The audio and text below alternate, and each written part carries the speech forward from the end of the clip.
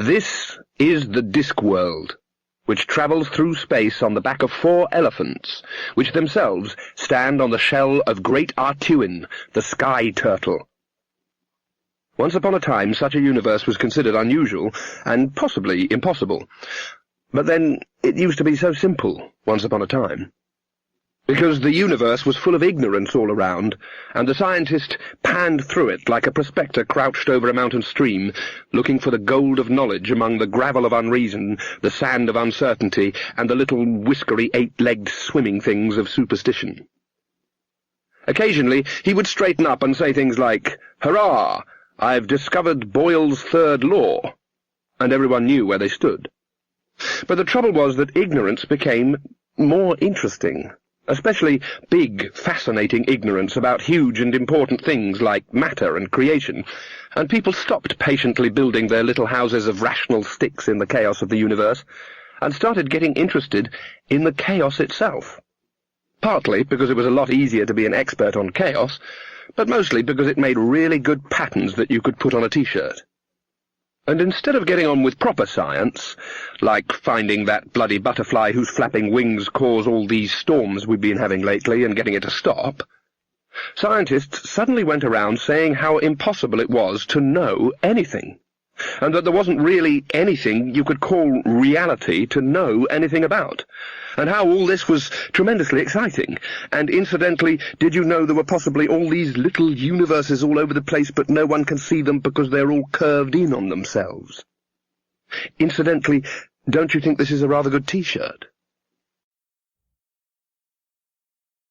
This is the Discworld, which travels through space on the back of 4 elephants, which themselves stand on the shell of Great Artuin, the sky turtle. Once upon a time, such a universe was considered unusual and possibly impossible. But then, it used to be so simple, once upon a time.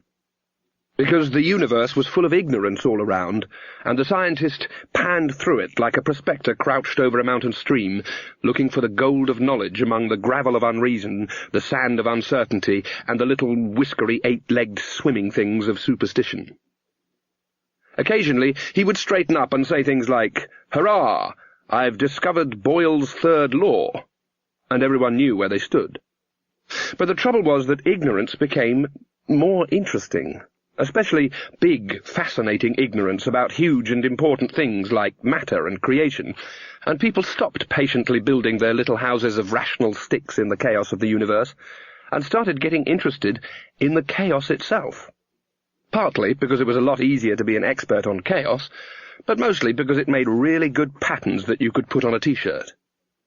And instead of getting on with proper science, like finding that bloody butterfly whose flapping wings cause all these storms we've been having lately and getting it to stop, scientists suddenly went around saying how impossible it was to know anything, and that there wasn't really anything you could call reality to know anything about, and how all this was tremendously exciting.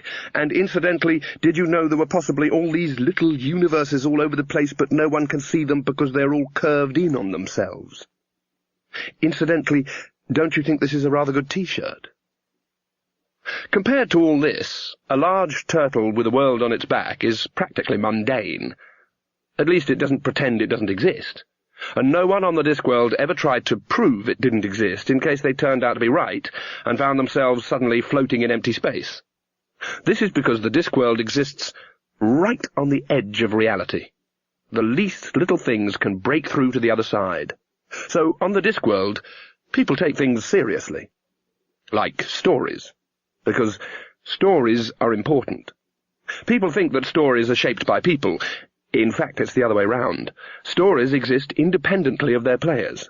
If you know that, the knowledge is power.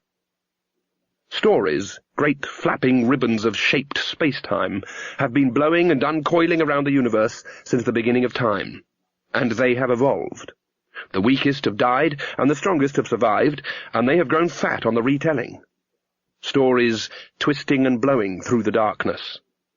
And their very existence overlays a faint but insistent pattern on the chaos that is history. Stories etch grooves deep enough for people to follow in the same way that water follows certain paths down a mountainside. And every time fresh actors tread the paths of the story, the groove runs deeper. This is called the theory of narrative causality, and it means that a story, once started, takes a shape. It picks up all the vibrations of all the other workings of that story that have ever been. This is why history keeps on repeating all the time. So 1,000 heroes have stolen fire from the gods.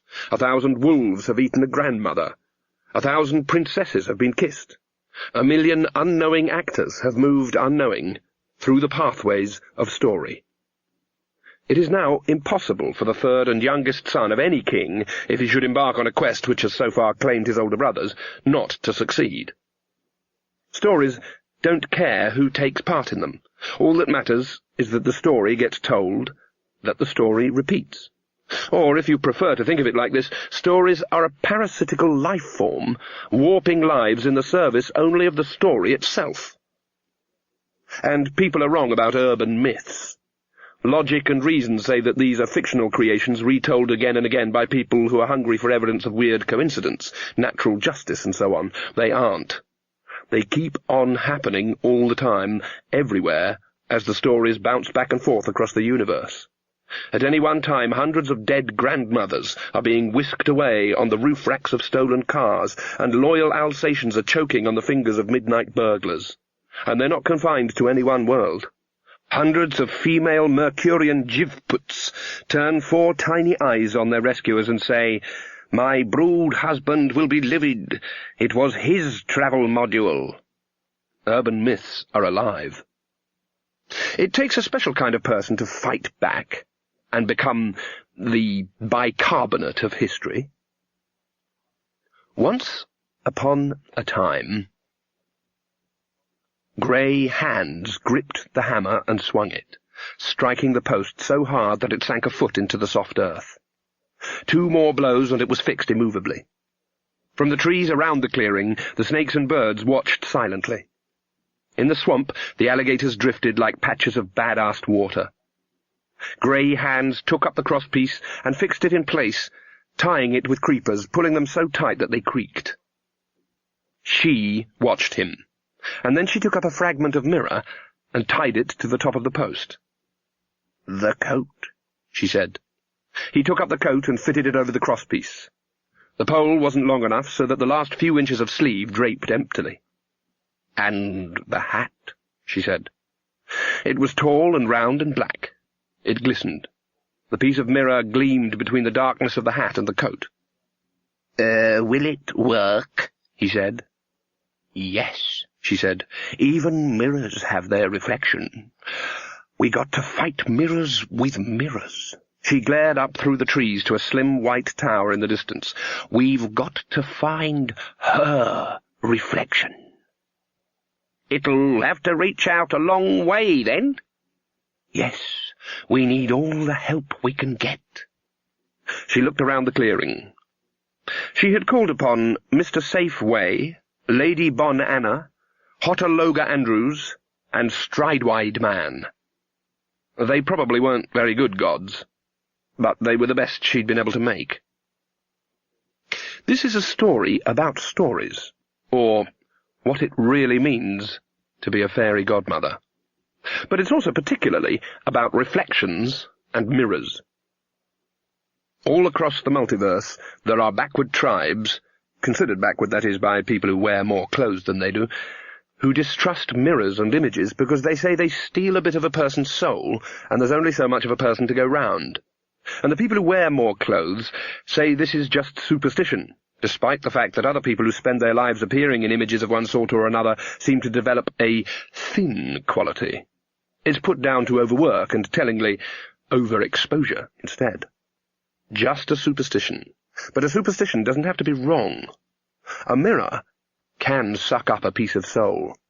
A mirror can contain the reflection of the whole universe, a whole sky full of stars in a piece of silvered glass no thicker than a breath. Know about mirrors, and you nearly know everything. Look into the mirror further, to an orange light on a cold mountain top, thousands of miles from the vegetable warmth of that swamp. Local people called it the Bear Mountain. This was because it was a bear mountain, not because it had a lot of bears on it. This caused a certain amount of profitable confusion, though. People often strode into the nearest village with heavy-duty crossbows, traps, and nets, and called haughtily for native guides to lead them to the bears.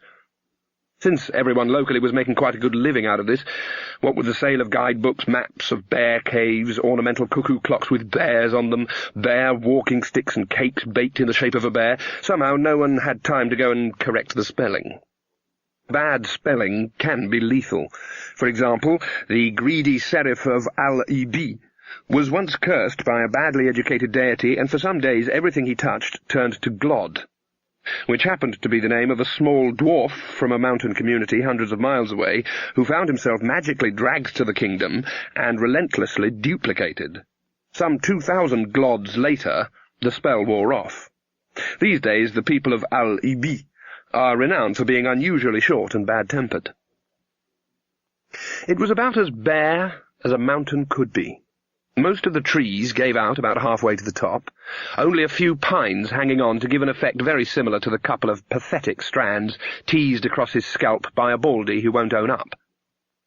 It was a place where witches met. Tonight a fire gleamed on the very crest of the hill. Dark figures moved in the flickering light. The moon coasted across a lacework of clouds. Finally, a tall, pointy-hatted figure said, "You mean everyone brought potato salad?" There was one ram-top witch who was not attending the Sabbat. Witches like a night out as much as anyone else, but in this case she had a more pressing appointment, and it wasn't the kind of appointment you can put off easily. Desiderata Hollow was making her will. When Desiderata Hollow was a girl, her grandmother had given her 4 important pieces of advice to guide her young footsteps on the unexpectedly twisting pathway of life. They were, never trust a dog with orange eyebrows, always get the young man's name and address, never get between 2 mirrors, and always wear completely clean underwear every day, because you never know when you're going to be knocked down and killed by a runaway horse, and if people found you had unsatisfactory underwear on, you'd die of shame. And then Desiderata grew up to become a witch, and one of the minor benefits of being a witch is that you know exactly when you're going to die and can wear what underwear you like, which explains a lot about witches. That had been 80 years earlier, when the idea of knowing exactly when you were going to die had seemed quite attractive, because secretly, of course, you knew you were going to live forever. That was then. And this was now. Forever didn't seem to last as long these days as it once did. Another log crumbled to ash in the fireplace. Desiderata hadn't bothered to order any fuel for the winter. Not much point, really. And then, of course, there was this other thing. She'd wrapped it up carefully into a long, slim package. Now she folded up the letter, addressed it, and pushed it under the string. Job done. She looked up. Desiderata had been blind for 30 years, but this hadn't been a problem. She'd always been blessed, if that was the word, with second sight. So when the ordinary eyes gave out, you just trained yourself to see into the present, which anyway was easier than the future. And since the eyeball of the occult didn't depend on light, you saved on candles. There was always a silver lining if you knew where to look, in a manner of speaking. There was a mirror on the wall in front of her. The face in it was not her own, which was round and pink. It was the face of a woman who was used to giving orders. Desiderata wasn't the sort to give orders, quite the reverse, in fact. The woman said, "You are dying, Desiderata." "I am that too." "You've grown old. Your sort always do. Your power is nearly gone." "That's a fact, Lilith," said Desiderata mildly. "So your protection is withdrawing from her." "'Fraid so," said Desiderata. "So now it's just me and the evil swamp woman, and I will win." "That's how it seems, I'm afraid." "You should have found a successor." "Never had the time. I'm not the planning sort, you know." The face in the mirror got closer, as if the figure had moved a little nearer to its side of the mirror. "You've lost, Desiderata Hollow." "So it goes." Desiderata got to her feet a little unsteadily and picked up a cloth. The figure seemed to be getting angry. It clearly felt that people who had lost ought to look downcast, and not as if they were enjoying a joke at your expense. "Don't you understand what losing means?" "Some people are very clear about that," said Desiderata. "Goodbye, milady." She hung the cloth over the mirror. There was an angry intake of breath, and then silence. Desiderata stood as if lost in thought. Then she raised her head and said, "Kettle boiled just now. Would you like a cup of tea?" "No, thank you," said a voice right behind her. "How long have you been waiting?" "Forever." "Not keeping you, am I?" "It's a quiet night." "I'm making a cup of tea. I think there's one biscuit left." "No, thank you." "If you feel peckish, it's in the jar on the mantelpiece. That's genuine Clatchian pottery, you know, made by a genuine Clatchian craftsman. From Clatch," she added. "Indeed." "I used to get about a lot in my younger days." "Yes." "Great times." Desiderata poked the fire. "It was the job, you see. Of course I expect it's very much the same for you." "Yes." "I never knew when I was going to be called out." "Well, of course you'd know about that, wouldn't you? Kitchens, mainly. It always seemed to be kitchens. Balls, sometimes, but generally it was kitchens." She picked up the kettle and poured the boiling water into the teapot on the hearth. "Indeed." "I used to grant their wishes." Death looked puzzled. "What, you mean like fitted cupboards, new sinks, that kind of thing?" No, the people." Desiderata sighed. "It's a big responsibility, fairy godmothering. Knowing when to stop, I mean. People whose wishes get granted often don't turn out to be very nice people. So should you give them what they want, or what they need?" Death nodded politely. From his point of view, people got what they were given. "Like this Genua thing," Desiderata began. Death looked up sharply. "Genua? You know it?" "Well, oh, of course you would." "I know everywhere, of course." Desiderata's expression softened.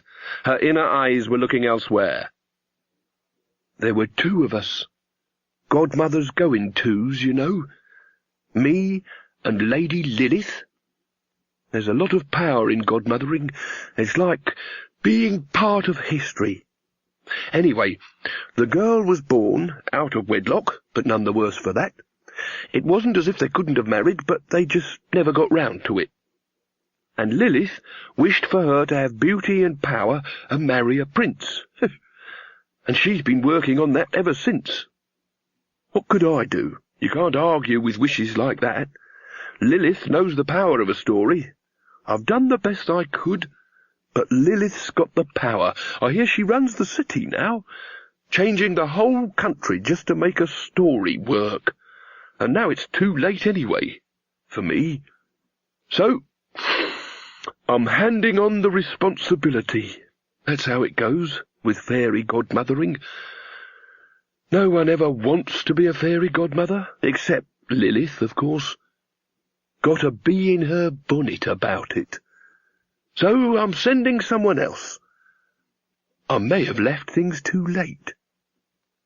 Desiderata was a kindly soul. Fairy godmothers develop a very deep understanding about human nature, which makes the good ones kind and the bad ones powerful. She was not someone to use extreme language, but it was possible to be sure that when she deployed a mild term like a bee in her bonnet, she was using it to define someone whom she believed to be several miles over the madness horizon and accelerating. She poured out the tea.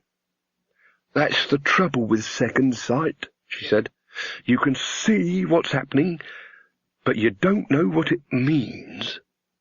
I've seen the future. There's a coach made out of a pumpkin, and that's impossible. And there's coachmen made out of mice, which is unlikely. And there's a clock striking midnight, and something about a glass slipper. And it's all going to happen, because that's how stories have to work. And then I thought, I know some people who make stories work their way. She sighed again. Wish I was going to Genua, she said. I could do with the warmth. And it's Fat Tuesday coming up. Always went to Genua for Fat Tuesday in the old days. There was an expectant silence. Then Death said, You surely are not asking me to grant a wish? No one grants a fairy godmother's wishes. Desiderata had that inward look again, her voice talking to herself. See, I've got to get the three of them to Genua. Got to get 'em there because I've seen 'em there. Got to be all three, and that ain't easy with people like them. Got to use headology.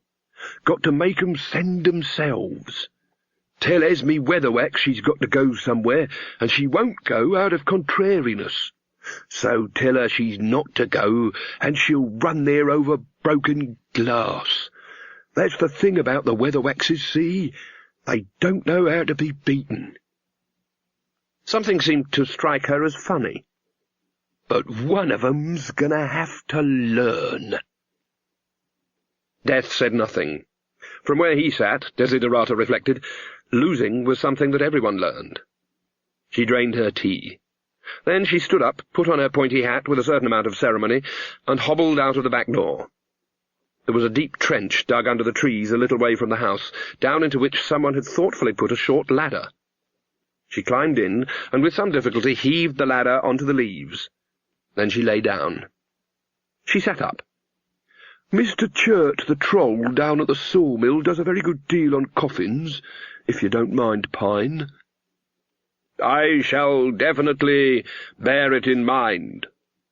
I got Herker the poacher to dig the hole out for me, she said conversationally, and he's going to come along and fill it in on his way home. I believe in being neat. Take it away, maestro. What? Oh, a figure of speech. He raised his scythe. Desiderata Hollow went to her rest. Well, she said, that was easy. What happens now?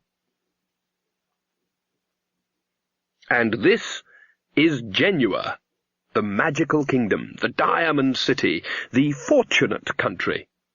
In the centre of the city, a woman stood between two mirrors, watching herself reflected all the way to infinity.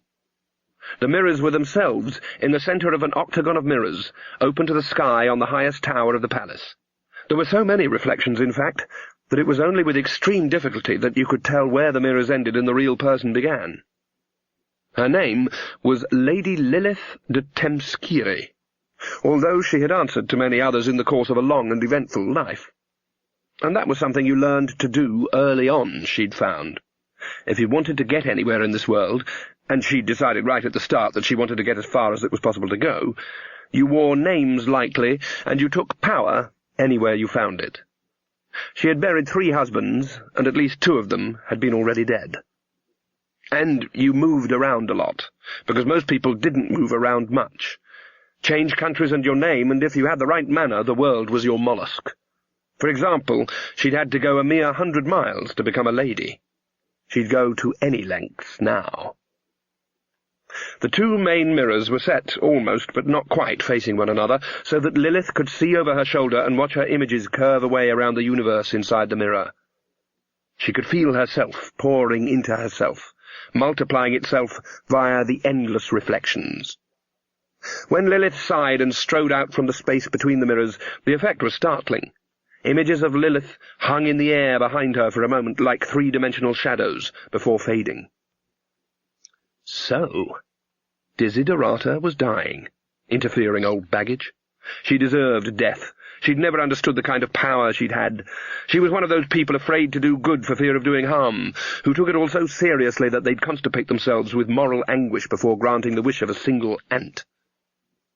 Lilith looked down and out over the city. Well, there were no barriers now. The stupid voodoo woman in the swamp was a mere distraction with no understanding. Nothing stood in the way of what Lilith liked more than anything else. A happy ending. Up on the mountain, the Sabbat had settled down a bit. Artists and writers have always had a rather exaggerated idea about what goes on at a witch's Sabbat. This comes from spending too much time in small rooms with the curtains drawn, instead of getting out in the healthy fresh air. For example, there's the dancing around naked. In the average temperate climate, there are very few nights when anyone would dance around at midnight with no clothes on, quite apart from the question of stones, thistles, and sudden hedgehogs. Then there's all that business with the goat-headed gods. Most witches don't believe in gods. They know that the gods exist, of course. They even deal with them occasionally. But they don't believe in them. They know them too well. It would be like believing in the postman. And there's the food and drink, the bits of reptile and so on. In fact, witches don't go for that sort of thing. The worst you can say about the eating habits of the older type of witch is that they tend to like ginger biscuits dipped in tea with so much sugar in it that the spoon won't move, and will drink it out of the saucer if they think it's too hot, and do so with appreciative noises more generally associated with the cheaper type of plumbing system. Legs of toad and so on might be better than this. Then there's the mystic ointments. By sheer luck, the artists and writers are on firmer ground here. Most witches are elderly, which is when ointments start to have an attraction, and at least 2 of those present tonight were wearing Granny Weatherwax's famous goose grease and sage chest liniment. This didn't make you fly and see visions, but it did prevent colds, if only because the distressing smell that developed around about the 2nd week kept everyone else so far away you couldn't catch anything from them. And finally, there's Sabbats themselves. Your average witch is not by nature a social animal as far as other witches are concerned. There's a conflict of dominant personalities. There's a group of ringleaders without a ring. There's the basic unwritten rule of witchcraft, which is, don't do what you will, do what I say. The natural size of a coven is 1. Witches only get together when they can't avoid it. Like now. The conversation, given Desiderata's absence, had naturally turned to the increasing shortage of witches.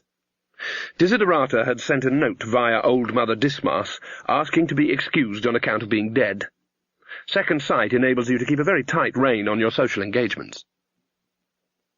"What, no one?" said Granny Weatherwax. "No one," said Gamma Brevis. "I call that terrible," said Granny. "That's disgusting." "Eh?" said Old Mother Dismas. "She calls it disgusting," shouted Gamma Brevis.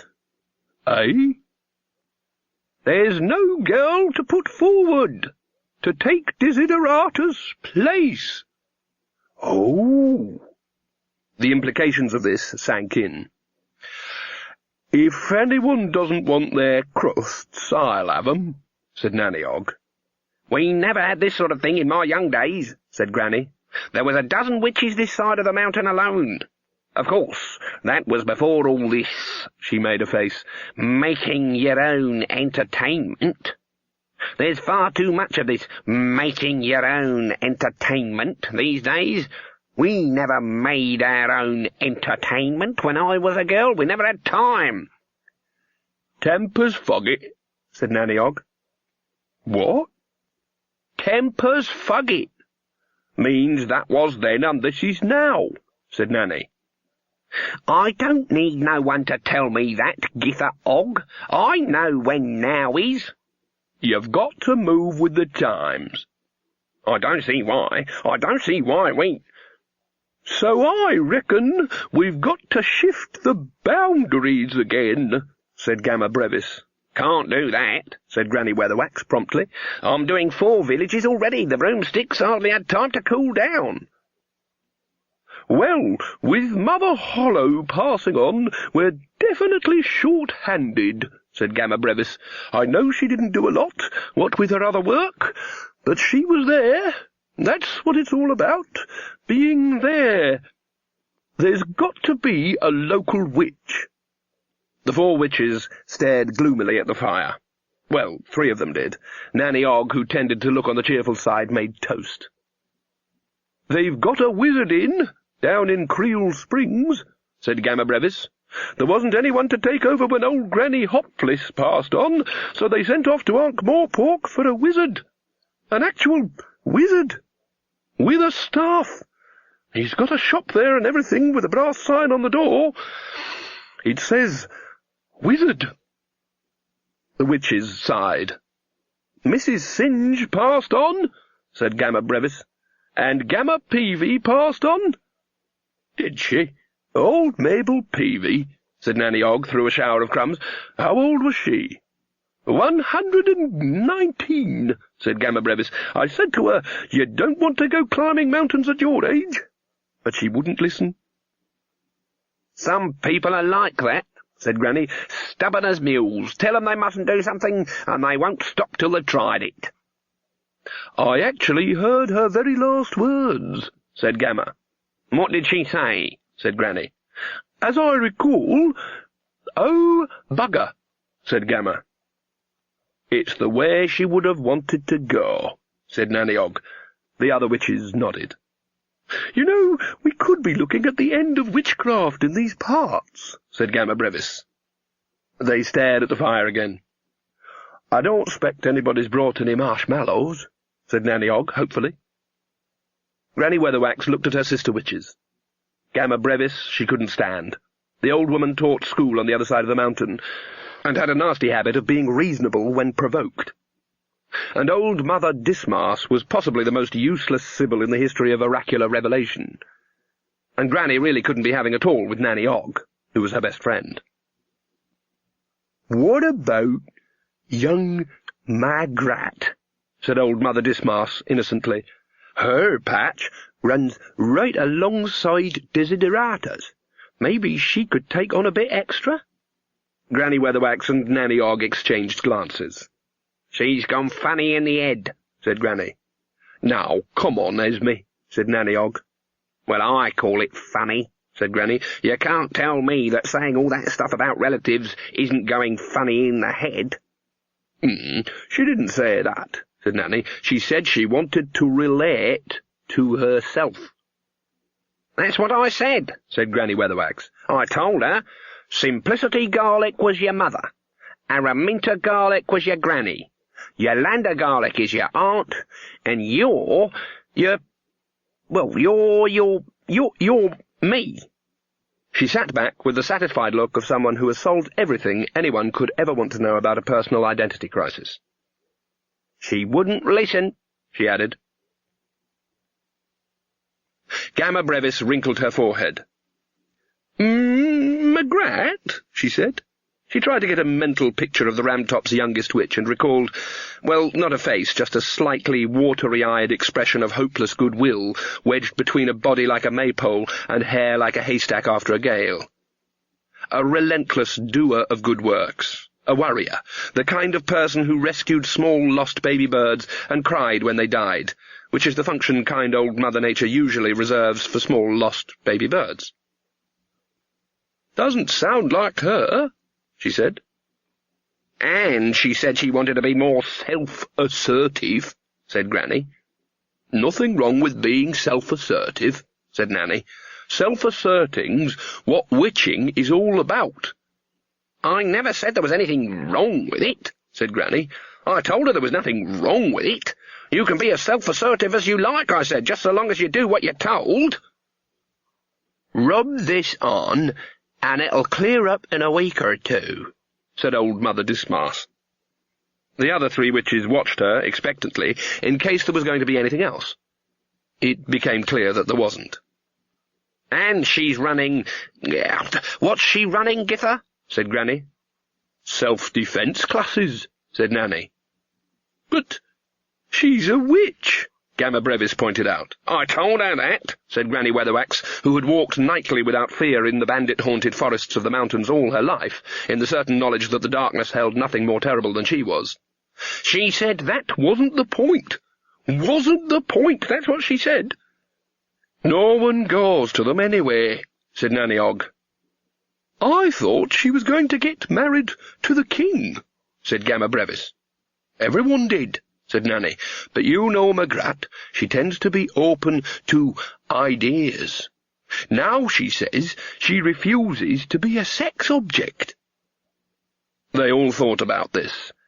Finally, Gamma Brevis said, slowly, in the manner of one surfacing from the depths of fascinated cogitation, "But she's never been a sex object." "I'm pleased to say I don't even know what a sex object is," said Granny Weatherwax firmly. "I do," said Nanny Ogg. They all looked at her. "Our Shane brought one home from foreign parts once." They carried on looking at her. "It was brown and fat, and had beads on, and a face, and 2 holes for the string." This didn't seem to avert their gaze. "Well, that's what he said it was," said Nanny. "I think you're talking about a fertility idol," said Gamma Brevis helpfully. Granny shook her head. "Doesn't sound much like Magrat to me," she began. "You can't tell me that's worth 2pence," said old Mother Dismas, from whatever moment of time she was currently occupying. No one was ever quite sure which it was. It was an occupational hazard for those gifted with second sight. The human mind isn't really designed to be sent rocketing backwards and forwards along the great freeway of time, and can become, as it were, detached from its anchorage, seeing randomly into the past and the future, and only occasionally into the present. Old Mother Dismas was temporally unfocused. This meant that if you spoke to her in August, she was probably listening to you in March. It was best just to say something now, and hope she'd pick it up next time her mind was passing through. Granny waved her hands experimentally in front of old Mother Dismas's unseeing eyes. "She's gone again," she said. "Well, if Magrat can't take it on, there's Millie Hopgood from over Slice way," said Gamma Brevis. "She's a hard-working girl. Mind you, she's got a worse squint than Magrat." "Nothing wrong with that. The squint looks good on a witch," said Granny Weatherwax. "But you have to know how to use it," said Nanny Ogg. "Old Gertie Simmons used to have a squint, and she was always putting the evil influence on the end of her own nose. We can't have people thinking that if you upsets a witch, she curses and mutters, and then her own nose drops off." They all stared at the fire again. "I suppose Desiderata wouldn't have chosen her own successor," said Gamma Brevis. "Can't go doing that," said Granny Weatherwax. "That's not how we do things in these parts." "Yes, but Desiderata didn't spend much time in these parts. It was the job. She was always going off to foreign parts." "I can't be having with foreign parts," said Granny Weatherwax. "You've been to Ankh-Morpork," said Nanny mildly. "That's foreign." "No, it's not. It's just a long way off. That's not the same as foreign. Foreign's where they gabble at you in heathen lingo and eat foreign muck and worship, objects," said Granny Weatherwax, good-will diplomat. "Foreign can be quite close, too, if you're not careful. She added witheringly. "Yes, she could bring back just about anything from foreign parts." "She brought me back a nice blue and white plate once," said Nanny Ogg. "That's a point," said Gamma Brevis. "Someone had better go and see to her cottage. She had quite a lot of good stuff there. It'd be dreadful to think of some thief getting in there and having a rummage." "Can't imagine any thief would want to break into a witch's," Granny began, and then stopped abruptly. "Yes," she said meekly. "Good idea. I'll see to it directly."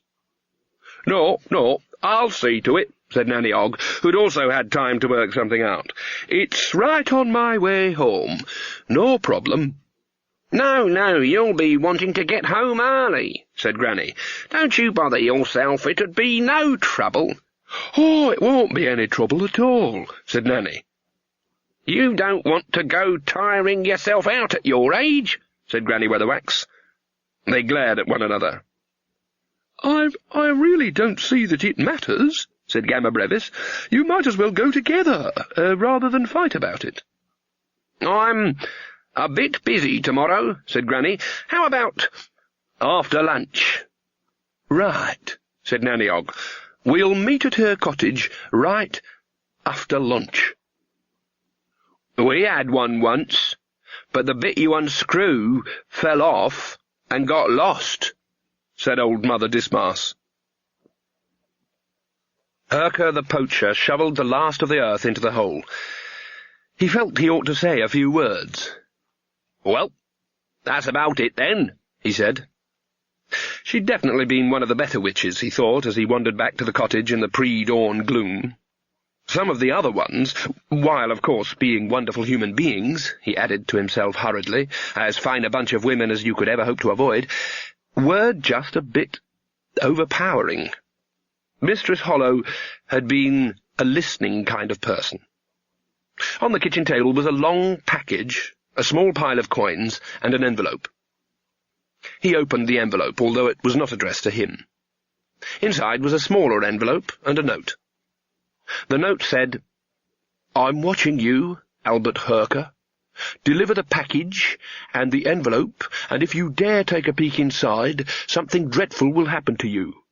As a professional good fairy godmother, I ain't allowed to curse anyone, but I predict it would probably involve being bitten by an enraged wolf and your leg going green and runny and dropping off. Don't ask me how I know. Anyway, you can't, because I'm dead. All the best, Desiderata." He picked up the package with his eyes shut. Light travels slowly in the Discworld's vast magical field, which means that time does too. As Nanny Og would put it, when it's tea-time in Genua, it's Tuesday over here. In fact, it was dawn in Genua. Lilith sat in her tower, using a mirror, sending her own image out to scan the world. She was searching. Wherever there was a sparkle on a wave crest, wherever there was a sheet of ice, wherever there was a mirror or a reflection, then Lilith knew she could see out. You didn't need a magic mirror. Any mirror would do, if you knew how to use it. And Lilith, crackling with the power of 1,000,000 images, knew that very well. There was just a nagging doubt. Presumably Desiderata would have got rid of it. Her sort were like that, conscientious. And presumably it would be to that stupid girl with the watery eyes who sometimes visited the cottage, the one with all the cheap jewellery and the bad taste in clothes. She looked just the type. But Lilith wanted to be sure. She hadn't got where she was today without being sure. In puddles and windows all over Lancre, the face of Lilith appeared momentarily, and then moved on. And now it was dawn in Lancre. Autumn mists rolled through the forest. Granny Weatherwax pushed open the cottage door. It wasn't locked. The only visitor Desiderata had been expecting wasn't the sort to be put off by locks. "She's had herself buried round the back," said a voice behind her. It was Nanny Og. Granny considered her next move, to point out that Nanny had deliberately come early so as to search the cottage by herself, then raised questions about Granny's own presence. She could undoubtedly answer them, given enough time. On the whole, it was probably best just to get on with things. "Ah," she said, nodding. "Always very neat in her ways, was Desiderata." "Well, it was the job," said Nanny Og, pushing past her and eyeing the room's contents speculatively. "You've got to be able to keep track of things in a job like hers. By Gor, that's a bloody enormous cat." "It's a lion," said Granny Weatherwax, looking at the stuffed head over the fireplace. "Must have hit the wall at a hell of a speed, whatever it was," said Nanny Og. "Someone killed it," said Granny Weatherwax, surveying the room. "Should think so," said Nanny. "If I'd seen something like that eating its way through the wall, I'd have hit it myself with a poker." There was, of course, no such thing as a typical witch's cottage, but if there was such a thing as a non-typical witch's cottage, then this was certainly it. Apart from various glassy-eyed animal heads, the walls were covered in bookshelves and watercolour pictures. There was a spear in the umbrella stand. Instead of the more usual earthenware and china on the dresser, there were foreign-looking brass pots and fine blue porcelain. There wasn't a dried herb anywhere in the place, but there were a great many books, most of them filled with Desiderata's small, neat handwriting. A whole table was covered with what were probably maps, meticulously drawn. Granny Weatherwax didn't like maps. She felt instinctively that they sold the landscape short. "She certainly got about a bit," said Nanny Ogg, picking up a carved ivory fan and flirting coquettishly. Nanny Ogg didn't know what a coquette was, although she could probably hazard a guess. "Well, it was easy for her," said Granny, opening a few drawers. She ran her finger along the top of the mantelpiece and looked at them critically. "She could have found time to go over the place with a duster," she said vaguely. "I wouldn't go and die and leave my place in this state." "I wonder where she left, it," said Nanny, opening the door of the grandfather clock and peering inside. "Shame on you, Gither Ogg," said Granny. "We're not here to look for that." "No, of course not. I was just, wondering." Nanny Ogg tried to stand on tiptoe surreptitiously in order to see on top of the dresser. "Gither, for shame! Go and make us a cup of tea." "Oh, all right." Nanny Ogg disappeared, muttering, into the scullery. After a few seconds there came the creaking of a pump handle. Granny Weatherwax sidled towards a chair and felt quickly under the cushion. There was a clatter from the next room. She straightened up hurriedly. "I shouldn't think it'd be under the sink neither," she shouted. Nanny Ogg's reply was inaudible. Granny waited a moment and then crept rapidly over to the big chimney. She reached up and felt cautiously around. "Looking for something, Esme?" said Nanny Ogg behind her. The soot up here is terrible," said Granny, standing up quickly. "Oh, terrible soot there is." "It's not up there, then?" said Nanny Ogg sweetly. "Oh, don't know what you're talking about." "You don't have to pretend. Everyone knows she must have had one," said Nanny Ogg. "It goes with the job. It practically is the job." "Well, maybe I just wanted to look at it," Granny admitted. "Just hold it a while. Not use it. You wouldn't catch me using one of those. I only ever saw it once or twice. There ain't many of 'em around these days." Nanny Ogg nodded. "You can't get the wood," she said. "You don't think she's been buried with it, do you?" "Shouldn't think so. I wouldn't want to be buried with it. Thing like that. It's a bit of a responsibility. Anyway, it wouldn't stay buried. A thing like that wants to be used. It'd be rattling around your coffin the old time. You know the trouble they are." She relaxed a bit. "I'll sort out the tea things," she said. "You light the fire." She wandered back into the scullery. Granny Weatherwax reached along the mantelpiece for the matches and then realized that there wouldn't be any. Desiderata had always said she was much too busy not to use magic around the house. Even her laundry did itself. Granny disapproved of magic for domestic purposes, but she was annoyed. She also wanted her tea. She threw a couple of logs into the fireplace and glared at them until they burst into flame out of sheer embarrassment.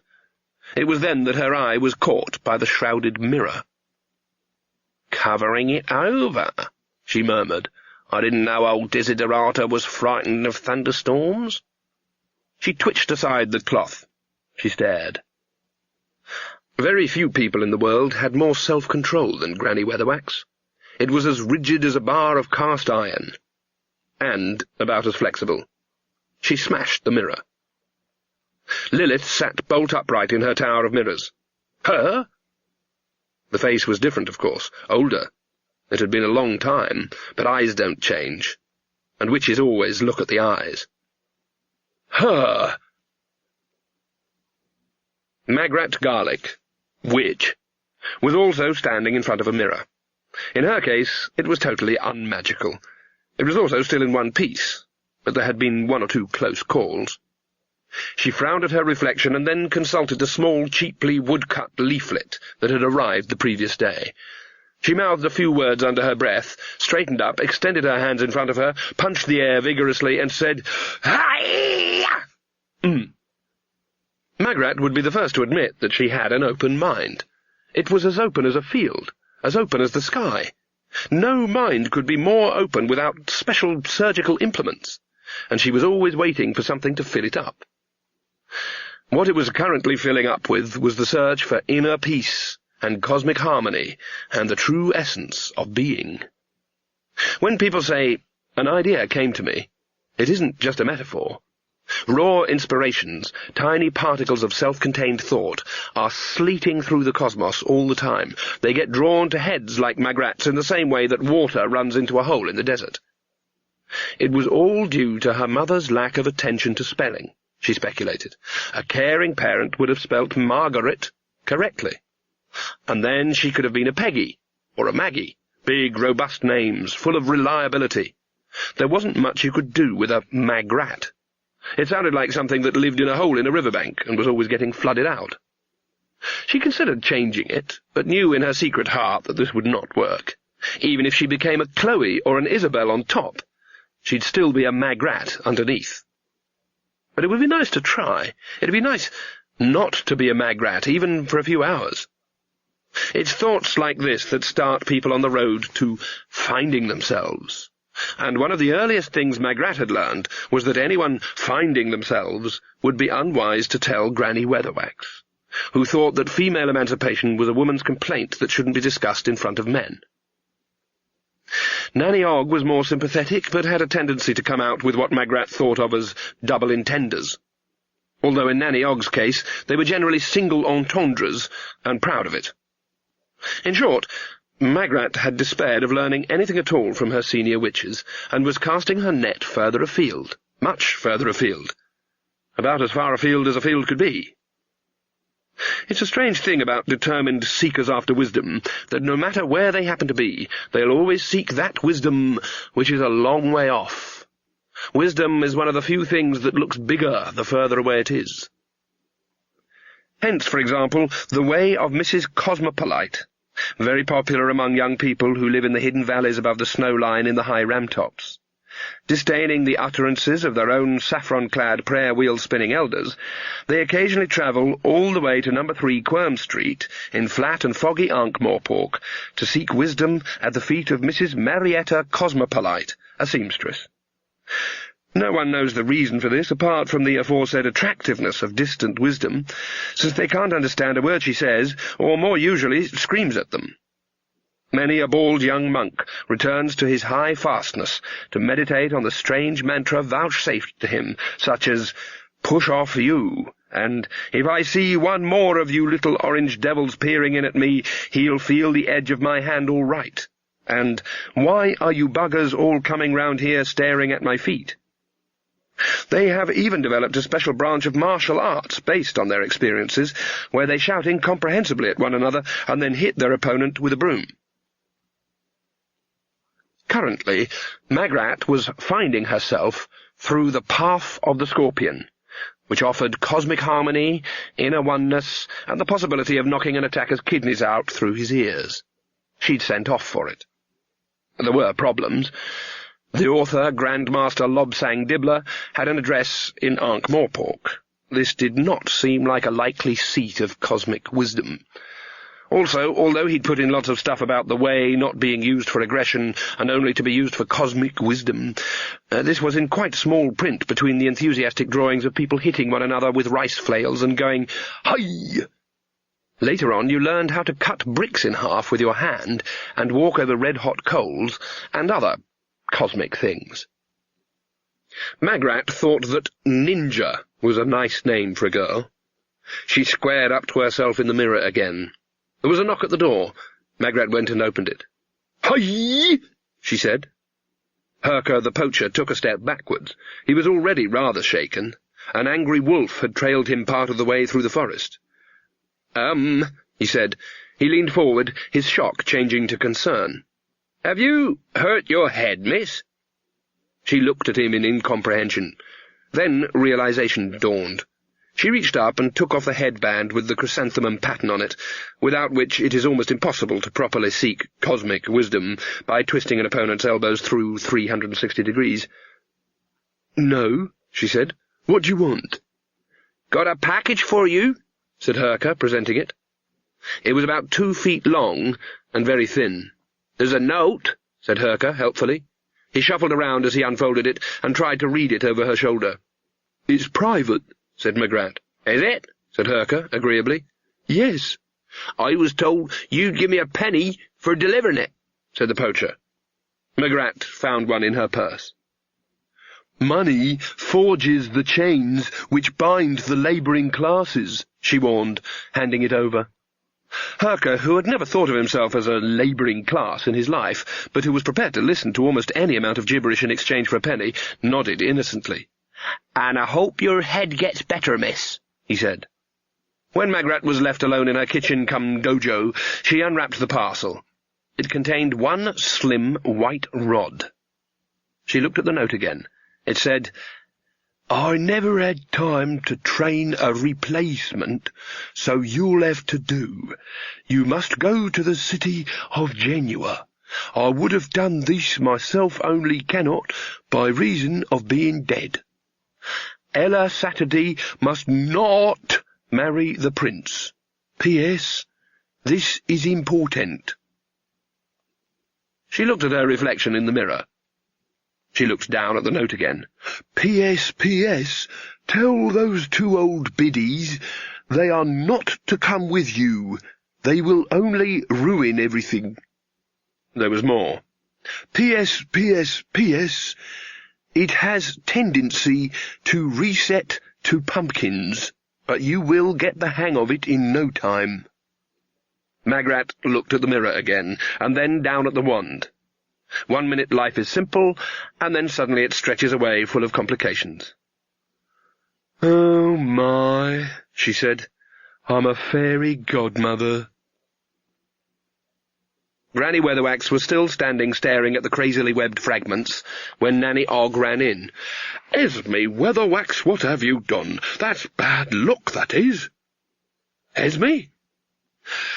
"Ha! Ha! Are you all right?" Granny Weatherwax screwed up her eyes for a moment, and then shook her head as if trying to dislodge an unthinkable thought. "What?" "You've gone all pale. Never seen you go all pale like that before."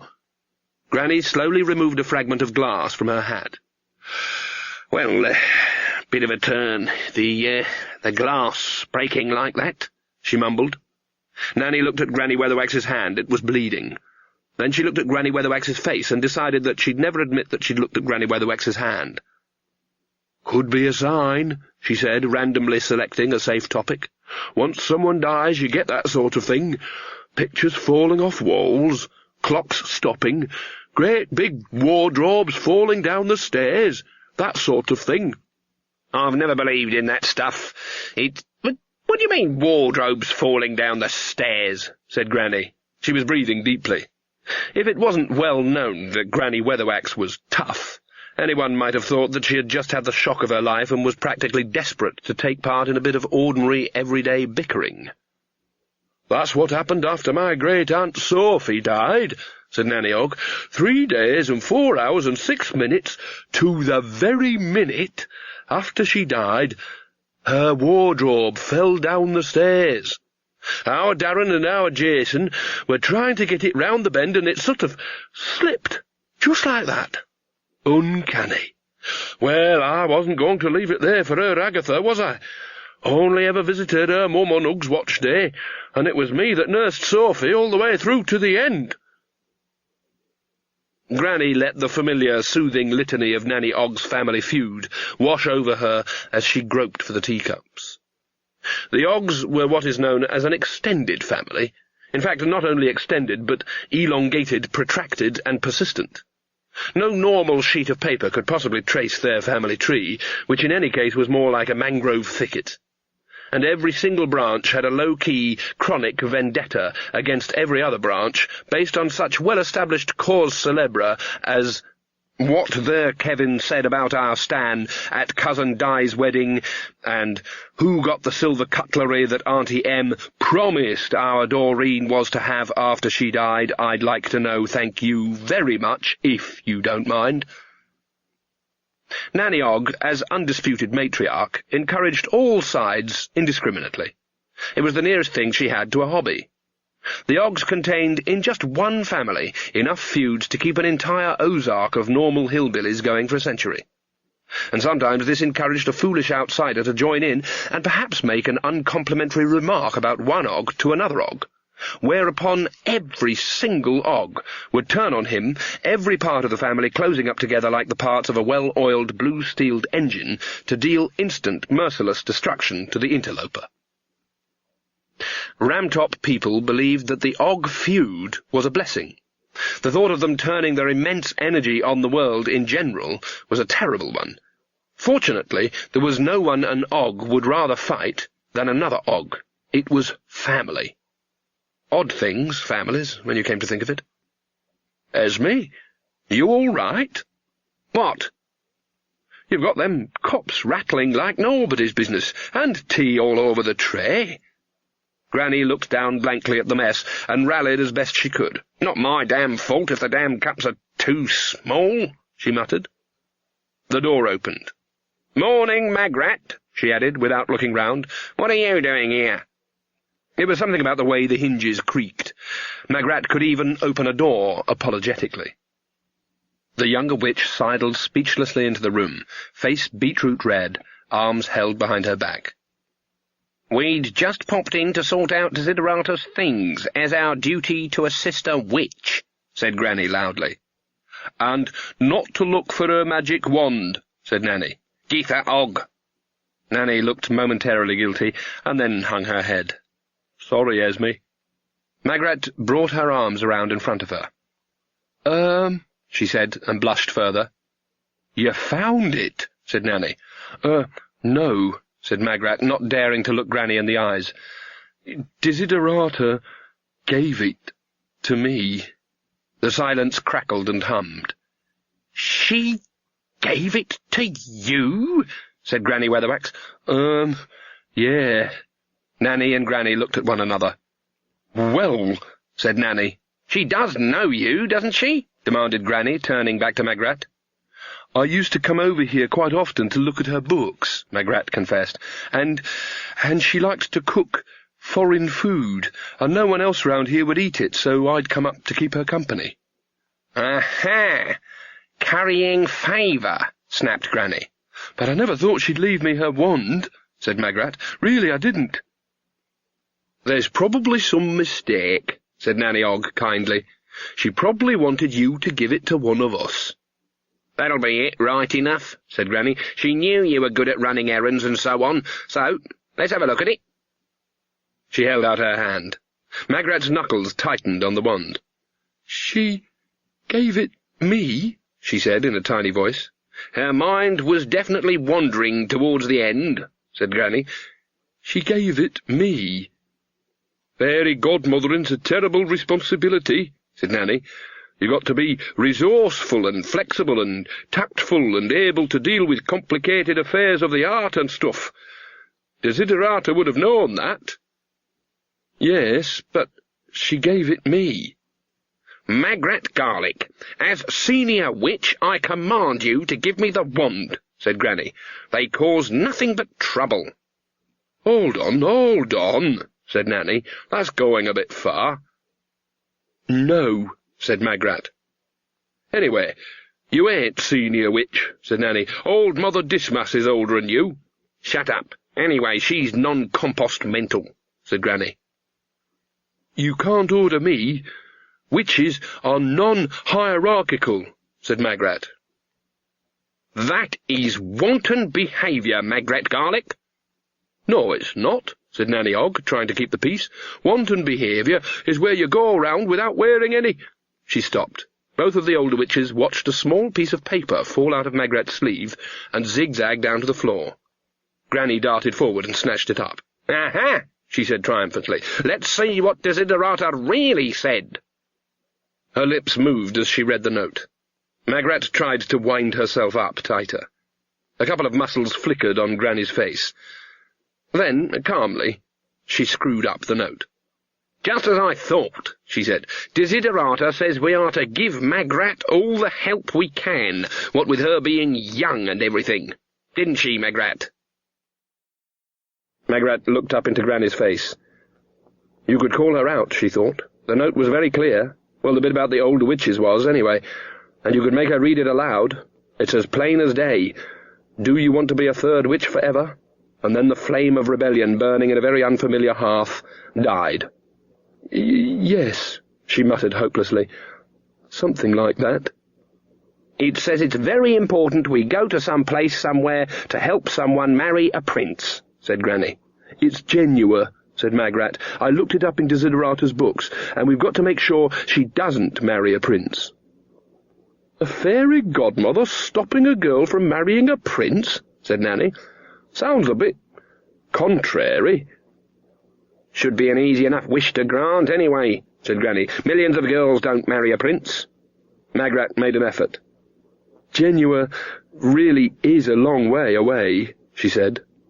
I should hope so, said Granny Weatherwax. The last thing we want is foreign parts up close.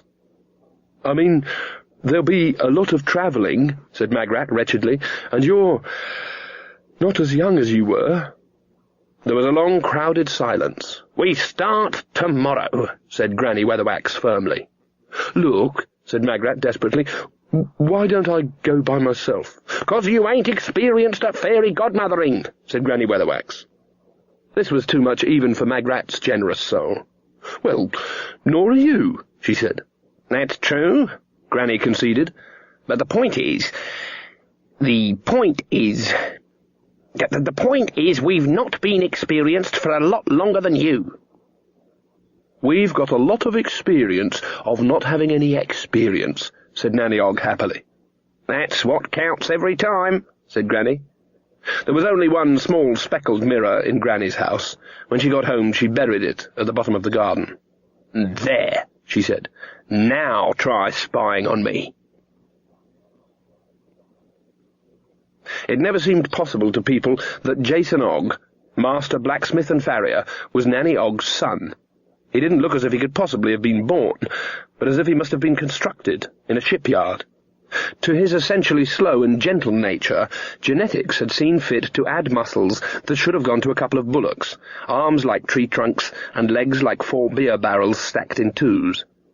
To his glowing forge were brought the stud stallions, the red-eyed and foam-flecked kings of the horse nation, the soup-plate-hoofed beasts that had kicked lesser men through walls.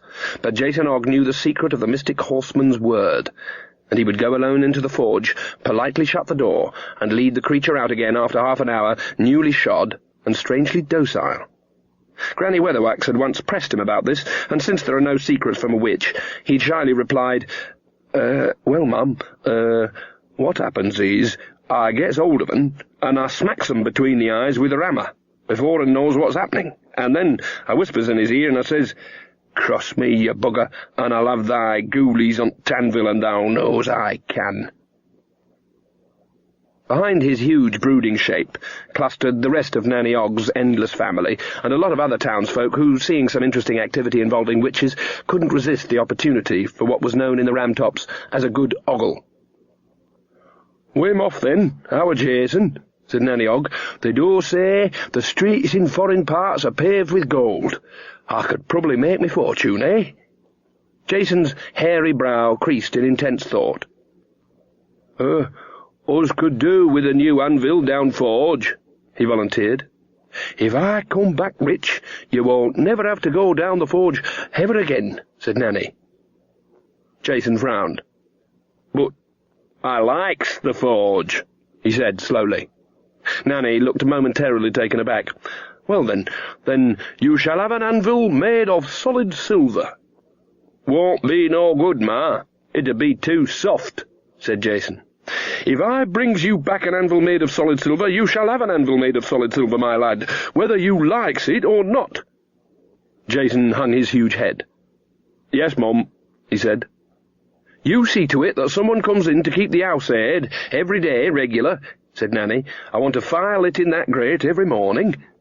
"Yes, Mum." "And everyone's to go in through the back door, yeah? I've put a curse on the front porch. Where's those girls got to with me luggage?" She scurried off, a small grey bantam scolding a flock of hens. Magrat listened to all this with interest. Her own preparations had consisted of a large sack containing several changes of clothes to accommodate whatever weather foreign parts might suffer from, and a rather smaller one containing a number of useful-looking books from Desiderata Hollow's cottage. Desiderata had been a great note-taker and had filled dozens of little books with neat writing and chapter headings like "With Wand and Broomstick Across the Great Neff Desert." What she had never bothered to do, it seemed, was write down any instructions for the wand. As far as Magrat knew, you waved it and wished. Along the track to her cottage, several unanticipated pumpkins bore witness to this as an unreliable strategy. One of them still thought it was a stoat. Now Magrat was left alone with Jason, who shuffled his feet. He touched his forelock. He'd been brought up to be respectful to women, and Magrat fell broadly into this category. "You will look after our mum, won't you, Mistress Garlick?" he said, a hint of worry in his voice. "She'm acting awful strange." Magrat patted him gently on the shoulder. "This sort of thing happens all the time," she said. "You know, after a woman's raised a family and so on, she wants to start living her own life." "Whose life she been living, then?" Magrat gave him a puzzled look. She hadn't questioned the wisdom of the thought when it had first arrived in her head. "You see, what it is," she said, making an explanation up as she went along, "there comes a time in a woman's life when she wants to find herself." "Why didn't she start looking here?"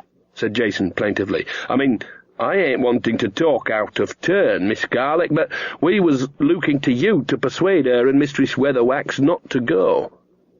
"I tried," said Magrat. "I really did. I said, 'You don't want to go,' I said.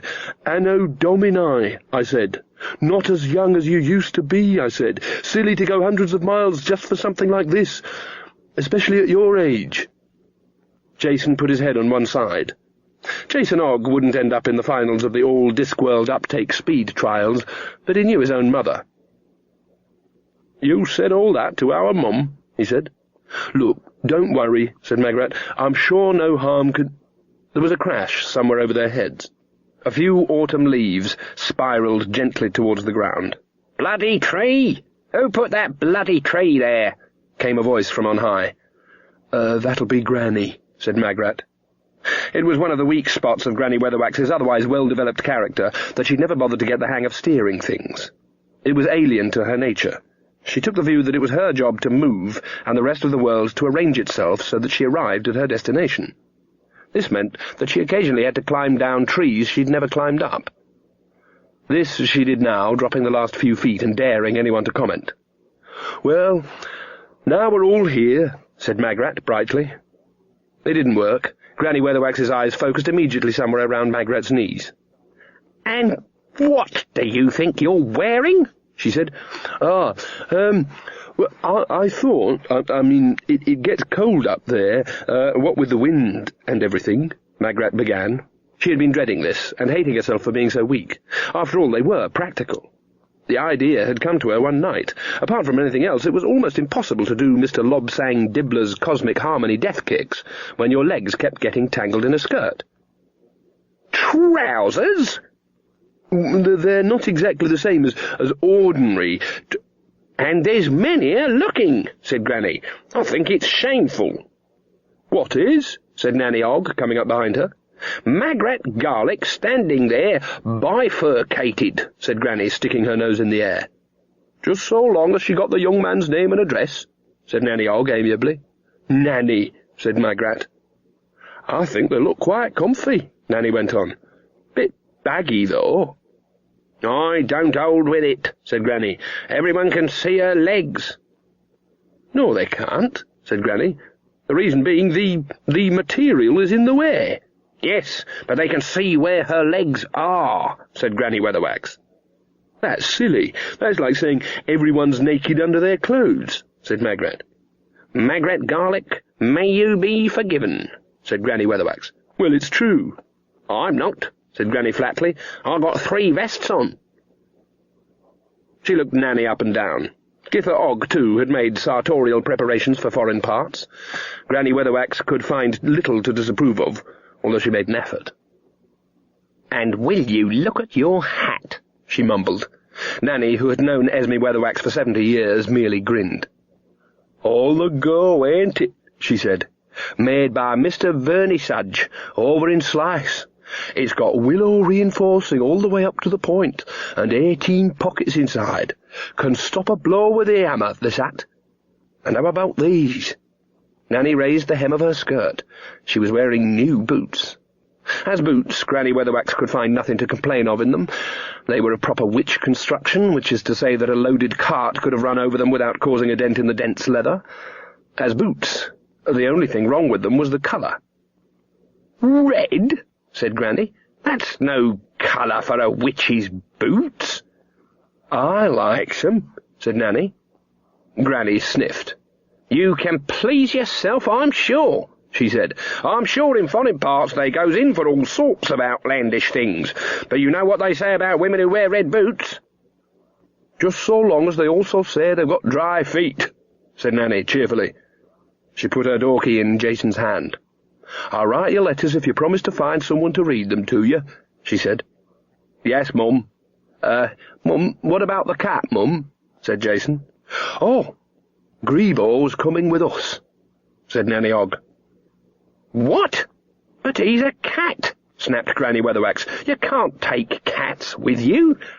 I'm not going travelling with no cat. Bad enough travelling with trousers and provocative boots." "He'll miss his mummy if he's left behind, won't he?" crooned Nanny Ogg, picking up Grebo. He hung limply like a bag of water gripped around the middle. To Nanny Ogg, Grebo was still the cute little kitten that chased balls of wool around the floor. To the rest of the world, he was an enormous tomcat, a parcel of incredibly indestructible life forces in a skin that looked less like a fur than a piece of bread that had been left in a damp place for a fortnight. Strangers often took pity on him because his ears were non-existent, and his face looked as though a bear had camped on it. They could not know that this was because Grebo, as a matter of feline pride, would attempt to fight or rape absolutely anything, up to and including a 4-horse logging wagon. Ferocious dogs would whine and hide under the stairs when Grebo sauntered down the street. Foxes kept away from the village. Wolves made a detour. "He's an old softy, really," said Nanny. Grebo turned upon Granny Weatherwax a yellow-eyed stare of self-satisfied malevolence, such as cats always reserve for people who don't like them, and purred. Grebo was possibly the only cat who could snigger in purr. "Anyway," said Nanny, "witches are supposed to like cats." "Not cats like him, they're not." "You're just not a cat person, Esme," said Nanny, cuddling Grebo tightly. Jason Ogg pulled Magrat aside. "Our Sean read to me in the almanac, where there's all these fearsome wild beasts in foreign parts," he whispered. "Huge, hairy things that leap out on travellers, it said. I'd hate to think what'd happen if they leapt out on Mum and Granny." Magrat looked up into his big red face. "You will see no harm comes to them, won't you?" said Jason. "Don't you worry," she said, hoping that he needn't. "I'll do my best." Jason nodded. "Only it said in the almanac that some of them were nearly extinct anyway," he said. The sun was well up when the three witches spiralled into the sky. They'd been delayed for a while because of the intractability of Granny Weatherwax's broomstick, the starting of which always required a great deal of galloping up and down. It never seemed to get the message until it was being shoved through the air at a frantic running speed. Dwarf engineers everywhere had confessed themselves totally mystified by it. They had replaced the stick and the bristles dozens of times. When it rose, eventually, it was to a chorus of cheers. The tiny kingdom of Lancre occupied little more than a wide ledge cut into the side of the Ramtop Mountains. Behind it, knife-edge peaks and dark, winding valleys climbed into the massive backbone of the central ranges. In front, the land dropped abruptly to the Stowe Plains, a blue haze of woodlands, a broader expanse of ocean, and somewhere in the middle of it all a brown smudge, known as Ankh-Morpork. A skylark sang, or at least started to sing. The rising point of Granny Weatherwax's hat right underneath it completely put it off the rhythm. "I ain't going any higher," she said. "If we go high enough, we might be able to see where we're going," said Magrat. "You said you looked at Desiderata's maps," said Granny. It looks different from up here, though," said Magrat. More sticking up.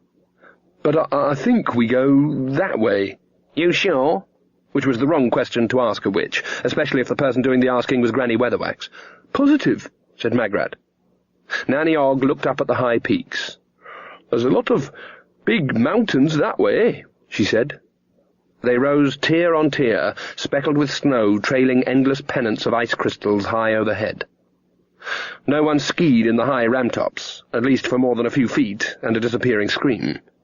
No one ran up them wearing dirndls and singing. They were not nice mountains. They were the kind of mountains where winters went for their summer holidays. "There's passes and things through them," said Magrat uncertainly. "Bound to be," said Nanny. You can use 2 mirrors like this, if you know the way of it. You set them so that they reflect each other. For if images can steal a bit of you, then images of images can amplify you, feeding you back on yourself, giving you power. And your image extends forever, in reflections of reflections of reflections, and every image is the same, all the way around the curve of light. Except that it isn't. Mirrors contain infinity. Infinity contains more things than you think.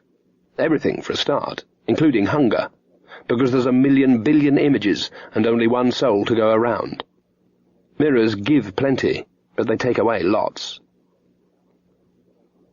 Mountains unfolded to reveal more mountains. Clouds gathered, heavy and grey. "I'm sure we're going the right way," said Magrat. Freezing rock stretched away. The witches flew along a maze of twisted little canyons all alike. "Yeah," said Granny. "Well, you won't let me fly high enough," said Magrat. "It's going to snow like blazes in a minute," said Nanny Ogg. It was early evening. Light was draining out of the high valleys like custard. "I thought there'd be villages and things," said Magrat, "where we could buy interesting native produce and seek shelter in rude huts." "You wouldn't even get trolls up here," said Granny. The 3 broomsticks glided down into a bare valley, a mere notch in the mountainside.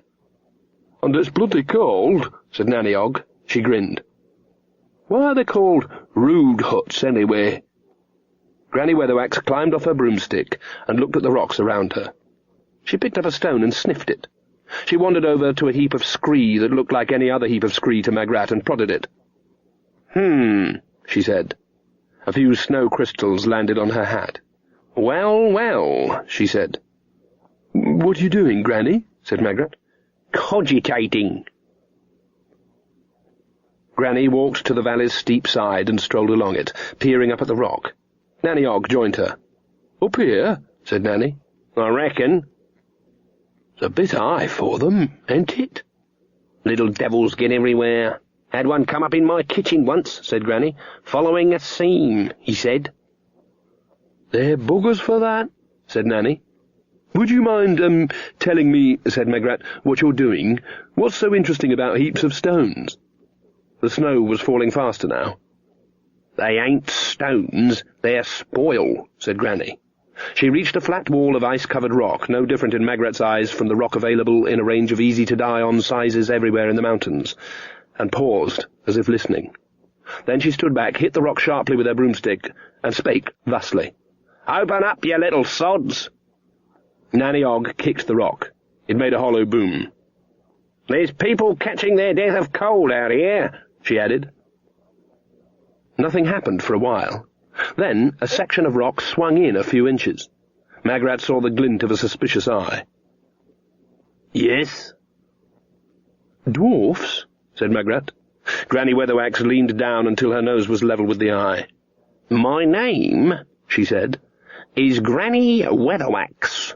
She straightened up again, her face glowing with self-satisfaction. "Who's that, then?" said a voice from somewhere below the eye. Granny's expression froze. Nanny Ogg nudged her partner. "We must be more than 50 miles away from home," she said. "They might not have heard of you in these parts." Granny leaned down again. Accumulated snowflakes cascaded off her hat. "I ain't blaming you," she said, "but I know you'll have a king in there, so just you go and tell him that Granny Weatherwax is here, will you?" "He's very busy," said the voice. "We've just had a bit of trouble." "Then I'm sure he don't want any more," said Granny. The invisible speaker appeared to give this some consideration. "We put writing on the door," it said sulkily, "in invisible runes. It's really expensive getting proper invisible runes done." "I don't go around reading doors," said Granny. The speaker hesitated. "Weatherwax, did you say?" "Yes, with a W, as in witch." The door slammed. When it was shut, there was a barely visible crack in the rock. The snow was falling fast now. Granny Weatherwax jiggled up and down a bit to keep warm. "That's foreigners for you," she said to the frozen world in general. "I don't think you can call dwarfs foreigners," said Nanny Og. "Don't see why not," said Granny. "A dwarf who lives a long way off has got to be foreign. That's what foreign means." "Yeah? Oh, funny to think of it like that," said Nanny. They watched the door, their breath forming 3 little clouds in the darkening air. Magrat peered at the stone door. "I don't see any invisible runes," she said. "Course not," said Nanny. "That's 'cause they're invisible." "Yeah," said Granny Weatherwax. "Don't be daft." The door swung open again. "I spoke to the king," said the voice. "And what did he say?" said Granny expectantly. "He said, 'Oh no, not on top of everything else.'" Granny beamed. "I knew he would have heard of me," she said. In the same way that there are 1,000 kings of the gypsies, so there are 1,000 kings of the dwarfs. The term means something like senior engineer. There aren't any queens of the dwarfs. Dwarfs are very reticent about revealing their sex, which most of them don't consider to be very important compared to things like metallurgy and hydraulics. This king was standing in the middle of a crowd of shouting miners. Many of the more traditional dwarf tribes have no female pronouns like she or her. It follows that the courtship of dwarfs is an incredibly tactful affair. He looked up at the witches with the expression of a drowning man looking at a drink of water. "Are you really any good?" he said. Nanny Og and Granny Weatherwax looked at one another. "I think he's talking to you, Magrat," said Granny. "Only we've had a big fall in Gallery 9, said the king. "It looks bad. A very promising vein of gold-bearing quartz is irretrievably trapped." One of the dwarfs beside him muttered something. "Oh, yeah, and some of the lads," said the king vaguely. "And then you turn up. So the way I look at it, he's probably fate." Granny Weatherwax shook the snow off her hat and looked around. She was impressed, despite herself. You didn't often see proper dwarf halls these days. Most dwarves were off earning big money in the cities down in the lowlands, where it was much easier to be a dwarf. For one thing, you didn't have to spend most of your time underground hitting your thumb with a hammer and worrying about fluctuations in the international metal markets. Lack of respect for tradition. That was the trouble these days. And take trolls. There were more trolls in Ankh-Morpork now than in the whole mountain range.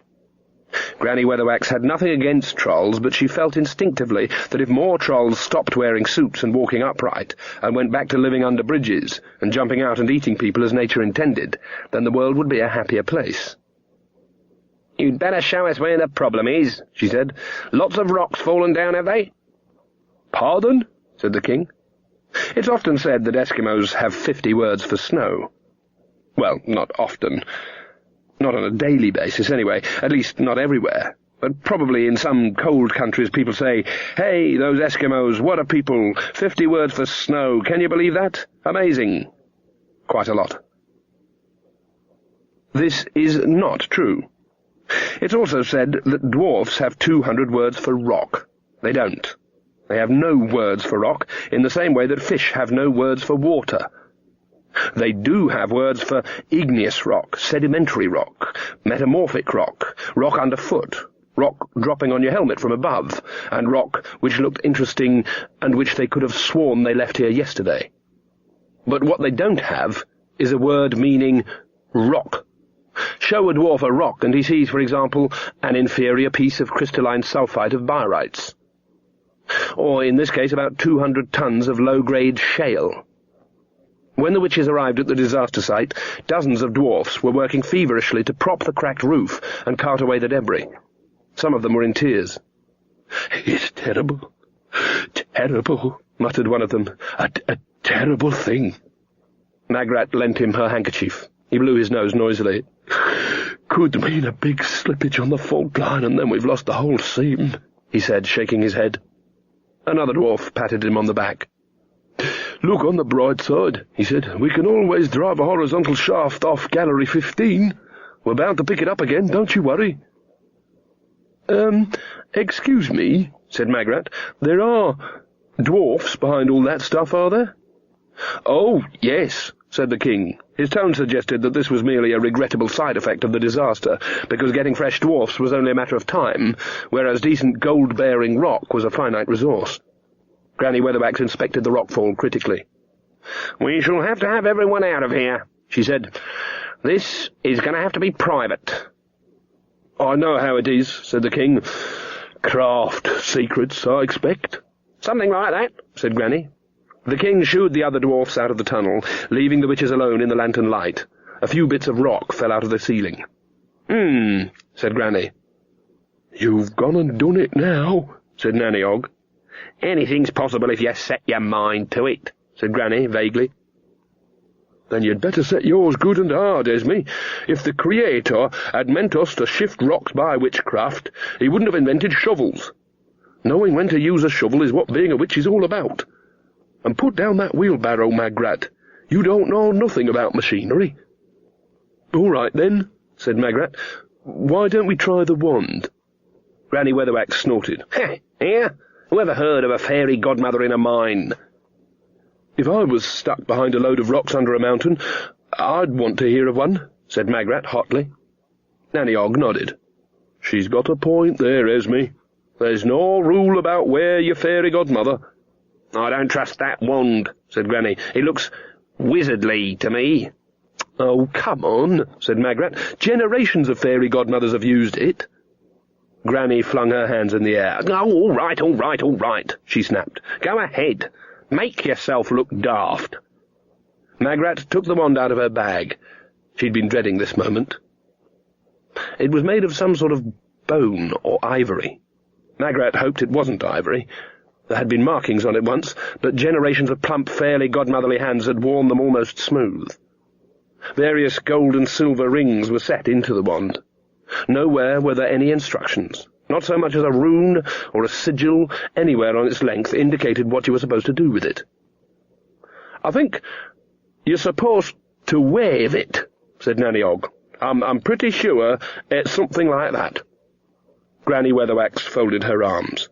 "That's not proper witching," she said. Magrat gave the wand an experimental wave. Nothing happened. "Perhaps you have to say something," said Nanny. Magrat looked panicky. What do fairy godmothers say?" she wailed. Said Nanny. "Dunno." Said Granny. Nanny Og sighed. "Didn't Desiderata tell you anything?" "Nothing." Nanny shrugged. "Just do your best, then," she said. Magrat stared at the pile of rocks. She shut her eyes. She took a deep breath. She tried to make her mind a serene picture of cosmic harmony. It was all very well for monks to go on about cosmic harmony, she reflected, when they were nicely tucked away on snowy mountains with only yetis to worry about. They never tried seeking inner peace with Granny Weatherwax glaring at them. She waved the wand in a vague way and tried to put pumpkins out of her mind. She felt the air move. She heard Nanny gasp. She said, "Has anything happened?"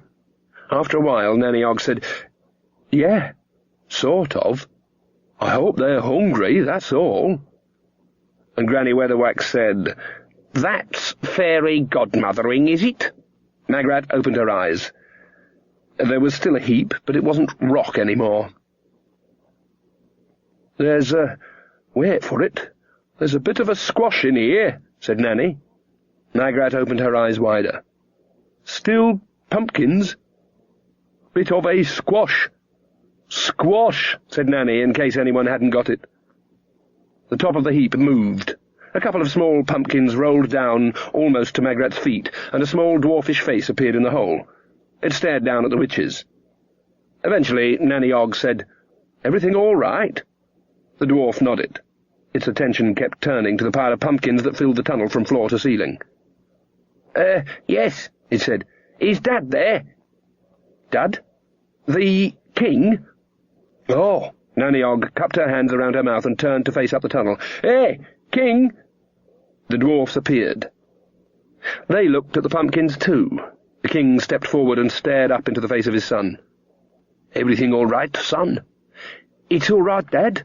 No faulting or anything." The king sagged with relief. Then, as an afterthought, he added, "Everyone all right?" "Fine, Dad." "I was quite worried for a time there. Thought we might have a hit section of conglomerate or something." "Just a patch of loose shale, Dad." "Good." The king looked at the heap again. He scratched his beard.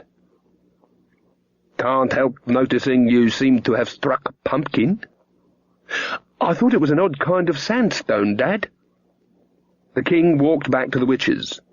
"Can you turn anything into anything?" he said hopefully. Nanny Ogg looked sideways at Magrat, who was still staring at the wand in a sort of shock. "I think we only do pumpkins at the moment," she said cautiously. The king looked a little disappointed. "Well then," he said, "if there's anything I can do for you ladies, cup of tea or something?" Granny Weatherwax stepped forward. "I was just thinking something like that myself," she said. The king beamed. "Only more expensive," said Granny. The king stopped beaming. Nanny Ogg sidled up to Magrat, who was shaking the wand and staring at it. "Very clever," she whispered. "Why do you think of pumpkins?" "I didn't. Don't you know how to work it?" "No, I thought you just had to, want something to happen." "There's probably more to it than just wishing," said Nanny, as sympathetically as possible. "There generally is." Sometime around dawn, insofar as dawn happened in the mines, the witches were led to a river somewhere deep in the mountains, where a couple of barges were moored.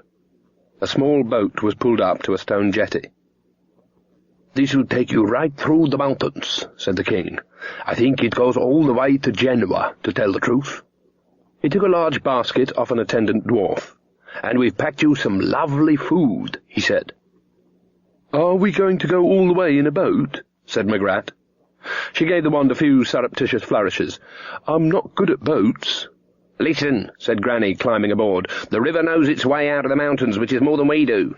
We can use the brooms later on, where the landscape's acting a bit more sensible." "And we can have a bit of a rest," said Nanny, sitting back. Magrat looked at the two older witches, who were making themselves comfortable in the stern, like a couple of hens settling down on a nest. "Do you know how to row a boat?" she said. "We don't have to," said Granny. Magrat nodded gloomily. Then a tiny bit of self-assertion flashed a fin. "I don't think I do too," she ventured. "That's all right," said Nanny. "If we sees you doing anything wrong, we'll be sure to tell you. Cheerio, your kingship." Magrat sighed and picked up the oars. "The flat bits go in the water," said Granny helpfully. The dwarfs waved. The boat drifted out into mid-stream, moving slowly in a circle of lantern light. Magrat found that all she really had to do was keep it pointing the right way in the current. She heard Nanny say, "Beats me why they're always putting invisible runes on their doors. I mean, you pay some wizard to put invisible runes on your door, and how do you know you've got value for money?"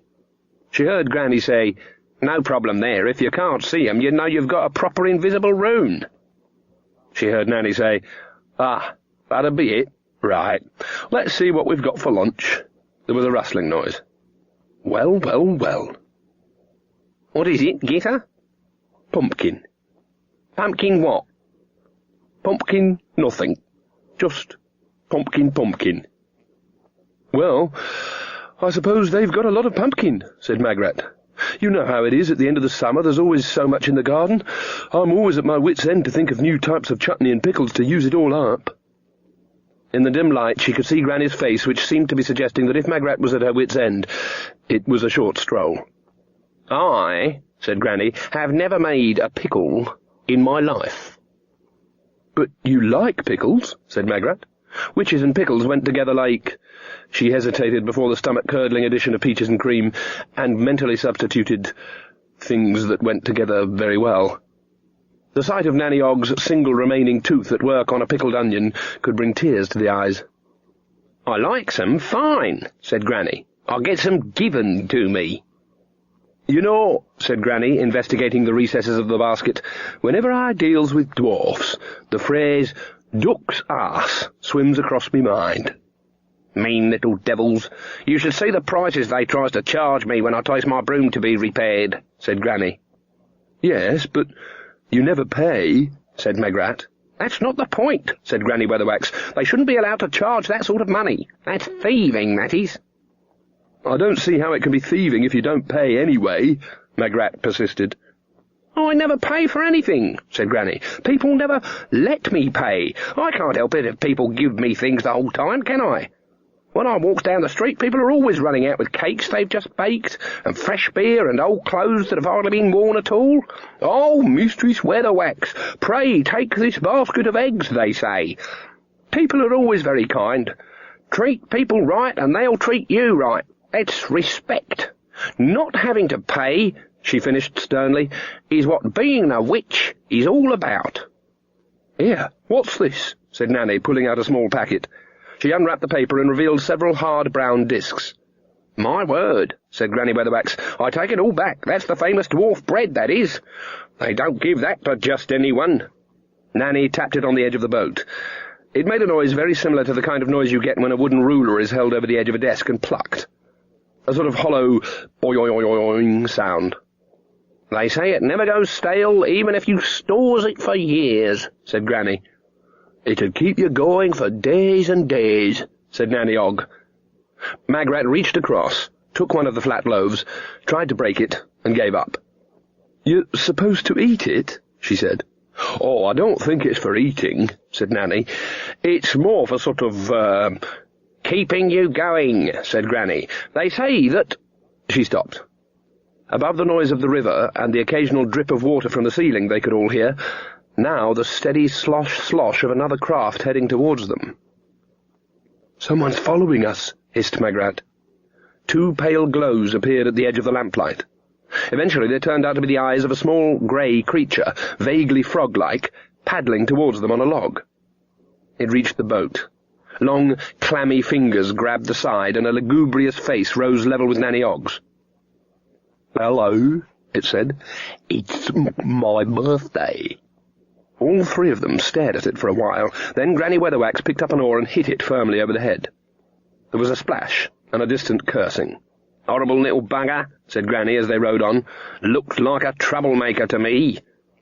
"Yeah," said Nanny Ogg. "It's the slimy ones you have to watch out for." "I wonder what he wanted," said Magrat. After half an hour the boat drifted out through a cave mouth and into a narrow gorge between cliffs. Ice glistened on the walls, and there were drifts of snow on some of the outcrops. Nanny Ogg looked around guilelessly, and then fumbled somewhere in the depths of her miniskirts and produced a small bottle. There was a glugging noise. "I bet there's a fine echo here," she said after a while. "Oh, no you don't," said Granny firmly. "Don't what?" "Don't sing that song." "Pardon, Esme?" "I ain't going," said Granny, "if you insists on singing that song." "What song would that be?" said Nanny innocently. "You know the song to whom I am referring," said Granny icily. "You always get drunk and let me down and sing it." "Can't recall any song like that, Esme," said Nanny Ogg meekly. "The one," said Granny, "about the rodent that can't ever be persuaded to care about anything." "Oh," said Nanny, beaming as light dawned. "You mean the hedgehog can never be bug—" "That's the one." "But it's traditional," said Nanny. "Anyway, in foreign parts people won't know what the words mean." "They will the way you sings 'em," said Granny. "The way you sings 'em, creatures what lives on the bottoms of ponds know what they mean." Magrat looked over the side of the boat. Here and there ripples were edged with white. The current was running a bit faster, and there were lumps of ice in it. "It's only a folk song, Esme," said Nanny Ogg. "Eh," said Granny Weatherwax. "I should just say it is a folk song. I knows all about folk songs. Heh, You think you're listening to a nice song about cuckoos and fiddlers and nightingales and whatnot, and then it turns out to be about something else entirely," she added darkly. "You can't trust folk songs. They always sneak up on you." Magrat fended them off a rock, and Eddie spun them around slowly. "I know one about 2 little bluebirds," said Nanny Og. Said Magrat. "They may start out by being bluebirds, but I bet they ends up some kind of metaphor," said Granny. Granny," said Magrat. "It was bad enough Magrat telling me about maypoles and what's behind 'em," said Granny. She added wistfully, "I used to enjoy looking at a maypole of a spring morning."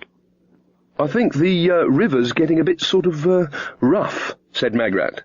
"I don't see why people can't just let things be," said Granny. "I mean, really, quite rough, really," said Magrat, pushing them away from a jagged rock. "She's right, you know," said Nanny Og. "It's a bit on the choppy side." Granny looked over Magrat's shoulder at the river ahead. It had a cut-off look, such as might be associated with, for example, an imminent waterfall. The boat was now surging along. There was a muted roar. "They never said anything about a waterfall," she said. "I expect they thought we'd find out for ourselves," said Nanny Og, gathering up her possessions and hauling Grebo out of the bottom of the boat by the scruff of his neck. "Very sparing with information, your average dwarf. Thank goodness witches float. Anyway, they know we've got the brooms." "You've got brooms," said Granny Weatherwax. "How am I supposed to get mine started in a boat? Can't run up and down, can I? And stop moving about like that, you'll have us all over." "Get your foot out the way, Esme." The boat rocked violently. Magrat rose to the occasion. She pulled out the wand just as a wavelet washed over the boat. "Don't worry," she said. "I'll use the wand. I think I've got the hang of it now." "No!" screamed Granny Weatherwax and Nanny Og together. There was a large damp noise. The boat changed shape. It also changed colour. It became a cheery sort of orange. "Pumpkins!" screamed Nanny Og as she was gently tipped into the water. "More bloody pumpkins!" Lilith sat back.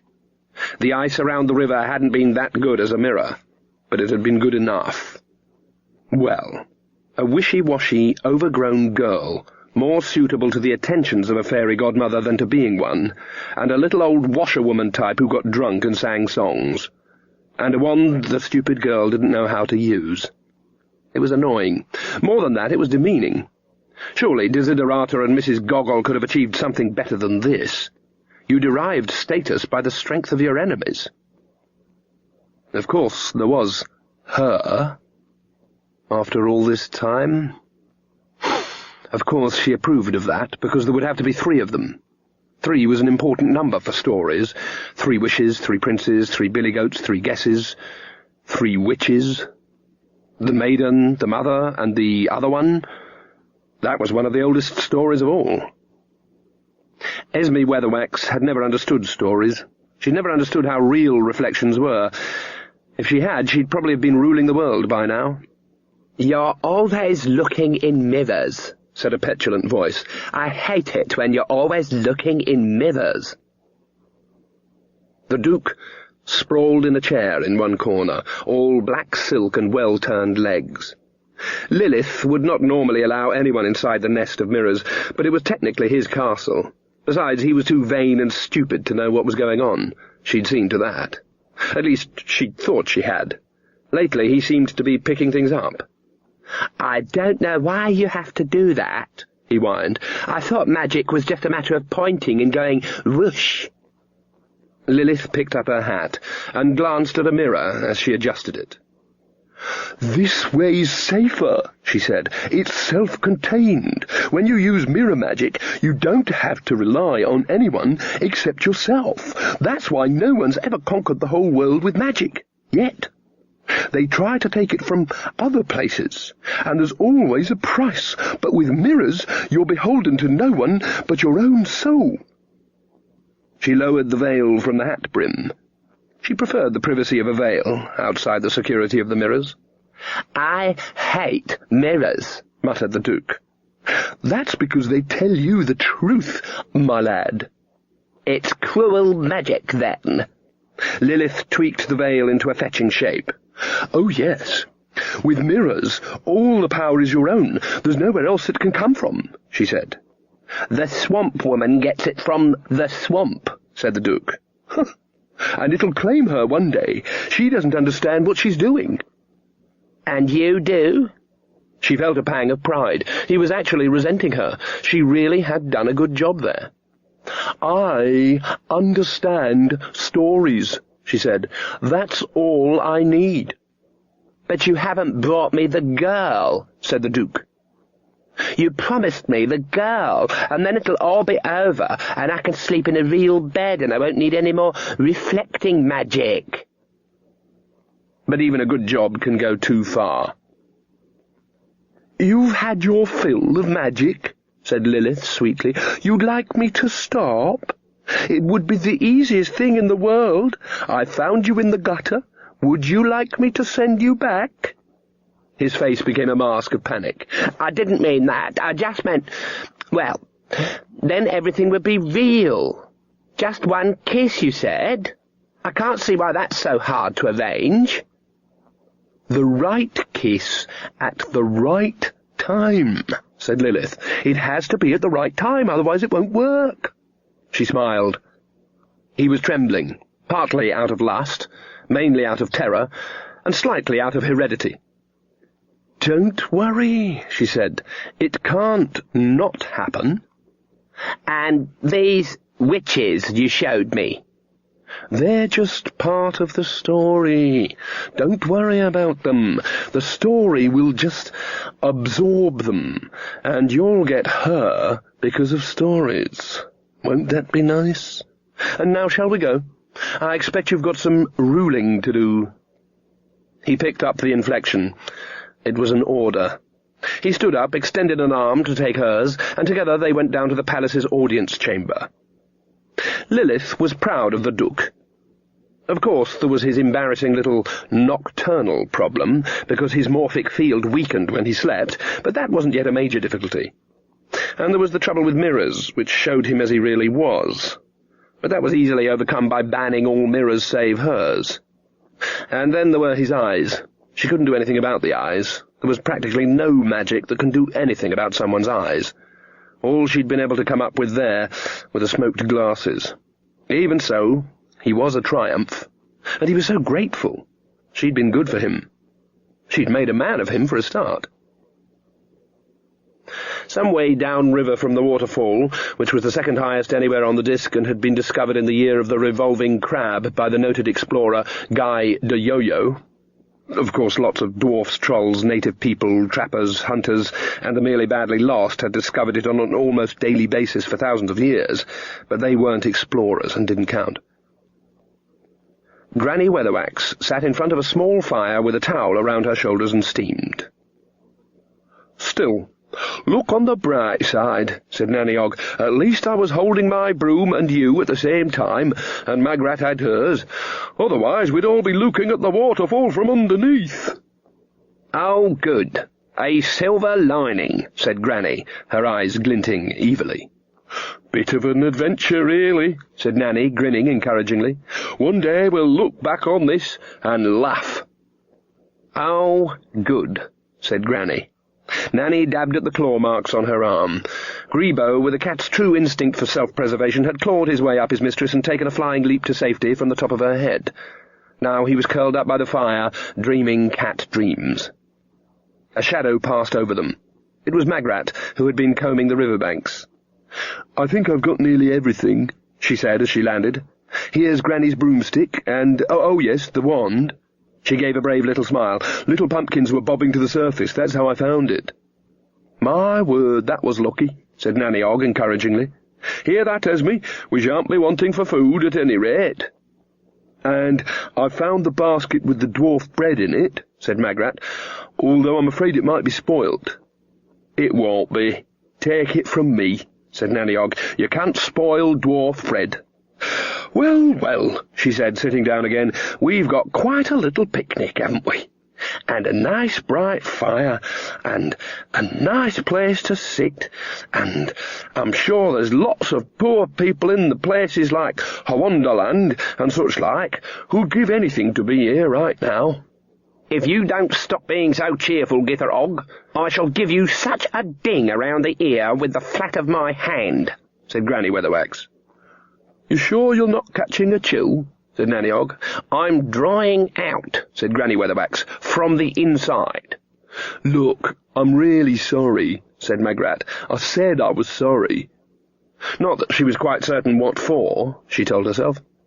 The boat wasn't her idea. She hadn't put the waterfall there. She hadn't even been in a position to see it coming. She'd turned the boat into a pumpkin, but she hadn't meant to. It could have happened to anyone. "I managed to save Desiderata's notebooks too," she said. "Well, that's a blessing," said Nanny Og. "Now we know where we're lost." She looked around. They were through the worst of the mountains, but there were still peaks around the high meadows stretching to the snow line. From somewhere in the distance came the clonking of goat bells. Magrat unfolded a map. It was creased, damp, and the pencil had run. She pointed cautiously to a smudged area. "I think we're here," she said. "My word," said Nanny Og, whose grasp of the principles of cartography was even shakier than Granny's. "Amazing how we can all fit on that little bit of paper."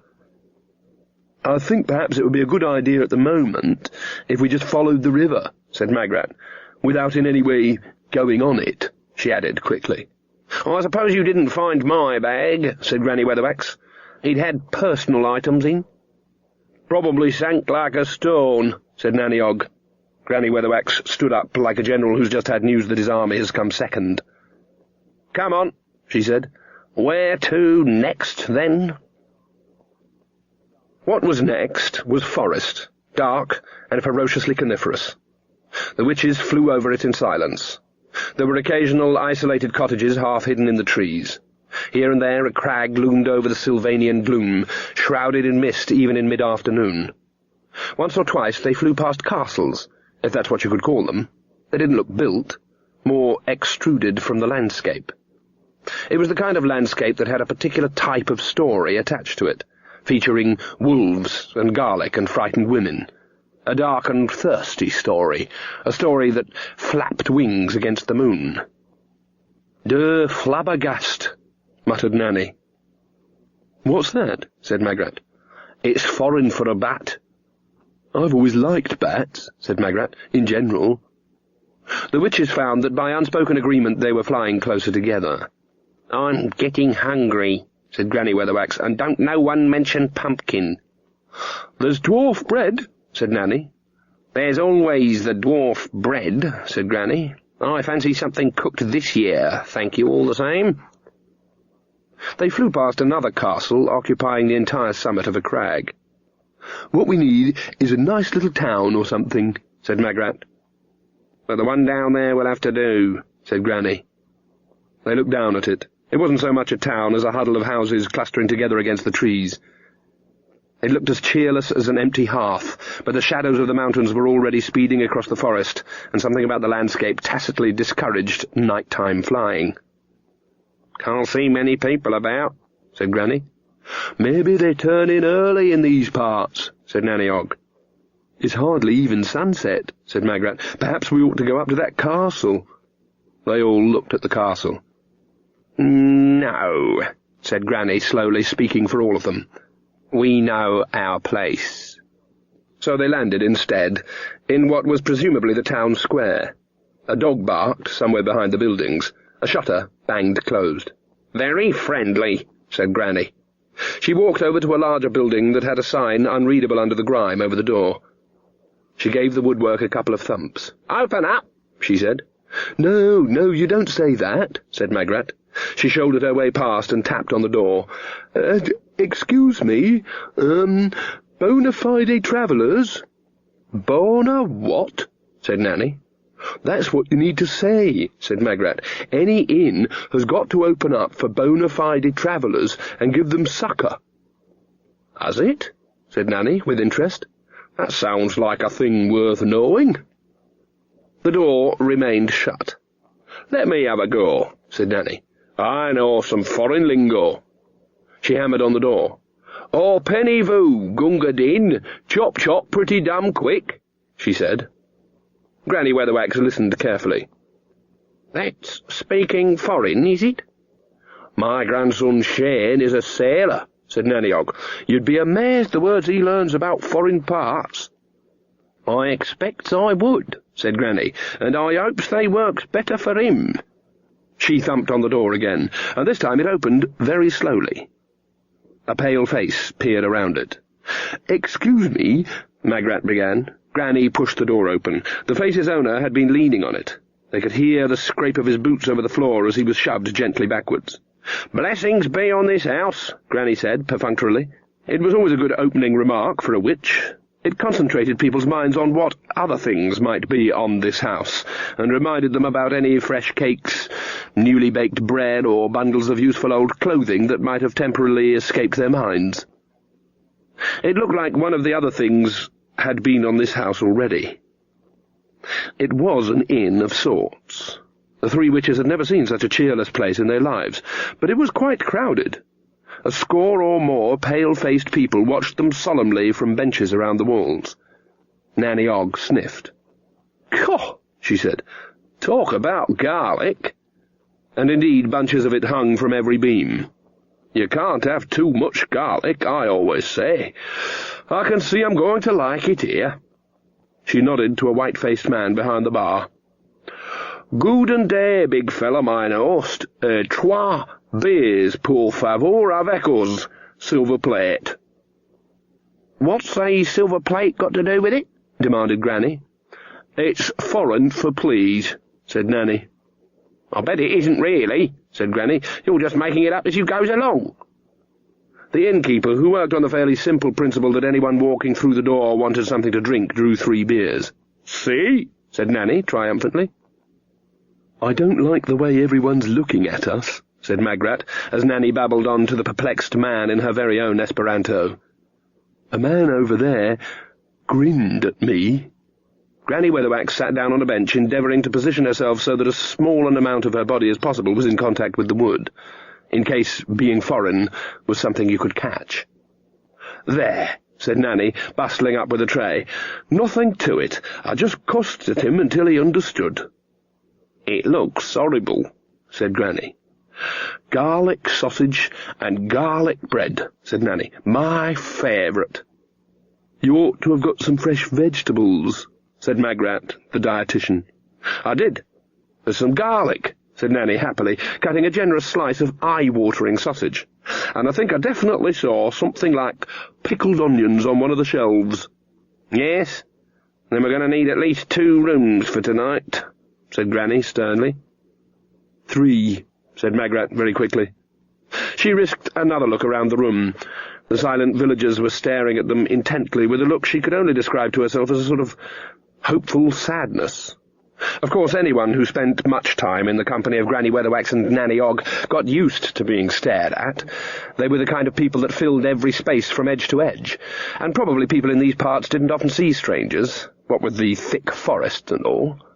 And the sight of Nanny Ogg eating a sausage with extreme gusto would even outrank her pickled onion number as a major entertainment anywhere. Even so, the way people were staring. Outside, deep in the trees, a wolf howled. The assembled villagers shivered in unison, as though they'd been practising. The landlord muttered something to them. They got up reluctantly and filed out of the door, trying to keep together. An old lady laid her hand on Magrat's shoulder for a moment, shook her head sadly, sighed, and then scuttled away. But Magrat was used to this, too. People often felt sorry for her when they saw her in Granny's company. Eventually the landlord lurched across to them with a lighted torch, and motioned them to follow him. "How did you make him understand about the beds?" said Magrat. "I said, 'Hey, Mr. Jigjag, toot sweet, all same, number 3, said Nanny Ogg. Granny Weatherwax tried this under her breath and nodded. "Your lad Shane certainly gets around a bit, doesn't he?" she remarked. "He says it works every time," said Nanny Ogg. In fact, there were only 2 rooms, up a long, winding and creaky stairway, and Magrat got one to herself. Even the landlord seemed to want it that way. He'd been very attentive. She wished he hadn't been so keen to bar the shutters, though. Margaret liked to sleep with the window open. As it was too dark and stuffy. Anyway, she thought, I am the fairy godmother. The others are just accompanying me. She peered hopelessly at herself in the room's tiny, cracked mirror, and then lay and listened to them on the far side of the paper-thin wall. "What are you turning the mirror to the wall for, Esme?" "I just don't like them staring like that." "They only stares if you're staring at 'em, Esme." Silence, and then, "Hey, what's this round thing for, then?" "I reckon it's supposed to be a pillow, Esme." I don't call it a pillow. And there's no proper blankets, even. What do you say this thing's called?" "I think it's called a duvet, Esme." "We call them an eider-down where I come from." There was a respite, then, "Have you brushed your tooth?" And another pause, then, "Ooh, you haven't half got cold feet, Esme." "No, they ain't. They're lovely and snug." And another silence, then, "Boots! Your boots! You've got your boots on." "I should just think I have got my boots on, Gither Og." "And your clothes! You haven't even undressed." "You can't be too careful in foreign parts. There could be all sorts out there, a-creeping around." Magrat snuggled under the, duvet, and turned over. Granny Weatherwax appeared to need 1 hour's sleep a night, whereas Nanny Og would snore on a fence rail. "Gither! Gither! Gither!" "What?" "Are you awake?" Now." "I keep hearing a noise." "So do I." Magrat dozed for a while. "Gither! Gither!" "What now?" "I'm sure someone rattled our shutters." "Not at our time of life. Now, get back to sleep." The air in the room was getting hotter and stuffier by the minute. Magrat got out of bed, unbolted the shutters, and flung them back dramatically. There was a grunt and a distant thud of something hitting the ground. The full moon streamed in. She felt a lot better for that, and got back into bed. It seemed no time at all before the voice from next door woke her again. "Gither Og, what are you doing?" "I'm having a snack." "Can't you sleep?" "Just can't seem to be able to get off, Esme," said Nanny Og. "Can't imagine why." "Yeah, that's garlic sausage you're eating. I'm actually sharing a bed with someone eating garlic sausage." "Hey, that's mine. Give it back." Magrat was aware of booted footsteps in the pit of the night, and the sound of a shutter being swung back in the next room. She thought she'd heard a faint oof, and another muted thud. "I thought you liked garlic, Esme," said Nanny Og's resentful voice. "Sausage is all right in its place, and its place ain't in bed. And don't you say a word now. Move over. You keep taking all the duvet." After a while, the velvet silence was broken by Granny's deep and resonant snore. Shortly afterwards it was joined by the genteel snoring of Nanny, who had spent far more time sleeping in company than Granny, and had evolved a more accommodating nasal orchestra. Granny's snore would have cut logs. Magrat folded the horrible round hard pillow over her ears and burrowed under the bedclothes. Somewhere on the chilly ground a very large bat was trying to get airborne again. It had already been stunned twice, once by a carelessly opened shutter, and once by a ballistic garlic sausage, and wasn't feeling very well at all. One more setback, it was thinking, and it's back off to the castle. Besides, it'd be sunrise soon. Its red eyes glinted as it looked up at Magrat's open window. It tensed. A paw landed on it. The bat looked around. Grebo had not had a very good night. He had investigated the whole place with regard to female cats and found none. He had prowled among the middens and drawn a blank. People in this town didn't throw garbage away, they ate it. He'd trotted into the woods and found some wolves and had sat and grinned at them until they got uncomfortable and went away. Yes, it had been a very uneventful night. Until now. The bat squirmed under his claw. It seemed to Grebo's small cat brain that it was trying to change its shape, and he wasn't having any of that from a mouse with wings on. Especially now, when he had someone to play with. Genua was a fairy-tale city. People smiled and were joyful the livelong day, especially if they wanted to see another livelong day. Lilith made certain of that. Of course, people had probably thought they were happy in the days before she'd seen to it that the Duke replaced the old Baron, but it was a random, untidy happiness, which was why it was so easy for her to move in. But it wasn't a way of life. There was no pattern to it. One day they'd thank her. Of course, there were always a few difficult ones. Sometimes people just don't know how to act. You did your best for them, you ruled their city properly, you ensured that their lives were worthwhile and full of happiness every hour of the day, and then for no reason at all they turned on you. Guards lined the audience chamber, and there was an audience. Technically, of course, it was the ruler who gave the audience, but Lilith liked to see people watching. 1 pennyworth of example was worth £1 of punishment. There wasn't a lot of crime in Genua these days, at least not what would be considered crime elsewhere. Things like theft were easily dealt with and hardly required any kind of judicial process. Far more important, in Lilith's book, were crimes against narrative expectation. People didn't seem to know how they should behave. Lilith held a mirror up to life and chopped all the bits off life that didn't fit. The Duke lounged bonelessly on his throne, one leg dangling over the armrest. He'd never got the hang of chairs.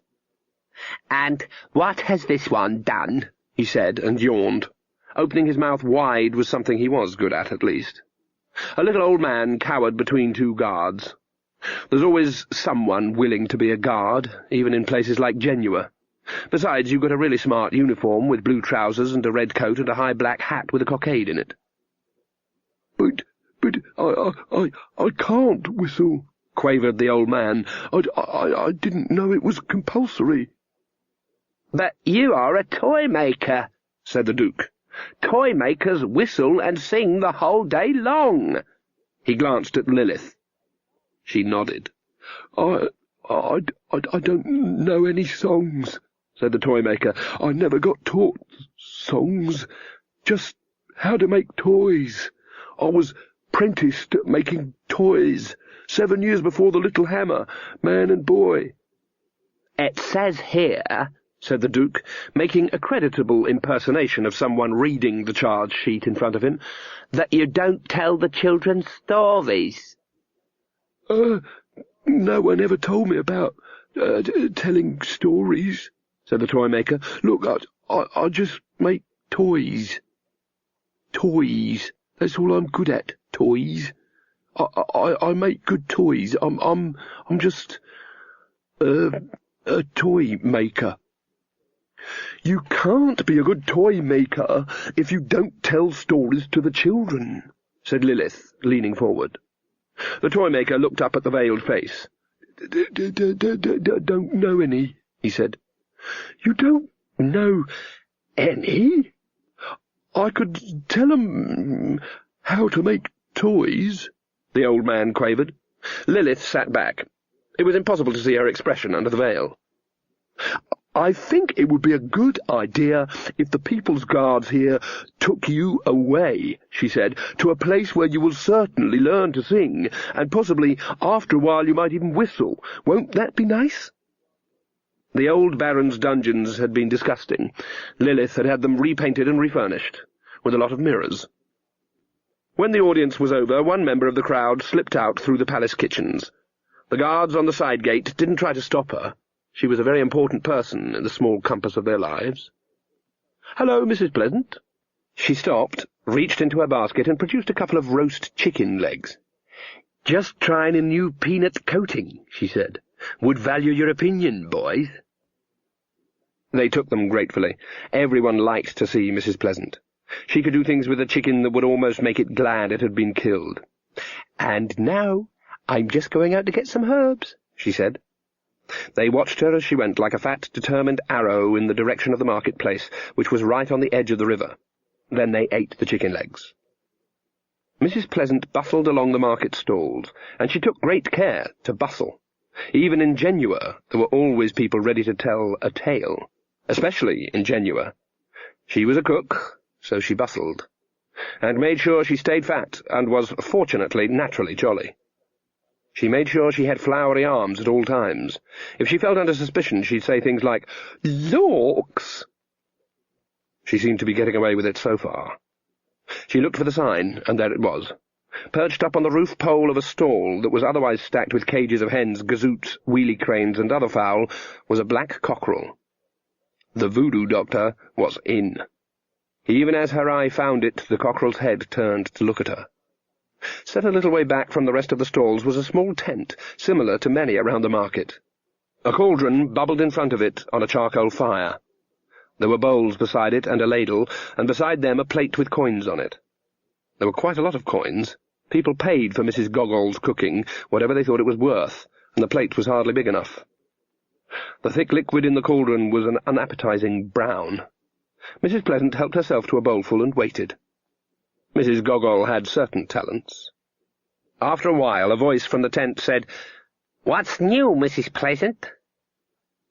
"She shut up the toy-maker," said Mrs. Pleasant to the air in general, "and yesterday it was old Devereux, the innkeeper, for not being fat and not having a big red face. That's 4 times this month." "You come in, Mrs. Pleasant." It was dark and hot inside the tent. There was another fire in there, and another pot. Mrs. Goggol was hunched over it, stirring. She motioned the cook to a pair of bellows. "Blow up the coals a tad, and we'll see what's what," she said. Mrs. Pleasant obeyed. She didn't use magic herself, other than that necessary to get a roux to turn, or bread to rise, but she respected it in others, especially in the likes of Mrs. Goggol.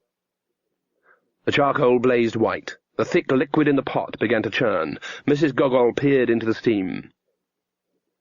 "What are you doing, Mrs. Goggol?" said the cook anxiously. "Trying to see what's going to happen," said the voodoo woman. The voice dropped into the rolling growl of the psychically gifted. Mrs. Pleasant squinted into the roiling mass. "Someone's going to be eating shrimp?" she said helpfully. "You see that bit of okra?" said Mrs. Goggol. "You see the way the crab legs keep coming up just there?" "You never were one to stint the crab meat," said Mrs. Pleasant. "See the way the bubbles is so thick by the oku leaves? See the way it all spirals around that purple onion?" I see it, said Mrs. Pleasant. "And you know what that means?" "Means it's going to taste real fine." "Sure," said Mrs. Goggol kindly, "and it means some people's coming." "Wow! How many?" Mrs. Goggol dipped a spoon into the seething mass and tasted it. 3 people, she said. She smacked her lips thoughtfully. "Women." She dipped the spoon again. "Have a taste," she said. "There's a cat, too. You can tell by the sassafras." She smacked her lips. "Grey. 1 eye." She explored the cavity of a tooth with her tongue. "The left one." Mrs. Pleasant's jaw dropped. "They'll find you before they find me," said Mrs. Goggol. "You lead 'em here." Mrs. Pleasant stared at Mrs. Goggol's grim smile and then back down at the mixture in the pot. "They're coming all this way for a taste?" she said.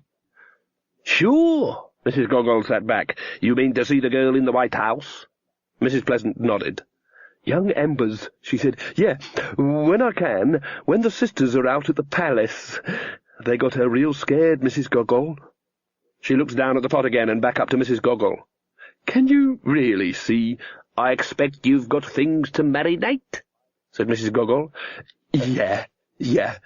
Mrs. Pleasant backed out, but with reluctance. Then she halted. Mrs. Pleasant, at rest, was not easily moved again until she wanted to be. "That Lilith woman says she can see the whole world in mirrors," she said, in slightly accusing tones. Mrs. Goggol shook her head. "All anyone gets in a mirror is themselves," she said, "but what you get in a good gumbo is everything." Mrs. Pleasant nodded. This was a well-known fact. She couldn't dispute it. Mrs. Goggol shook her head sadly when the cook had gone. A voodoo woman was reduced to all sorts of stratagems in order to appear knowing, but she felt slightly ashamed of letting an honest woman believe that she could see the future in a pot of gumbo, because all you could see in a pot of Mrs. Goggol's gumbo was that the future certainly contained a very good meal. She'd really seen it in a bowl of jambalaya she'd prepared earlier. Magrat lay with the wand under her pillow. She wobbled gently between sleep and wakefulness. Certainly she was the best person for the wand. There was no doubt about that. Sometimes, and she hardly dared give the thought headroom when she was under the same roof as Granny Weatherwax, she really wondered about the other's commitment to witchcraft. Half the time, they didn't seem to bother. Take medicine, for an example. Magrat knew she was much better than them at herbs. She'd inherited several large books on the subject from Goody Wemper, her predecessor in the cottage, and had essayed a few tentative notes of her own as well. She could tell people things about the uses of devil's bit scabious that would interest them so much they'd rush off, presumably, to look for someone else to tell.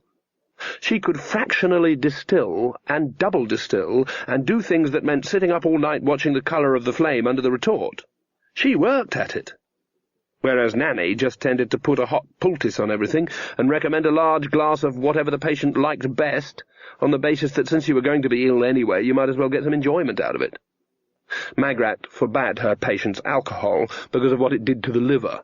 If they didn't know what it did to the liver, she spent some time telling them. And Granny, she just gave people a bottle of coloured water and told them they felt a lot better. And what was so annoying was that they often did. Where was the witchcraft in that? With a wand, though, things could be different. You could help people a lot with a wand. Magic was there to make life better. Magrat knew this in the pink fluttering boudoir of her heart. She dipped under the surface of sleep again. And there was an odd dream. She never mentioned it to anyone afterwards because, well, you didn't, not things like that. But she thought she'd got up in the night, awakened by the silence, to get some more air. And as she passed the mirror, she saw a movement in it. It wasn't her face. It looked a lot like Granny Weatherwax. It smiled at her, a much nicer and friendlier smile than she'd ever got from Granny, Magrat recalled, and then vanished, the cloudy silver surface closing over it. She hurried back to bed and awoke to the sound of a brass band engaged in unrelenting oompa. People were shouting and laughing. Magrat got dressed quickly, went out into the corridor, and knocked on the door of the older witches. There was no reply. She tried the handle. After she'd rattled it a couple of times, there was a thump, as the chair, wedged under the handle on the other side, the better to deter ravishers, burglars, and other nocturnal intruders, fell over. Granny Weatherwax's boots protruded from under the covers at one end of the bed. Nanny Ogg's bare feet, Nanny being something of a night-time revolver, were beside them. Faint snores rattled the jug on the wash-basin.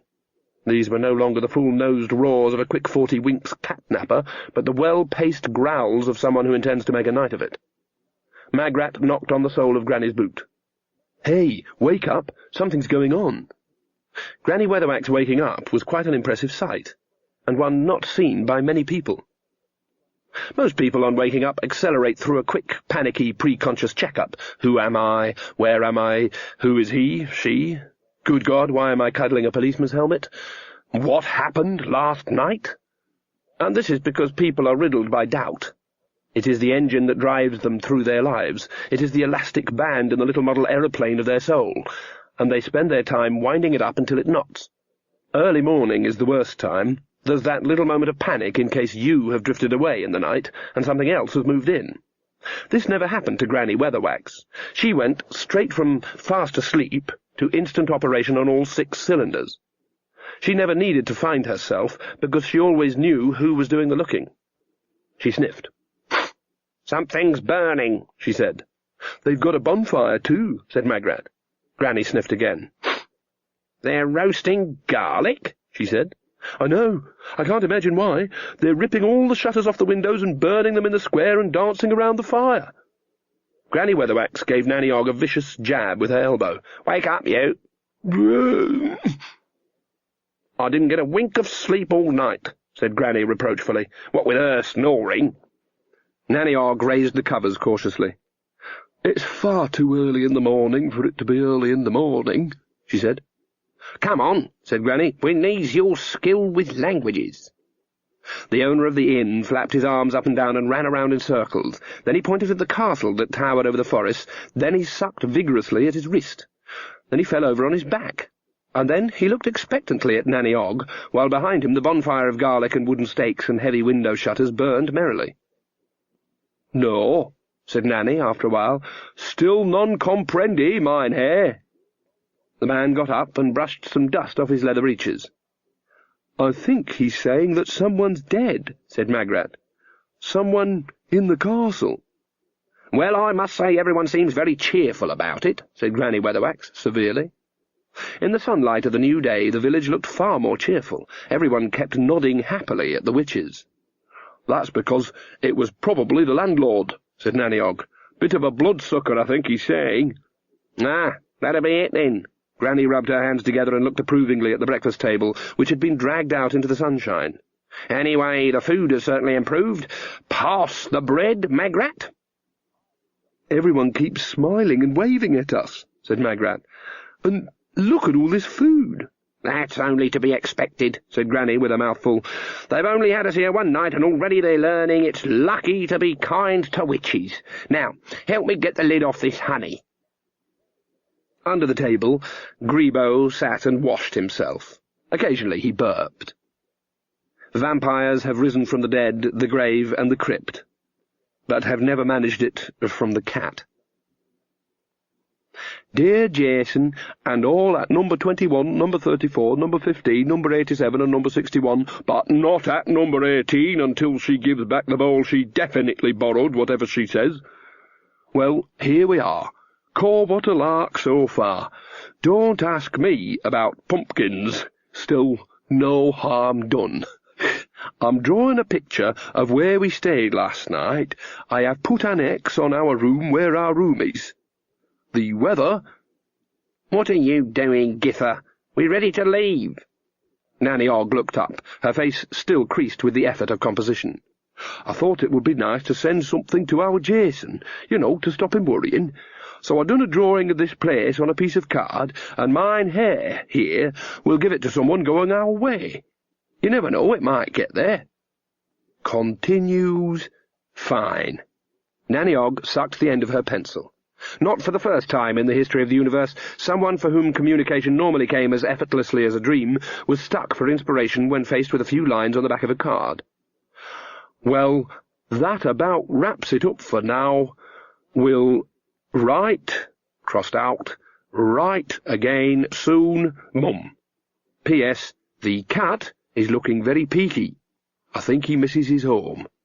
"Will you come on, Githa? Magrat's getting my broom started for me." P.P.S. Granny sends her love. Nanny Ogg sat back, content in the knowledge of a job well done. Nanny Ogg sent a number of cards home to her family, not a single one of which got back before she did.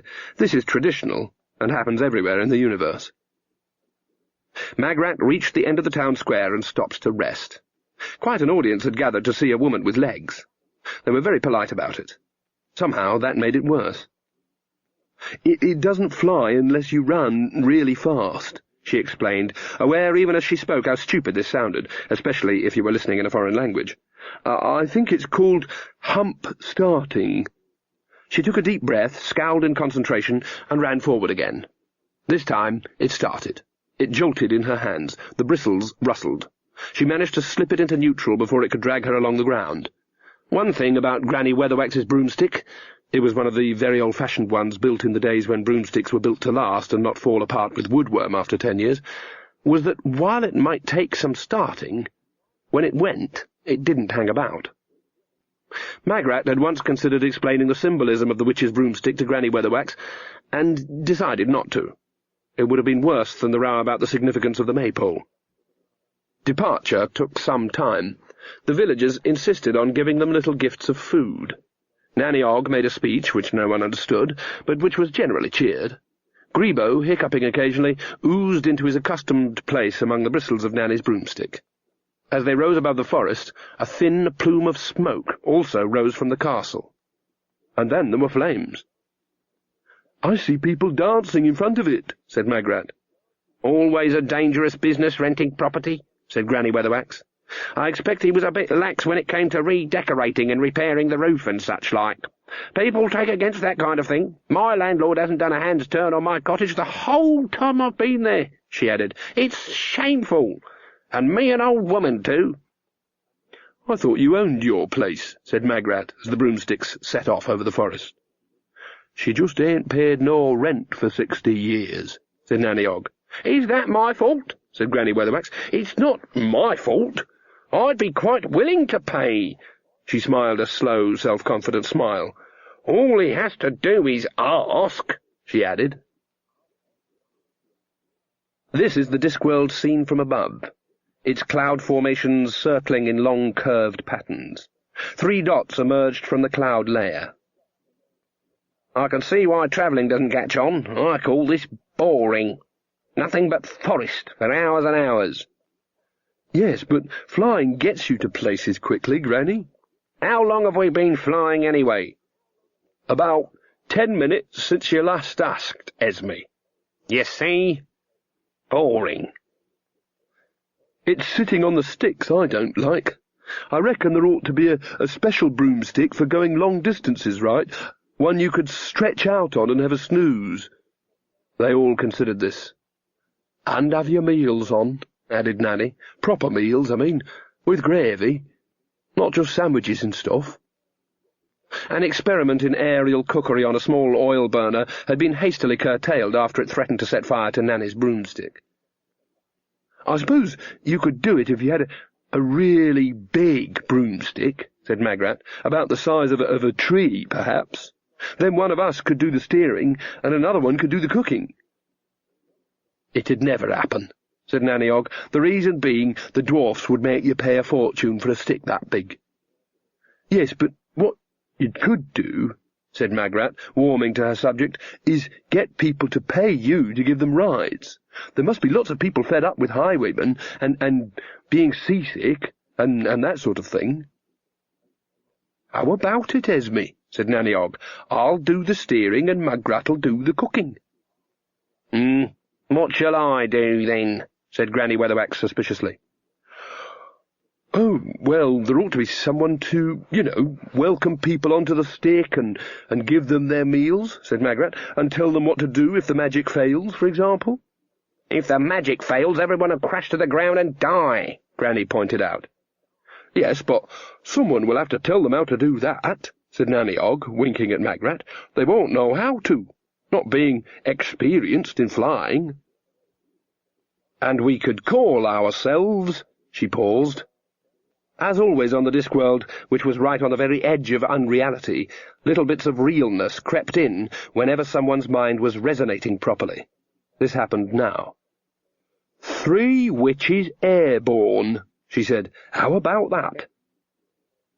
"Broomsticks airborne," said Magrat, "or pan-air." "There's no need to bring religion into it," sniffed Granny. Nanny Ogg looked slyly from Granny to Magrat. "We could call it she began. A gust of wind caught all 3 sticks and whirled them up. There was a brief panic as the witches brought them under control. "Load of nonsense," muttered Granny. "Well, it passes the time," said Nanny Ogg. Granny looked morosely at the greenery below.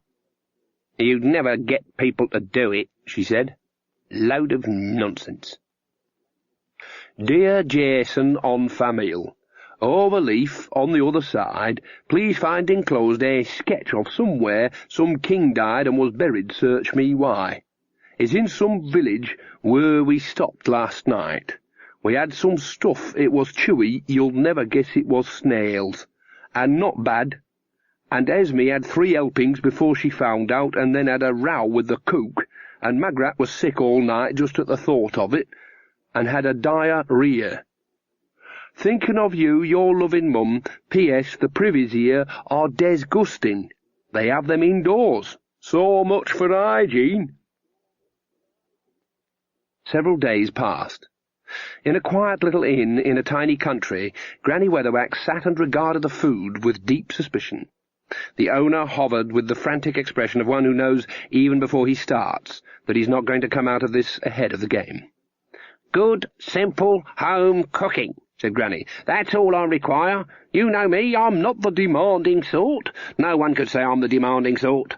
I just want simple food, not all grease and stuff. It comes to something when you complain about something in your lettuce and it turns out to be what you ordered." Nanny Ogg tucked her napkin into the top of her dress and said nothing.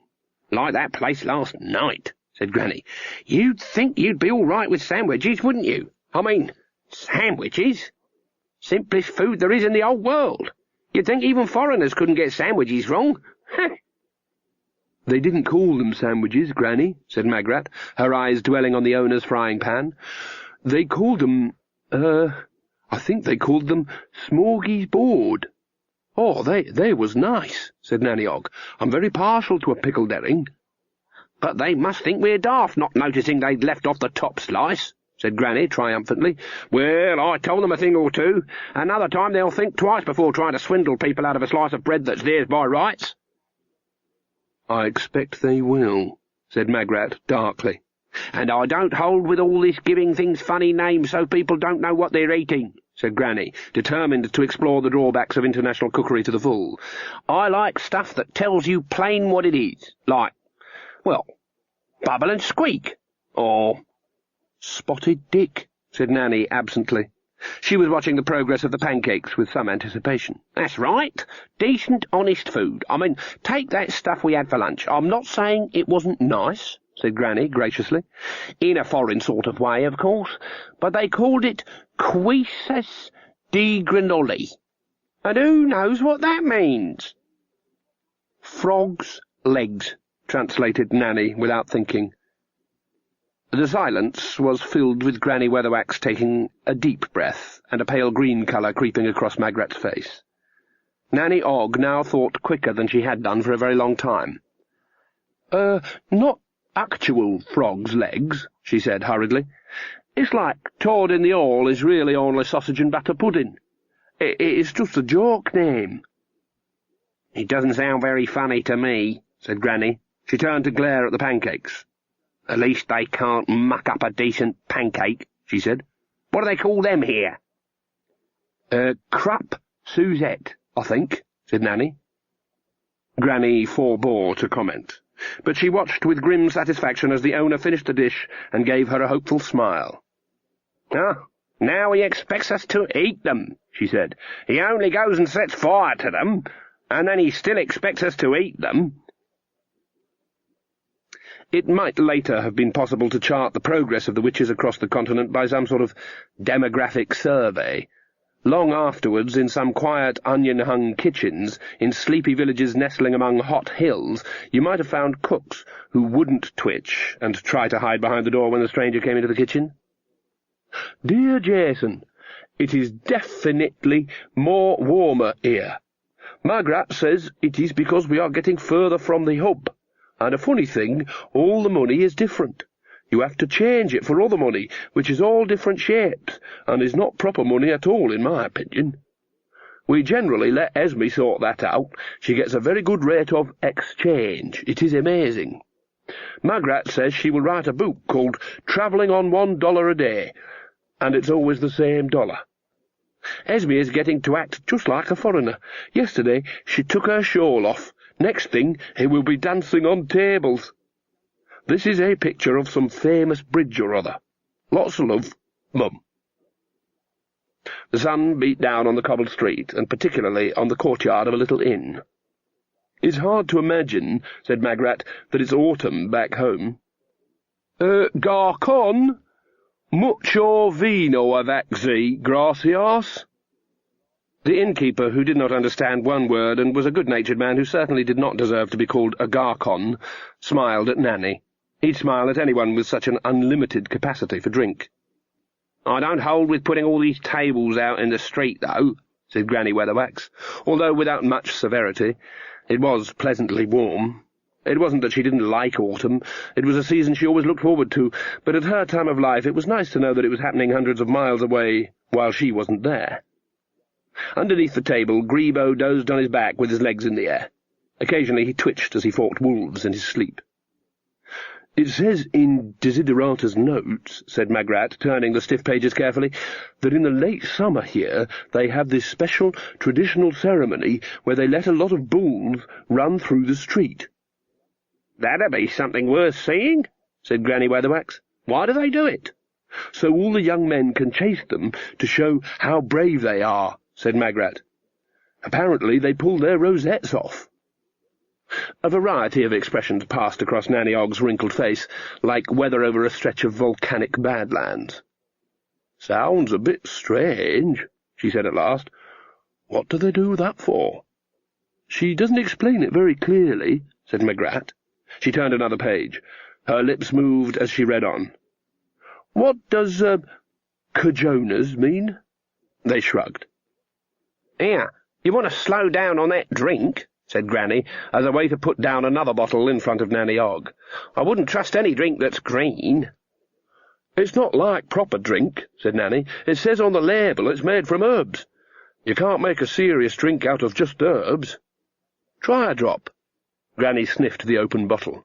"Smells like aniseed," she said. "It says absinthe on the bottle," said Nanny. "Oh, that's just a name for wormwood," said Magrat, who was good at herbs. "My herbal says it's good for stomach disorders and prevents sickness after meals." "There you are, then," said Nanny. "Herbs. It's practically medicine." She poured a generous measure for the other two. "Give it a go, Magrat. It'll put a chest on your chest." Granny Weatherwax surreptitiously loosened her boots. She was also debating whether to remove her vest. She probably didn't need all three.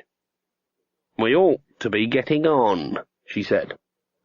"Oh, I'm fed up with the broomsticks," said Nanny. "More than a couple of hours on a stick, and I've gone rigid in the dairy air." She looked expectantly at the other two. "That foreign for bum," she said. "Although it's a funny thing, in some foreign parts bum means tramp, and tramp means hobo. Funny things, words." "A laugh a minute," said Granny. "The river's quite wide here," said Magrat. "There's big boats. I've never been on a proper boat. You know, the kind that doesn't sink easily." "Broomsticks is more witchy," said Granny, but not with much conviction. She did not have Nanny Ogg's international anatomical vocabulary, but bits of her she wouldn't even admit to knowing the names of were definitely complaining. "I saw them boats," said Nanny. "They look like great big rafts with houses on. You wouldn't hardly know you're on a boat, Esme. Here, what's he doing?" The innkeeper had hurried out and was taking the jolly little tables back inside. He nodded at Nanny and spoke with a certain amount of urgency. "I think he wants us to go inside," said Magrat. "I likes it out here," said Granny. "I likes it out here, thank you," she repeated. Granny Weatherwax's approach to foreign tongues was to repeat herself loudly and slowly. "Here, you stop trying to take our table away," snapped Nanny, thumping his hands. The innkeeper spoke hurriedly and pointed up the street. Granny and Magrat glanced inquiringly at Nanny Ogg. She shrugged. Didn't understand any of that," she admitted. "We're stopping here, we are, thank you," said Granny. The innkeeper's eyes met hers. He gave in, waved his hands in the air in exasperation, and went inside. "They think they can take advantage of you when you're a woman," said Magrat. She stifled a burp discreetly and picked up the green bottle again. Her stomach was feeling a lot better already. "That's very true. Do you know what?" said Nanny Ogg. "I barricaded myself in my room last night, and the man didn't even try to break in." "Gither Ogg, sometimes you—" Granny stopped as she caught sight of something over Nanny's shoulder. "There's a load of cows coming down the street," she said. Nanny turned her chair around. "Oh, must be that bull thing Magrat mentioned," she said. "Should be worth seeing." Magrat glanced up. All along the street, people were craning out of every second-story window. A jostle of horns and hooves and steaming bodies was approaching rapidly. "There's people up there laughing at us," she said accusingly. Under the table, Grebo stirred and rolled over. He opened his good eye, focused on the approaching bulls, and sat up. This looked like being fun. "Laughing?" said Granny. She looked up. The people aloft did indeed appear to be enjoying a joke. Her eyes narrowed. "We're just going to carry on as if nothing is happening," she declared. "But they're quite big bulls," said Magrat nervously. "They're nothing to do with us," said Granny. "It's nothing to do with us if a lot of foreigners want to get excited about things. Now, pass me the herbal wine." As far as L'Agro Te Cabona, innkeeper, could remember the events of that day, they seemed to happen like this. It was the time of the thing with the bulls, and the mad women just sat there drinking absinthe as if it was water. He tried to get them to come indoors, but the old one, the skinny one, just shouted at him, so he let them bide, but left the door open. People soon got the message when the bulls came down the street with the young men of the village after them. Whoever snatched the big red rosette from between the horns of the biggest bull got the seat of honour at that night's feast, plus, L'Agro smiled a smile of 40 years' remembrance, a certain informal but highly enjoyable relationship with the young women of the town for quite some time after. And the mad women just sat there. The leading bull had been a bit uncertain about this. Its normal course of action would be to roar and paw the ground a bit to get the targets running in an interesting way, and its mind wasn't able to cope with this lack of attention. But that hadn't been its major problem, because its major problem had been 20 other bulls right behind it. And even that ceased to be its major problem, because the terrible old woman, the one all in black, had stood up, muttered something at it, and smacked it between the eyes. Then the horrible dumpy one, whose stomach had the resilience and capacity of a galvanized water tank, fell backwards off her chair, laughing, and the young one, that is, the one who was younger than the other two, started flapping at the bulls as if they were ducks. And then the street was full of angry, bewildered bulls, and a lot of shouting, terrified young men. It's one thing to chase a lot of panicking bulls, and quite another to find that they are suddenly trying to run the other way. The innkeeper, from the safety of his bedroom window, could hear the horrible women shouting things to one another. The dumpy one kept laughing and shouting some sort of battle cry. "Try the horseman's sword, Esme." And then the younger one, who was pushing her way through the animals as if being gored to death was something that only happened to other people, found the lead bull and took the rosette off it with the same air of concern as an old woman may take a thorn out of her cat's paw. She held it as if she didn't know what it was, or what she should do with it. The sudden silence affected even the bulls. Their tiny little bloodshot brains sensed something was wrong. The bulls were embarrassed. Fortunately, the horrible women left on a riverboat that afternoon, after one of them rescued her cat, which had cornered 25 stone of confused bull and was trying to toss it in the air and play with it. That evening, L'Agro Te Cabona made a point of being very, very kind to his old mother. And the village held a flower festival next year, and no one ever talked about the thing with the bulls, ever again. At least, not in front of the men. The big paddle wheel sloshed through the thick brown soup of the river. The motive power was several dozen trolls under a sunshade, trudging along an endless belt. Birds sang in the trees on the distant banks. The scent of hibiscus wafted across the water, almost, but unfortunately not quite, overpowering the scent of the river itself. "Now this," said Nanny Ogg, "is more like it." She stretched out on the deck chair and turned to look at Granny Weatherwax, whose brows were knitted in the intense concentration of reading. Nanny's mouth spread in an evil grin. "You know what this river's called?" she said. "No." "It's called the Vukes River." "Yes." "Know what that means?" "No." "The old masculine river," said Nanny. "Yes." "Words have sex in foreign parts," said Nanny, hopefully. Granny didn't budge. "Wouldn't be at all surprised," she murmured. Nanny sagged. "That's one of Desiderata's books, isn't it?" "Yes," said Granny. She licked her thumb decorously and turned the page. "Where's Magrat gone?" "She's having a lie down in the cabin," said Granny, without looking up. "Tummy upset?" "No, it's her head this time. Now be quiet, Gither, I'm having a read." "What about?" said Nanny cheerfully. Granny Weatherwax sighed and put her finger on the page to mark her place. "This place we're going to," she said. "Genua. Desiderata says it's decadent." Nanny Ogg's smile remained fixed. "Oh, yes," she said. "That's good, is it? I've never been to a city before." Granny Weatherwax paused. She'd been pondering for some while. She wasn't at all certain about the meaning of the word decadent. She'd dismissed the possibility that it meant having 10 teeth, in the same sense that Nanny Ogg, for example, was unident. Whatever it meant, it was something Desiderata had felt necessary to write down. Granny Weatherwax did not generally trust books as a means of information, but now she had no choice. She had a vague idea that decadent had something to do with not opening the curtains all day. "She says it's also a city of art, wit, and culture," said Granny. "Oh, we shall be all right there, then," said Nanny confidently. "Particularly noted for the beauty of its women, she says here." "We shall fade right in, no trouble." Granny turned the pages carefully. Desiderata had paid close attention to affairs all over the disc.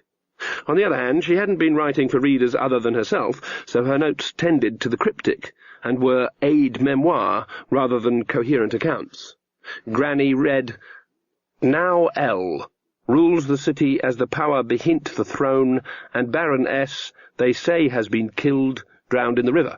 He was a wicked man, though not, I think, as wicked as L, for she says she wants to make it a magic kingdom, a happy and peaceful place, and when people do that, look out for spies on every corner, and no man dare speak out, for who dares speak out against evil done in the name of happiness and peace? All the streets are clean, and axes are sharp. But E is safe, at least, for now L has plans for her. And Mrs. G, who was the Baron's amour, hides in the swamp and fights back with swamp magic, but you cannot fight mirror magic, which is all reflection." Fairy godmothers came in twos, Granny knew. So that was Desiderata and L. But who was this person in the swamp? "Githa," said Granny. "Was that?" said Nanny Ogg, who was dozing off. "Desiderata says some woman here is someone's armour." "Oh, it's probably a metaphor," said Nanny Ogg. "Oh," said Granny darkly. "one of them things." "But no one can stop Mardi Gras," she read. "If anything can be done, it be on Samedi Nuit Mort, the last night of Carnivale, the night halfway between the living and the dead, when magic flows in the streets. If L is vulnerable, it is then, for Carnivale is everything she hates." Granny Weatherwax pulled her hat down over her eyes to shield them from the sun. "It says here they have a great big carnival every year," she said. "Mardi Gras, it's called." "That means fat lunchtime," said Nanny Ogg, international linguist. "Garcon, et cetera grosse mint tulip avec petit bol de peanuts, pour favor." Granny Weatherwax shut the book. She would not, of course, admit it to a third party, least of all another witch, but as Genua drew nearer, Granny was becoming less and less confident. She was waiting in Genua, after all this time, staring at her out of the mirror, smiling. The sun beat down. She tried defying it. Sooner or later she was going to have to give in, though.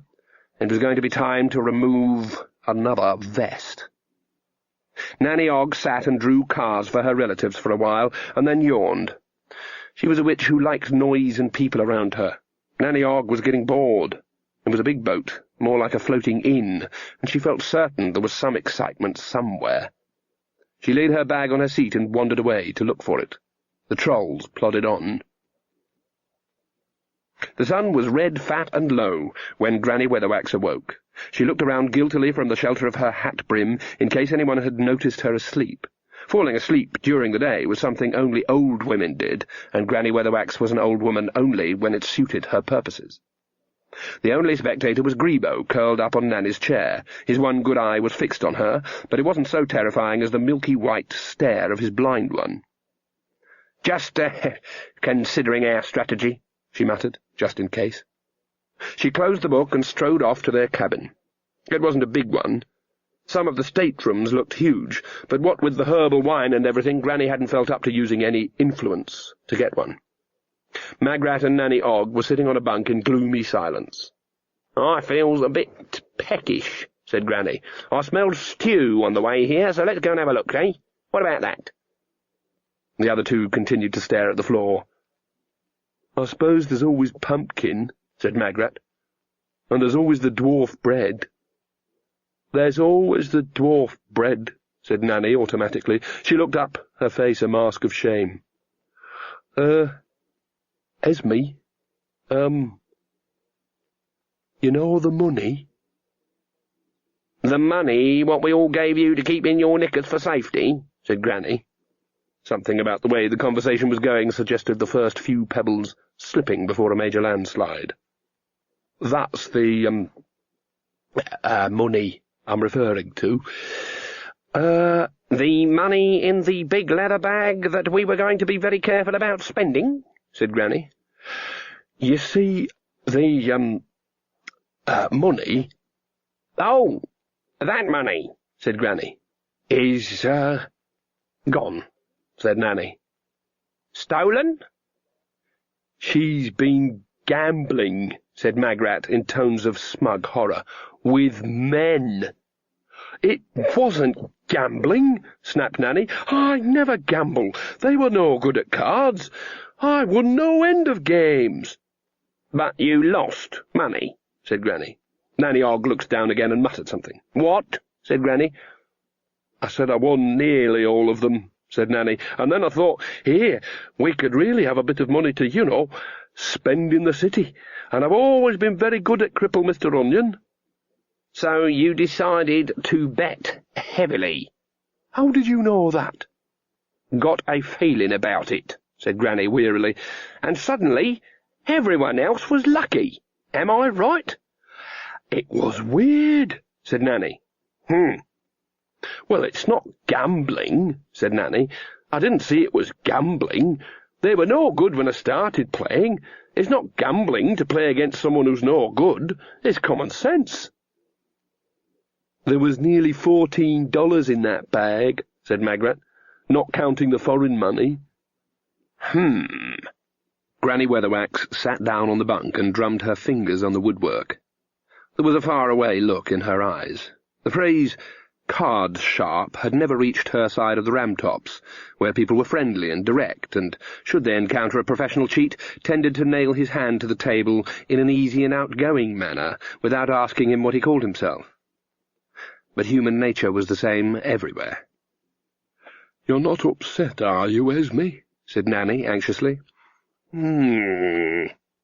I expect I can soon pick up a new broom when we get home." What?" "After she lost all her money, she bet her broom," said Magrat triumphantly. "Have we got any money at all?" said Granny. A trawl of various pockets and knicker legs produced 47 pence. "Right," said Granny. She scooped it up. "That ought to be enough. To start with, anyway. Where are these men?" "What are you going to do?" said Magrat. "I'm going to play cards," said Granny. "You can't do that," said Magrat, who had recognized the gleam in Granny's eye. "You're going to use magic to win. You mustn't use magic to win, not to affect the laws of chance. That's wicked." The boat was practically a floating town, and in the balmy night air no one bothered much about going indoors. The riverboat's flat deck was dotted with groups of dwarfs, trolls, and humans lounging among the cargo. Granny threaded her way between them and headed for the long saloon that ran almost the entire length of the boat. There was the sound of revelry within.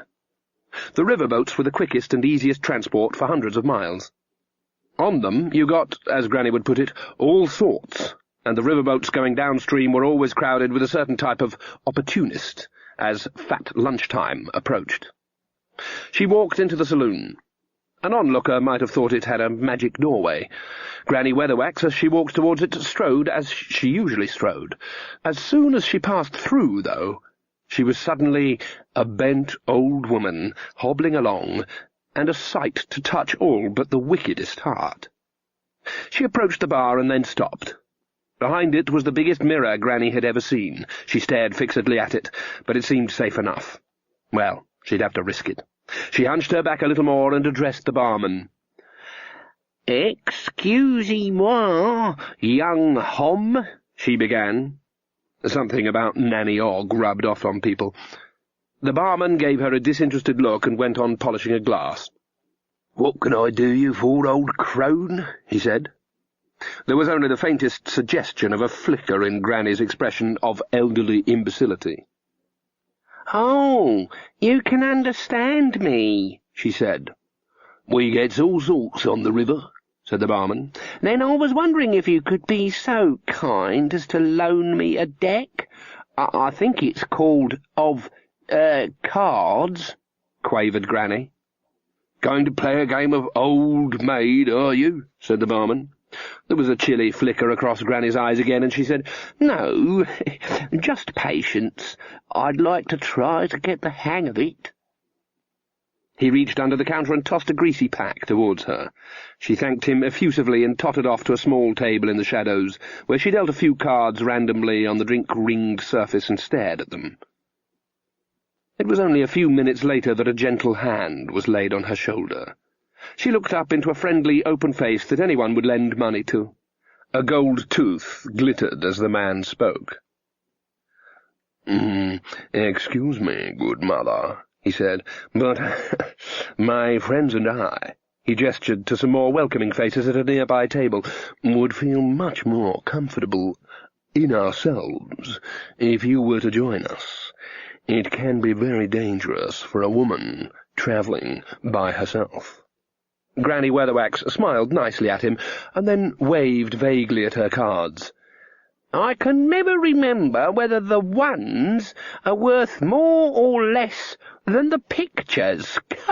Forget me own head next, I expect." They all laughed. Granny hobbled to the other table. She took the vacant seat, which put the mirror right behind her shoulder. She smiled to herself and then leaned forward, all eagerness. "So, tell me," she said, "how do you play this game, then?" All witches are very conscious of stories. They can feel stories, in the same way that a bather in a little pool can feel the unexpected trout. Knowing how stories work is almost all the battle. For example, when an obvious innocent sits down with 3 experienced card-sharpers and says, "How do you play this game, then?" someone is about to be shaken down until their teeth fall out. Magrat and Nanny Ogg sat side by side on the narrow bunk. Nanny was distractedly tickling Grebo's stomach while he purred. "She'll get into terrible trouble if she uses magic to win," said Magrat. "And you know how she hates losing," she added. Granny Weatherwax was not a good loser. From her point of view, losing was something that happened to other people. "It's her ego," said Nanny Ogg. "Everyone's got one of them. An ego. And she's got a great big one. Of course, that's all part of being a witch, having a big ego." "She's bound to use magic," said Magrat. "It's tempting fate using magic in a game of chance," said Nanny Ogg. "Cheating's all right. That's practically fair. I mean, anyone can cheat. But using magic, oh, it's tempting fate." "No, not fate," said Magrat darkly. Nanny Ogg shivered. "Come on," said Magrat. "We can't let her do it." "It's her ego," said Nanny Ogg weakly. "Terrible thing, a big ego." "I got," said Granny, 3 little pictures of kings and such like, and 3 of them funny number 1 cards." The 3 men beamed and winked at one another. "That's, triple onion," said the one who had introduced Granny to the table, and who had turned out to be called Mr. Frank. "Oh, and that's good, is it?" "It means you win yet again, dear lady." He pushed a pile of pennies towards her. "Gosh," said Granny, "that means I've got, ooh, what would it be? Almost $5 now." "Can't understand it," said Mr. Frank. "It must be the famous beginner's luck, eh?" "Soon be poor men if it goes on like this," said one of his companions. "She'll have the coats off our backs right enough," said the third man. "Think we should give up right now," said Mr. Frank.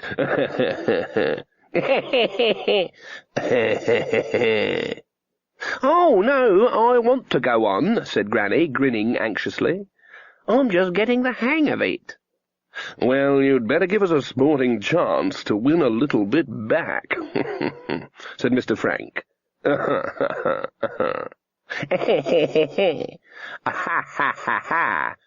Ha ha ha ha. What about $half a stake? Oh, I reckon she'll want $1 a stake, a sporting lady like her, said the third man.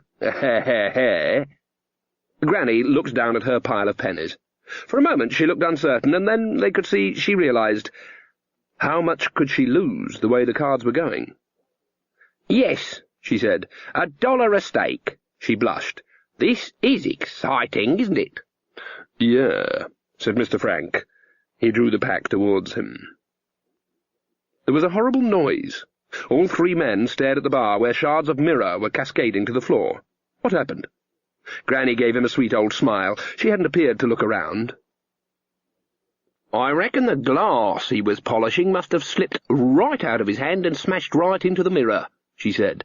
"I do hope he doesn't have to pay for it out of his wages, the poor boy." The men exchanged glances. "Come on," said Granny. "I've got my dollar all ready." Mr. Frank looked nervously at the ravaged frame. Then he shrugged. The movement dislodged something somewhere. There was a muffled snapping noise like a mousetrap carrying out the last rites. Mr. Frank went white and gripped his sleeve. A small metal contraption, all springs and twisted metal, fell out. A crumpled-up ace of cups was tangled up in it. "Whoops!" said Granny. Magrat peered through the window into the saloon. "What's she doing now?" hissed Nanny Ogg. "She's grinning again," said Magrat. Nanny Ogg shook her head. "Ego," she said. Granny Weatherwax had that method of play that has reduced professional gamblers to incoherent rage throughout the multiverse. She held her cards tightly cupped in her hands, a few inches from her face, allowing the merest fraction of each one to protrude. She glared at them as if daring them to offend her, and she never seemed to take her eyes off them except to watch the dealing. And she took far too long, and she never, ever took risks. After 25 minutes she was down $1, and Mr. Frank was sweating. Granny had already helpfully pointed out 3 times that he'd accidentally dealt cards off the bottom of the deck, and she'd asked for another pack, "Because look, this one's got all little marks on the back." It was her eyes, that's what it was. Twice he'd folded on a perfectly good 3-card onion, only to find that she'd been holding a lousy double bagel. Then the third time, thinking he'd worked out her play, he'd called her out and run a decent flush right into the maw of a 5-card onion that the old bag must have been patiently constructing for ages. And then his knuckles went white, and then the dreadful, terrible hag had said, "Have I won? With all these little cards? Gosh, aren't I the lucky one?" And then she started humming when she looked at her cards. Normally the 3 of them would have welcomed this sort of thing. The teeth tappers, the eyebrow raisers, the ear rubbers, they were as good as money in the sock under the mattress, to a man who knew how to read such things. But the appalling old crone was as transparent as a lump of coal, and the humming was insistent. You found yourself trying to follow the tune. It made your teeth tingle. Next thing you were glumly watching while she laid down a measly broken flush in front of your even more measly 2-card onion and said, "What? Is it me again?" Mr. Frank was desperately trying to remember how to play cards without his sleeve device, a handy mirror, and a marked deck, in the teeth of a hum like a fingernail down a blackboard. It wasn't as if the ghastly old creature even knew how to play properly. After an hour, she was $4 ahead, and when she said, "I am a lucky girl," Mr. Frank bit through his tongue. And then he got a natural great onion. There was no realistic way to beat a great onion. It was something that happened to you once or twice in a lifetime. She folded. The old bitch folded. She abandoned one blasted dollar, and she folded. Magrat peered through the window again. "What's happening?" said Nanny. "They all look very angry." Nanny took off her hat and removed her pipe. She lit it and tossed the match overboard. "Oh, she'll be humming, you mark my words. She's got a very annoying hum, has Esme. Nanny looked satisfied. "Has she started cleaning out her ear yet?" "Don't think so." "No one cleans out her ear like Esme." She was cleaning out her ear.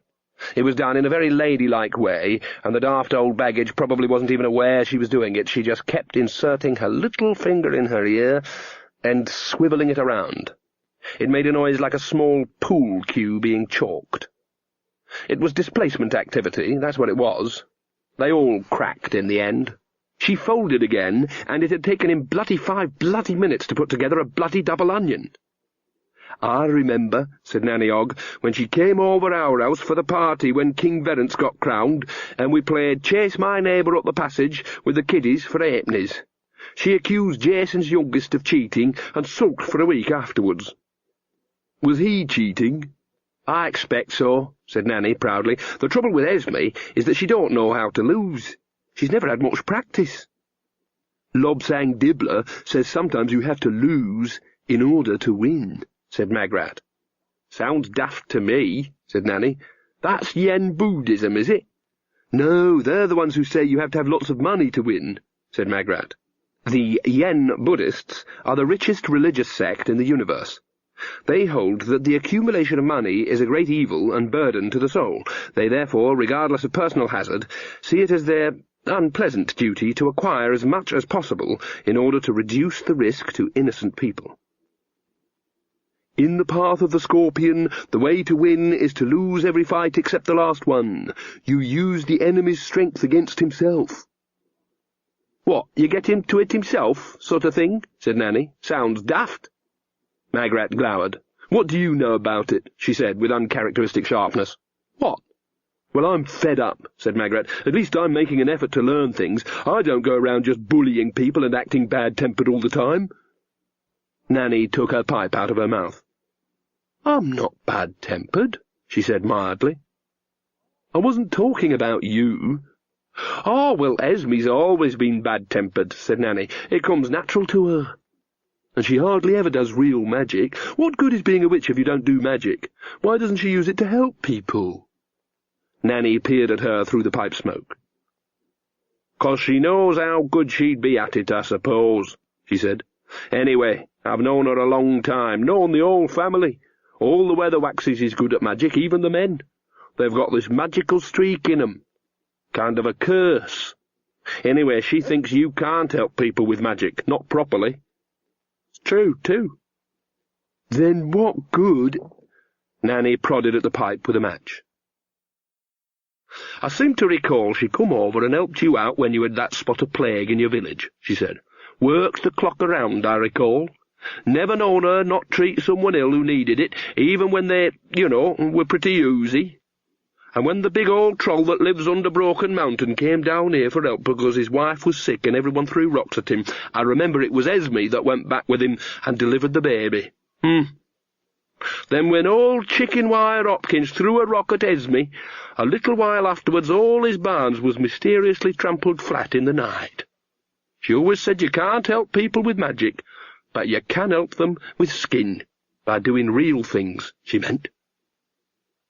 I'm not saying she's not basically a nice person," Magrat began. "I am. You'd have to go a long day's journey to find someone basically nastier than Esme," said Nanny Ogg. "And this is me saying it. She knows exactly what she is. She was born to be good, and she don't like it." Nanny tapped her pipe out on the rail and turned back to the saloon.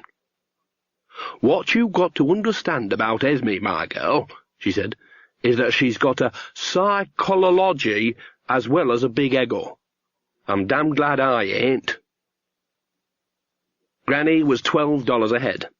Everything else in the saloon had stopped. You could hear the distant splash of the paddles and the cry of the leadman. Granny won another $5 with a 3-card onion. "What do you mean, a psychology?" said Magrat. "Have you been reading books?" Nanny ignored her. "The thing to watch out for now," she said, "is when she goes under her breath. That comes after the ear cleaning. It generally means she's planning something." Mr. Frank drummed his fingers on the table, realized to his horror that he was doing it, and brought 3 new cards to cover his confusion. The old baggage didn't appear to notice. He stared at the new hand. He ventured $2 and bought 1 more card. He stared again. What were the odds, he thought, against getting a great onion twice in one day? The important thing was not to panic. I think, he heard himself say, that I may hazard another $2. He glanced at his companions. They obediently folded, one after the other. "Well, I don't know," said Granny, apparently talking to her cards. She cleaned her ear again. "What do you call it when, when you want to put more money in, sort of thing?" "It's called raising," said Mr. Frank, his knuckles going white. "I'll do one of those raisings, then. $5, I think." Mr. Frank's knees ground together. "I'll see you and raise you $10, he snapped. "I'll do that too," said Granny. "I can go another $20. Granny looked down, suddenly crestfallen. "I've got a broomstick."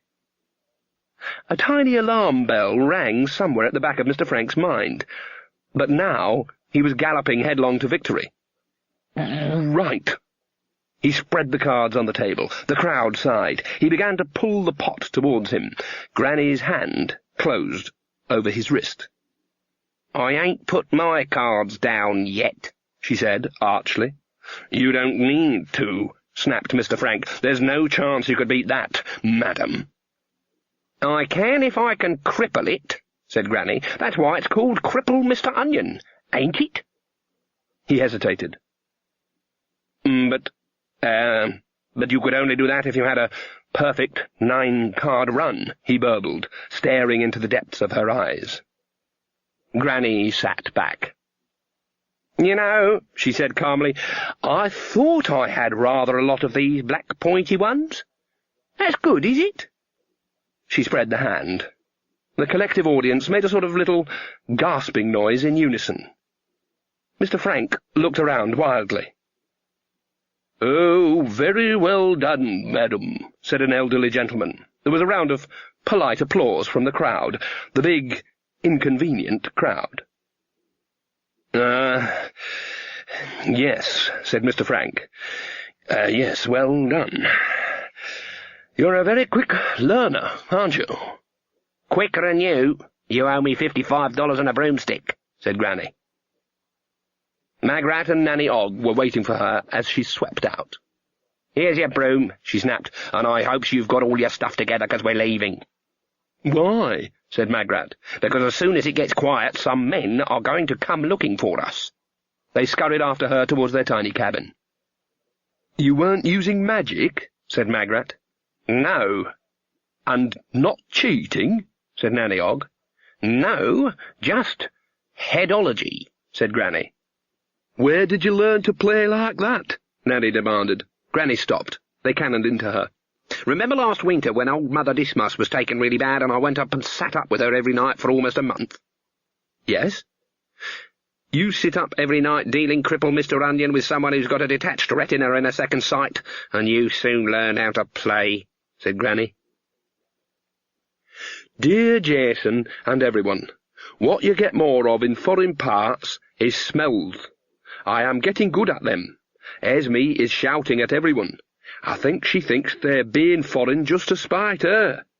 Don't know when I last saw her enjoy herself so much. Mind you, they need a good shaking up if you ask me. For lunch, we stopped somewhere and they did steak tartare. And they acted very snooty just because I wanted mine well done. All the best, Mum." The moon was closer here. The orbit of the Discworld's moon meant that it was quite high when it passed over the high ram-tops. Here, nearer to the rim, it was bigger and more orange. "Like a pumpkin," said Nanny Ogg. "I thought we said we weren't going to mention pumpkins," said Magrat. "Well, we didn't have any supper," said Nanny. And there was another thing. Except during the height of summer, the witches weren't used to warm nights. It didn't seem right, gliding along under a big orange moon over dark foliage that clicked and buzzed and whirred with insects. "We must be far enough from the river now," said Magrat. "Can't we land, Granny? No one could have followed us." Granny Weatherwax looked down. The river in this countryside meandered in huge, glistening curves, taking 20 miles to cover 5. The land between the snaking water was a patchwork of hillsides and woodlands. A distant glow might have been Genua itself. "Riding a broomstick all night is a right pain in the itinerant," said Nanny. "Oh, all right." "There's a town over there," said Magrat, "and a castle." "Oh, not another one." "It's a nice little castle," said Magrat. "Can't we just call in? I'm fed up with inns." Granny looked down. She had very good night vision. "Are you sure that's a castle?" she said. "I can see the turrets and everything," said Magrat. "Of course it's a castle." I can see more than turrets," said Granny. "I think we'd better have a look at this, Gither." There was never any noise in the sleeping castle, except in the late summer when ripe berries fell off the bramble vines and burst softly on the floor. And sometimes birds would try to nest in the thorn thickets that now filled the throne room from floor to ceiling. But they never got very far before they, too, fell asleep. Apart from that, you'd need very keen hearing indeed to hear the growth of shoots and the opening of buds. It had been like this for 10 years. There was no sound in the "Open up there! bona fide travellers seeking succour." No sound in the Here, give us a leg up, Magrat. Right, now." There was a tinkle of broken glass. "You've broken their window." Not a sound in the "You'll have to offer to pay for it, you know." The castle gate swung open slowly. Nanny Ogg peered around it at the other 2 witches while pulling thorns and burrs from her hair. "It's bloody disgusting in here," she said. "There's people asleep all over the place with spiders' webs all over them. You were right, Esme. There's been magic going on." The witches pushed their way through the overgrown castle. Dust and leaves had covered the carpets. Young sycamores were making a spirited attempt to take over the courtyard. Vines festooned every wall. Granny Weatherwax pulled a slumbering soldier to his feet. Dust billowed off his clothes. "Wake up," she demanded. Said the soldier, and slumped back. "It's like that everywhere," said Magrat, fighting her way through a thicket of bracken that was growing up from the kitchen regions. "There's the cooks all snoring, and nothing but mould in the pots. There's even mice asleep in the pantry." Said Granny. "There'll be a spinning wheel at the bottom of all this, you mark my words." "A Black Alice job?" said Nanny Ogg. "Looks like it," said Granny. Then she added quietly, "Or someone like her." "Now there was a witch who knew how stories worked," said Nanny. "She used to be in as many as 3 of them at once." Even Magrat knew about Black Alice. She was said to have been the greatest witch who ever lived. Not exactly bad, but so powerful it was sometimes hard to tell the difference. When it came to sending palaces to sleep for 100 years, or getting princesses to spin straw into glod, Black Alice wasn't very good with words either. They had to give him quite a lot of money to go away and not make a scene. No one did it better than Black Alice. "I met her once," said Nanny, as they climbed the castle's main staircase, which was a cascade of old man's trousers. "Old Deliria Skibley took me to see her once when I was a girl. Of course, she was getting pretty eccentric by then. Gingerbread houses, that kind of thing." She spoke sadly, as one might talk about an elderly relative who'd taken to wearing her underwear outside her clothes. "That must have been before those 2 children shut her up in her own oven," said Magrat, untangling her sleeve from a briar. "Yeah, sad that. I mean, she didn't really ever eat anyone," said Nanny. "Well, not often. I mean, there was talk, but, "That's what happens," said Granny. "You get too involved with stories, you get confused. You don't know what's really real and what isn't.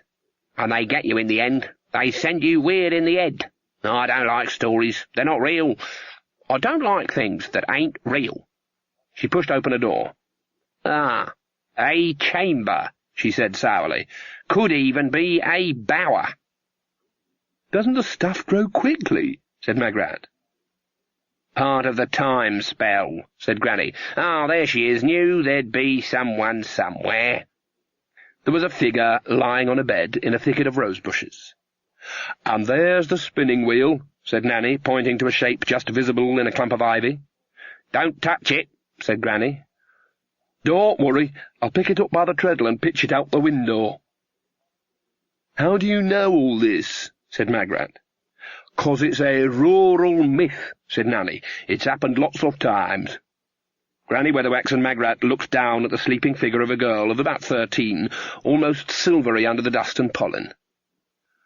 "Oh, isn't she pretty?" sighed Magrat, the generous-hearted. From behind them came the crash of a spinning wheel on some distant cobbles, and then Nanny Ogg appeared, brushing her hands. "Seen it happen a dozen times," she said.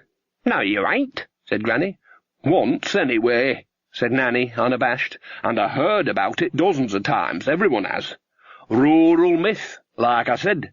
Everyone's heard about it happening in their cousin's friend's neighbour's village." "That's because it does," said Granny. Granny picked up the girl's wrist. "She's asleep because she'll have got a—" Nanny said. Granny turned. I know, right? I know as well as you do. You think I don't know?" She bent over the limp hand. "That's fairy godmothering, this is," she added, half to herself. "Always do it impressively, always meddling, always trying to be in control. Heh! Someone got a bit of poison, send everyone to sleep for 100 years, do it the easy way, all this for one prick, as if that was the end of the world." She paused. Nanny Ogg was standing behind her. There was no possible way she could have detected her expression. "Githa?" "Yes, Esme?" said Nanny Ogg innocently. "I can feel you grinning. You can save the tuppenny-halfpenny psycholology for them that wants it." Granny shut her eyes and muttered a few words. "Shall I use my wand?" said Magrat hesitantly. "Don't you dare," said Granny, and went back to her muttering. Nanny nodded. "She's definitely getting a bit of colour back," she said. A few minutes later the girl opened her eyes and stared up blearily at Granny Weatherwax. "Time to get up," said Granny, in an unusually cheerful voice. "You're missing the best part of the decade."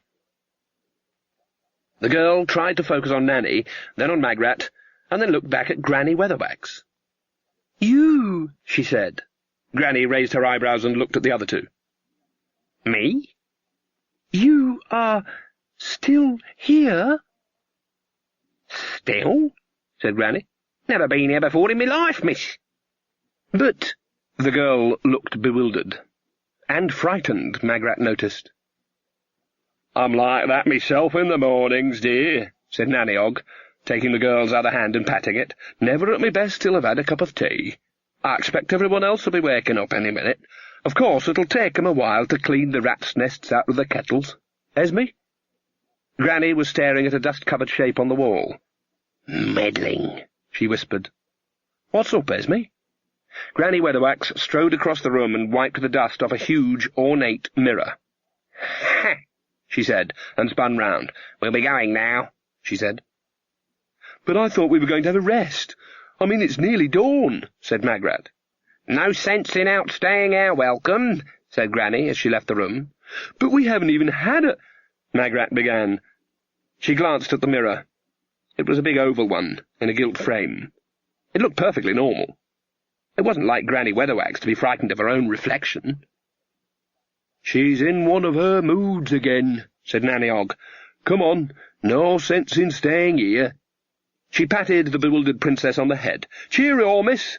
Couple of weeks with a broom and an axe, and you'll soon have the old place looking like new." "She looked as if she recognised Granny," said Magrat, as they followed the stiff, hurrying figure of Esme Weatherwax down the stairs. "Well, we know she doesn't, don't we?" said Nanny Ogg. "Esme has never been in these parts in her life." "But I still don't see why we have to rush off," Magrat persisted. "I expect people will be jolly grateful that we've broken the spell and everything." The rest of the palace was waking up. They jogged past guards, staring in amazement at their cobwebbed uniforms and the bushes that were growing everywhere. As they crossed the forested courtyard, an older man in faded robes staggered out of a doorway and leaned against the wall trying to get his bearings. Then he saw the accelerating figure of Granny Weatherwax. "You!" he shouted, and "Guards!" Nanny Ogg didn't hesitate. She snatched Magrat's elbow and broke into a run, catching up with Granny Weatherwax at the castle gates. A guard, who was better at mornings than his colleague, staggered forward and made an attempt to bar their way with his pike, but Granny just pushed at it and swiveled him around gently. Then they were outside and running for the broomsticks, leaning against a convenient tree. Granny snatched at hers without stopping, and for once it fired up on almost the first attempt. An arrow whiffled past her hat and stuck in a branch. "I don't call that gratitude," said Magrat as the brooms glided up and over the trees. "A lot of people are never their best just after waking up," said Nanny. "Everyone seemed to think they knew you, Granny," said Magrat. Granny's broomstick jerked in the wind. "They didn't," she shouted. "They never saw me before. All right?" They flew on in a troubled silence for a while. Then Magrat, who in Nanny Ogg's opinion had an innocent talent for treading on dangerous ground, said, "I wonder if we did the right thing. I'm sure it was a job for a handsome prince." "Ah," said Granny, who was riding ahead. "And what good would that be? Cutting your way through a bit of bramble is how you can tell he's going to be a good husband, is it? That's fairy godmotherly thinking, that is. Going around inflicting happy endings on people whether they want them or not, eh?" "There's nothing wrong with happy endings," said Magrat hotly. "Listen. Happy endings is fine if they turn out happy," said Granny, glaring at the sky, "but you can't make 'em for other people. Like the only way you could make a happy marriage is by cutting their heads off as soon as they say I do. Yes? You can't make happiness." Granny Weatherwax stared at the distant city. "All you can do," she said, "is make an ending." They had breakfast in a forest clearing. It was grilled pumpkin. The dwarf bread was brought out for inspection. But it was miraculous, the dwarf bread. No one ever went hungry when they had some dwarf bread to avoid. You only had to look at it for a moment, and instantly you could think of dozens of things you'd rather eat. Your boots, for example. Mountains, raw sheep, your own foot. Then they tried to get some sleep. At least Nanny and Magrat did, but all it meant was that they lay awake and listened to Granny Weatherwax muttering under her breath. They'd never seen her so upset. Afterwards, Nanny suggested that they walk for a while. It was a nice day, she said. This was an interesting kind of forest, she said, with lots of new herbs which could do with being looked at. Everyone would feel better for a stroll in the sunshine, she said. It'd improve their tempers. And it was indeed a nice forest. After half an hour or so, even Granny Weatherwax was prepared to admit that in certain respects it wasn't totally foreign and shoddy. Magrat wandered off the path occasionally picking flowers. Nanny even sang a few verses of "A Wizard's Staff Has a Knob on the End," with no more than a couple of token protests from the other two. But there was still something wrong. Nanny Ogg and Magrat could feel something between them and Granny Weatherwax, some sort of mental wall, something important deliberately hidden and unsaid. Witches usually had few secrets from one another, if only because they were all so nosy that there was never any chance to have secrets. It was worrying. And then they turned a corner by a stand of huge oak trees and met the little girl in the red cloak. She was skipping along in the middle of the path, singing a song that was simpler and a good deal cleaner than any in Nanny Ogg's repertoire. She didn't see the witches until she was almost on top of them. She stopped and then smiled innocently. "Hello, old woman," she said. said Magrat. Granny Weatherwax bent down. "What are you doing out in the forest all by yourself, young lady?" "I'm taking this basket of goodies to my granny," said the girl. Granny straightened up, a faraway look in her eyes. "Esme," said Nanny Ogg urgently. I know," said Granny. Magrat leaned down and set her face in the idiot grimace generally used by adults who love to be good with children and don't stand a dog's chance of ever achieving it. Tell me, miss, did your mother tell you to watch out for any bad wolves that might happen to be in the vicinity?" "That's right." "And your granny," said Nanny Ogg, "I guess she's a bit bedbound at the moment, right?" "That's why I'm taking her this basket of goodies," the child began. "Thought so." "Do you know my granny?" said the child. "Yes," said Granny Weatherwax. "In a way." "It happened over Scund way when I was a girl," said Nanny Ogg quietly. "They never even found the "And where is your granny's cottage, little girl?" said Granny Weatherwax loudly, nudging Nanny sharply in the ribs. The girl pointed up a side track. "You're not the Wicked Witch, are you?" she said. Nanny Ogg coughed. "Me? No, we're, Granny began. "Fairies," said Magrat. Granny Weatherwax's mouth dropped open. Such an explanation would never have occurred to her. "Only my mummy warned me about the Wicked Witch, too," said the girl. She gave Magrat a sharp look. "What kind of fairies?" Flower fairies," said Magrat. "Look, I've got a wand." "Which ones?" What?" "Which flowers?" Said Magrat. "Well, I'm, Fairy Tulip, and that's—" She avoided looking directly at Granny. "Fairy Daisy, and this is—" "Fairy Hedgehog," said Nanny Ogg. This addition to the supernatural pantheon was given due consideration. "You can't be a fairy hedgehog," said the child after some thought. "A hedgehog's not a flower." "How do you know?" "'Cause it's got spikes." "So's holly, and thistles." "Oh." "And I've got a wand," said Magrat. Only now did she risk a look at Fairy Daisy. "And we ought to be getting along," said Granny Weatherwax. "You just stay here with Fairy Tulip, I think it was, and we'll just go and make sure your granny's all right. All right?" "I bet it's not a real wand," said the child, ignoring her, and facing Magrat with a child's unerring ability to find a weak link in any chain. "I bet it can't turn things into things." "Well," Magrat began. "I bet," said the girl, "I bet you can't turn that tree stump over there into a pumpkin." "Ha, bet you anything you can't. Bet you $1 trillion that you can't turn that stump into a pumpkin." "I can see the two of you are going to get along fine," said Fairy Hedgehog. "We won't be long." 2 broomsticks skimmed low above the forest path.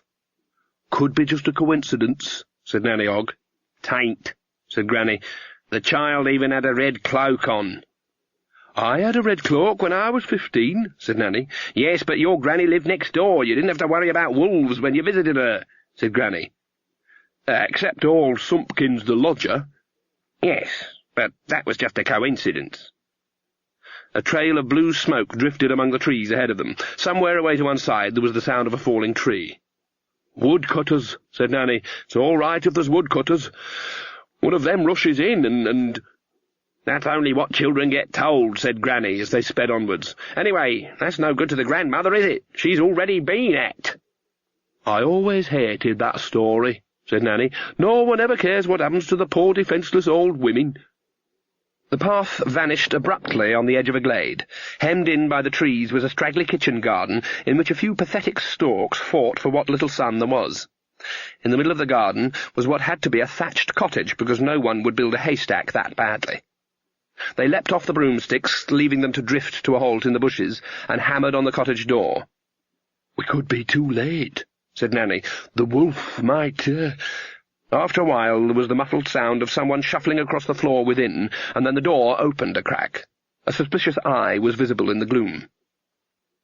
"Yes?" said a small and quavering voice from somewhere beneath the eye. "Are you grandmother?" Granny Weatherwax demanded. "Are you the tax-gatherers, dear?"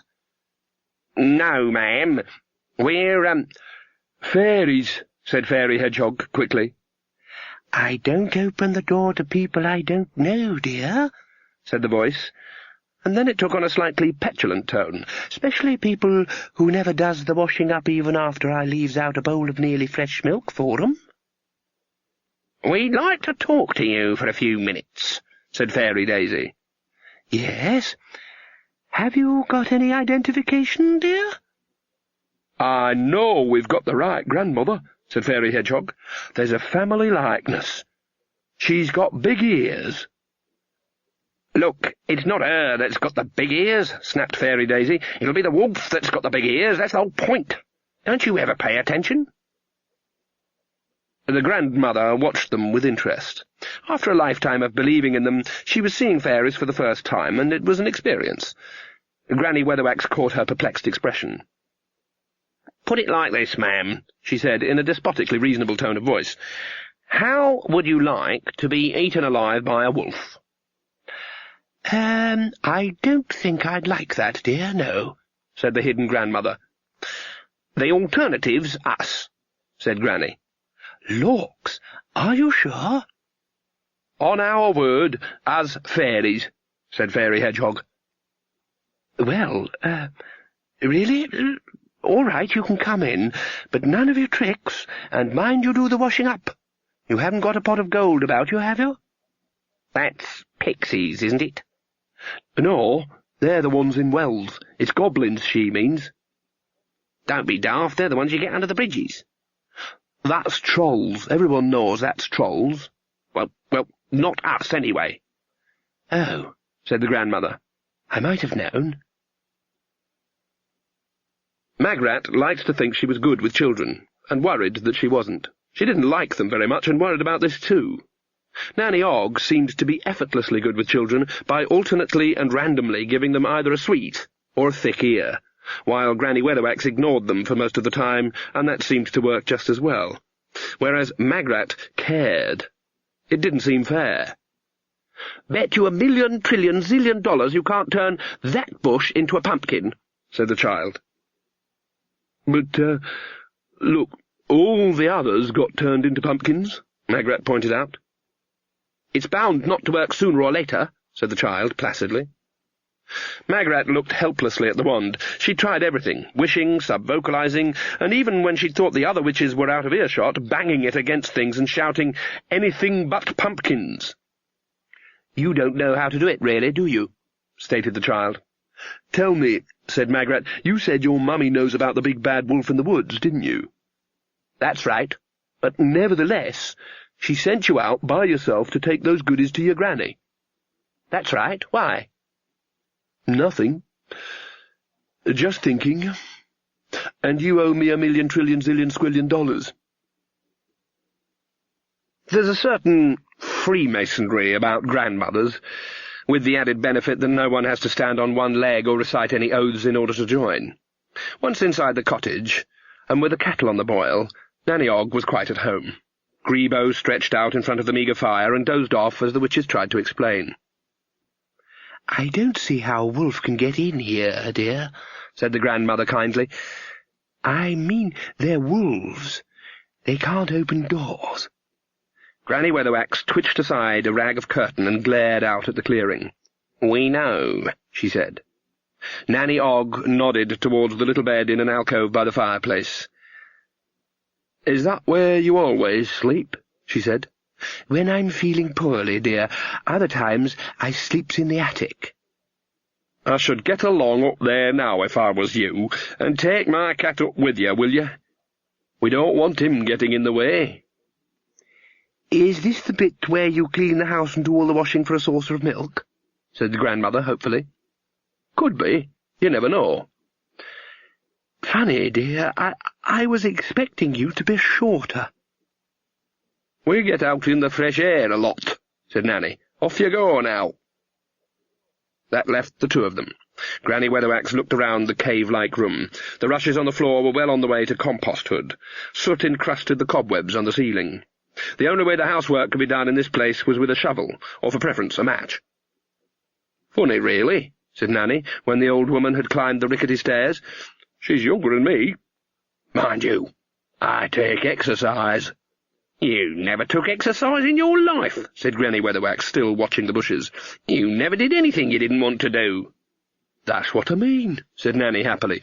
Look, Esme, I still say this could all be just... It ain't. I can feel the story. Someone's been making stories happen in these parts, I know it. And you know who, too, don't you, Esme? Said Nanny slyly. She saw Granny look around wildly at the grubby walls.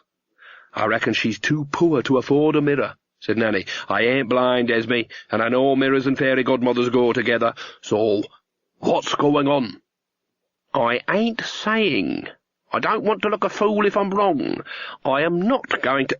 There's something coming. Nanny Ogg pressed her nose against the dirty window. Can't see anything. The bushes moved. Get into the bed. Me?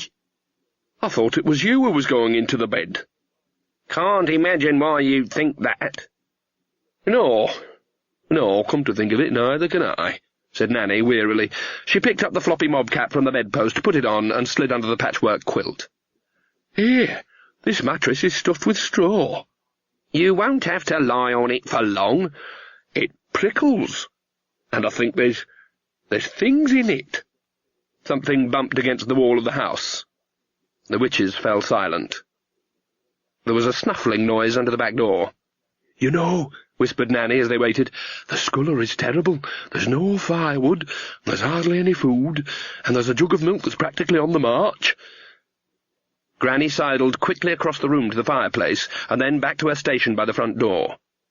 After a moment, there was a scrabbling at the latch, as if it was being operated by someone who was unfamiliar either with doors or with fingers. The door creaked open slowly. There was an overwhelming smell of musk and wet fur. Uncertain footsteps tottered across the floor and towards the figure huddling under the bedclothes. Nanny raised the mob cap's floppy frill just enough to see out. "Watcher," she said, and then, "Oh, blimey, I never realised you had teeth that big." Granny Weatherwax pushed the door shut and stepped forward briskly. The wolf spun around, a paw raised protectively. "No!" Granny hesitated for a second, and then hit it very hard on the head with a cast-iron frying-pan. The wolf crumpled. Nanny Ogg swung her legs out of the bed. "When it happened over Scund way, they said it was a werewolf or something, and I thought, no, werewolves aren't like that," she said. "I never thought it was a real wolf. Gave me quite a turn, that." "Real wolves don't walk on their hind legs and open doors," said Granny Weatherwax. "Come on, help me get it outside." "Took me right back, seeing a great big hairy slathering thing heading towards me," said Nanny, picking up one end of the stunned creature. "Did you ever meet old Sumpkins?" It was indeed a normal-looking wolf, except that it was a lot thinner than most. Ribs showed plainly under the skin, and the fur was matted. Granny hauled a bucket of cloudy water from the well next to the privy and poured it over its head. Then she sat down on a tree stump and watched it carefully. A few birds sang high in the branches. "It spoke," she said. "It tried to say no." "I wondered about that," said Nanny. "Then I thought maybe I was imagining things." "No point in imagining anything," said Granny. "Things are bad enough as they are." The wolf groaned. Granny handed the frying-pan to Nanny Ogg. After a while she said, "I think I'm going to have a look inside its head." Nanny Ogg shook her head. I wouldn't do that if I was you." "I'm the one who's me, and I've got to know. Just you stand by with the frying-pan." Nanny shrugged. Granny concentrated. It is very difficult to read a human mind. Most humans are thinking about so many things at any given moment that it is almost impossible to pick out one stream in the flood. Animal minds are different, far less cluttered. Carnivore minds are easiest of all, especially before meals.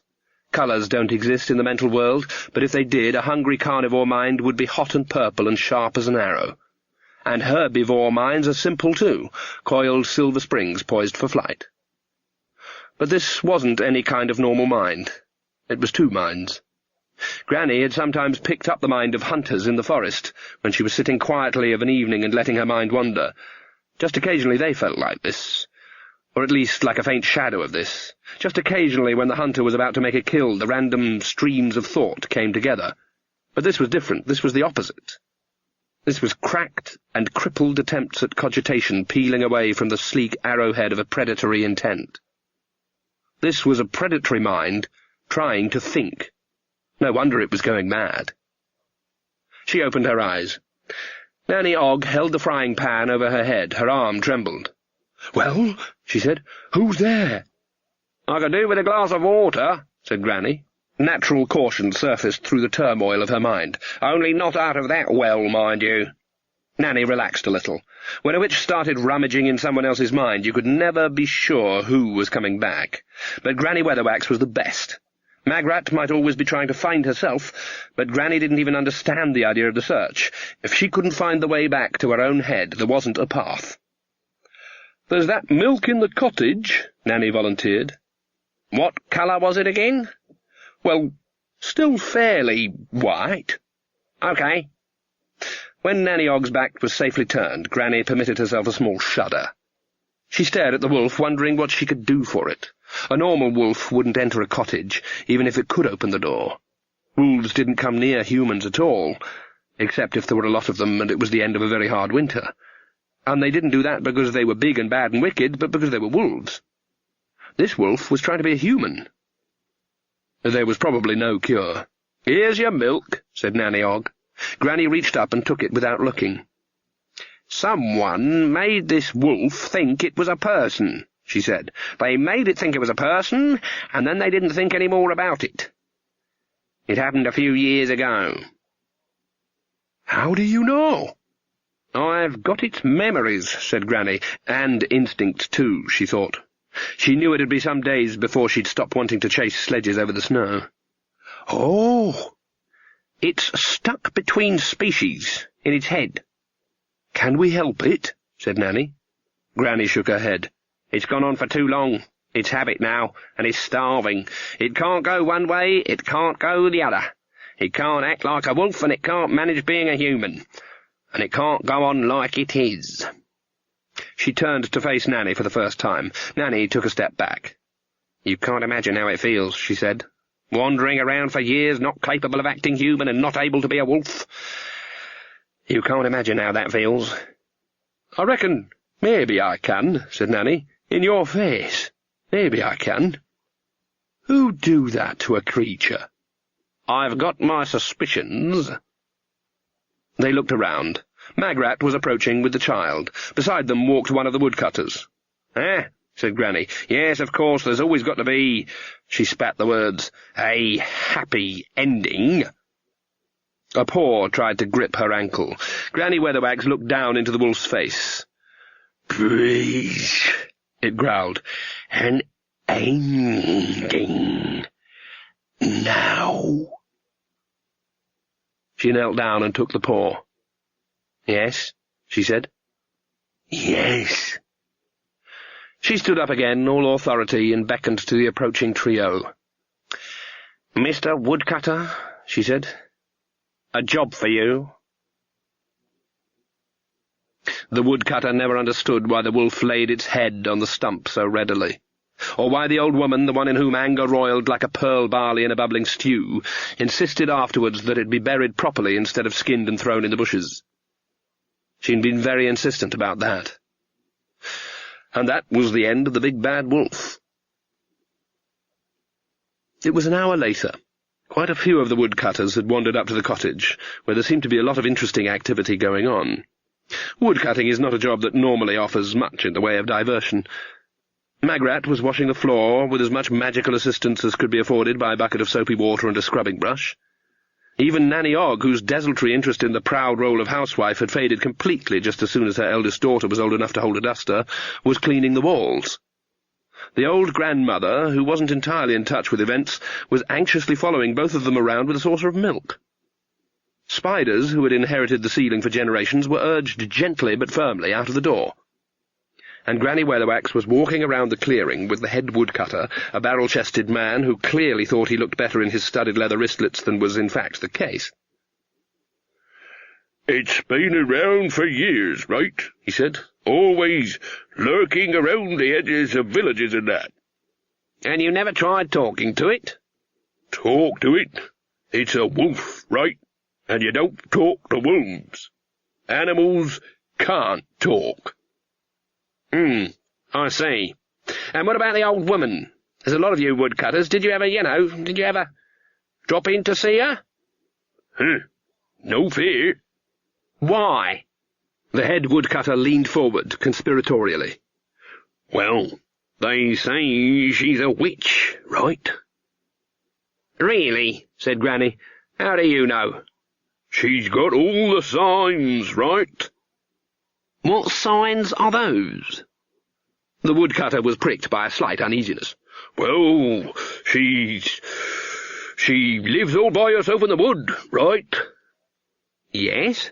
And she's got a hook nose, and she's always muttering to herself." "Yes." And she's got no teeth, right? Lawks, said Granny, I can see where you wouldn't want to be having with the likes of her, right? Right, said the woodcutter, relieved.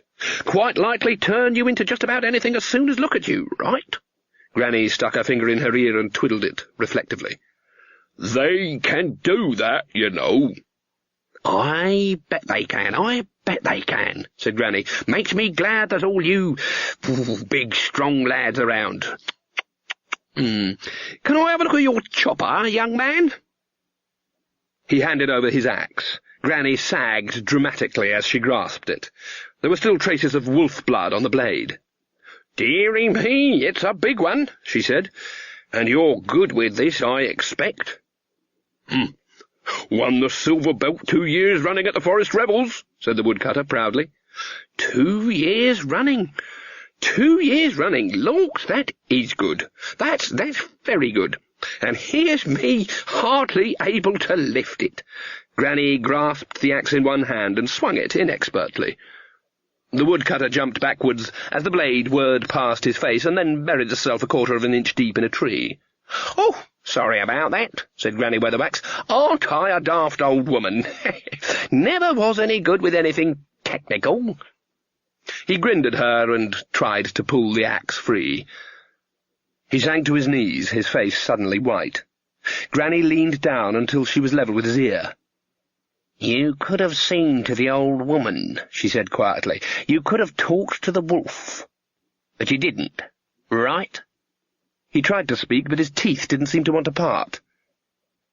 "I can see you're very sorry about all that," she said. "I can see you're seeing the error of your ways. I bet you can't wait to be up and repairing her cottage for her, and getting the garden back in good order, and seeing she has fresh milk every day and a good supply of wood, right? In fact, I wouldn't be surprised if you wasn't generous enough to build her a new cottage with a proper well and all. Somewhere near the village so she don't have to live alone, right? You know, I can see a future sometimes, and I just know what's going to happen, right?" Sweat ran off his face. Now his lungs didn't seem to be operating either. "And I knows you're going to keep your word, and I'm so pleased about it that I'm going to make sure you're especially lucky," said Granny, her voice still in the same pleasant monotone. "I knows it can be a dangerous job, wood chopping. People can get hurt, trees can accidentally fall on them, or the top of their chopper can suddenly come off and cut their head open." The woodcutter shuddered as Granny went on. "So what I'm going to do is a little spell to make sure that none of this happens to you, on account of me being so grateful because of you helping the old lady, right? Just nod." He managed to move his head a fraction. Granny Weatherwax smiled. "There," she said, standing up and brushing a speck of leaf mould off her dress. "You see how sweet life can be if we all helps one another." The witches left around lunchtime, but then the old woman's garden was full of people, and the air with the sound of sawing and hammering. News like Granny Weatherwax travelled fast. 3 woodcutters were digging over the vegetable plot, 2 more were fighting to clean the chimney, and 4 of them were halfway down a new well that was being dug with impressive speed. The old grandmother, who was still the kind of person who hangs on to one idea until another one dislodges it by force, was running out of saucers to put the milk in. The witches sneaked away in all the busyness. "There," said Magrat, as they strolled down the path, "it just goes to show how people will pitch in and help, if only someone sets an example. You don't have to bully people all the time, you know." Nanny Ogg glanced at Granny. "I saw you talking to the head woodcutter," she said. "What was you talking about?" "Sawdust," said Granny. "Oh, yes." "One of the woodcutters told me," said Magrat, "that there's been other odd things happening in this forest, animals acting human, he said. There used to be a family of bears living not far away." "Nothing unusual about a family of bears living together," said Nanny. "They're very convivial animals." "In a cottage?" "That's unusual." "That's what I mean," said Magrat. "You definitely feel a bit awkward about going round to borrow a cup of sugar," said Nanny. "I expect the neighbours had something to say about it." "Yes," said Magrat. "They said oink." "What they say oink for?" "Because they couldn't say anything else. They were pigs." "We had people like that next door when we lived at—" Nanny began. "I mean pigs, 4 legs, curly tail. What pork is before it's pork. Pigs." "Can't see anyone letting pigs live in a cottage," said Granny. "He said they didn't. The pigs built their own. There were 3 of them. Little pigs." "What happened to them?" said Nanny. "The wolf ate them. They were the only animals stupid enough to let him get near them, apparently. Nothing was found of them except their spirit level." "That's a shame." "The woodcutter says they didn't build very good houses, mind you." "Well, it's only to be expected, what with the trotters and all," said Nanny. "He says the roof leaks something dreadful right over his bed." The witches walked on in silence. "I remember hearing once," said Nanny, with the occasional glance at Granny Weatherwax, "about some old enchantress in history who lived on an island and turned shipwrecked sailors into pigs." "That's a terrible thing to do," said Magrat, on cue. "I suppose it's all according to what you really are, inside," said Nanny. "I mean, look at Grebo here." Grebo curled around her shoulders like a smelly fur. Purred. "He's practically a human." "You do talk a lot of tosh, Gither," said Granny Weatherwax. "That's 'cause people won't tell me what they really think is going on," said Nanny Ogg grimly. "I said I'm not sure," said Granny. "You looked into the wolf's mind?" "Yes, I did." "Well, then." Granny sighed. "Someone's been here before us, passing through. Someone who knows about the power of stories and uses them. And the stories have, kind of hung around. They do that when they get fed." "What did anyone want to do that for?" said Nanny. "Practice," said Granny. "Practice? What for?" said Magrat. "I expect we'll find out presently," said Granny gnomically. "You ought to tell me what you think," said Magrat. "I am the official godmother round here, you know. I ought to be told things. You've got to tell me things." Nanny Ogg went chilly. This was the kind of emotional countryside with which she was, as head Ogg, extremely familiar. That sort of comment at this sort of time was like the tiny sliding of snow off the top branch of a tall tree high in the mountains during the thaw season. It was one end of a process that, without a doubt, would end with a dozen villages being engulfed. Whole branches of the Ogg family had stopped talking to other branches of the Ogg family because of a "thank you very much" in the wrong tones and the wrong place. And this was far worse.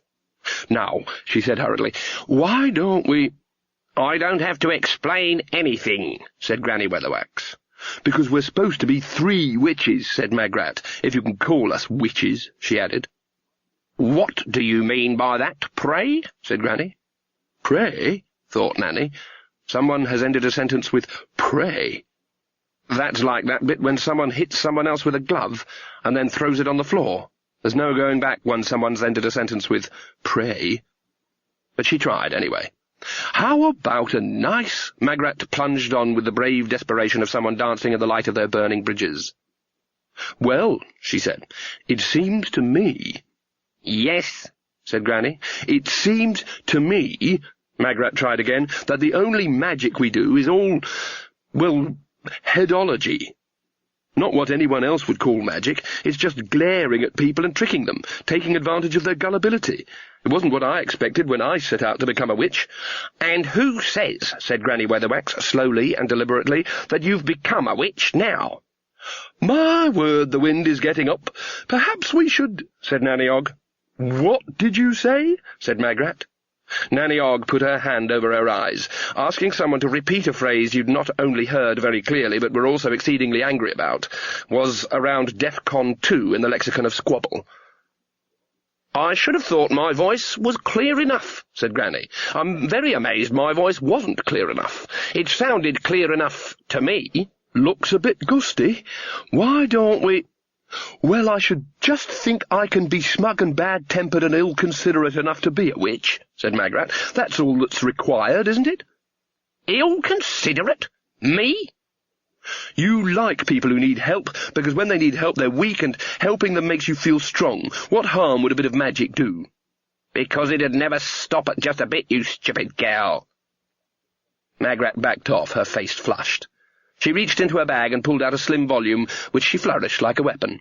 "Stupid I may be," she panted, "but at least I'm trying to learn things. Do you know the kind of things people can use magic for?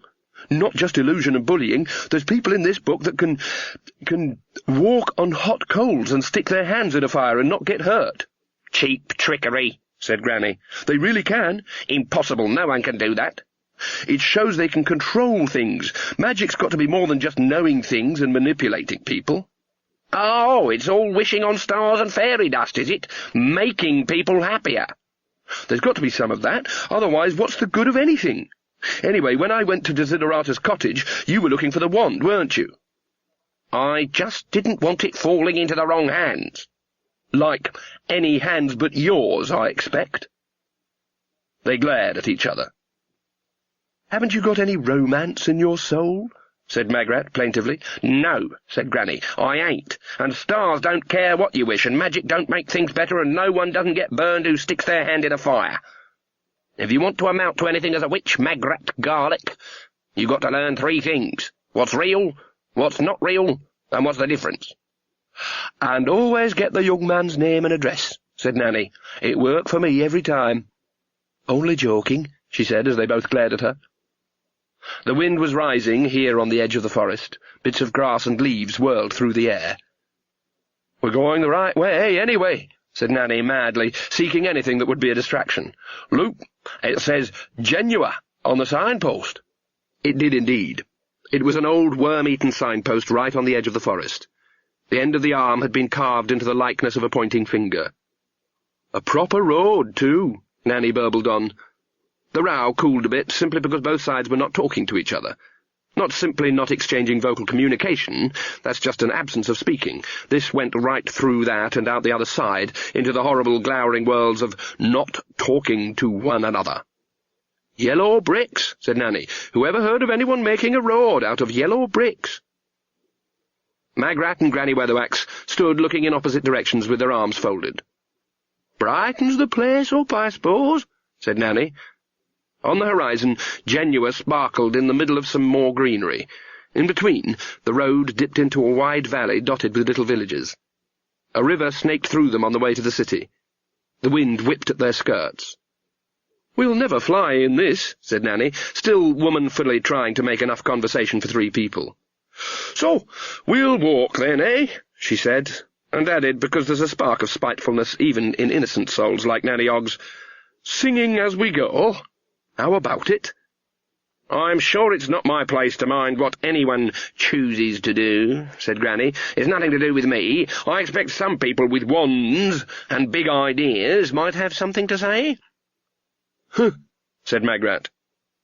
They set off along the brick road towards the distant city in single file, with Nanny Ogg as a kind of mobile buffer state in the middle.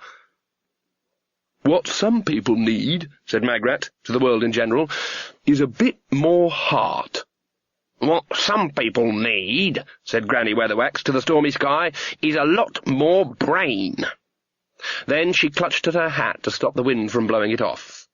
"What I need," thought Nanny Ogg fervently, "is a drink." 3 minutes later, a farmhouse dropped on her head.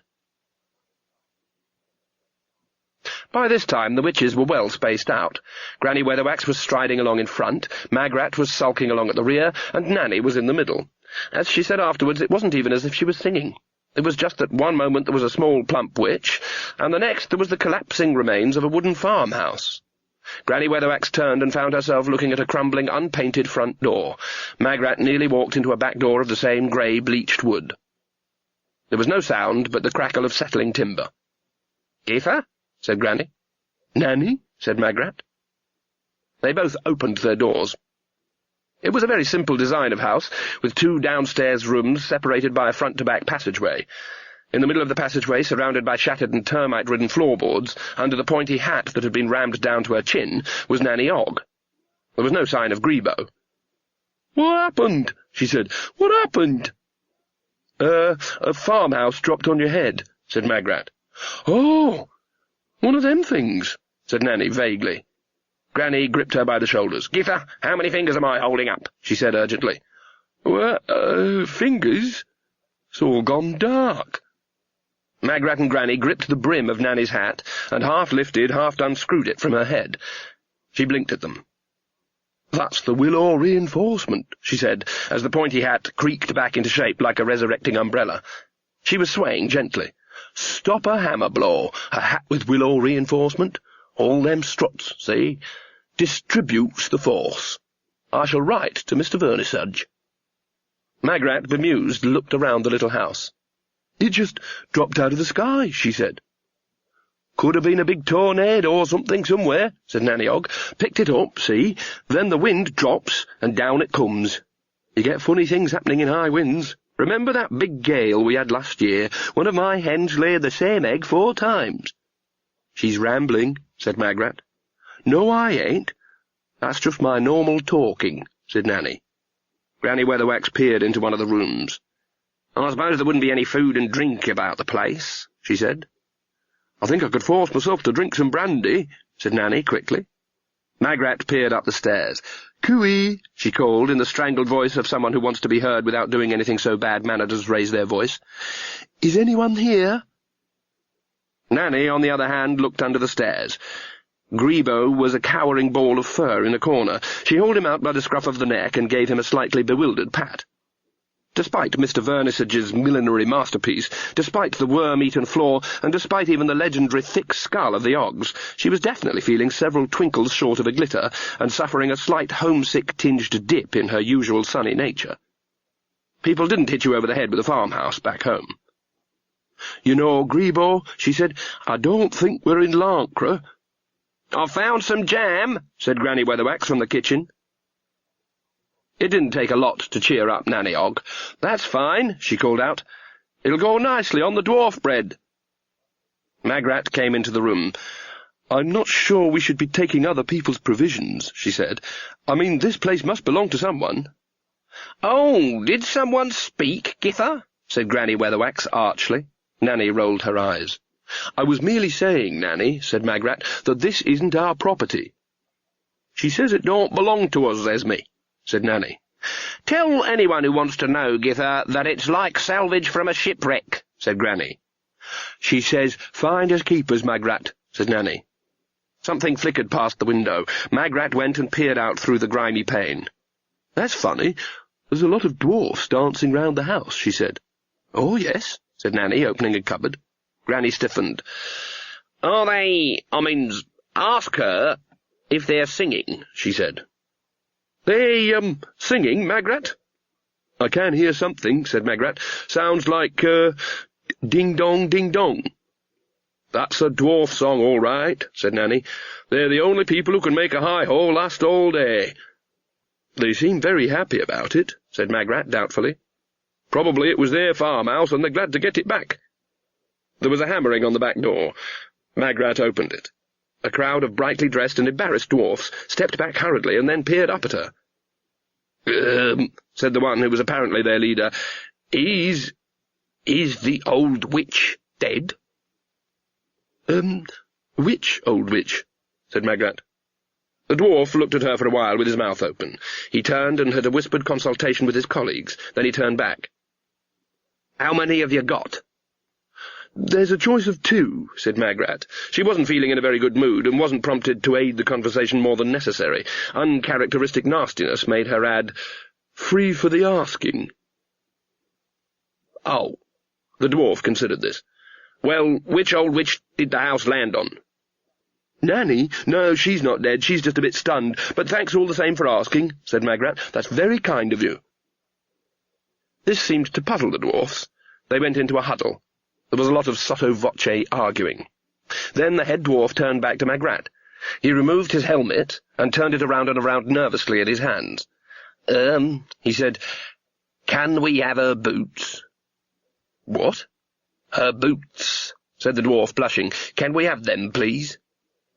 "What do you want her boots for?" The dwarf looked at her. Then he turned and went into a huddle with his colleagues again. He turned back to Magrat. "We've just got this feeling that we ought to have her boots," he said. He stood there, blinking. "Well, I'll go and ask," said Magrat, "but I don't think she'll say yes." As she went to close the door, the dwarf twiddled his hat some more. "They are ruby-coloured, aren't they?" he said.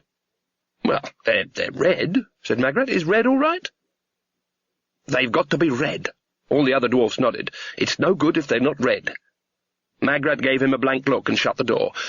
"Nanny," she said slowly when she was back in the kitchen, "there's some dwarfs outside who want your boots." Nanny looked up. She'd found a stale loaf in the cupboard and was industriously chewing. It was amazing what you'd eat if the alternative was dwarf bread. "What do they want them for?" she said. "Didn't say. They just said they had a feeling they want your boots." "That sounds highly suspicious to me," said Granny. "All Shaker Whistley over Creel Springs way was a devil for boots," said Nanny, putting down the bread knife, "especially black-button boots. He used to collect 'em. If he saw you going past in a new pair, he had to go and have a lie down." "I reckon that's a bit sophisticated for dwarfs," said Granny. "Maybe they want to drink out of them," said Nanny. "What do you mean, drink out of them?" said Magrat. "Ah, well, that's what they do in foreign parts," said Nanny. "They drink fizzy wine out of ladies' boots." They all looked down at Nanny's boots. Not even Nanny could imagine what anyone would want to drink out of them, or what they would do afterwards. "My word, that's even more sophisticated than all Shaker Whistley," said Nanny reflectively. "They seemed a bit puzzled about it," said Magrat. "I expect they would be. It ain't often people get a feeling they ought to go round pulling a decent witch's boots off. This sounds like another story flapping around. I think," said Granny Weatherwax, "that we ought to go and talk to these dwarfs." She strode out into the passageway and opened the door. "Yes?" she demanded. The dwarfs backed away at the sight of her. There was a lot of whispering and elbowing and muttered comments in the nature of, "No, you," and "I asked last time." Finally a dwarf was pushed forward. It might have been the original dwarf. It was hard to tell with dwarfs. He said, boots?" "What for?" said Granny. The dwarf scratched his head. "Damned if I know," he said. "We were just wondering about it ourselves, matter of fact.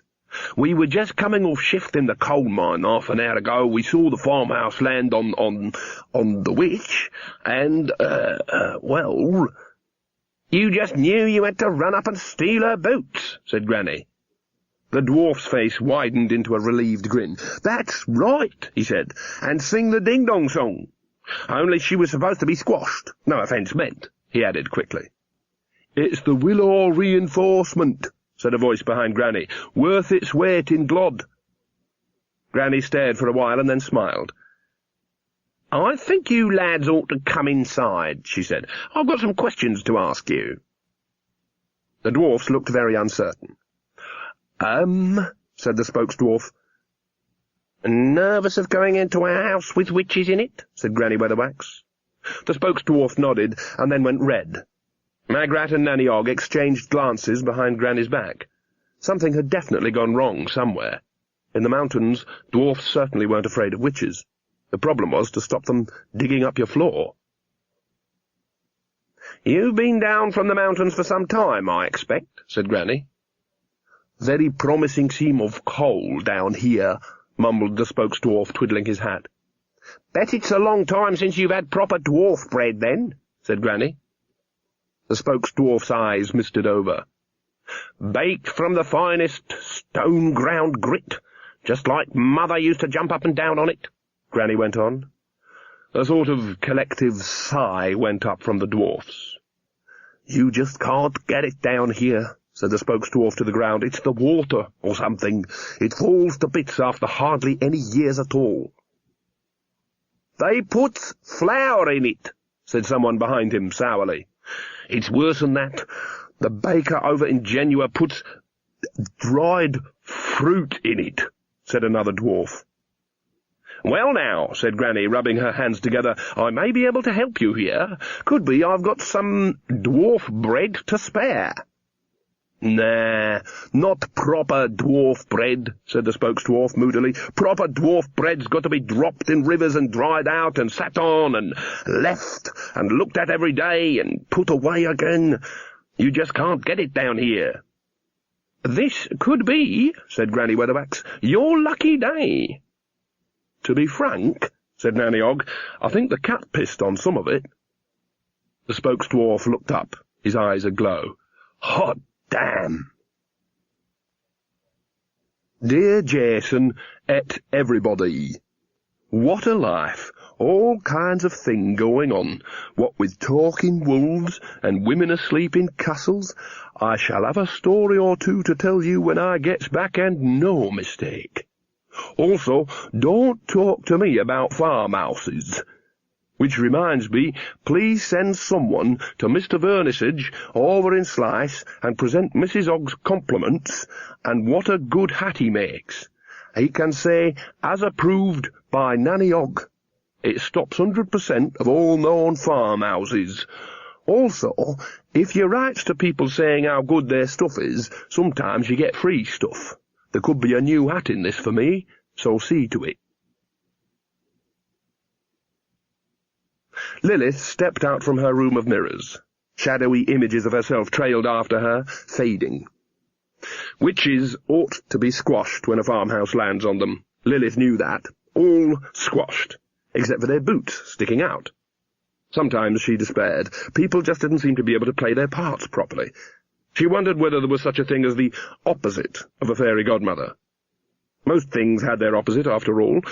If so, she wouldn't be a bad fairy godmother, because that's just a good fairy godmother seen from a different point of view. The opposite would be someone who was poison to stories, and thought Lilith quite the most evil creature in the world. Well, here in Genua was one story no one could stop. It had momentum, this one. Try to stop it, and it'd absorb you, make you part of its plot. She didn't have to do a thing. The story would do it for her, and she had the comfort of knowing that she couldn't lose. After all, she was the good one. She strolled along the battlements and down the stairs to her own room, where the two sisters were waiting. They were good at waiting. They could sit for hours without blinking. The Duke refused even to be in the same room as them.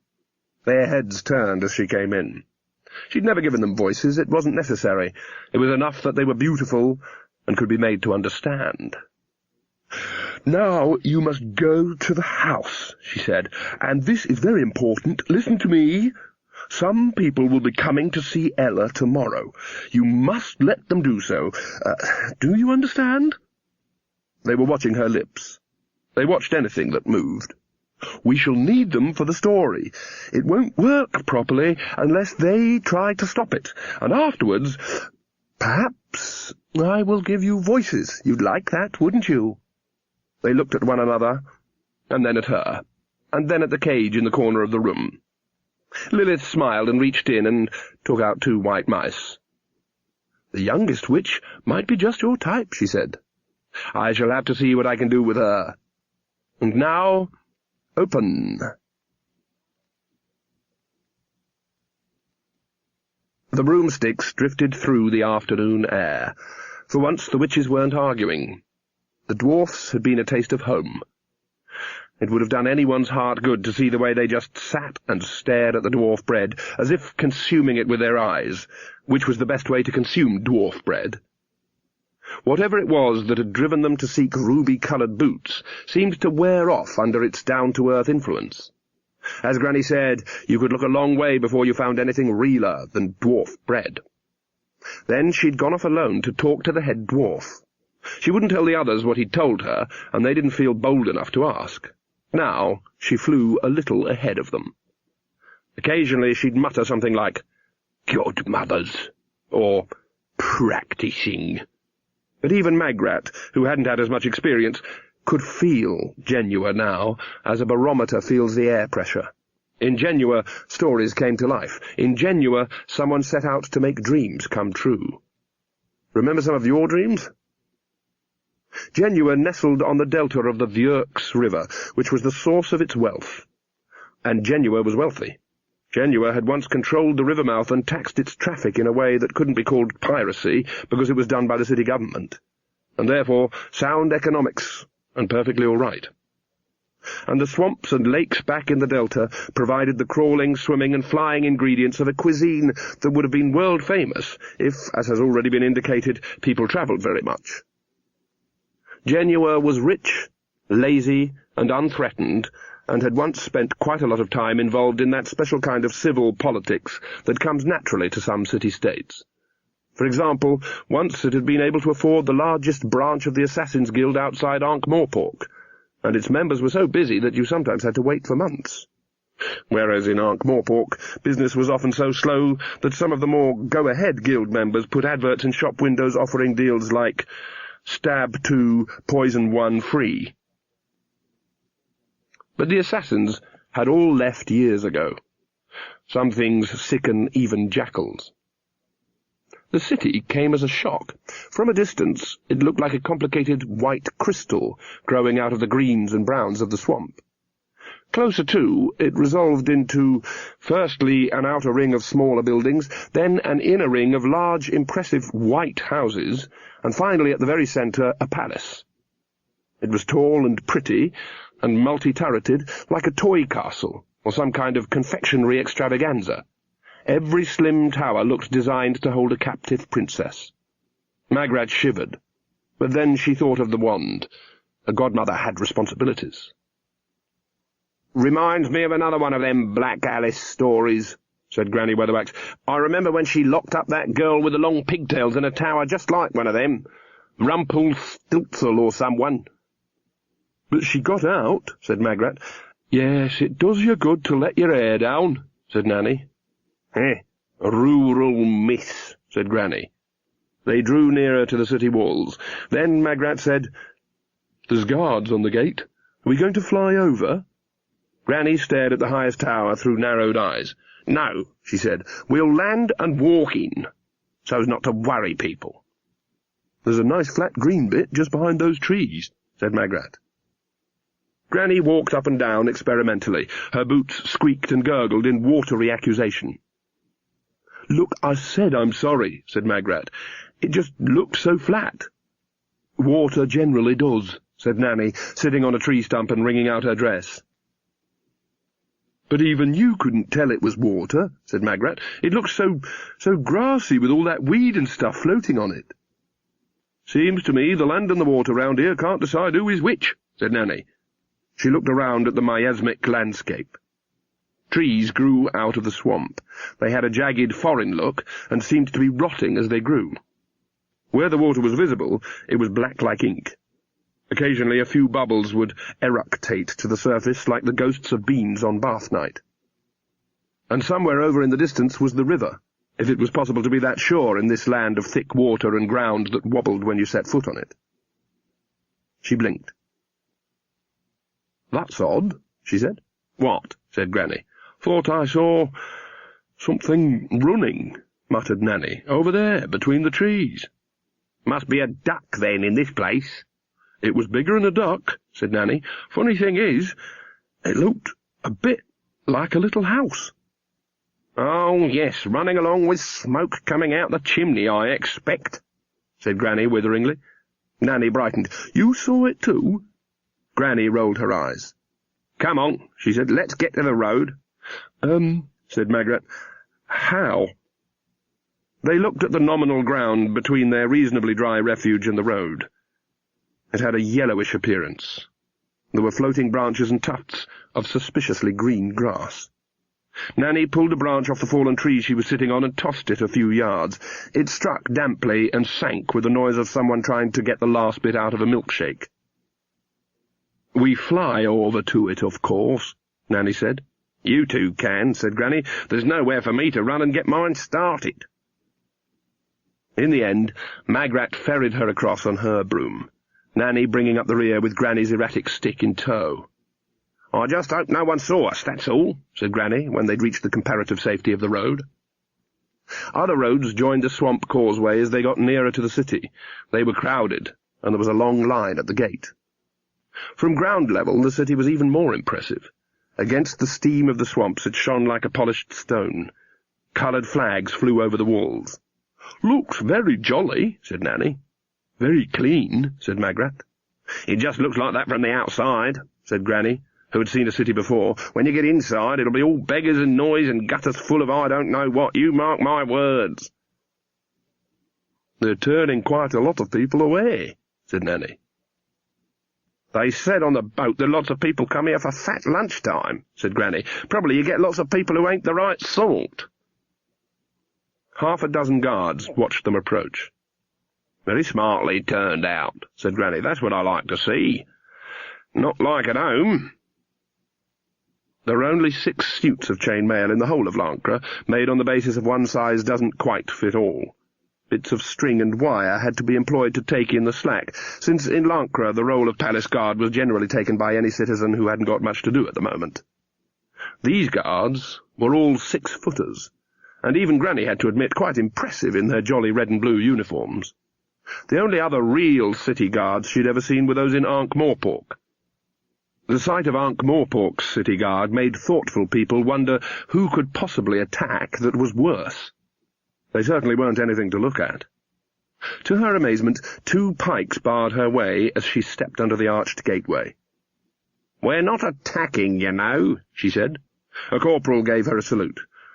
No, ma'am," he said, "but we have orders to stop borderline cases." "Borderline?" said Nanny. "What's borderline about us?" The corporal swallowed. Granny Weatherwax's gaze was a hard one to meet. "Well," he said, "you're a bit, grubby." There was a ringing silence. Granny took a deep breath. "We had a bit of an accident in the swamp," said Magrat quickly. "I'm sure it'll be all right," said the corporal wretchedly. "The captain will be here directly. Only there's all kinds of trouble if we let in the wrong sort. You'd be amazed at some of the people we get in here." "Can't go letting the wrong sort in," said Nanny Ogg. "We wouldn't want you to go letting the wrong sort in. I dare say we wouldn't want to come into the kind of city that had let the wrong sort in, would we, Esme?" Magrat kicked her on the ankle. "Good thing we're the right sort." "What's happening, Corporal?" The captain of the guards strolled out of a door in the archway and walked over to the witches. "These, ladies want to come in, sir," said the corporal. "Well?" "They're a bit, not 100% clean," said the corporal, wilting under Granny's stare, "and one of them's got messy hair." "Well," snapped Magrat. "And one of them looks like she uses bad language." "What?" said Nanny, her grin evaporating. "I'll tan your hide, you little bugger." "But, Corporal, they have got brooms," said the captain. "It's very hard for cleaning staff to look so tidy all the time." "Cleaning staff?" said Granny. "I'm sure they're as anxious as you are to get tidied up," said the captain. "Excuse me," said Granny, empowering the words with much the same undertones as are carried by words like charge and kill. "Excuse me, but does this pointy hat I'm wearing mean anything to you?" The soldiers looked at it politely. "Can you give me a clue?" said the captain eventually. "It means—" "We'll just trot along in if it's all the same to you," said Nanny Ogg. "Got a lot of cleaning up to do." She flourished her broomstick. "Come, ladies." She and Magrat grasped Granny's elbows firmly and propelled her under the archway before her fuse burned out. Granny Weatherwax always held that you ought to count up to 10 before losing your temper. No one knew why, because the only effect of this was to build up the pressure and make the ensuing explosion a whole lot worse. The witches didn't stop until they were out of sight of the gate. "Now, Esme," said Annie soothingly, "you shouldn't take it personal, and we are a bit mucky, you must admit. They were just doing their job, all right. How about that?" "They treated us as if we were ordinary people," said Granny in a shocked voice. "This is foreign parts, Granny," said Magrat. "Anyway, you said the men on the boat didn't recognize the hat either." "But then I didn't want them to," said Granny. "That's different." "It's just an incident, Granny," said Magrat. "They were just stupid soldiers. They don't even know a proper free-form hairstyle when they see it." Nanny looked around. Crowds milled past them almost in silence. "And you must admit it's a nice, clean city," she said. They took stock of their surroundings. It was certainly the cleanest place they'd ever seen. Even the cobblestones had a polished look. "You could eat your tea off the street," said Nanny as they strolled along. "Yes, but you'd eat your tea off the street anyway," said Granny. "I wouldn't eat all of it. Even the gutters are scrubbed. Not a Ronald in sight, Luke." Ronald III of Lancre, believed to be an extremely unpleasant monarch, was remembered by posterity only in this obscure bit of rhyming slang. Giffer?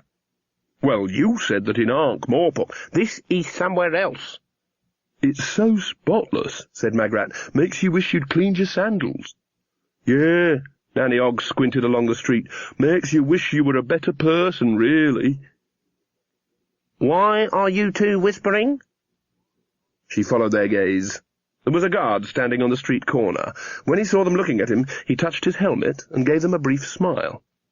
Even the guards are polite, said Magrat. And there's so many of them, too, said Granny. Amazing, really, needing all these guards in a city where people are so clean and quiet, said Magrat. Perhaps there's so much niceness to be spread around, they need a lot of people to do it, said Nanny Ogg. The witches wandered through the packed streets.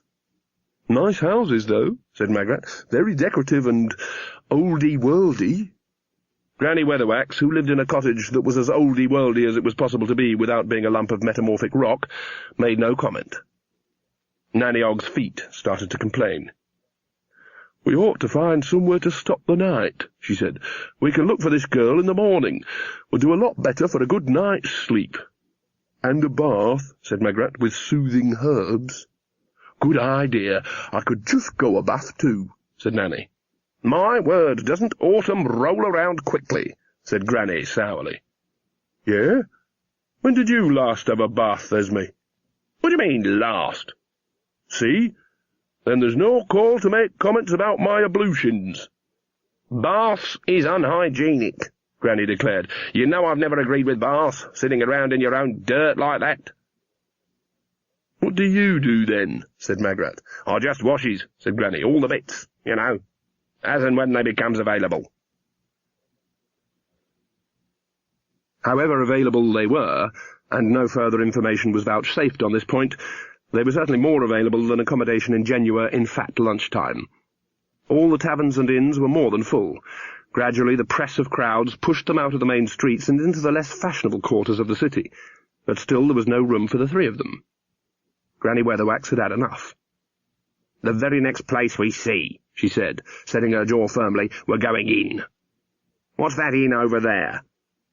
Nanny Ogg peered at the sign. Hotel No Vacancies, she muttered, and then brightened up. Hotel No Vacancies, she repeated. That means new, cancies in foreign, she added helpfully. It'll do, said Granny. She pushed the door open. A round, red-faced man looked up from the desk.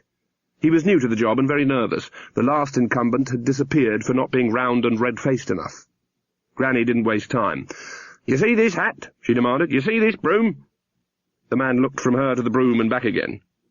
Yes, he said. What's that mean?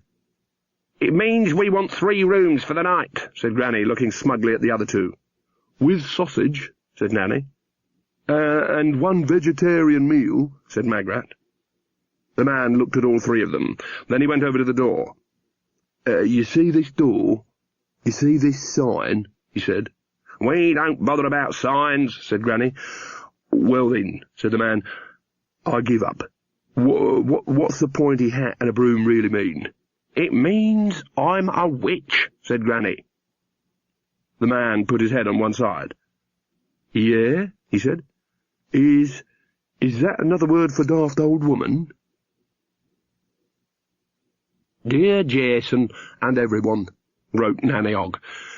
Do you know, they don't know about witches here. That's how backward they are in foreign parts. A man gave Esme some cheek, and she would have lost her temper, so me and Magrat and I got hold of her and rushed her out, because if you make someone think they've been turned into something, there's always trouble. You remember what happened last time, when afterwards you had to go and dig a pond for Mr. Wilkins to live in?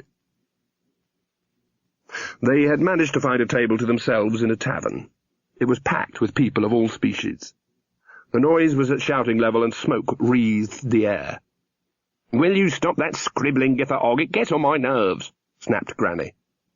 "They must have witches here," said Magrat. "Everywhere has witches. You've got to have witches abroad. You find witches everywhere." "Like cockroaches," said Nanny Ogg cheerfully. "You should have let me make him believe he was a frog," muttered Granny. "You can't do that, Esme. You can't go around making people believe they're things just because they've been cheeky and don't know who you are," said Githa. "Otherwise we'd be up to our ear in people up and about." Despite many threats, Granny Weatherwax had never turned anyone into a frog. The way she saw it, there was a technically less cruel but cheaper and much more satisfying thing you could do. You could leave them human and make them think they were a frog, which also provided much innocent entertainment for passers-by. "I always felt sorry for Mr. Wilkins," said Magrat, staring moodily at the tabletop. "It was so sad watching him try to catch flies on his tongue." "He shouldn't have said what he said," said Granny. "What, you were a domineering old busybody?" said Nanny innocently. "I don't mind criticism," said Granny. "You know me. I've never been one to take offence at criticism. No one could say I'm the sort to take offence at criticism." "Not twice, anyway," said Nanny. "Not without blowing bubbles." "It's just that I can't stand unfairness," said Granny. "And you stop that grinning, anyway. I don't see why you're making a fuss about it. It wore off after a couple of days." "Mrs. Wilkins says he still goes out swimming a lot," said Magrat. "It's given him a whole new interest, she said." "Perhaps they have a different kind of witch in the city," said Magrat hopelessly. "Perhaps they wear different sort of clothes." "There's only one kind of witch," said Granny, "and we're it." She looked around the room. Of course, she thought, if someone was keeping witches out, people wouldn't know about them. Someone who didn't want anyone else meddling here. But she let us in. "Oh, well, at least we're in the dry," said Nanny. A drinker, standing in a crowd behind her, threw back his head to laugh and spilled beer down her back. She muttered something under her breath. Magrat saw the man look down to take another swig and stare wide-eyed into the mug. And then he dropped it and fought his way out of the room, clutching at his throat. "What did you do to his drink?" she said. "You ain't old enough to be told," said Nanny. At home, if a witch wanted a table to herself, it just happened. The sight of the pointy hat was enough. People kept a polite distance, occasionally sending free drinks to her. Even Magrat got respect. Not particularly because anyone was in awe of her, but because a slight to one witch was a slight to all witches, and no one wanted Granny Weatherwax coming around to explain this to them. Here they were being jostled, as if they were ordinary. Only Nanny Ogg's warning hand on Granny Weatherwax's arm was keeping a dozen jovial drinkers from unnatural amphibianhood. And even Nanny's usually very elastic temper was beginning to twang. She always prided herself on being as ordinary as muck, but there was ordinary, and there was ordinary. It was like being that Prince What's-his-name in the nursery story who likes to wander around his kingdom dressed up as a commoner. She'd always had a shrewd suspicion that the little pervert made sure people knew who he was beforehand, just in case anyone tried to get too common. It was like getting muddy. Getting muddy when you had a nice hot tub to look forward to was fun. Getting muddy when all you had to look forward to was more mud was no fun at all. She reached a conclusion. "Hey, why don't we have a drink?" said Nanny Ogg brightly. "We'd all feel better for a drink." "Oh, no," said Granny. "You caught me with that herbal drink last time. I'm sure there was alcohol in that. I definitely felt a bit woozy after the 6th glass. I ain't drinking any more foreign muck." "You've got to drink something," said Magrat soothingly. "I'm thirsty anyway." She looked vaguely at the crowded bar. "Perhaps they do some kind of fruit cup or something." "Bound to," said Nanny Ogg. She stood up, glanced at the bar, and surreptitiously removed a hat-pin from her hat. "Shan't be a moment." The two of them were left in their own private gloom. Granny sat staring fixedly in front of her. "You really shouldn't take it so bad just because people aren't showing you any respect," said Magrat, pouring soothing oil on the internal fires.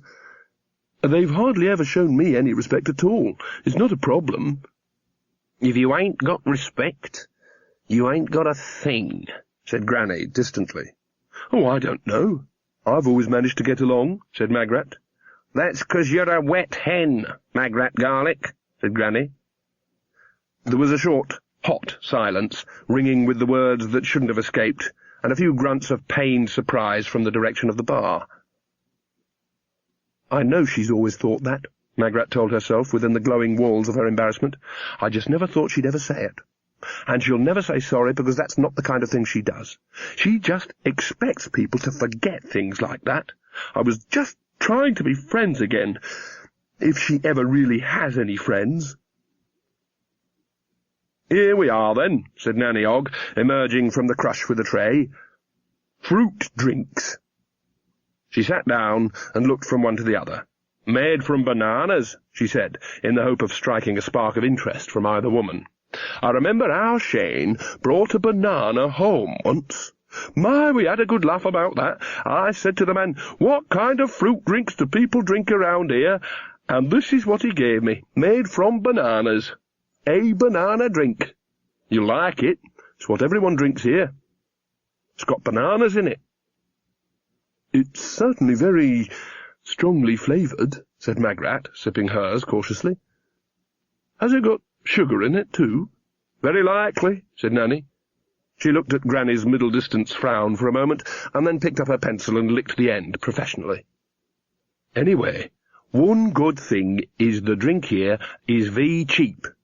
There's this one called a banana nana daiquiri, which is basically rum with a banana nana nana in it." Nanny Ogg knew how to start spelling banana, but didn't know how you stopped. "I can feel it doing me good. It is very damp here. I hope we find somewhere to stay tonight. I expect we shall, because Esme always falls on her feet, or at any rate on someone's feet.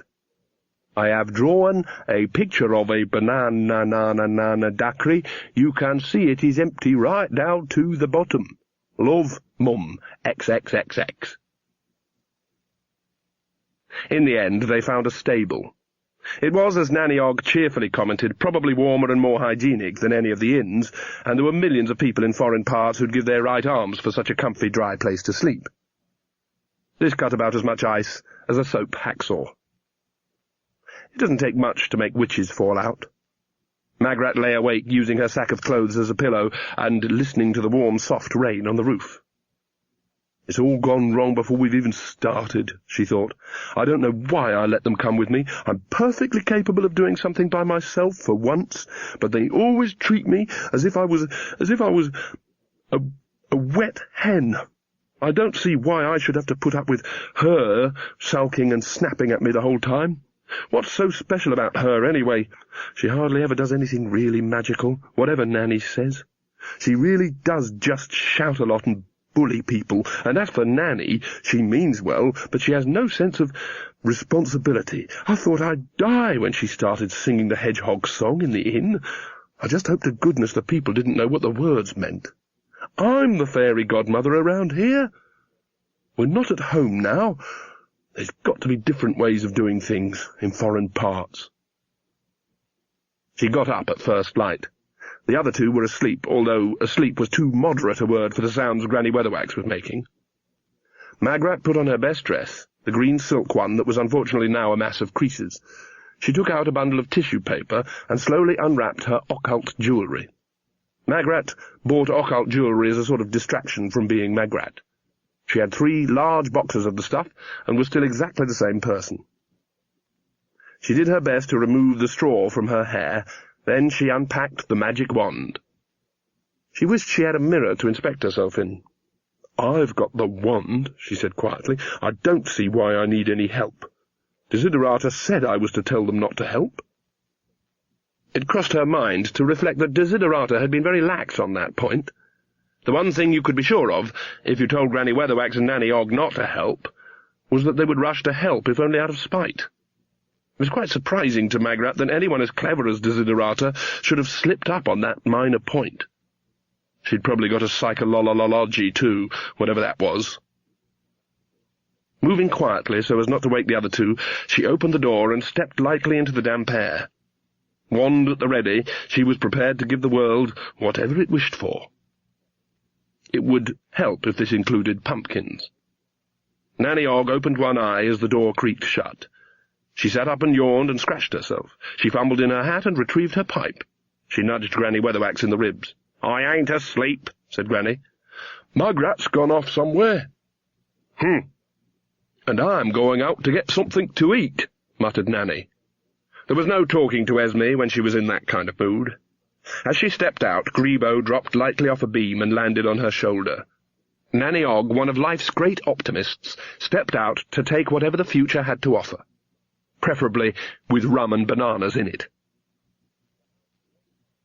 The house wasn't hard to find. Desiderata had made very exact notes. Magrat's gaze took in the high white walls and ornate metal balconies. She tried to straighten a few wrinkles in her dress, tugged some recalcitrant bits of hay from her hair, and then marched up the driveway and knocked on the door. The knocker broke off in her hand. Looking around anxiously, lest someone should have noted this vandalism, Magrat tried to wedge it back. It fell off, knocking a lump out of the marble step. Finally she knocked gently with her knuckle. A fine cloud of paint dust lifted off the door and floated down to the ground. That was the only effect. Magrat considered her next move. She was pretty sure that fairy godmothers weren't supposed to leave a little card pushed under the door saying something like, "Called today, but you were out. Please contact the depot for a further appointment." Anyway, this wasn't the kind of house that got left empty. There would be a score of servants infesting a place like this. She crunched over the gravel and peered around the side of the house. Maybe the back door. Witches were generally more at home around back doors. Nanny Ogg always was. She was heading for the one belonging to the palace. It was easy enough to get into. This wasn't a castle like the ones back home, which expressed very clear ideas about inside and outside and were built to keep the two separate. This was, well, a fairy-tale castle, all icing sugar battlements and tiny towering turrets. Anyway, no one took much notice of little old ladies. Little old ladies were by definition harmless, although in a string of villages across several thousand miles of continent, this definitely was currently being updated. Castles, in Nanny Ogg's experience, were like swans. They looked as if they were drifting regally through the waters of time, but in fact there was a hell of a lot of activity going on underneath. There'd be a maze of pantries and kitchens and laundries and stables and breweries. She liked the idea of breweries, and people never noticed another old biddy around the place, eating any spare grub that was lying around. Besides, you got gossip. Nanny Ogg liked gossip, too. Granny Weatherwax wandered disconsolately along the clean streets. She wasn't looking for the other two. She was quite certain of that. Of course, she might just happen to bump into them sort of accidentally and give them a meaningful look, but she certainly wasn't looking for them. There was a crowd at the end of the street. Working on the reasonable assumption that Nanny Ogg might be in the middle of it, Granny Weatherwax drifted over. Nanny wasn't there, but there was a raised platform and a small man in chains, and some bright uniformed guards. One of them was holding an axe. You did not have to be a great world traveller to understand that the purpose of this tableau was not to give the chained man a signed testimonial and a collection from everyone at the office. Granny nudged a bystander. "What's happening?" The man looked sideways at her. "The guards have called him thieving," he said. Well, he looks guilty enough," said Granny. People in chains had a tendency to look guilty. "So what are they going to do to him?" "Teach him a lesson." "How do they do that, then?" "See the axe?" Granny's eyes hadn't left it the whole time, but now she let her attention rove over the crowd, picking up scraps of thought. An ant has an easy mind to read. There's just one stream of big, simple thoughts. Carry, carry, bite. Get into the sandwiches. Carry, eat. Something like a dog is more complicated. A dog can be thinking several thoughts at the same time, but a human mind is a great, sullen, lightning-filled cloud of thoughts, all of them occupying a finite amount of brain processing time. Finding whatever the owner thinks they're thinking in the middle of the smog of prejudices, memories, worries, hopes and fears is almost impossible. But enough people thinking much the same thing can be heard, and Granny Weatherwax was aware of the fear. "Looks like it'll be a lesson he won't forget in a hurry," she murmured. "I reckon he'll forget it quite quickly," said the watcher, and then shuffled away from Granny in the same way that people move away from lightning rods during a thunderstorm. At this point, Granny picked up the discordant note in the orchestra of thought. In the middle of it were two minds that were not human. Their shape was as simple, clean and purposeful as a naked blade. She'd felt minds like that before, and had never cherished the experience. She scanned the crowd and found the mind's owners. They were staring unblinkingly at the figures on the platform. The watchers were women, or at least currently the same shape as women, taller than she was, slender as sticks, and wearing broader hats with veils that covered their faces. Their dresses shimmered in the sunlight, possibly blue, possibly yellow, possibly green, possibly patterned. It was impossible to tell. The merest movement changed the colours. She couldn't make out their faces. There were witches in Genua, all right. One witch, anyway. A sound from the platform made her turn, and she knew why people in Genua were quiet and nice. There were countries in foreign parts, Granny had heard, where they chopped off the hands of thieves so they wouldn't steal again, and she'd never been happy with that idea. They didn't do that in Genua. They cut their heads off so they wouldn't think of stealing again. Granny knew exactly where the witches were in Genua now. They were in charge. Magrat reached the house's back door. It was ajar. She pulled herself together again. She knocked in a polite, diffident sort of way. She said. A bowlful of dirty water hit her full in the face. Through the tidal roaring of a pair of ears full of suds, she heard a voice say, "Oh, gosh, I'm sorry. I didn't know anyone was standing there." Magrat wiped the water out of her eyes and tried to focus on a dim figure in front of her. A kind of narrative certainty rose in her mind. "Is your name Ella?" she said. "That's right. Who are you?" Magrat looked at her newfound goddaughter up and down. She was the most attractive young woman Magrat had ever seen, skin as brown as a nut, hair so blonde as to be almost white, a combination not totally unusual in such an easy-going city as Genua had once been. What were you supposed to say at a time like this? She removed a piece of potato peel from her nose. "I'm your fairy godmother," she said. "Funny thing, it sounds silly now I come to tell someone." Ella peered at her. "You?" Yes, I've got the wand and everything." Magrat waggled the wand in case this helped. It didn't. Ella put her head on one side. "I thought you people were supposed to appear in a shower of glittering little lights and a twinkly noise," she said suspiciously. "Look, you just get the wand," said Magrat desperately. "You don't get a whole book of instructions." Ella gave her another searching look. Then she said, "Suppose you'd better come in, then. You're just in time. I was making a cup of tea, anyway." The iridescent women got into an open-topped carriage. Beautiful as they were, Granny noted, they walked awkwardly. Well, they would. They wouldn't be used to legs. She also noticed the way people didn't look at the carriage. It wasn't that they didn't see it. It was simply that they wouldn't let their gaze dwell on it, as if merely recognizing it would lead them into trouble. And she noticed the coach horses. They had better senses than the humans did. They knew what was behind them, and they didn't like it at all. She followed them as they trotted flat-eared and wild-eyed through the streets. Eventually they were driven into a driveway of a big, dilapidated house near the palace. Granny lurked by the wall and noted the details. Plaster was dropping off the house walls, and even the knocker had fallen off the door. Granny Weatherwax did not believe in atmospheres. She did not believe in psychic auras. Being a witch, she'd always thought, depended more on what you didn't believe. But she was prepared to believe that there was something very unpleasant in that house. Not evil. The two not-exactly women weren't evil, in the same way that a dagger or a sheer cliff isn't evil. Being evil means being able to make choices. But the hand wielding a dagger or pushing a body over a cliff could be evil. And something like that was going on. She really wished that she didn't know who was behind it. People like Nanny Ogg turn up everywhere. It's as if there's some special morphic generator dedicated to the production of old women who like a laugh and aren't averse to the odd pint, especially if some drink normally sold in very small glasses. You find them all over the place, often in pairs. Always in front of you in any queue, for a start. They tend to attract one another. Possibly they broadcast inaudible signals indicating that here is someone who could be persuaded to go "ooh" at pictures of other people's grandchildren. Nanny Ogg had found a friend.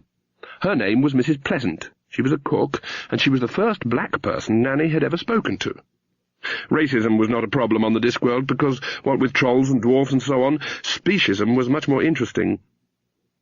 Black and white lived in perfect harmony and ganged up on green.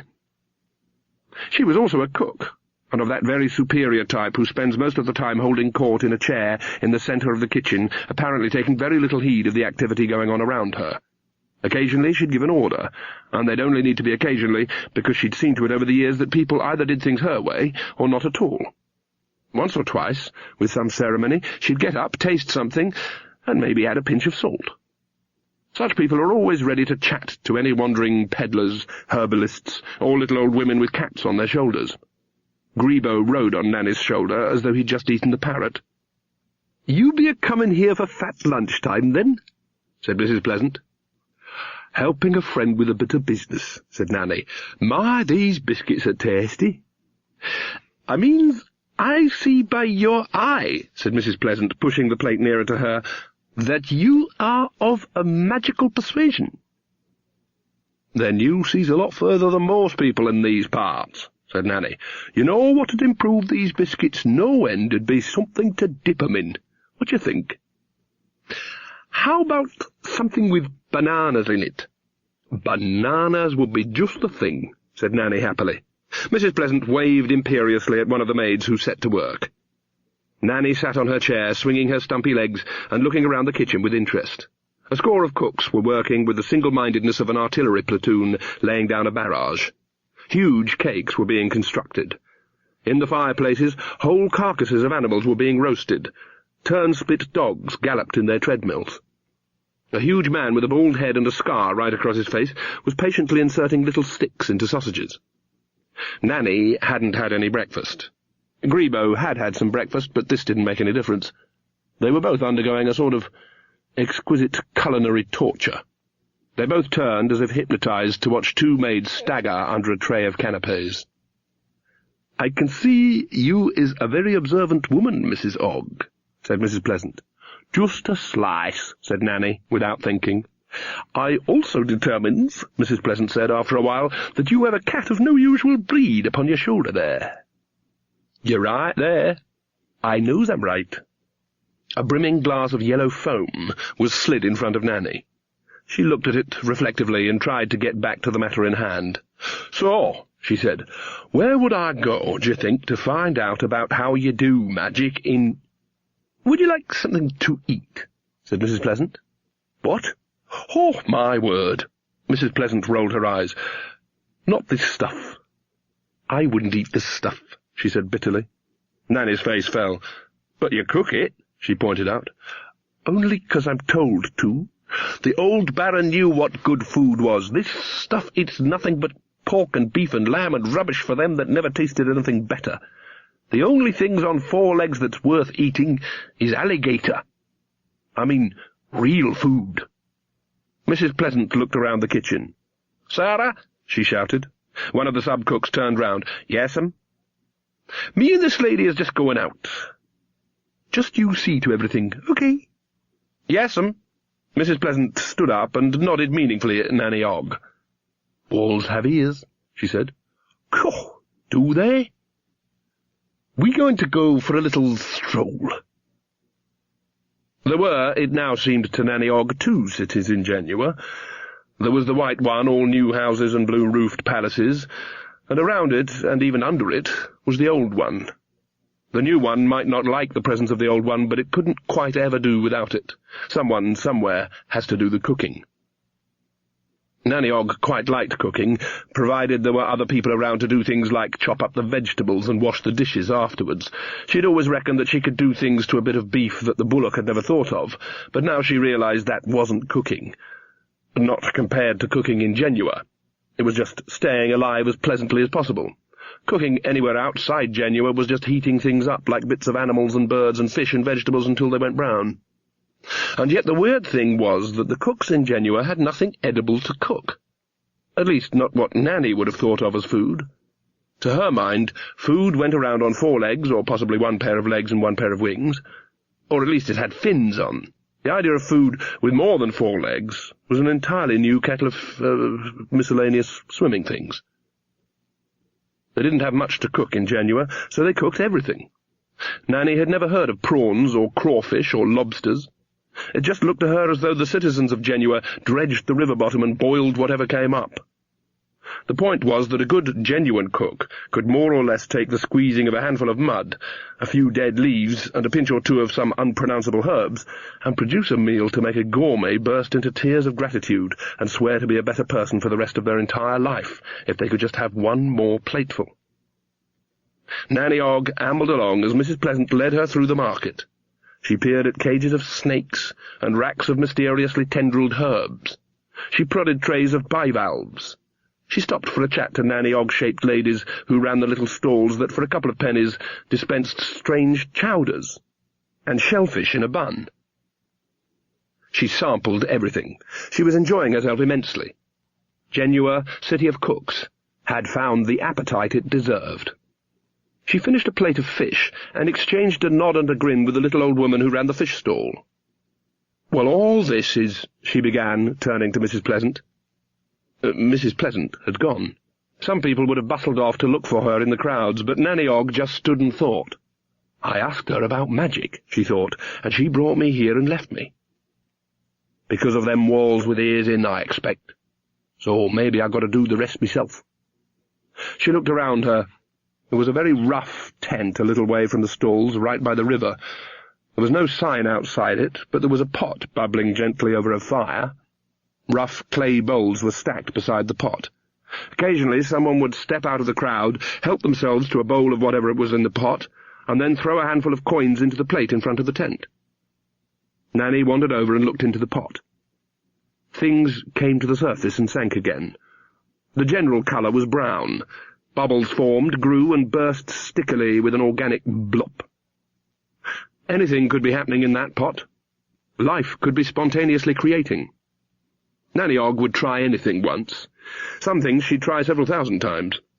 She unhooked the ladle, picked up a bowl, and helped herself. A moment later she pushed aside the tent flap and looked into the blackness of the interior. A figure was seated cross-legged in the gloom, smoking a pipe.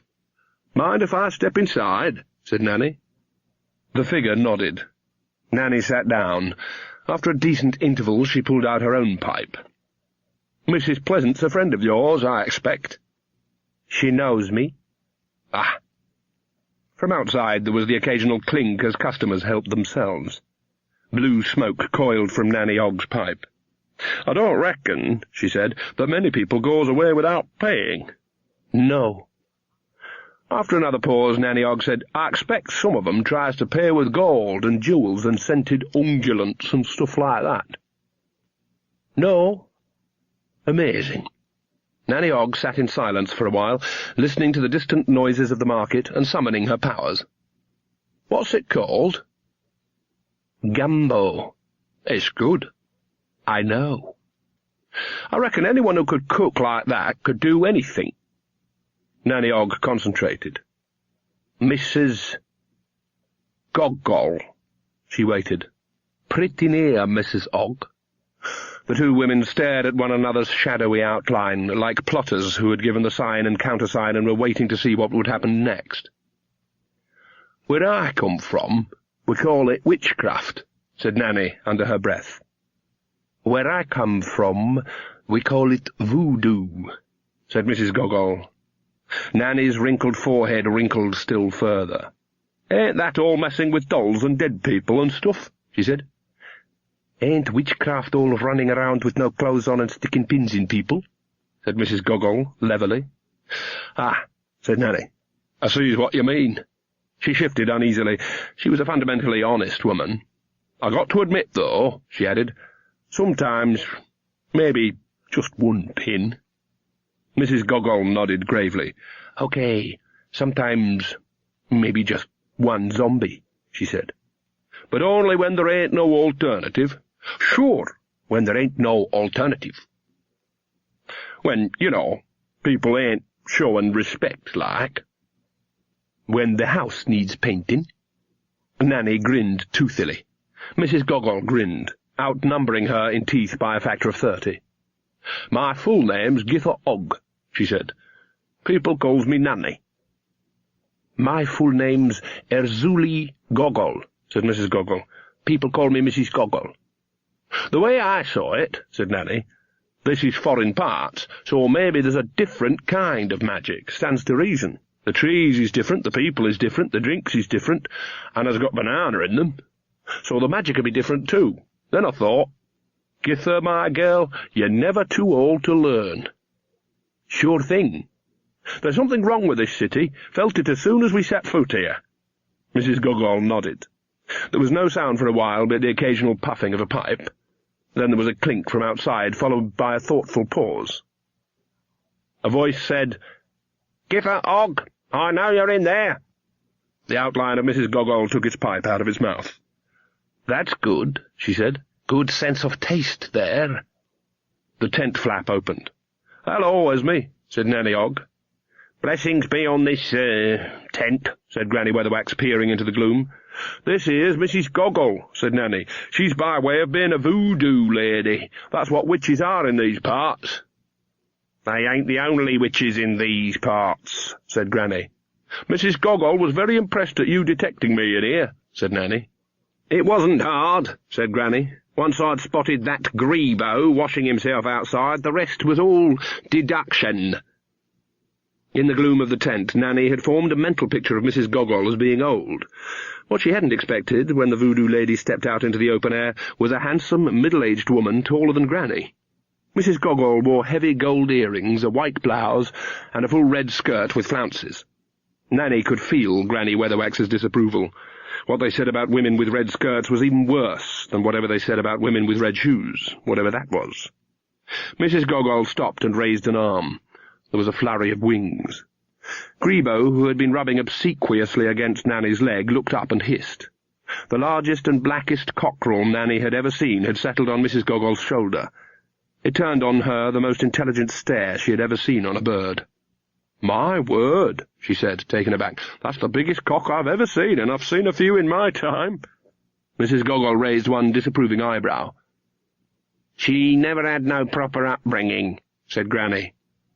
"What with living next to a chicken farm and all is what I was going to say next," said Nanny.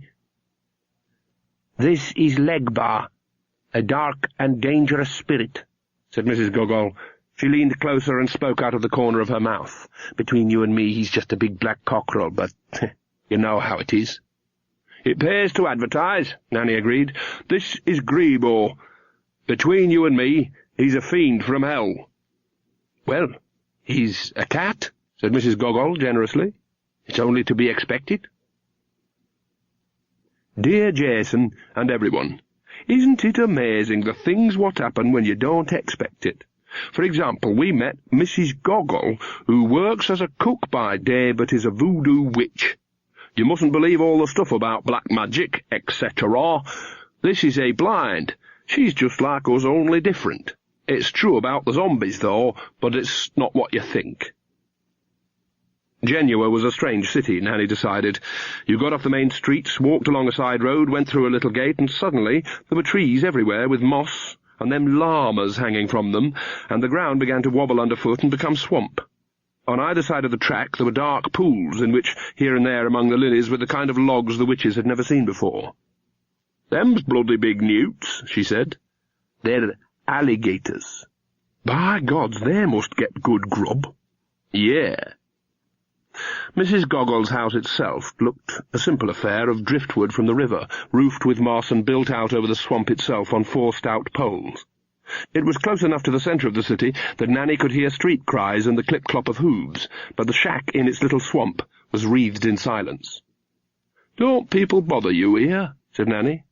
"Not them as I don't want to meet." The lily pads moved. A V-shaped ripple drifted across the nearest pool. "Self-reliance," said Granny approvingly. "That's always very important." Nanny regarded the reptiles with a calculating stare. They tried to match it, and gave up when their eyes started watering. "I reckon I could just do with a couple of them at home," she said thoughtfully, as they slid away again. "Our Jason could dig another pond, no problem. What was it you said they ate?" "Anything they want to."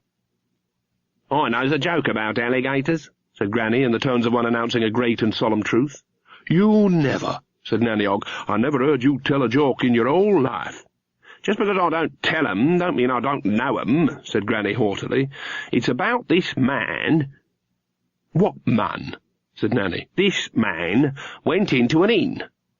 Yes, it was an inn, and he saw a sign, and the sign said, "We serve every kind of sandwich," so he said, "Get me an alligator sandwich and make it quick." They looked at her. Nanny Ogg turned to Mrs. Goggle. "So, you live alone here, then?" she said brightly. "Not a living soul around?" "In a manner of speaking," said Mrs. Goggle. "You see, the point is, alligators—" Granny began in a loud voice and then stopped. The shack's door had opened. This was another big kitchen. As Desiderata said, fairy godmothers tend to get heavily involved with kitchens.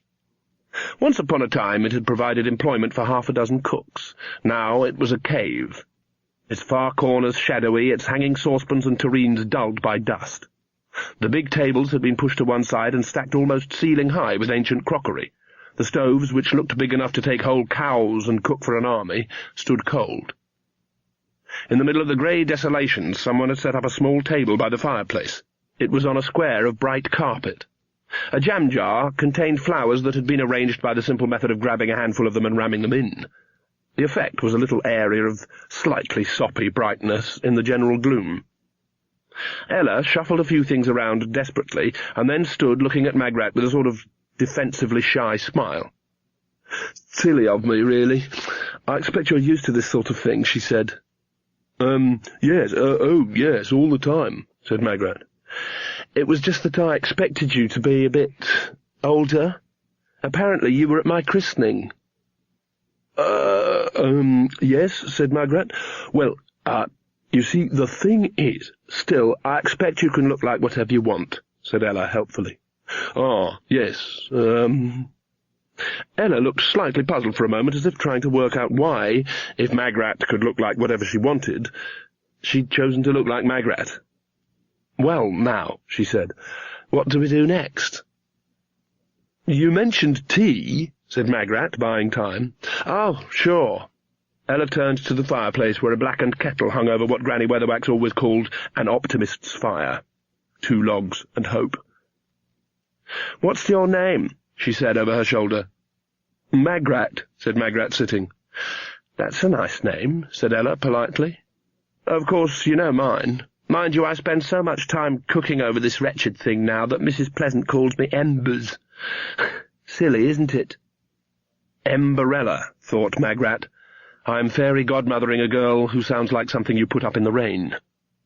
"It could use a little work," she conceded. "I haven't the heart to tell her off. She thinks it sounds jolly," she said. "I think it sounds like something you put up in the rain." "Oh, I wouldn't say that," said Magrat.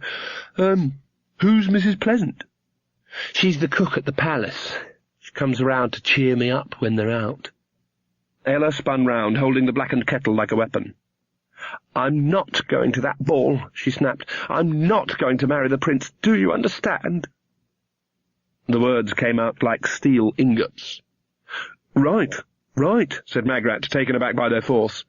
"He looks slimy. He makes my flesh crawl," said Embers darkly. "They say he's got funny eyes, and everyone knows what he does at night." Everyone bar one, Magrat thought. No one ever tells me things like that. Aloud, she said, "Well, it shouldn't be too much to arrange. I mean, normally it's marrying princes that's the hard bit." "Not for me, it isn't," said Embers. "It's all been arranged. My other godmother says I've got to do it. She says it's my destiny." "Other godmother?" said Magrat.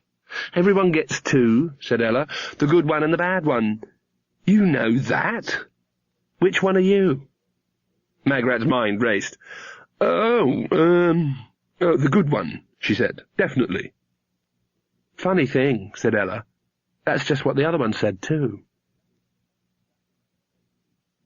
Granny Weatherwax sat in her special knees-clenched, elbows-in way that put as little as possible of herself in contact with the outside world. "By God, this is good stuff," said Nanny Ogg, polishing her plate with what Granny could only hope was bread. "You ought to try a drop, Esme." "Another helping, Mrs. Ogg?" said Mrs. Goggle. "Don't mind if I do, Mrs. Goggle. Nanny nudged Granny in the ribs. "It's really good, Esme, just like stew." Mrs. Gogol looked at Granny with her head on one side. "I think perhaps Mistress Weatherwax isn't worried about the food," she said. "I think Mistress Weatherwax is worried about the service." A shadow loomed over Nanny Ogg. A grey hand took her plate away. Granny Weatherwax gave a little cough. "I've got nothing against dead people," she said. "Some of my best friends are dead. It just don't seem right, though, dead people walking about." Nanny Ogg looked up at the figure, even now ladling a third helping of mysterious liquid onto her plate. "What do you think about it, Mr. Zombie?" It's a great life, Mrs. Ogg," said the zombie. "There, see, Esme, he don't mind. Better than being shut up in a stuffy coffin all day, I'll be bound." Granny looked up at the zombie. He was, or technically had been, a tall, handsome man. He still was, only now he looked like someone who had walked through a room full of cobwebs. "What's your name, dead man?" she said. "I am called Saturday." "Man Saturday, eh?" said Nanny Ogg. "No, just Saturday, Mrs. Ogg, just Saturday." Granny Weatherwax looked into his eyes. They were more sentient than most eyes she had seen that belonged to people who were technically alive. She was vaguely aware that there were things you had to do to a dead person to turn them into a zombie, although it was a branch of magic she'd never wanted to investigate. Yet you needed more than just a lot of weird fish innards and foreign roots. The person had to want to come back. They had to have some terrible dream or desire or purpose that would enable them to overcome the grave itself. Saturday's eyes burned. She reached a decision. She held out her hand. "Very pleased to meet you, Mr. Saturday," she said, "and I'm sure I'd enjoy your lovely stew." "It's called gumbo," said Nanny. "It's got ladies' fingers in it." "I know well enough that ladies' fingers is a kind of plant, thank you very much," said Granny. "I am not entirely ignorant." "All right, but make sure you get a helping with snakes' heads in as well," said Nanny Ogg. "They're the best part." "What kind of plant is snakes' heads?" "Best if you just eat up, I reckon," said Nanny. They were sitting on the warped wood veranda around the back of Mrs. Gogol's shack, overlooking the swamp. Mossy beards hung from every branch, unseen creatures buzzed in the greenery, and everywhere there were V-shaped ripples cutting gently through the water. "I expect it's really nice here when the sun's out," said Nanny. Saturday trudged into the shack and returned with a makeshift fishing pole, which he baited and cast over the rail. Then he sort of switched off. No one has more patience than a zombie.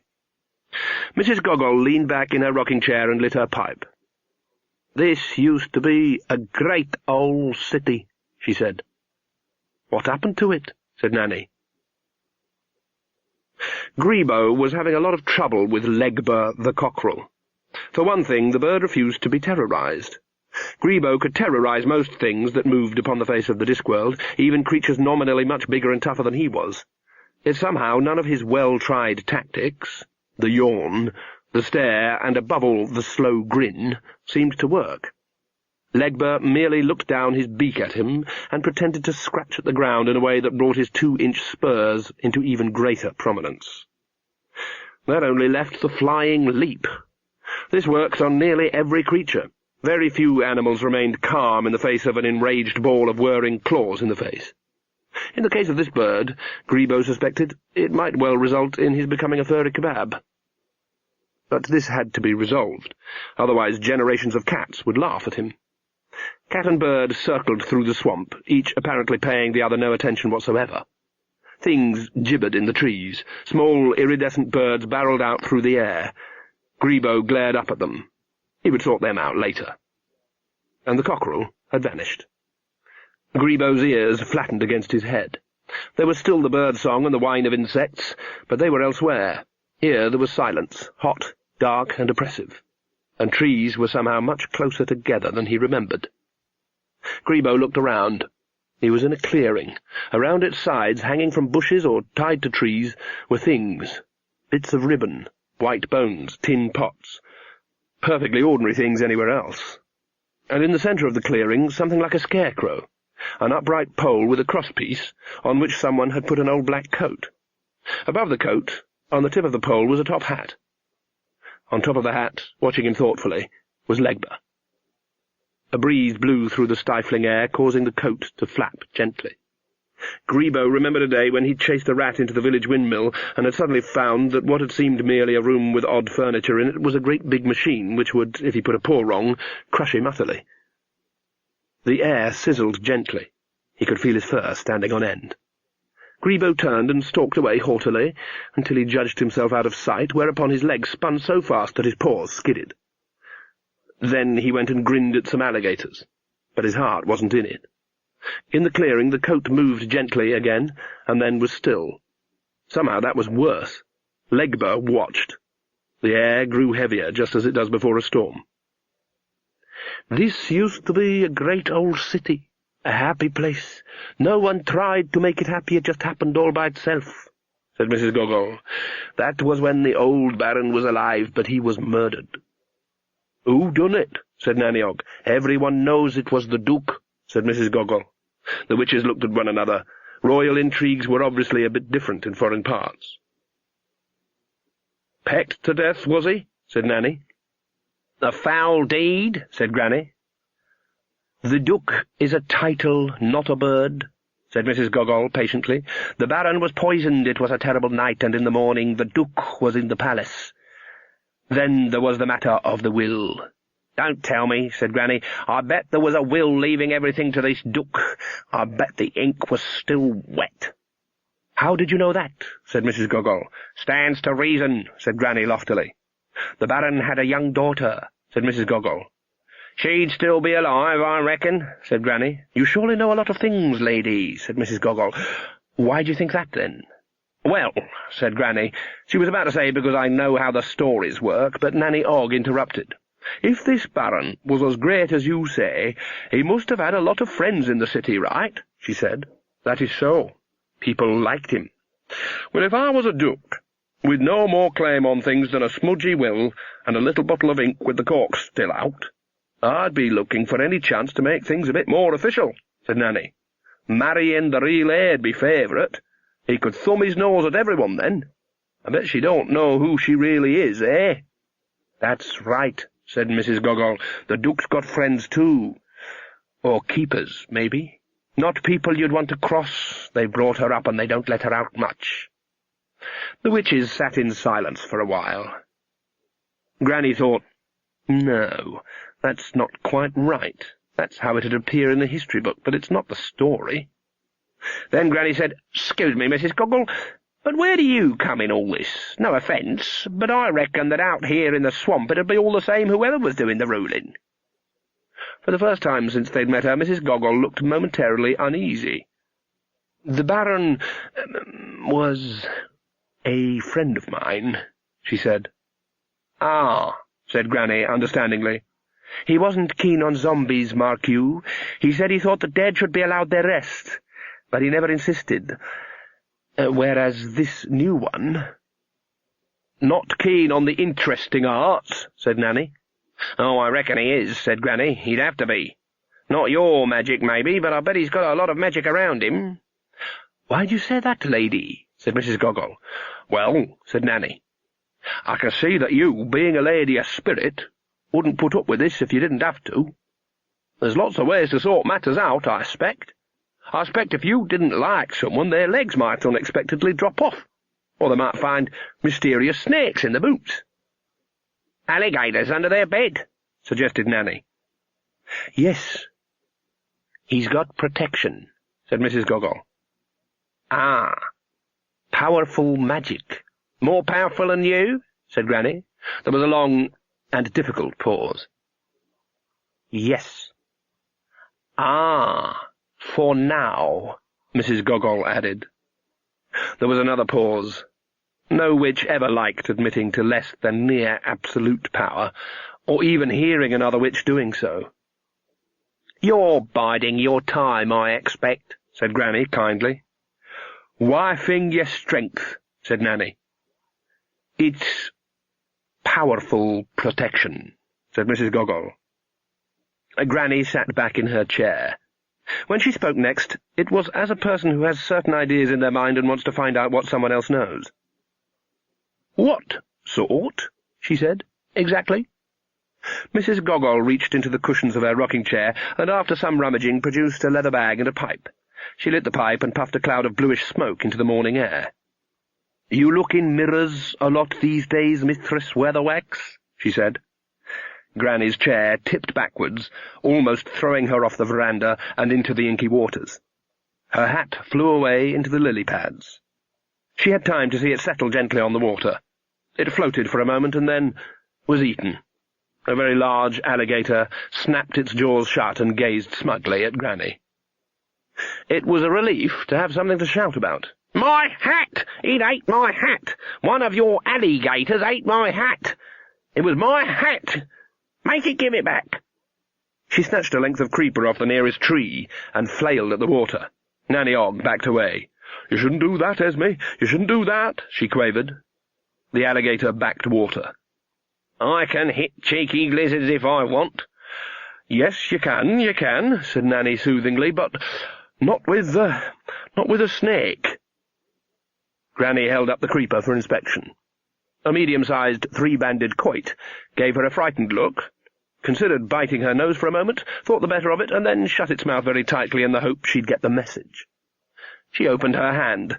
The snake dropped onto the boards and slithered away quickly. Mrs. Gogol hadn't stirred in her chair. Now she half-turned. Saturday was still patiently watching his fishing line. "Saturday, go and fetch the lady's hat," she said. "Yes'm." Even Granny hesitated at that. "You can't make him do that," she said. "But he's dead," said Mrs. Gogol. "Yes, but it's bad enough being dead without having to be in bits, too," said Granny. "Don't you go in there, Mr. Saturday." "But it was your hat, lady," said Mrs. Gogol. "Yes, but," said Granny, a hat was all it was. I wouldn't send anyone into any alligators for any hat." Nanny Ogg looked horrified. No one knew better than Granny Weatherwax that hats were important. They weren't just clothing. Hats defined the head. They defined who you were. No one had ever heard of a wizard without a pointy hat, at least no wizard worth speaking of, and you certainly never heard of a witch without one. Even Magrat had one, although she hardly ever wore it on account of being a wet hen. That didn't matter too much. It wasn't the wearing of the hats that counted so much as having one to wear. Every trade, every craft had its hat. That's why kings had hats. Take the crown off a king, and all you had was someone good at having a weak chin and waving to people. Hats had power. Hats were important. But so were people. Mrs. Gogol took another puff at her pipe. "Saturday, go and get my best hat for holidays," she said. "Yes, Mrs. Gogol." Saturday disappeared into the hut for a moment and came out with a large and battered box, securely wrapped with twine. "I can't take that," said Granny. "I can't take your best hat." "Yes, you can," said Mrs. Gogol. "I've got another hat." "Oh, yes, I've got another hat, all right." Granny put the box down carefully. "It occurs to me, Mrs. Gogol," she said, "that you ain't everything you seem." "Oh, yes, I is, Mistress Weatherwax. I never been nothing else, just like you." "You brought us here?"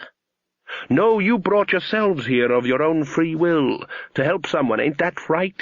You decided to do it, ain't that right? No one forced you, ain't that right? Except yourselves." "She's right about all that," said Nanny. "We'd have felt it if it was magic."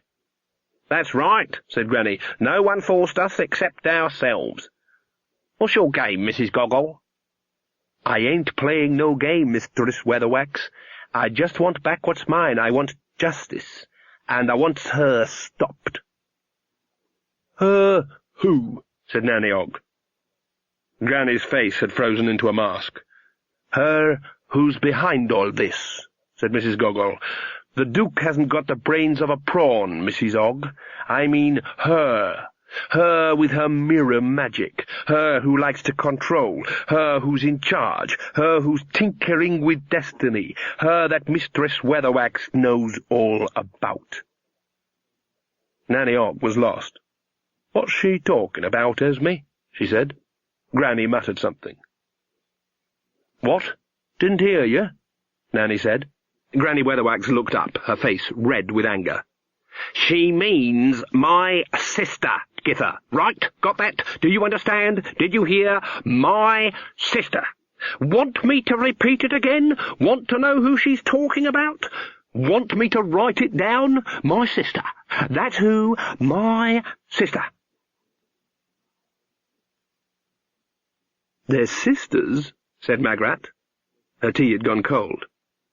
"I don't know," said Ella. "They look alike. They keep themselves to themselves most of the time, but I can feel them watching. They're very good at watching." "And they make you do all the work?" she said. "Well, I only have to cook for myself and the outside staff," said Ella, "and I don't mind cleaning and the laundry all that much." "Do they do their own cooking, then?" "I don't think so. They walk around the house at night after I've gone to bed. Godmother Lilith says I must be kind to them and pity them because they can't talk, and always see that we've got plenty of cheese in the larder." "They eat nothing but cheese?" said Magrat. "I don't think so," said Ella. "I should think the rats and mice get it, then, in an old place like this." "You know, it's a funny thing," said Ella, "but I've never seen a mouse anywhere in this house." Magrat shivered. She felt watched. "Why don't you just walk away? I would." "Where to? Anyway, they always find me, or they send the coachman and grooms after me." "Oh, that's horrible." "I'm sure they think that sooner or later I'll marry anyone to get away from laundry," said Ella. "Not that the prince's clothes get washed, I expect," she added bitterly. "I expect they get burned after he's worn them." "What you want to do is make a career of your own," said Magrat encouragingly to keep her spirits up. "You want to be your own woman. You want to emancipate yourself." "I don't think I want to do that," said Ella, speaking with caution in case it was a sin to offend a fairy godmother. "You do really?" said Magrat. "Do I?" "Yes." "Oh. You don't have to marry anyone you don't want to." Ella sat back. "How good are you?" she said. Well, I suppose The dress arrived yesterday," said Ella. "It's up in the big front room on a stand, so it doesn't get creased, so that it stays perfect, and they've polished up the coach specially. They've hired extra footmen, too." "Yes, but perhaps—" "I think I'm going to have to marry someone I don't want to," said Ella. Granny Weatherwax strode up and down the driftwood balcony. The whole shack trembled to her stamping. Ripples spread out as it bounced on the water. "Of course you don't remember her," she shouted. "Our mam kicked her out when she was 13. We was both tiny then, but I remember the rows. I used to hear them when I was in bed. She was wanton." "You always used to say I was wanton when we was younger," said Nanny. Granny hesitated, caught momentarily off balance. Then she waved a hand irritably. "You was, of course," she said dismissively, "but you never used magic for it, did you?" "Didn't have to," said Nanny happily.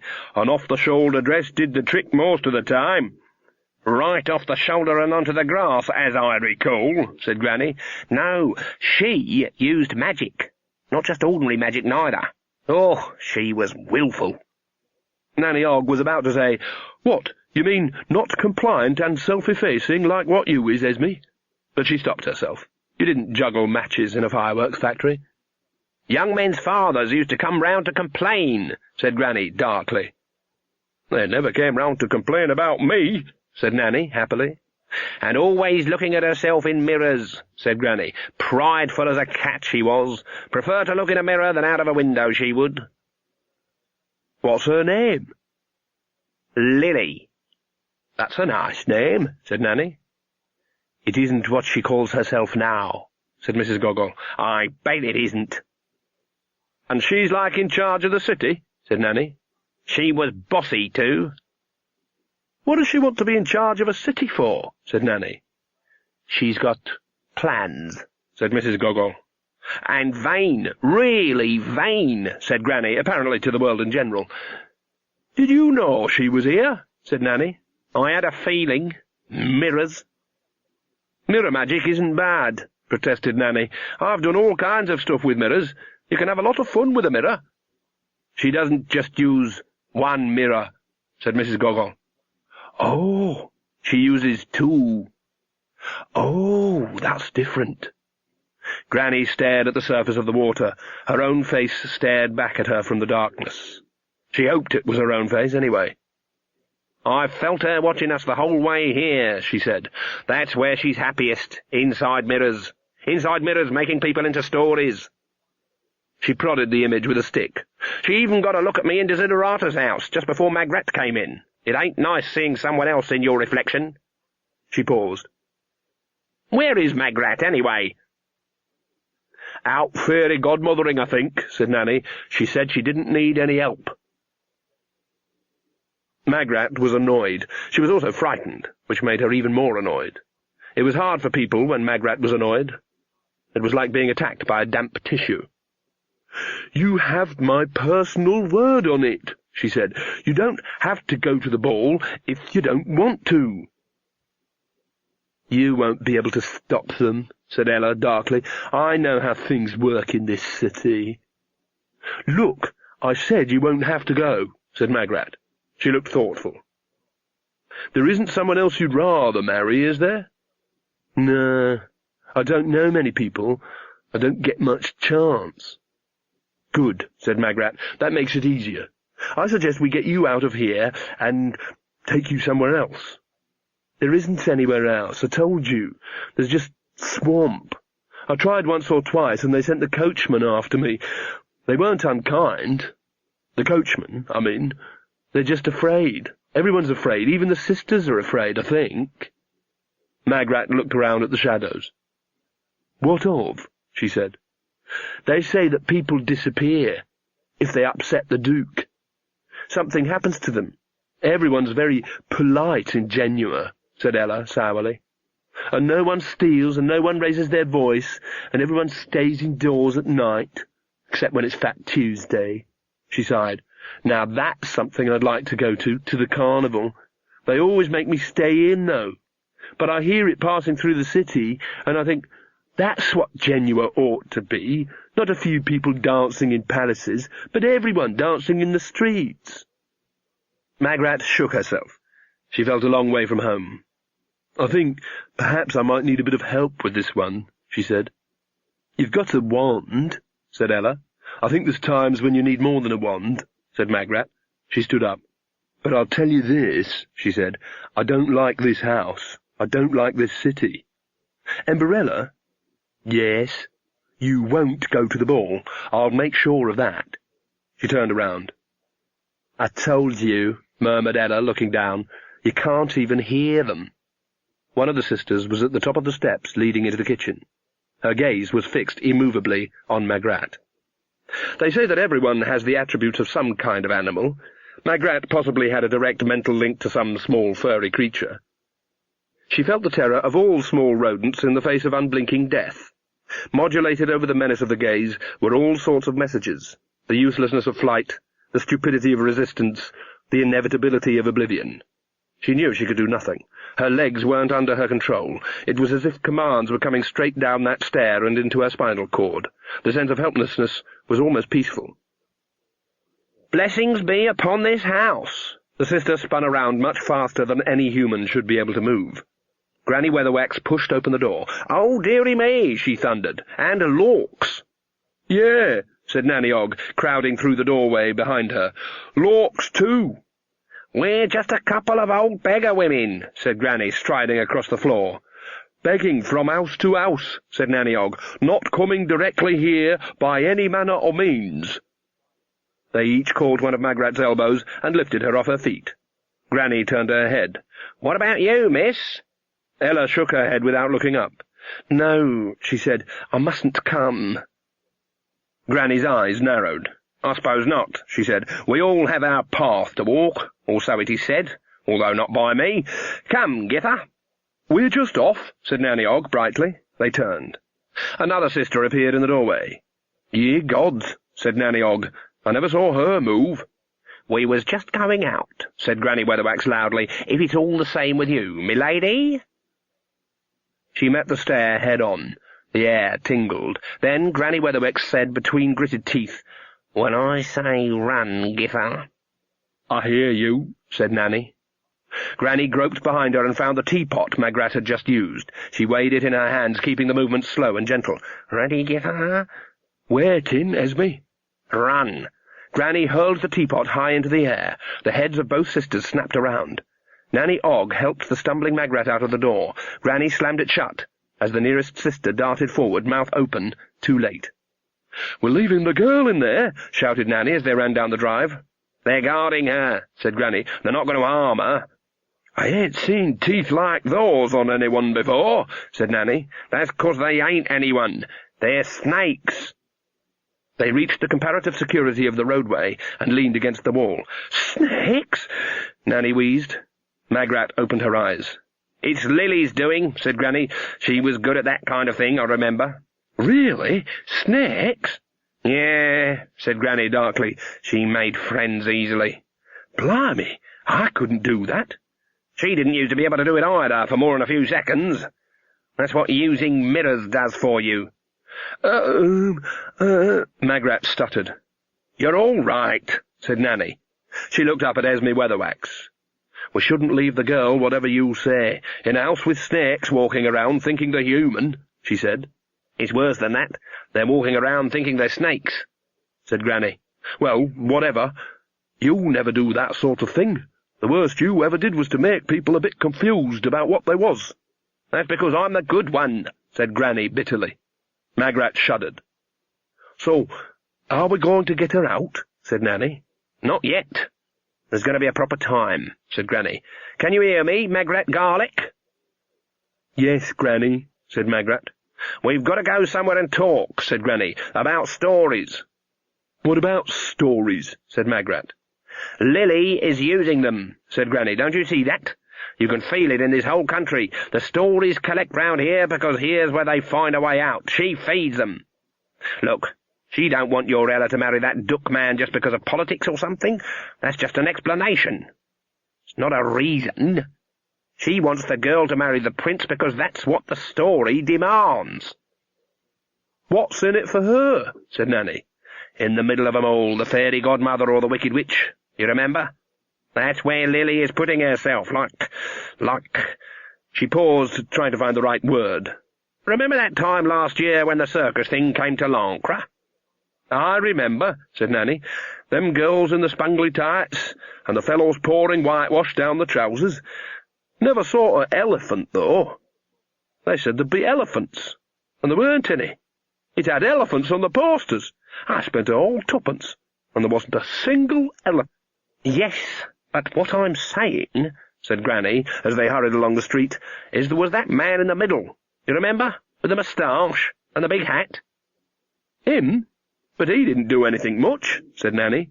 "He just stood in the middle of the tent, and sometimes he cracked his whip, and all the acts just went on round him." "That's why he was the most important one there," said Granny. "It was the things going on around him that made him important." "What's Lily feeding the stories?" said Magrat. "People," said Granny. She frowned. "Stories," she said.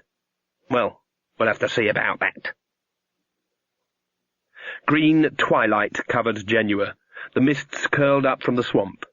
Torches flared in the streets. In dozens of yards, shadowy figures moved, pulling the covers off floats. In the darkness there was a flash of sequins and a jingle of bells.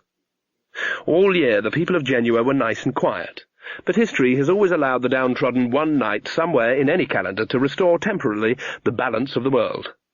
It might be called the Feast of Fools, or the King of the Bean, or even Samedi Nuit Mort, when even those with the most taxing and responsible of duties can kick back and have fun. Well, most of them, anyway. The coachmen and the footmen were sitting in their shed at one side of the stable yard, eating their dinner and complaining about having to work on dead night.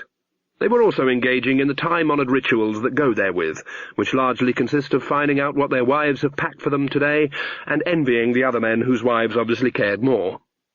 The head footman raised a crust, cautiously. "I've got chicken neck and pickle," he said. "Anyone got cheese?" The second coachman inspected his box.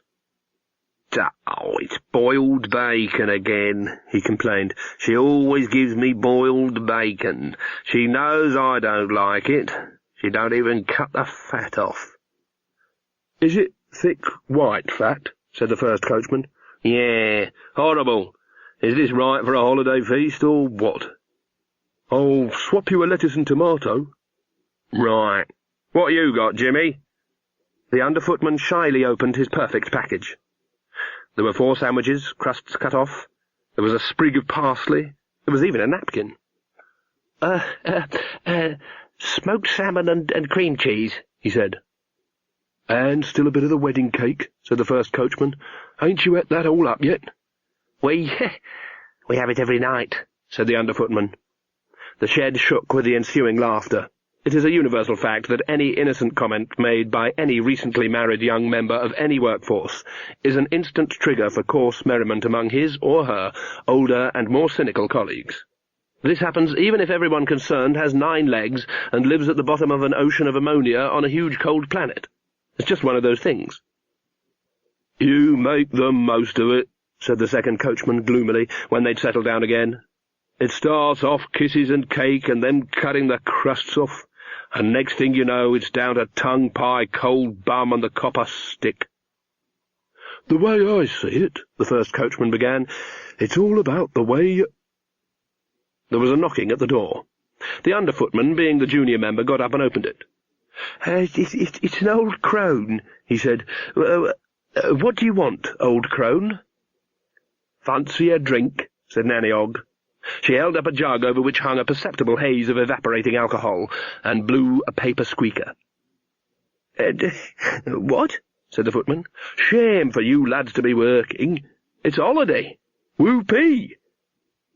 What's going on? The senior coachman began, and then he entered the cloud of alcohol. Gods, what is that stuff? Smells like rum, Mr. Travis. The senior coachman hesitated. From the streets came music and laughter as the first of the processions got under way. Fireworks popped across the sky. It wasn't a night to be without just a sip of alcohol.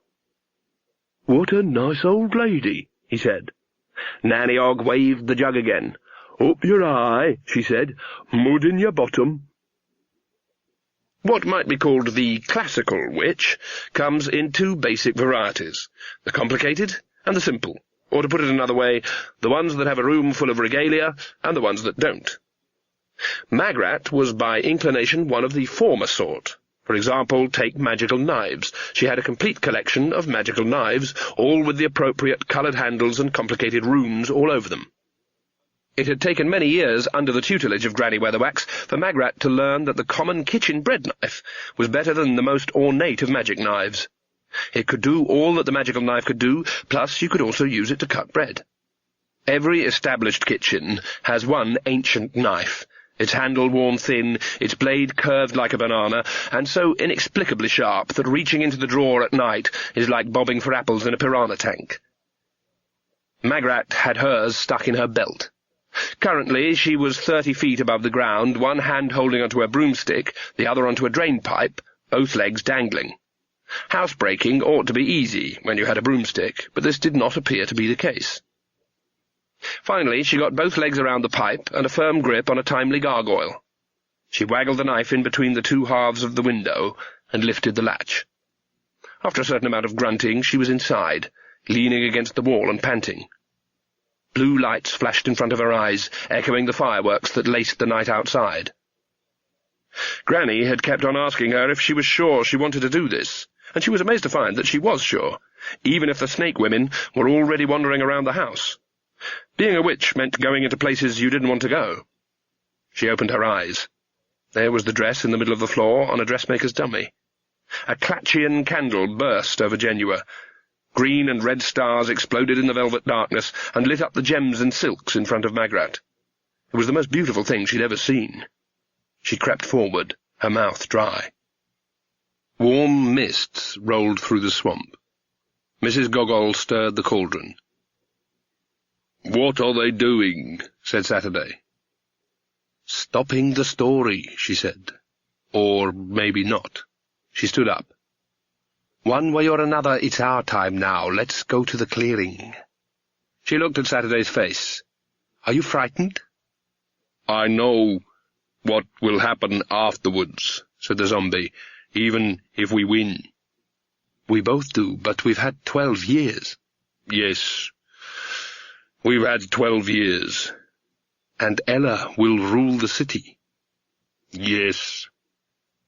In the coachman's shed, Nanny Ogg and the coachman were getting along, as she put it, like a maison en flambe. The under-footman smiled vaguely at the wall and slumped forward. "That's young people today," said the head coachman, trying to fish his wig out of his mug. "Can't hold their stuff." "Have a hair of the dog, Mr. Travis," said Nanny, filling the mug, "or scale of the alligator, or whatever you call it in these parts." "Reckon," said the senior footman, "we should be getting the coaches ready. What would you say?" "Reckon you've got time for one more yet," said Nanny Ogg. "Very generous," said the coachman. "Very generous. Here's looking at you, Mrs. Gore." Magrat had dreamed of dresses like this. In the pit of her soul, in the small hours of the night, she danced with princes. Not shy, hard-working princes like Verrant's back home, but real ones with crystal blue eyes and white teeth. And she'd worn dresses like this, and they had fitted. She stared at the ruched sleeves, the embroidered bodice, the fine white lace. It was all a world away from her, well, Nanny Ogg kept calling them Magrats, but they were trousers, and very practical. As if being practical mattered at all. She stared for a long time. Then, with tears streaking her face, and changing colour as they caught the light of the fireworks, she took the knife, and began to cut the dress into very small pieces. The senior coachman's head bounced gently off his sandwiches. Nanny Ogg stood up a little unsteadily. She placed the junior footman's wig under his slumbering head, because she was not an unkind woman. Then she stepped out into the night. A figure moved near the wall. "Magrat?" hissed Nanny. "Nanny? Did you see to the dress? Have you seen to the footman?" "Right, then," said Granny Weatherwax, stepping out of the shadows. "Then there's just the coach." She tiptoed theatrically to the coach-house and opened the door. It grated loudly on the cobbles. "Shh," said Nanny. There was a stub of candle and some matches on a ledge. Magrat fumbled the candle alight. The coach lit up like a glitter ball. It was excessively ornate, as if someone had taken a perfectly ordinary coach and then gone insane with fretwork and gold paint. Granny Weatherwax walked around it. "A bit showy," she said. "Seems a real shame to smash it up," said Nanny, sadly. She rolled up her sleeves and then, as an afterthought, tucked the hem of her skirt into her drawers. "Bound to be a hammer around here somewhere," she said, turning to the benches along the walls. "Don't! That'd make too much noise," hissed Magrat. "Hang on a moment." She pulled the despised wand out of her belt, gripped it tightly, and waved it towards the coach. There was a brief inrush of air. "Blow me down," said Nanny Ogg. "I never would have thought of that." On the floor was a large orange pumpkin. "It was nothing," said Magrat, risking a touch of pride. "Humph, that's one coach that'll never roll again," said Nanny. "Hey, can you do that to horses too?" said Granny. Magrat shook her head. I think that would be very cruel." You're right," said Granny. "No excuse for cruelty to dumb animals." The two stallions watched her with equine curiosity as she undid the loose box gates. "Off you go," she said. "Big green fields out there somewhere." She glanced momentarily at Magrat. "You have been horsipated." This didn't seem to have much effect. Granny sighed. She climbed up onto the wooden wall that separated the boxes, reached up, grabbed a horse ear in either hand, and gently dragged their heads down level with her mouth. She whispered something. The stallions turned and looked at one another in the eye. Then they looked down at Granny. She grinned at them and nodded. Then, "It is impossible for a horse to go instantly from a standing start to a gallop, but they almost managed it." "What on earth did you say to them?" said Magrat. "Mystic horseman's word," said Granny. "Passed down to Githa's Jason, who passed it up to me. Works every time." "He told you it?" said Nanny. "Yes." "What, all of it?" "Yes," said Granny smugly. Magrat tucked the wand back into her belt. As she did so, a square of white material fell onto the floor. White gems and silk glimmered in the candlelight as she reached down hurriedly to pick it up, but there wasn't a lot that escaped Granny Weatherwax. She sighed.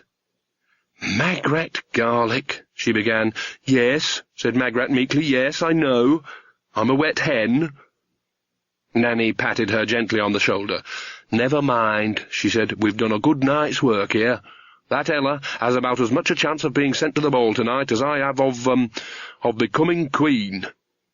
"No dress, no footman, no horses, and no coach," said Granny.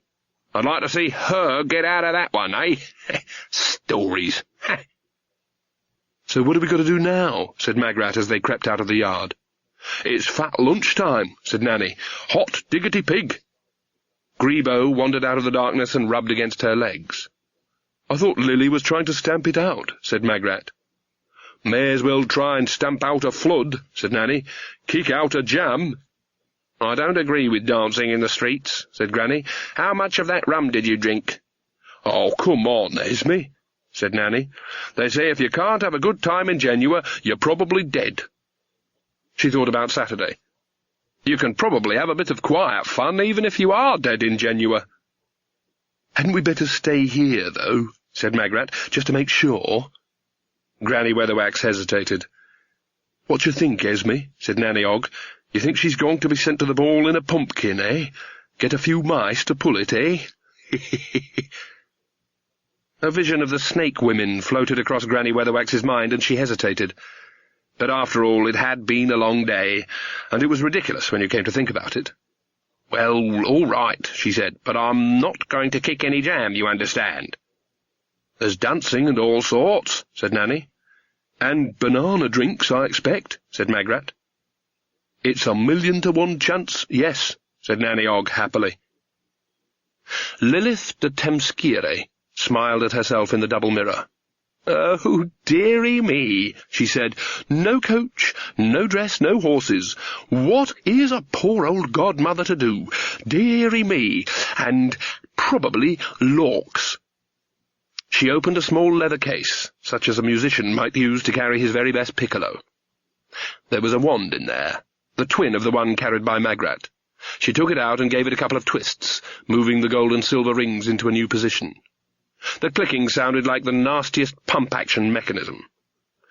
"And me with nothing but a pumpkin, too," said Lilith. And of course the difference between sapient and non-sapient things was that while it was hard to change the shape of the former, it was not actually impossible. It was just a matter of changing a mental channel. Whereas a non-sapient thing, like a pumpkin, and it was hard to imagine anything less sapient than a pumpkin, could not be changed by any magic short of sorcery. Unless its molecules remembered a time when they weren't a pumpkin. She laughed, and 1,000,000,000 reflected Liliths laughed with her, all around the curve of the mirror universe. Fat lunchtime was no longer celebrated in the centre of Genua, but in the shanty town around the high white buildings it strutted its dark and torchlit stuff. There were fireworks, there were dancers and fire-eaters and feathers and sequins.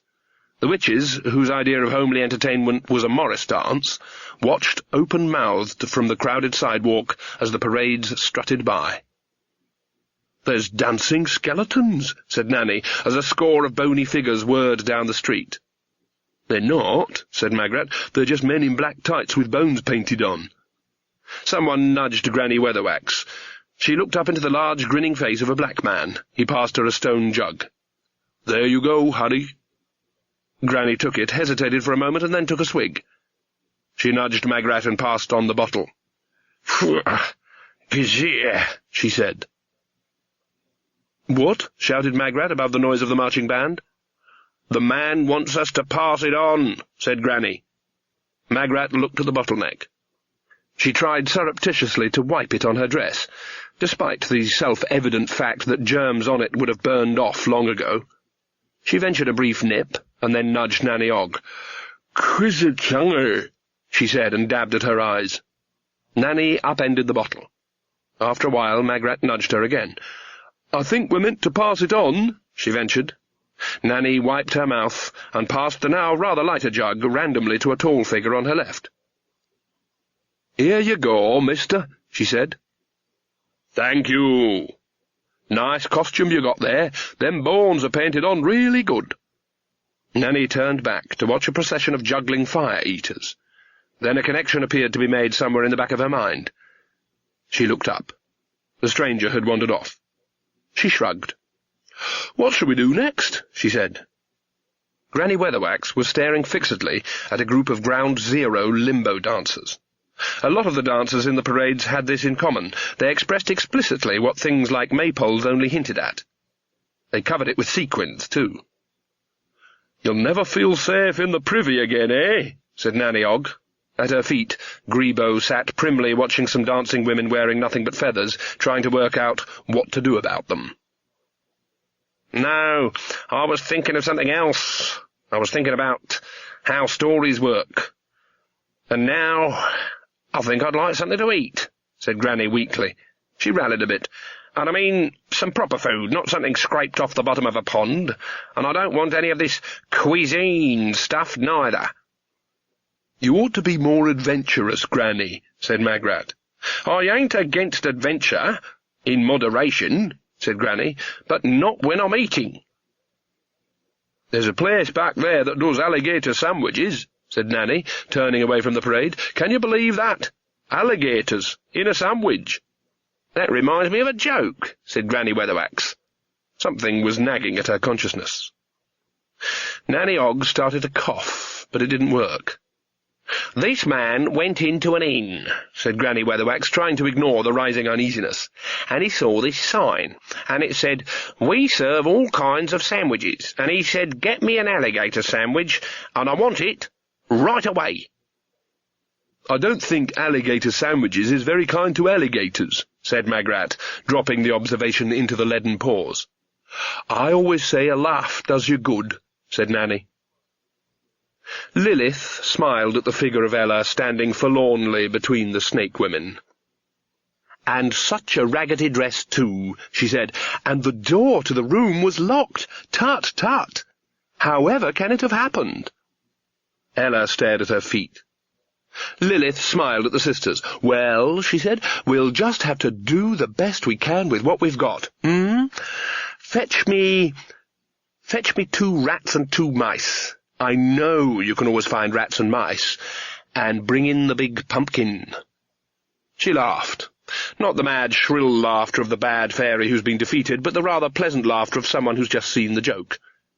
She looked reflectively at the wand. "But first," she said, transferring her gaze to Ella's pale face, "you'd better bring in those naughty men who let themselves get so drunk. That's not respectful. And if you haven't got respect, you haven't got anything." The clicking of the wand was the only sound in the kitchen. Nanny Ogg poked at the tall drink in front of her. "Beats me why they puts an umbrella in it," she said, sucking the cocktail cherry off the stick. "I mean, do they want to stop it getting wet or something?" She grinned at Magrat and Granny, who were both staring gloomily at the passing celebrations. "Cheer up," she said. "Never seen such a pair of long faces in all me puff." "That's neat rum you're drinking," said Magrat. "You're telling me," said Nanny, taking a swig. "Cheers." "It was too easy," said Granny Weatherwax. "It was only easy 'cause we done it," said Nanny. "You want something done, we're the girls to do it, eh? You show me anyone else who could have nipped in there and done all that in the nick of time, eh? Especially the coach bit." "It doesn't make a good story," said Granny. "Oh, bugger stories," said Nanny loftily. "You can always change a story." "Only at the right places," said Granny. "Anyway, maybe they could get her a new dress and horses and a coach and everything." "Where? When?" said Nanny. "It's a holiday, and there's no time anyway. They'll be starting the ball at any moment." Granny Weatherwax's fingers drummed on the edge of the cafe table. Nanny sighed. "Now what?" she said. "It doesn't happen like this," said Granny. "Listen, Esme, the only kind of magic that'd work right now is wand magic, and Magrat's got the wand." Nanny nodded at Magrat. "Ain't that so, Magrat?" Said Magrat. "Not lost it, have you?" "No, but there you are, then. Only, Ella said she'd got 2 godmothers." Granny Weatherwax's hand thumped down on the table. Nanny's drink flew into the air and overturned. "That's right," roared Granny. "That was nearly full. That was nearly a full drink," said Nanny reproachfully. "Come on. Best part of a whole glass of—" "Get that!" "Did I say I wasn't coming? I was just pointing—" "Now!" "Can I just ask the man to get me another—" "Get that!" The witches were halfway up the street when a coach rattled out of the driveway and trundled away. "That can't be it," said Magrat. "We got rid of it." "We ought to have chopped it up," said Nanny. "There's good eating on a pumpkin." "They've got us," said Granny, slowing down to a stop. "Can't you get into the minds of the horses?" said Magrat. The witches concentrated. "They ain't horses," said Nanny. "They feel like—" "Rats turned into horses," said Granny, who was even better at getting into people's minds than she was at getting under their skins. "They feel like that poor old wolf. Mine's like a firework display." She winced at the taste of them in her own head. "I bet," said Granny thoughtfully as the coach skidded around the corner, "I bet I could make the wheels fall right off." "That's not the way," said Magrat. "Anyway, Ella's in there." "There may be another way," said Nanny. "I know someone who could get inside their minds right enough." "Who?" said Magrat. "Well, we've still got our brooms," said Nanny. "It should be easy to overtake it, right?" The witches landed in an alleyway a few minutes ahead of the coach. "I don't hold with this," said Granny. "It's the sort of thing Lily does. You can't expect me to like this. Think of that wolf." Nanny lifted Grebo out of his nest among the bristles. "But Grebo's nearly human anyway," she said. "Heh!" "And it'll only be temporary, even with the 3 of us doing it," she said. "Anyway, it'll be interesting to see if it works." "Yes, but it's wrong," said Granny. "Not for these parts, it seems," said Nanny. "Besides," said Magrat virtuously, "it can't be bad if we're doing it. We're the good ones." "Oh, yes, so he is," said Granny, "and there was me forgetting it for a minute there." Nanny stood back. Grebo, aware that something was expected of him, sat up. "You must admit we can't think of anything better, Granny," said Magrat. Granny hesitated, but under all the revulsion was the little treacherous flame of fascination with the idea. Besides, she and Grebo had hated one another cordially for years. Almost human, eh? Give him a taste of it then and see how he likes it. She felt a bit ashamed of the thought, but not much. "Oh, all right."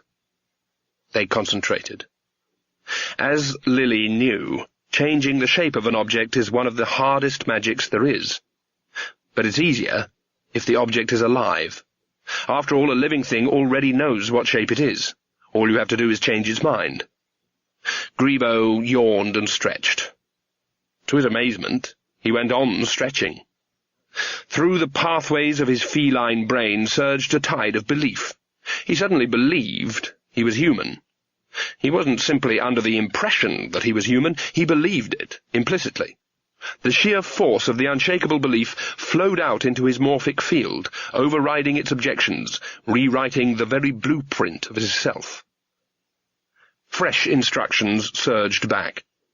If he was human, he didn't need all this fur, and he ought to be bigger. The witches watched, fascinated. "I never thought we'd do it," said Granny. "No points on the ears. The whiskers were too long. He needed more muscle. All these bones were the wrong shape. These legs ought to be longer." And then it was finished. Grebo unfolded himself and stood up, a little unsteadily. Nanny stared, her mouth open. Then her eyes moved downwards. "Caw," she said. "I think," said Granny Weatherwax, "that we'd better imagine some clothes on him right now." That was easy enough. When Grebo had been clothed to her satisfaction, Granny nodded and stood back. "Magrat, you can open your eyes," she said.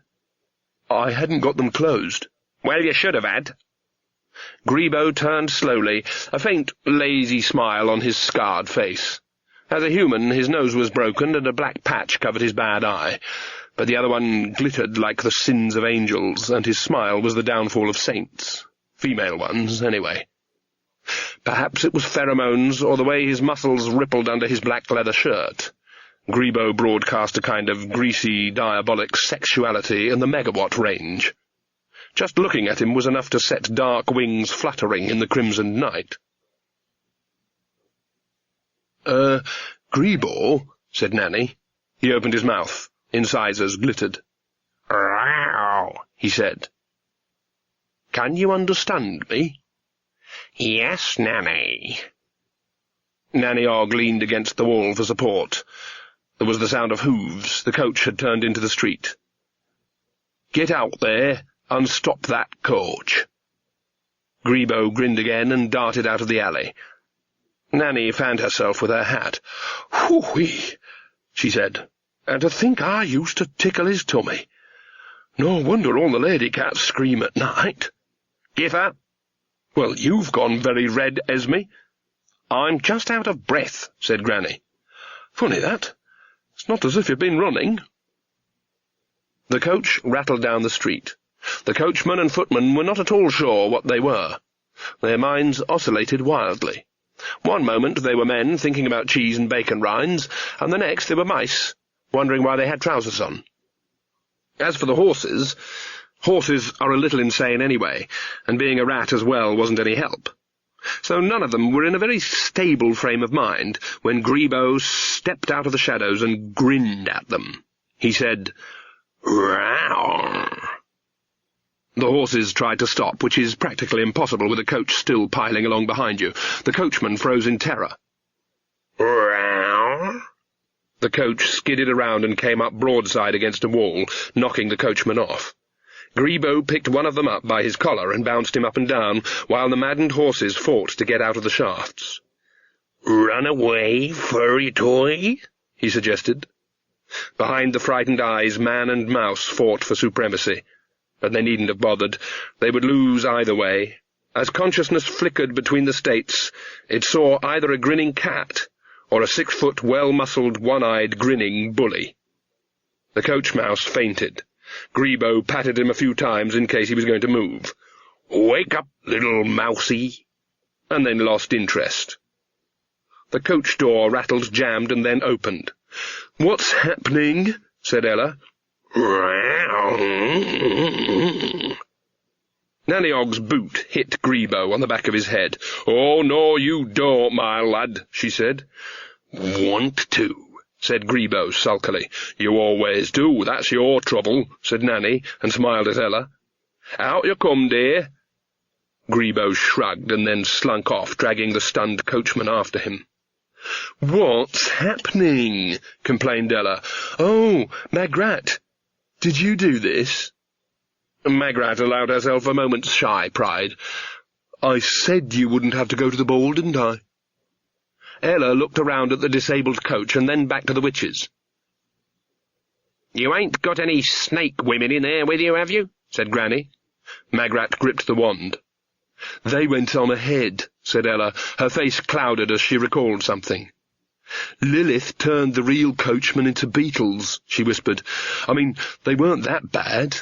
She made them get some mice, and she made them human, and then she said, 'There's got to be balance,' and the sisters dragged in the coachman, and she turned them into beetles, and then she trod on them." She stopped, horrified. A firework burst in the sky, but in the street below a bubble of terrible silence hung in the air. "Witches don't kill people," said Magrat. "This is foreign parts," muttered Nanny, looking away. "I think," said Granny Weatherwax, "that you ought to get right away from here, young lady." "They just went crack." "We've got the brooms," said Magrat. "We could all get away." "She'd send something after you," said Ella darkly. "I know her. Something from out of a mirror." "So we'd fight it," said Magrat. "No," said Granny. "Whatever's going to happen's going to happen here. We'll send the young lady off somewhere safe, and then we shall see." "But if I go away, she'll know," said Ella. "She's expecting to see me at the ball right now, and she'll come looking." "That sounds right, Esme," said Nanny Ogg. "You want to face her somewhere you choose. I don't want her looking for us on a night like this. I want to see her coming." There was a fluttering in the darkness above them. A small dark shape glided down and landed on the cobbles. Even in the darkness its eyes gleamed. It stared expectantly at the witches with far too much intelligence for a mere fowl. "That's Mrs. Goggles Cockerel," said Nanny. "Ain't it?" "Exactly what it is I might never exactly decide," said Granny. "I wish I knew where she stood." "Good or bad, you mean?" said Magrat. "She's a good cook," said Nanny. "I don't think anyone can cook like she do and be that bad." "Is she the woman who lives out in the swamp?" said Ella. "I've heard all kinds of stories about her." "She's a bit too ready to turn dead people into zombies," said Granny, "and that's not right." "Well, we just turned a cat into a person. I mean, a human person." Nanny, inveterate cat-lover, corrected herself. "And that's not strictly right, either. It's probably a long way from strictly right." "Yes, but we did it for the right reasons," said Granny. "We don't know what Mrs. Goggles' reasons are." There was a growl from the alleyway. Nanny scuttled towards it, and they heard her scolding voice. "No, put him down this minute." "Mine! Mine!" Legba strutted a little way along the street and then turned and looked expectantly at them. Granny scratched her chin and walked a little way away from Magrat and Ella, sizing them up. Then she turned and looked around. She said. "Lily is expecting to see you, ain't she?" "She can look out of reflections," said Ella nervously. Said Granny again. She stuck her finger in her ear and twiddled it for a moment. "Well, Magrat, you're the godmother around here. What's the most important thing we have to do?" Magrat had never played a card game in her life. "Keep Ella safe," she said promptly, amazed at Granny suddenly admitting that she was, after all, the one who had been given the wand. "That's what fairy godmothering is all about." "Yes?" Granny Weatherwax frowned. "You know," she said, "you two are just about the same size." Magrat's expression of puzzlement lasted for half a second before it was replaced by one of sudden horror. She backed away. "Someone's got to do it," said Granny. "Oh, no. No, it wouldn't work. It really wouldn't work. No." "Magrat Garlic," said Granny Weatherwax triumphantly, "you shall go to the ball." The coach cornered on 2 wheels. Grebo stood on the coachman's box, swaying and grinning madly and cracking the whip. This was even better than his fluffy ball with a bell in it. Inside the coach, Magrat was wedged between the 2 older witches, her head in her hands. "But Ella might get lost in the swamp." "Not with that cockerel leading the way. She'll be safer in Mrs. Goggles' swamp than at the ball, I know that," said Nanny. "Thank you." "You're welcome," said Granny. "Everyone'll know I'm not her." "Not with the mask on, they won't," said Granny. "But my hair's the wrong colour." "I can tint that up a treat, no problem," said Nanny. "I'm the wrong shape." "We can—" Granny hesitated. "Can you, puff yourself out a bit more?" "No." "Have you got a spare handkerchief, Gither?" "I reckon I could tear a bit off my petticoat, Esme. Ouch! There. And these glass shoes don't fit." "They fit me fine," said Nanny. "I gave 'em a try." "Yes, but I've got smaller feet than you." "That's all right," said Granny. "You put on a couple of pairs of my socks and they'll fit real snug." Bereft of all further excuses, Magrat struck out in sheer desperation. "But I don't know how to behave at balls." Granny Weatherwax had to admit that she didn't either. She raised her eyebrows at Nanny. "You used to go dancing when you were young," she said. "Well," said Nanny Ogg, social tutor, "what you do is, you tap men with your fan. Got your fan? And say things like, 'La, sir.' It helps to giggle, too. And flutter your eyelashes a bit. And pout. How am I supposed to pout? Nanny Ogg demonstrated. Oh, yuck. Don't worry, said Granny. We'll be there too. And that's supposed to make me feel better, is it? Nanny reached behind Magrat and grabbed Granny's shoulder. Her lips formed the words, "Won't work, she's all to pieces, no confidence." Granny nodded. Perhaps I ought to do it, said Nanny in a loud voice. I'm experienced at balls. I bet if I wore my hair long and wore the mask and them shiny shoes, and we hemmed up the dress a foot, no one 'ud know the difference. What d'you say? Magrat was so overawed by the sheer fascinating picture of this that she obeyed unthinkingly when Granny Weatherwax said, "Look at me, Magrat Garlic." The pumpkin coach entered the palace drive at high speed, scattering horses and pedestrians, and braked by the steps in a shower of gravel. "That was fun," said Grebo, and then lost interest. A couple of flunkies bustled forward to open the door, and were nearly thrown back by the sheer force of the arrogance that emanated from within. "Hurry up, peasants!" Magrat swept out, pushing the majordomo away. She gathered up her skirts and ran up the red carpet. At the top, a footman was unwise enough to ask for her ticket. "You impertinent lackey!" The footman, recognizing instantly the boundless bad manners of the well-bred, backed away quickly. Down by the coach, Nanny Ogg said, "You don't think you might have overdone it a little bit?" "I had to," said Granny. "You know what she's like." "How are we going to get in? We ain't got tickets, and we ain't dressed properly either." "Get the broomsticks down off the rack," said Granny. "We're going straight to the top." They touched down on the battlements of a tower overlooking the palace grounds. The strains of courtly music drifted up from below, and there was the occasional pop and flare of fireworks from the river. Granny opened a likely-looking door in the tower and descended the circular stairs which led to a landing. "Posh carpet on the floor," said Nanny. "Why is it on the walls, too?" "Them's tapestries," said Granny. "Cure," said Nanny. "You live and learn. Well, I do, anyway." Granny stopped with her hands on a doorknob. "What do you mean by that?" she said. "Well, I never knew you had a sister." "We never talked about her." "It's a shame when families break up like that," said Nanny. "Heh, you said your sister Beryl was a greedy ingrate with the conscience of an oyster." "Well, yes, but she is my sister." Granny opened the door. "Well, well," she said. "What's up? What's up? Don't just stand there." Nanny peered around her and into the room.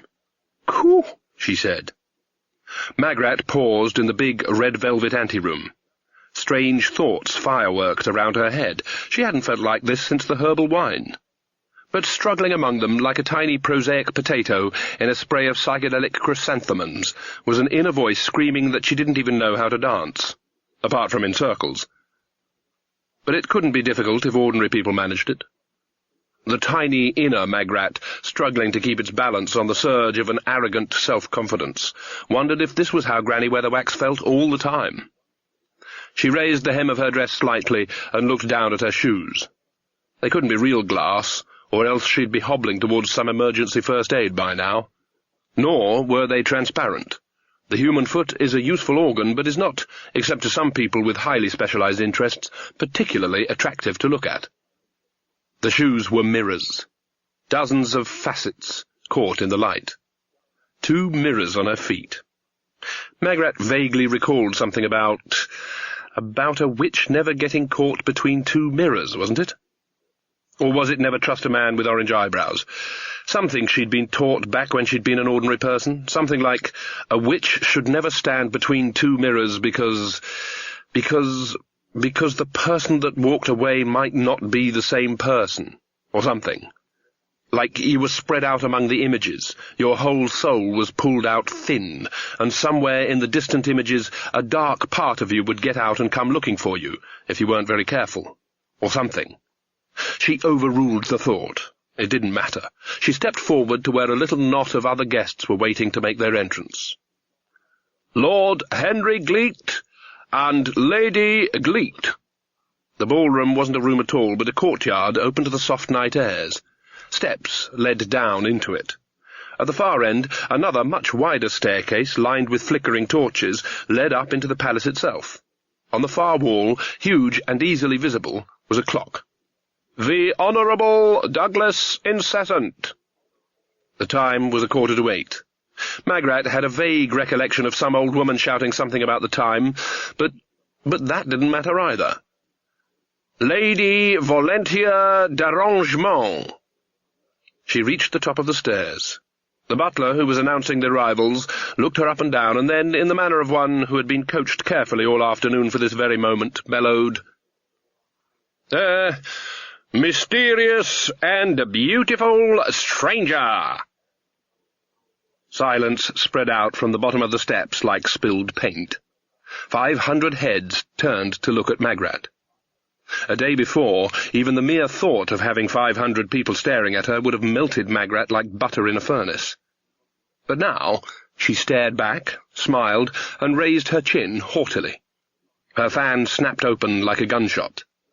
The mysterious and beautiful stranger, daughter of Simplicity Garlic, granddaughter of Araminta Garlic, her self-possession churning so strongly that it was crystallizing out on the sides of her personality, stepped out. A moment later another guest stalked past the butler. The butler hesitated. Something about the figure worried him. It kept going in and out of focus. He wasn't entirely certain if there was anyone else there at all. Then his common sense, which had temporarily gone and hidden behind something, took over. After all, it was Samedi Nuit More. People were supposed to dress up and look weird. You were allowed to see people like that. "Excuse me, sir," he said. "Who shall I say it is?" "I'm here incognito." The butler was sure nothing had been said, but he was also certain that he had heard the words. Fine," he mumbled. "Go on in, then." He brightened. "Damn good mask, sir." He watched the dark figure walk down the steps and leaned against a pillar.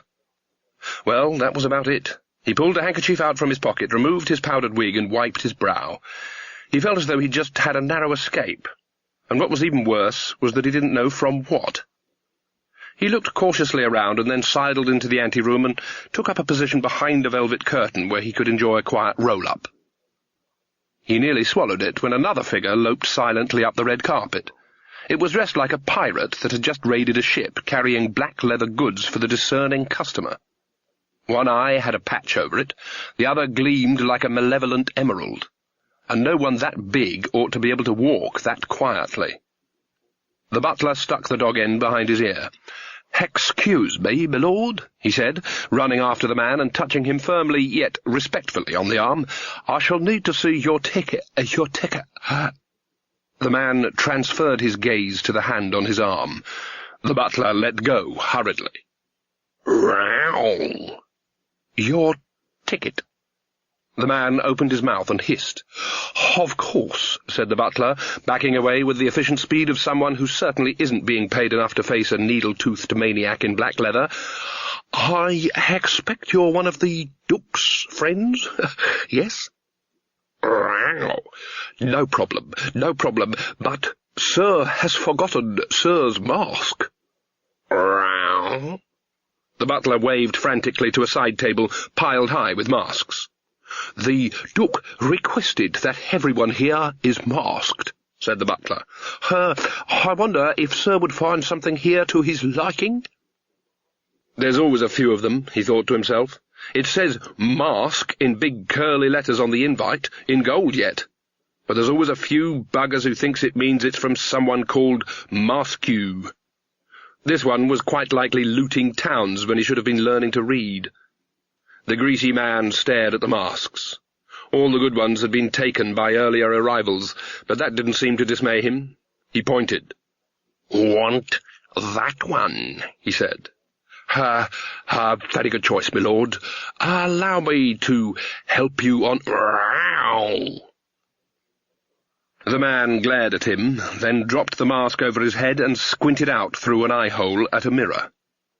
Damn odd, the butler thought.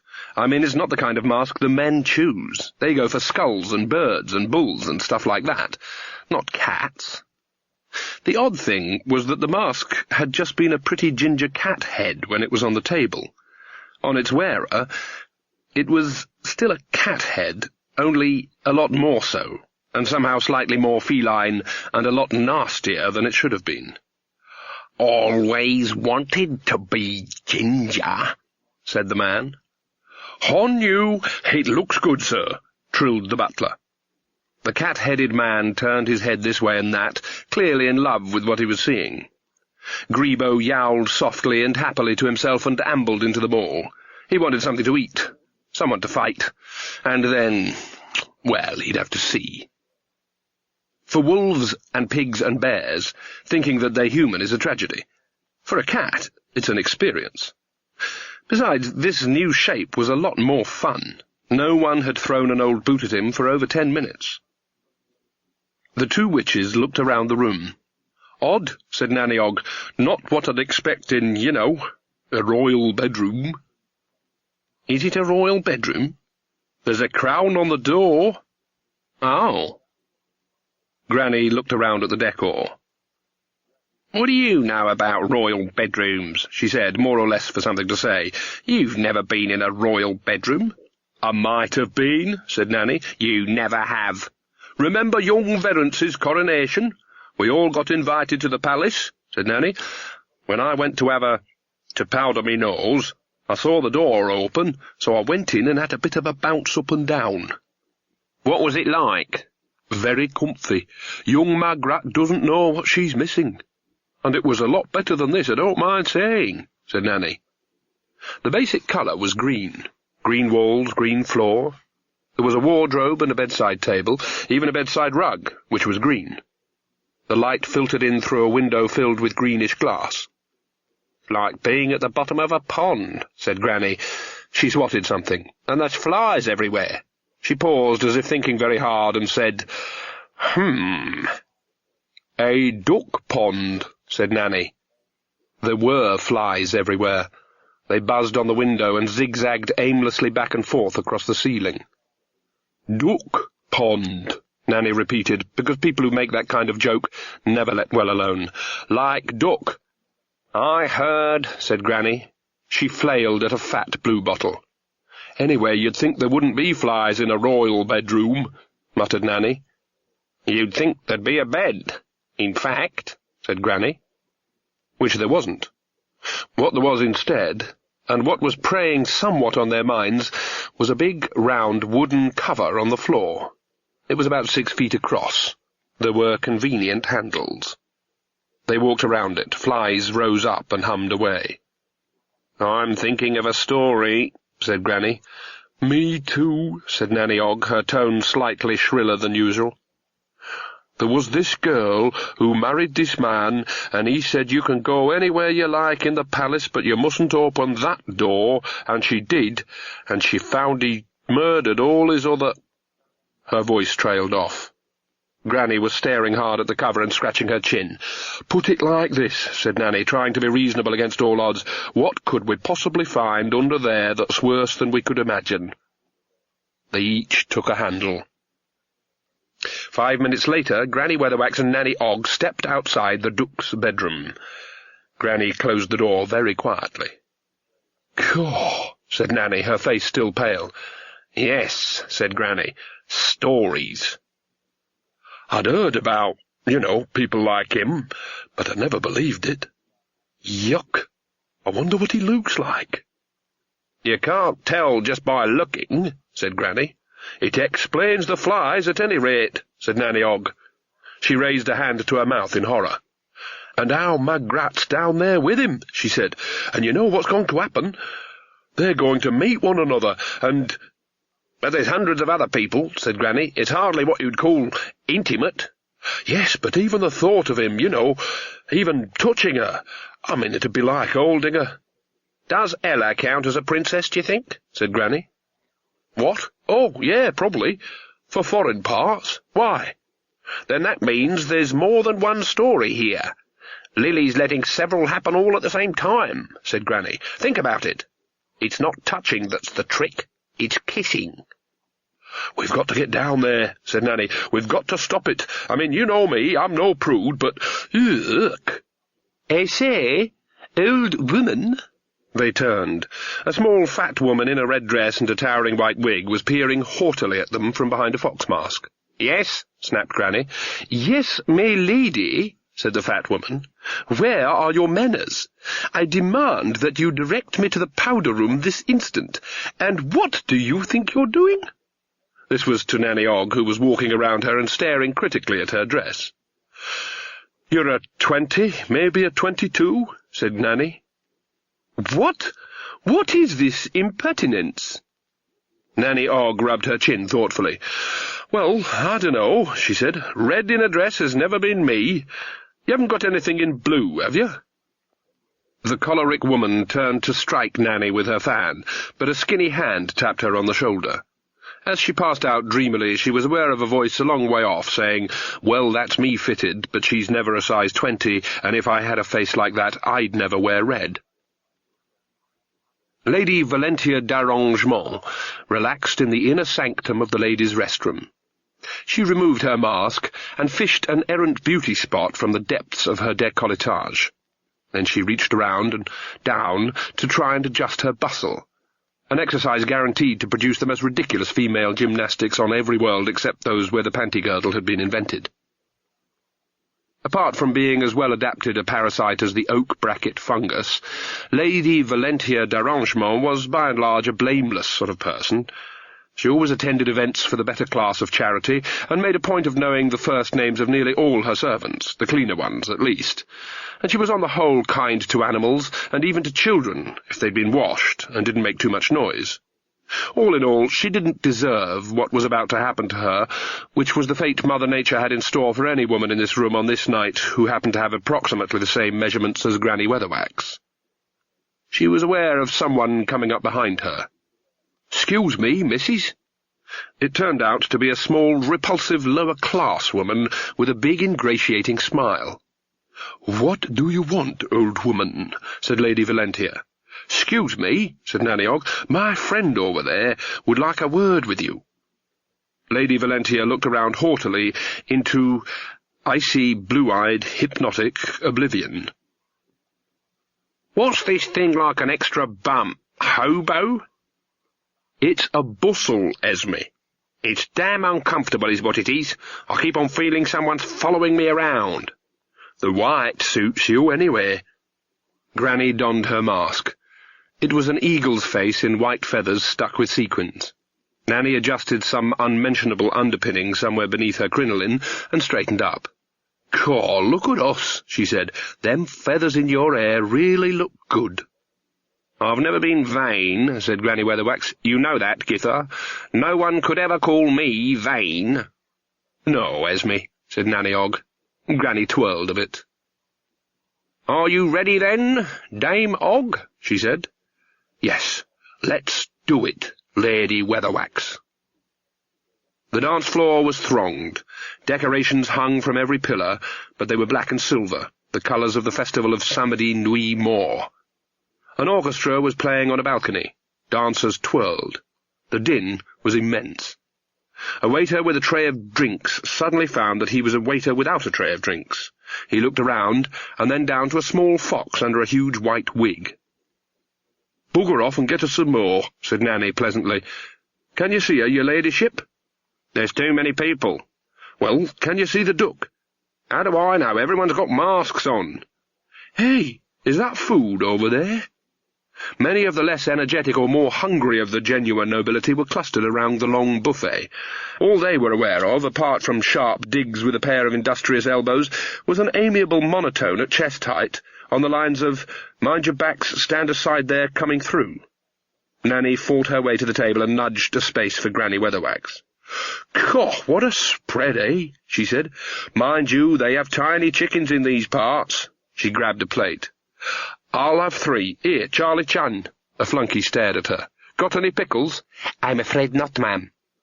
Nanny Ogg looked along a table which included roast swans, a roasted peacock that probably wouldn't have felt any better about it even if it had known that its tail feathers were going to be stuck back in afterwards, and more fruit, boiled lobsters, nuts, cakes, creams and trifles than a hermit's dream. Well, got any relish? No, ma'am. Tomato ketchup? No, ma'am. And they call this a gourmet paradise, muttered Nanny, as the band struck up the next dance. She nudged a tall figure helping himself to the lobster. Some place, eh? Very nice. Good mask you've got there. Thank you. Nanny was spun around by Granny Weatherwax's hand on her shoulder. There's Magrat. Where? Said Nanny. Over there, sitting by the potted plants. Oh, yes, on the chassis longue, said Nanny. That's sofa in foreign, you know, she added. What's she doing? Being attractive to men, I think. What? Magrat? Yeah, you're really getting good at that hypnotism, ain't you? Magrat fluttered her fan and looked up at the Comte de Yo-Yo. La, sir, she said, you may get me another plate of lark's eggs, if you really must. Like a shot, dear lady. The old man bustled off in the direction of the buffet. Magrat extended her languorous hand towards Captain de Vere of the Palace Guard. He stood to attention. Dear Captain, she said, you may have the pleasure of the next dance. Acting like a hussy, said Granny disapprovingly. Nanny gave her an odd look. Not really, she said. Anyway, a bit of hussing never did anyone any harm. At least none of those men looks like the duck. Here, what you doing? This was to a small bald-headed man who was trying surreptitiously to set up a small easel in front of them.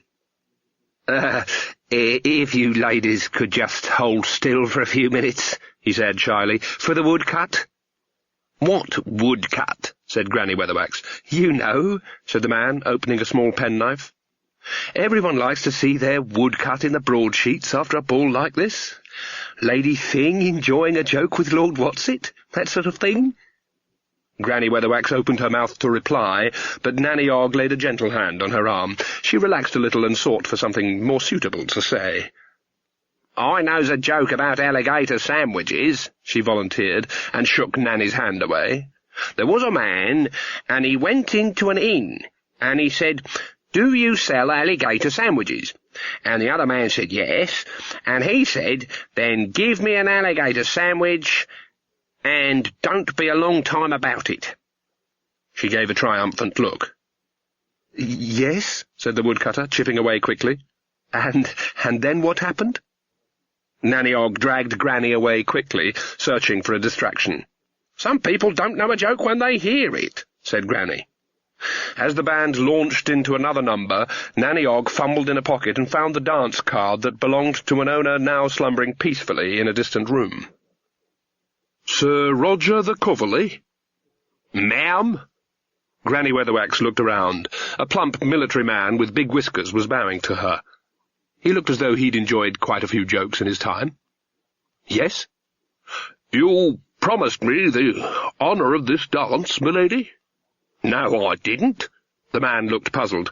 But I assure you, Lady d'Arrangement, your card. My name is Colonel Moutard. Granny gave him a look of deep suspicion, and then read the dance card attached to her fan. Oh. Do you know how to dance? Hissed Nanny. Of course. Never seen you dance, said Nanny. Granny Weatherwax had been on the point of giving the Colonel as polite a refusal as she could manage. Now she threw back her shoulders defiantly. A witch can do anything she puts her mind to, Githa Ogg. Come, Mr. Colonel. Nanny watched as the pair disappeared into the throng. "Hello, foxy lady," said a voice behind her. She looked around. There was no one there. "Down here." She looked down. A very small body, wearing the uniform of a captain in the palace guard, a powdered wig, and an ingratiating smile, beamed up at her. "My name's Casananda," he said. "I'm reputed to be the world's greatest lover. What'd you think?" Nanny Ogg looked him up and down, or at least down and further down. "You're a dwarf," she said. "Size isn't important." Nanny Ogg considered her position. One colleague, known for her shy and retiring nature, was currently acting like what's-her-name, The heathen queen who was always playing up to men very odd, and dancing with a man, even though she didn't know one foot from the other. Nanny Ogg felt she was at least owed a bit of time in which to be her own woman. "Can you dance as well?" she said wearily. "Oh, yes. How about a date?" "How old do you think I am?" said Nanny. Casananda considered. "All right, then," he said. "How about a prune?" Nanny sighed and reached down for his hand. "Come on." Lady Valentia d'Arrangement staggered limply along a passageway, a forlorn, thin shape in complicated corsetry and ankle-length underwear. She wasn't at all sure what had happened. There had been that frightful woman, and then this feeling of absolute bliss, and then she'd been sitting on the carpet with her dress off. Lady Valentia had been to enough balls in her dull life to know that there were occasions when you woke up in strange rooms with your dress off, but that tended to be later in the evening, and at least you had some idea of why you were there. She eased her way along, holding onto the wall. Someone was definitely going to get told off about this. A figure came around a bend in the corner, idly tossing a turkey leg into the air with one hand and catching it with the other. "I say," said Lady Valentia, "I wonder if you would be so good as to—" "Oh." She looked up at a leather-clad figure with an eye patch and a grin like a corsair raider. "Oh, I say." Nothing to this dancing, Granny Weatherwax told herself. It's just moving around to music. It helps to be able to read her partner's mind. Dancing is instinctive after you've got past that stage of looking down to see what your feet are doing. He soon gave in, partly in the face of Granny Weatherwax's sheer refusal to compromise, but mainly because of her boots. Lady d'Arrangement's shoes hadn't fitted. Besides, Granny was attached to her boots. They had complicated iron fixtures and toe caps like battering rams. When it came to dancing, Granny's boots went exactly wherever they wanted to go. She steered her helpless and slightly crippled partner towards Nanny Ogg, who had already cleared quite a space around her. What Granny could achieve with 2 pounds of hobnailed syncopation, Nanny Ogg could achieve merely with her bosom. It was a large and experienced bosom, and not one that was subject to restraint. As Nanny Ogg bounced down, it went up. When she gyrated right, it hadn't finished twirling left. In addition, Nanny's feet moved in a complicated jig step regardless of the actual tempo, so that while her body actually progressed at the speed of a waltz, her feet were doing something a bit nearer to a hornpipe. The total effect obliged her partner to dance several feet away, and many surrounding couples to stop dancing just to watch in fascination, in case the build-up of harmonic vibrations dropped her into the chandeliers. Granny and her helpless partner whirled past. "Stop showing off," Granny hissed, and disappeared into the throng again. "Who's your friend?" said Casananda. "She's—" Nanny began. There was a blast of trumpets. "That was a bit off the beat," she said. "No, that means the Duke is arriving," said Casananda. The band stopped playing. The couples, as one, turned and faced the main staircase. There were 2 figures descending in stately fashion. "My word, he's a sleek and handsome devil," Nanny told herself. "It just goes to show, Esme's right. You can never tell by looking. And that's Lily Weatherwax?" The woman wasn't masked. Give or take the odd laughter line and wrinkle, it was Granny Weatherwax to the life. Nanny found she was turning to find the White Eagle head in the crowd. All heads were turned to the staircase, but there was one staring as if her gaze was a steel rod. Lily Weatherwax wore white. Until that point it had never occurred to Nanny Ogg that there could be different colours of white. Now she knew better. The white of Lily Weatherwax's dress seemed to radiate. If all the lights went out, she felt, Lily's dress would glow. It had style, it gleamed, and puffed sleeves, and was edged with lace. And Lily Weatherwax looked, Nanny Ogg had to admit it, younger. There was the same bone structure and fine Weatherwax complexion, but it looked less worn. If that's what being bad does to you, Nanny thought, I could have done with some of that years ago. The wages of sin is death, but so is the salary of virtue, and at least the evil get to go home early on Fridays. The eyes were the same, though. Somewhere in the genetics of the Weatherwaxes was a piece of sapphire, maybe generations of them. The Duck was unbelievably handsome, but that was understandable. He was wearing black. Even his eyes wore black. Nanny surfaced and pushed her way through the throng to Granny Weatherwax. "Esme?" She grabbed Granny's arm. "Esme?" Nanny was aware that the crowd was moving, parting like a sea between the staircase and the chaise longue at the far end of the hall. Granny Weatherwax's knuckles were as white as her dress. "Esme, what's happening? What are you doing?" said Nanny. "Trying to stop the story," said Granny. "What's she doing, then?" "Letting things happen." The crowd were pulling back past them. It didn't seem to be a conscious thing. It was just happening that a sort of corridor was forming. Magrat stood up. Nanny was aware of a rainbow hue in the air. Possibly there was a tweeting of bluebirds. The Prince took Magrat by the hand. Nanny glanced up at Lily Weatherwax, who had remained a few steps up from the foot of the stairs and was smiling beneficently. Then she tried to put a focus on the future. It was horribly easy. Normally the future is branching off at every turn, and it's only possible to have the haziest idea of what is likely to happen, even when you're as temporally sensitive as a witch. But here there were stories coiled around the tree of events, bending it into a new shape. Granny Weatherwax wouldn't know what a pattern of quantum inevitability was if she found it eating her dinner.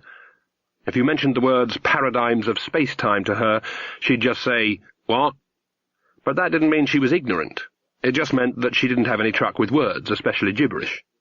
She just knew that there were certain things that happened continually in human history, like three-dimensional clichés. Stories. "And now we're part of it, and I can't stop it," said Granny. "There's got to be a place where I can stop it, and I can't find it." The band struck up. It was playing a waltz. Magrat and the Prince whirled around the dance floor once, never taking their eyes off each other. Then a few couples dared to join them. And then, as if the whole ball was a machine whose spring had been wound up again, the floor was full of dancing couples, and the sounds of conversation flowed back into the void. "Are you going to introduce me to your friend?" said Casanunda from somewhere near Nanny's elbow. People swept past them. "It's all got to happen," said Granny, ignoring the low-level interruption.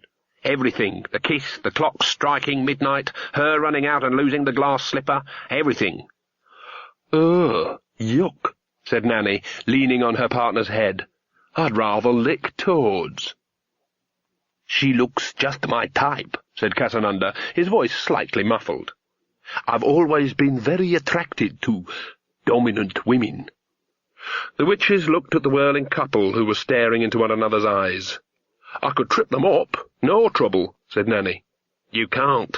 That's not something that can happen." "Well, Magrat's sensible, more or less sensible," said Nanny. "Maybe she'll notice something's wrong." "I'm good at what I do, Githa Og," said Granny. "She won't notice nothing until the clock strikes midnight." They both turned to look up. It was barely 9. "You know," said Nanny Og, "clocks don't strike midnight. Seems to me they just strike 12. I mean, it's just a matter of bongs." They both looked up at the clock again. In the swamp, Legbur the black cockerel crowed. He always crowed at sunset. Nanny Og pounded up another flight of stairs and leaned against the wall to catch her breath. It had to be somewhere around here. "Another time you'll learn to keep your mouth shut, Githa Og," she muttered. "I expect we're leaving the hurly-burly of the ball for an intimate tete-a-tete somewhere," said Casanunda, hopefully, trotting along behind her. Nanny tried to ignore him and ran along a dusty passage. There was a balcony rail on one side looking down into the ballroom, and there a small wooden door. She rammed it open with her elbow. Within, mechanisms whirred in counterpoint to the dancing figures below, as if the clock was propelling them, which, in a metaphorical sense, it was. Clockwork, Nanny thought. Once you know about clockwork, you know about everything. I wish I bloody well knew about clockwork. "Very cosy," said Casanunda. She squeezed through the gap and into the clock space. Cogwheels clicked past her nose. She stared at them for a moment. "Looks, All this just to chop time up into little bits. "It might be just the teeniest bit cramped," said Cassanunda from somewhere near her armpit, "but needs must, ma'am. I remember once in Quirm there was this sedan chair, and—" "Let's see," thought Nanny. "This bit is connected to that bit. This one turns. That one turns faster. This spiky bit wobbles backwards and forwards. Oh, well, just twist the first thing you can grab, as the High Priest said to the Vestal Virgin." This is the last line of a Discworld joke, lost, alas, to posterity. Nanny Ogg spat on her hands, gripped the largest cogwheel, and twisted. It carried on turning, pulling her with it. Blimey! Oh, well. Then she did what neither Granny Weatherwax nor Magrat would have dreamt of doing in the circumstances. But Nanny Ogg's voyages on the sea of intersexual dalliance had gone rather further than twice around the lighthouse, and she saw nothing demeaning in getting a man to help her. She simpered at Cassanunda. "Things would be a lot more comfortable in our little pied-à-terre if you could just push this little wheel around a bit," she said.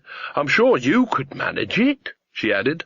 "Oh, no problem, good lady," said Cassanunda. He reached up with one hand. Dwarfs are immensely strong for their size.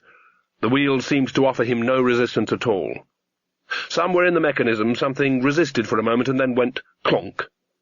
Big wheels turned reluctantly. Little wheels screamed on their axles. A small important piece flew out and pinged off Cassanunda's small bullet head. And, much faster than nature had ever intended, the hands sped around the face. A new noise right overhead made Nanny Ogg look up. Her self-satisfied expression faded. The hammer that struck the hours was swinging slowly backwards. It struck Nanny that she was standing right under the bell at the same time as the bell, too, was struck. Bong! Oh, bugger! Bong! Bong! Bong! Mist rolled through the swamp, and shadows moved with it, their shapes indistinct on this night when the difference between the living and the dead was only a matter of time. Mrs. Gogol could feel them among the trees, the homeless, the hungry, the silent people, those forsaken by men and gods, the people of the mists and the mud, whose only strength was somewhere on the other side of weakness, whose beliefs were as rickety and homemade as their homes. And the people from the city, not the ones who lived in the big white houses and went to balls in fine coaches, but the other ones. They were the ones that stories are never about.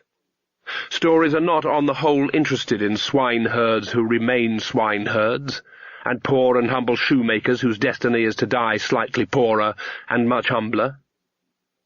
These people were the ones who made the magical kingdom work, who cooked its meals and swept its floors and carted its night soil, and were its faces in the crowd, and whose wishes and dreams, undemanding as they were of no consequence. The Invisibles. And me out here, she thought, building traps for gods. There are various forms of voodoo in the multiverse, because it's a religion that can be put together from any ingredients that happen to be lying around, and all of them try, in some way, to call down a god into the body of a human being. That was stupid, Mrs. Gogol thought. That was dangerous. Mrs. Gogol's voodoo worked the other way about. What was a god? A focus of belief. If people believed, a god began to grow. Feebly at first, but if the swamp taught anything, it taught patience.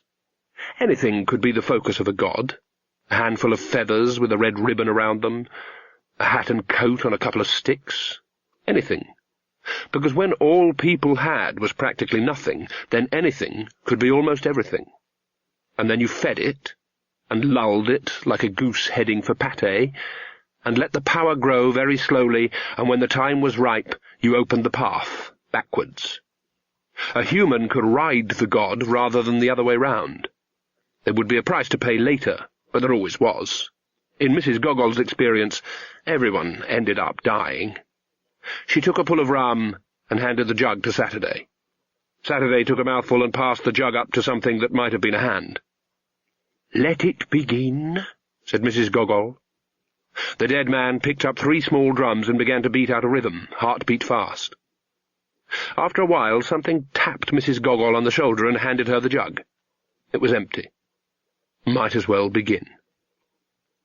Lady Bonanna, smile on me. Mr. Safeway, protect me. Stride-wide man, guide me.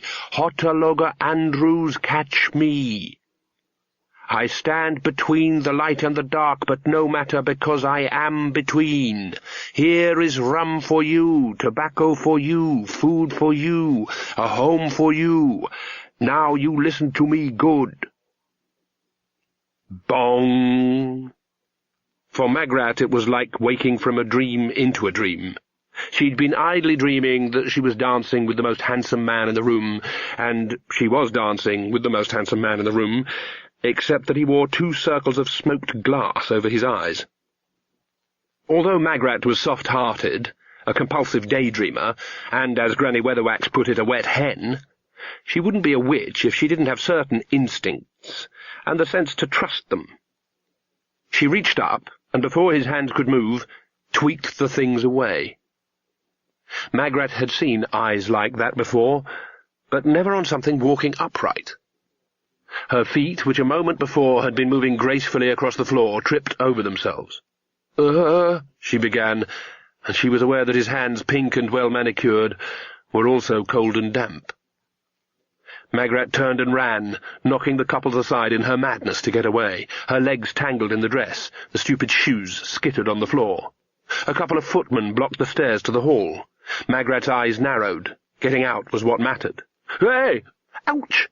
And then she ran on, slipping at the top of the stairs. A glass slipper slithered across the marble. "How the hell's anyone supposed to move in these things?" she screamed at the world in general. Hopping frantically on one foot, she wrenched the other shoe off and ran into the night.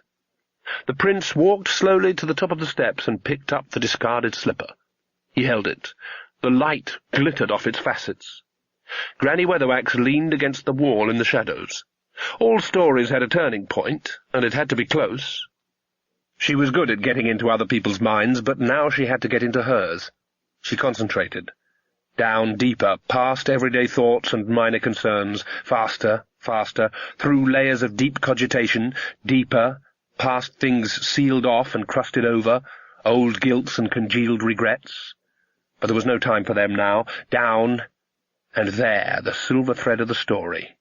She'd been part of it, was part of it, so it had to be a part of her. It poured past. She reached out. She hated everything that predestined people, that fooled them, that made them slightly less than human. The story whipped along like a steel hawser. She gripped it. Her eyes opened in shock. Then she stepped forward. "Excuse me, Your Highness." She snatched the shoe from the Duke's hands and raised it over her head. Her expression of evil satisfaction was terrible to behold. Then she dropped the shoe. It smashed on the stairs. 1,000 glittering fragments scattered across the marble. Coiled as it was around the length of turtle-shaped space-time known as the Discworld, the story shook. One broken end flapped loose and flailed through the night, trying to find any sequence to feed on. In the clearing, the trees moved. So did the shadows. Shadows shouldn't be able to move unless the light moves. These did. The drumming stopped. In the silence there was the occasional sizzle as power cracked across the hanging coat. Saturday stepped forward. Green sparks flew out to his hands as he gripped the jacket and put it on. His body jerked. Erzulia Goggle breathed out. "You are here," she said. "You are still yourself. You are exactly yourself." Saturday raised his hands with his fists clenched. Occasionally an arm or leg would jerk as the power inside him squirrel-caged around in its search for freedom. But she could see that he was riding it. "It will become easier," she said, more gently now. Saturday nodded. With the power flowing inside him, he had, she thought, the fire he'd had when he was alive. He had not been a particularly good man, she knew. Genua had not been a model of civic virtue, but at least he'd never told people that they wanted him to oppress them, and that everything he did was for their own good. Around the circle the people of New Genua, the old New Genua, knelt or bowed. He hadn't been a kind ruler, but he'd fitted. And when he'd been arbitrary or arrogant or just plain wrong, he'd never suggested that this was justified by anything other than the fact that he was bigger and stronger and occasionally nastier than other people. He'd never suggested that it was because he was better. And he'd never told people they ought to be happy and imposed a kind of happiness on them. The invisible people knew that happiness is not the natural state of mankind and is never achieved from the outside in. Saturday nodded again, this time in satisfaction. When he opened his mouth, sparks flashed between his teeth, and when he waded through the swamp, the alligators fought to get out of his way. It was quiet in the palace kitchens now. The huge trays of roast meat, the pigs' heads with apples in their mouths, the multi-layered trifles, had long ago been carried upstairs. There was a clattering from the giant sinks at the far end, where some of the maids were making a start on the washing up. Mrs. Pleasant, the cook, had made herself a plate of red stripe fish in crawfish sauce. She wasn't the finest cook in Genua. No one got near Mrs. Goggles' gumbo. People would almost come back from the dead for a taste of Mrs. Goggles' gumbo.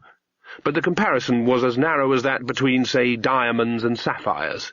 She'd done her best to cook up a good banquet, because she had her professional pride, but there wasn't much she felt she was able to do with lumps of meat. Genuine cooking, like the best cooking everywhere in the multiverse, had been evolved by people who had to make desperate use of ingredients their masters didn't want. No one would even try a bird's nest unless they had to. Only hunger would make a man taste his first alligator. No one would eat a shark's fin if they were allowed to eat the rest of the shark. She poured herself a rum and was just picking up the spoon when she felt herself being watched. A large man in a black leather doublet was staring at her from the doorway, dangling a ginger cat mask from one hand. It was a very direct stare. Mrs. Pleasant found herself wishing she'd done something about her hair and was wearing a better dress. "Yes," she said. "What do you want?" Want food, Mrs. Pleasant," said Grebo. She looked him up and down. There were some odd types in Genua these days. This one must have been a guest at the ball, but there was something very familiar about him. Grebo wasn't a happy cat. People had made a fuss just because he'd dragged a roast turkey off the table. Then the skinny female with the teeth had kept simpering at him and saying she'd see him later in the rose garden, which wasn't at all the cat way of doing things, and that had got him confused, because this wasn't the right kind of body, and nor was hers. And there were too many other males around.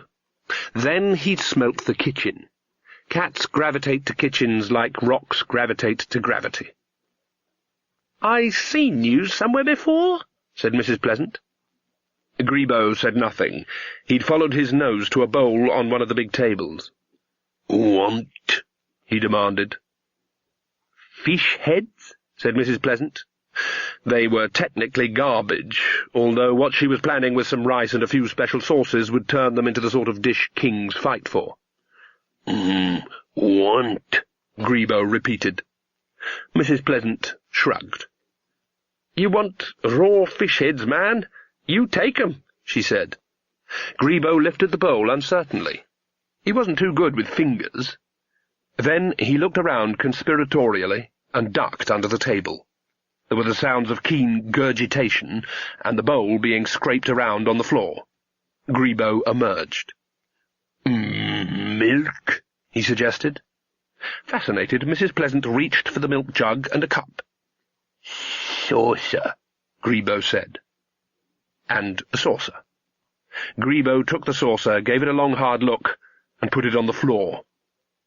Mrs. Pleasant stared. Grebo finished the milk, licking the remnant of his beard. He felt a lot better now, and there was a big fire over there. He padded over to it, sat down, spat on his paw, and made an attempt to clean his ears, which didn't work because inexplicably neither ears nor paw were the right shape, and then curled up as best he could, which wasn't very well, given that he seemed to have the wrong sort of backbone, too. After a while, Mrs. Pleasant heard a low, asthmatic rumble. Grebo was trying to purr. He had the wrong kind of throat. In a minute he was going to wake up in a bad temper and want to fight something. Mrs. Pleasant got on with her own supper. Despite the fact that a hulking great man had just eaten a bowl of fish heads and lapped a saucer of milk in front of her and was now stretched out uncomfortably in front of the fire, she found she didn't feel the least bit afraid. In fact, she was fighting down an impulse to scratch his tummy. Magrat wrenched off the other slipper as she ran down the long red carpet towards the palace gateway and freedom. Just getting away, that was the important thing. From was more urgent than to. And then 2 figures drifted out of the shadows and faced her. She raised the slipper pathetically as they approached in absolute silence, but even in the twilight she could feel their gaze. The crowds parted.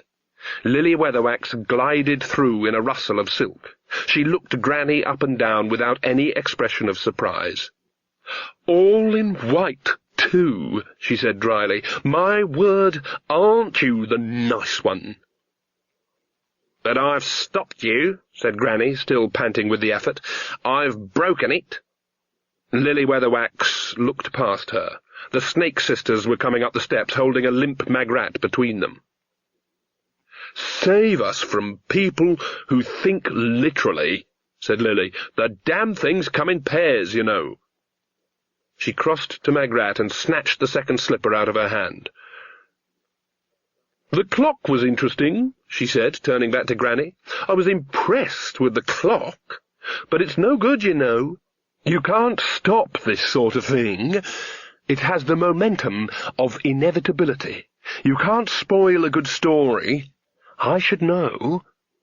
She handed the slipper to the prince, but without taking her eyes off Granny. "It'll fit her," she said.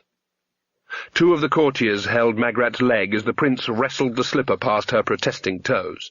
"There," said Lily, still without looking down, "and do stop trying that hedge witch hypnotism on me, Esme." "It fits," said the prince, but in a doubtful tone of voice. "Yes, anything would fit," said a cheerful voice from somewhere towards the back of the crowd, "if you were allowed to put 2 pairs of hairy socks on first." Lily looked down. Then she looked at Magrat's mask. She reached out and pulled it off. "Ow!" "Wrong girl," said Lily. "But it still doesn't matter, Esme, because it is the right slipper, so all we have to do is find the girl whose foot it fits." There was a commotion at the back of the crowd. Courtiers parted, revealing Nanny Ogg, oil-covered and hung with spider-webs. "If it's a 5½ narrow fit, I'm your man," she said. "Just let me get these boots off." "I wasn't referring to you, old woman," said Lily coldly. "Oh, yes, you was," said Nanny. "We know how this bit goes, see? The prince goes all round the city with the slipper, trying to find the girl whose foot fits. That's what you was planning, so I can save you a bit of trouble. How about it?" There was a flicker of uncertainty in Lily's expression. "A girl," she said, "of marriageable age." "No problem there," said Nanny cheerfully. The dwarf Casanunda nudged a courtier proudly in the knees. "She's a very close personal friend of mine," he said proudly. Lily looked at her sister. "You're doing this. Don't think I don't know," she said. "I ain't doing a thing," said Granny. "It's real life happening all by itself." Nanny grabbed the slipper out of the prince's hands, and before anyone else could move, slid it onto her foot. Then she waggled the foot in the air. It was a perfect fit. "There," she said. "See? You could have wasted the whole day." "Especially because there must be hundreds of 5½ narrow fit wearers in a city this size," Granny went on, "unless, of course, you happen to sort of go to the right house right at the start, if you had, you know, a lucky guess." "But that'd be cheating," said Nanny. She nudged the prince. "I'd just like to add," she said, "that I don't mind doing all the waving and opening things and all the royal stuff, but I draw the line at sleeping in the same bed as Sonny Jim here." "Because he doesn't sleep in a bed," said Granny. "No, he sleeps in a pond," said Nanny. "We had a look. Just a great big indoor pond." "Because he's a frog," said Granny. with flies all over the place in case he wakes up in the night and fancies his snack," said Nanny. "I thought so," said Magrat, pulling herself out of the grip of the guards. "He had clammy hands." "Lots of men have clammy hands," said Nanny, "but this one's got 'em because he's a frog." "I'm a prince of blood royal," said the prince, "and a frog." "I don't mind," said Casananda from somewhere down below. "I enjoy open relationships. If you want to go out with a frog, it's fine by me." Lily looked around at the crowd, then she snapped her fingers. Granny Weatherwax was aware of a sudden silence. Nanny Ogg looked up at the people on either side of her. She waved a hand in front of a guard's face. "Cool," she said. "You can't do that for long," said Granny. "You can't stop 1,000 people for long." Lily shrugged. "They're not important. Whoever will remember who was at the ball, they'll just remember the flight and the slipper and the happy ending." "I've told you, you can't start it again, and he's a frog. Even you can't keep him in shape the whole day long. He turns back into his old shape at night. He's got a bedroom with a pond in it. He's a frog," said Granny flatly. "But only inside," said Lily. "Inside's where it counts," said Granny. "Outside's quite important, mind," said Nanny. "Lots of people are animals inside. Lots of animals are people inside," said Lily. "Where's the harm?" "He's a frog." "Especially at night," said Nanny. It had occurred to her that a husband who was a man all night and a frog all day might be almost acceptable. You wouldn't get the wage packet, but there'd be less wear and tear on the furniture.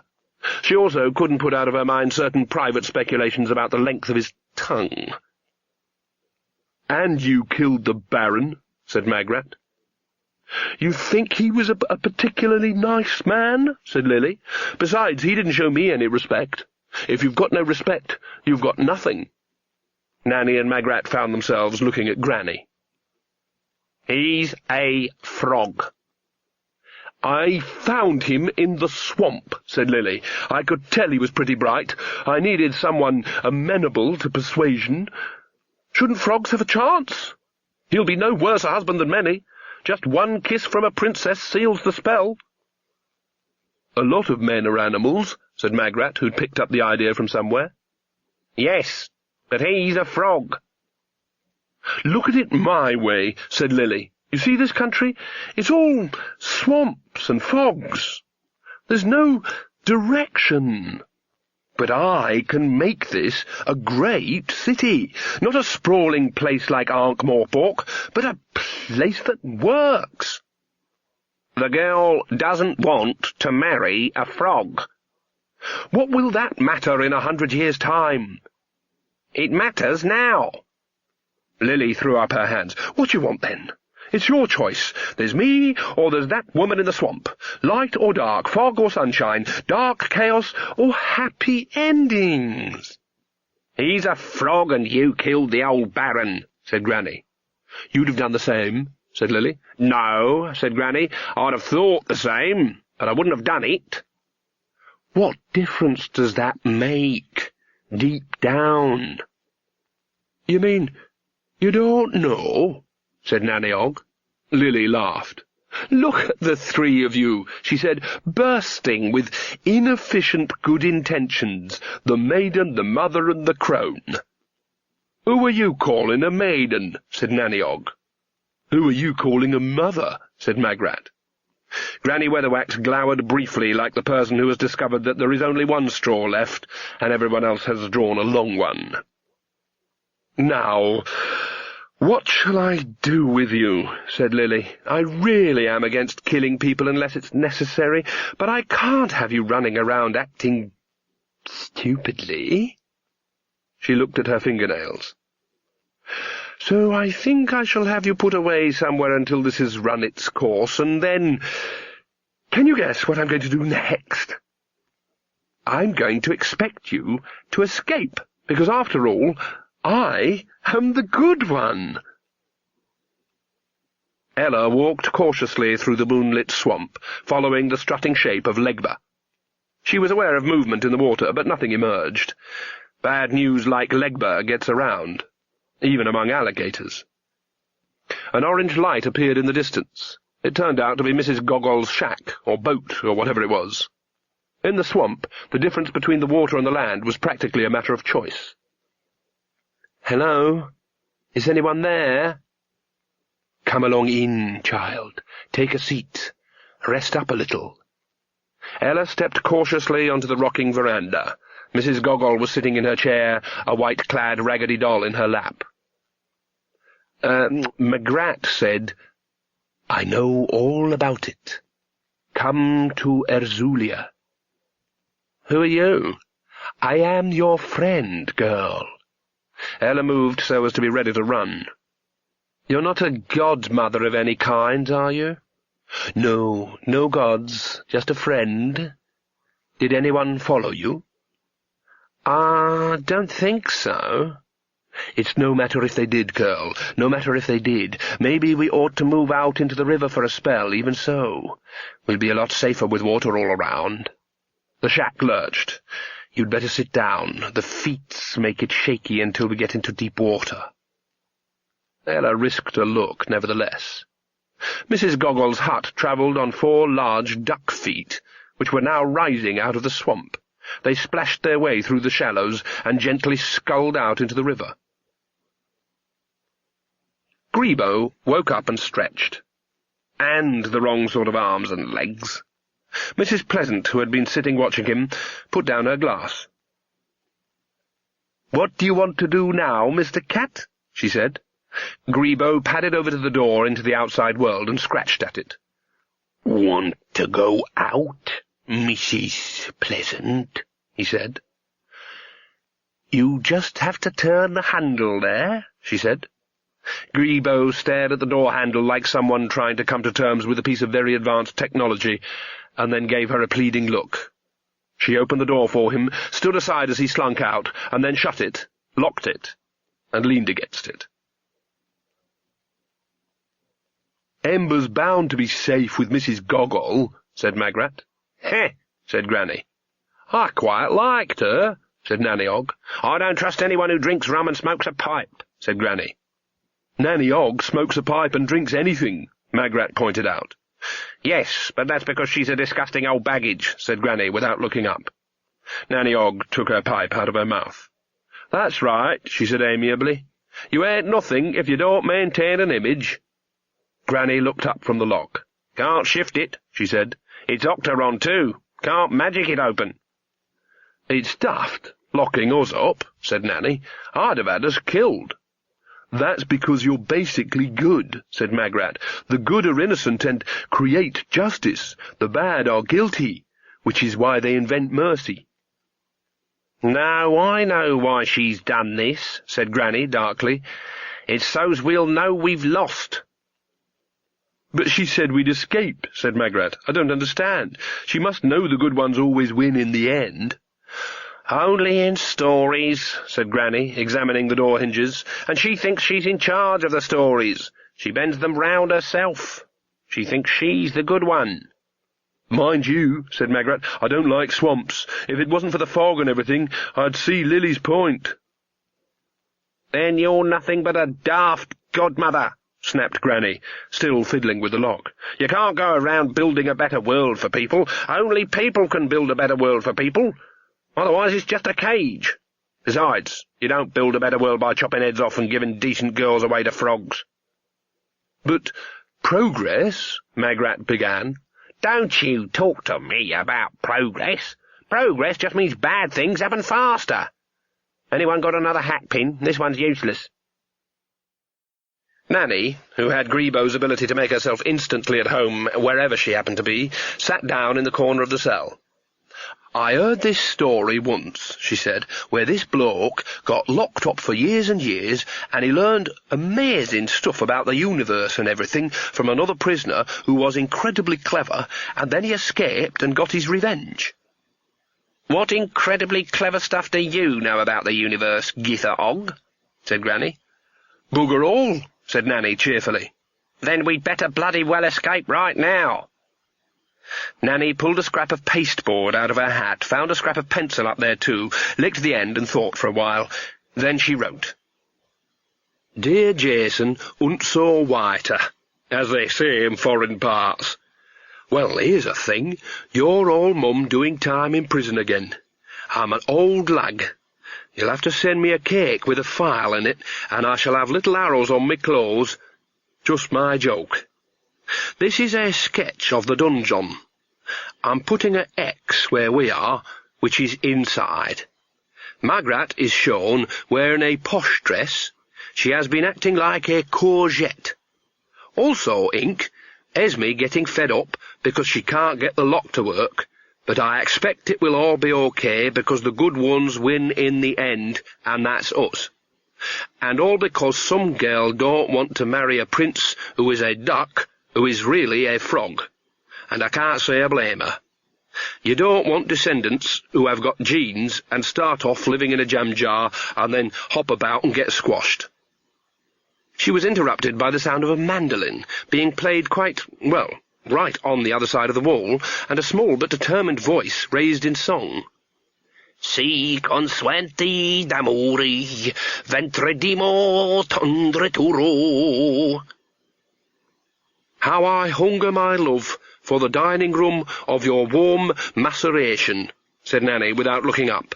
"Della toserento, odri tidren vontai." The shop, I have a lozenge, the sky is pink," said Nanny. Granny and Magrat looked at one another. "Guarunto teltari bellar pori di larientos." "Rejoice, candlemaker, you have a great big—" "I don't believe any of this," said Granny. "You're making it up."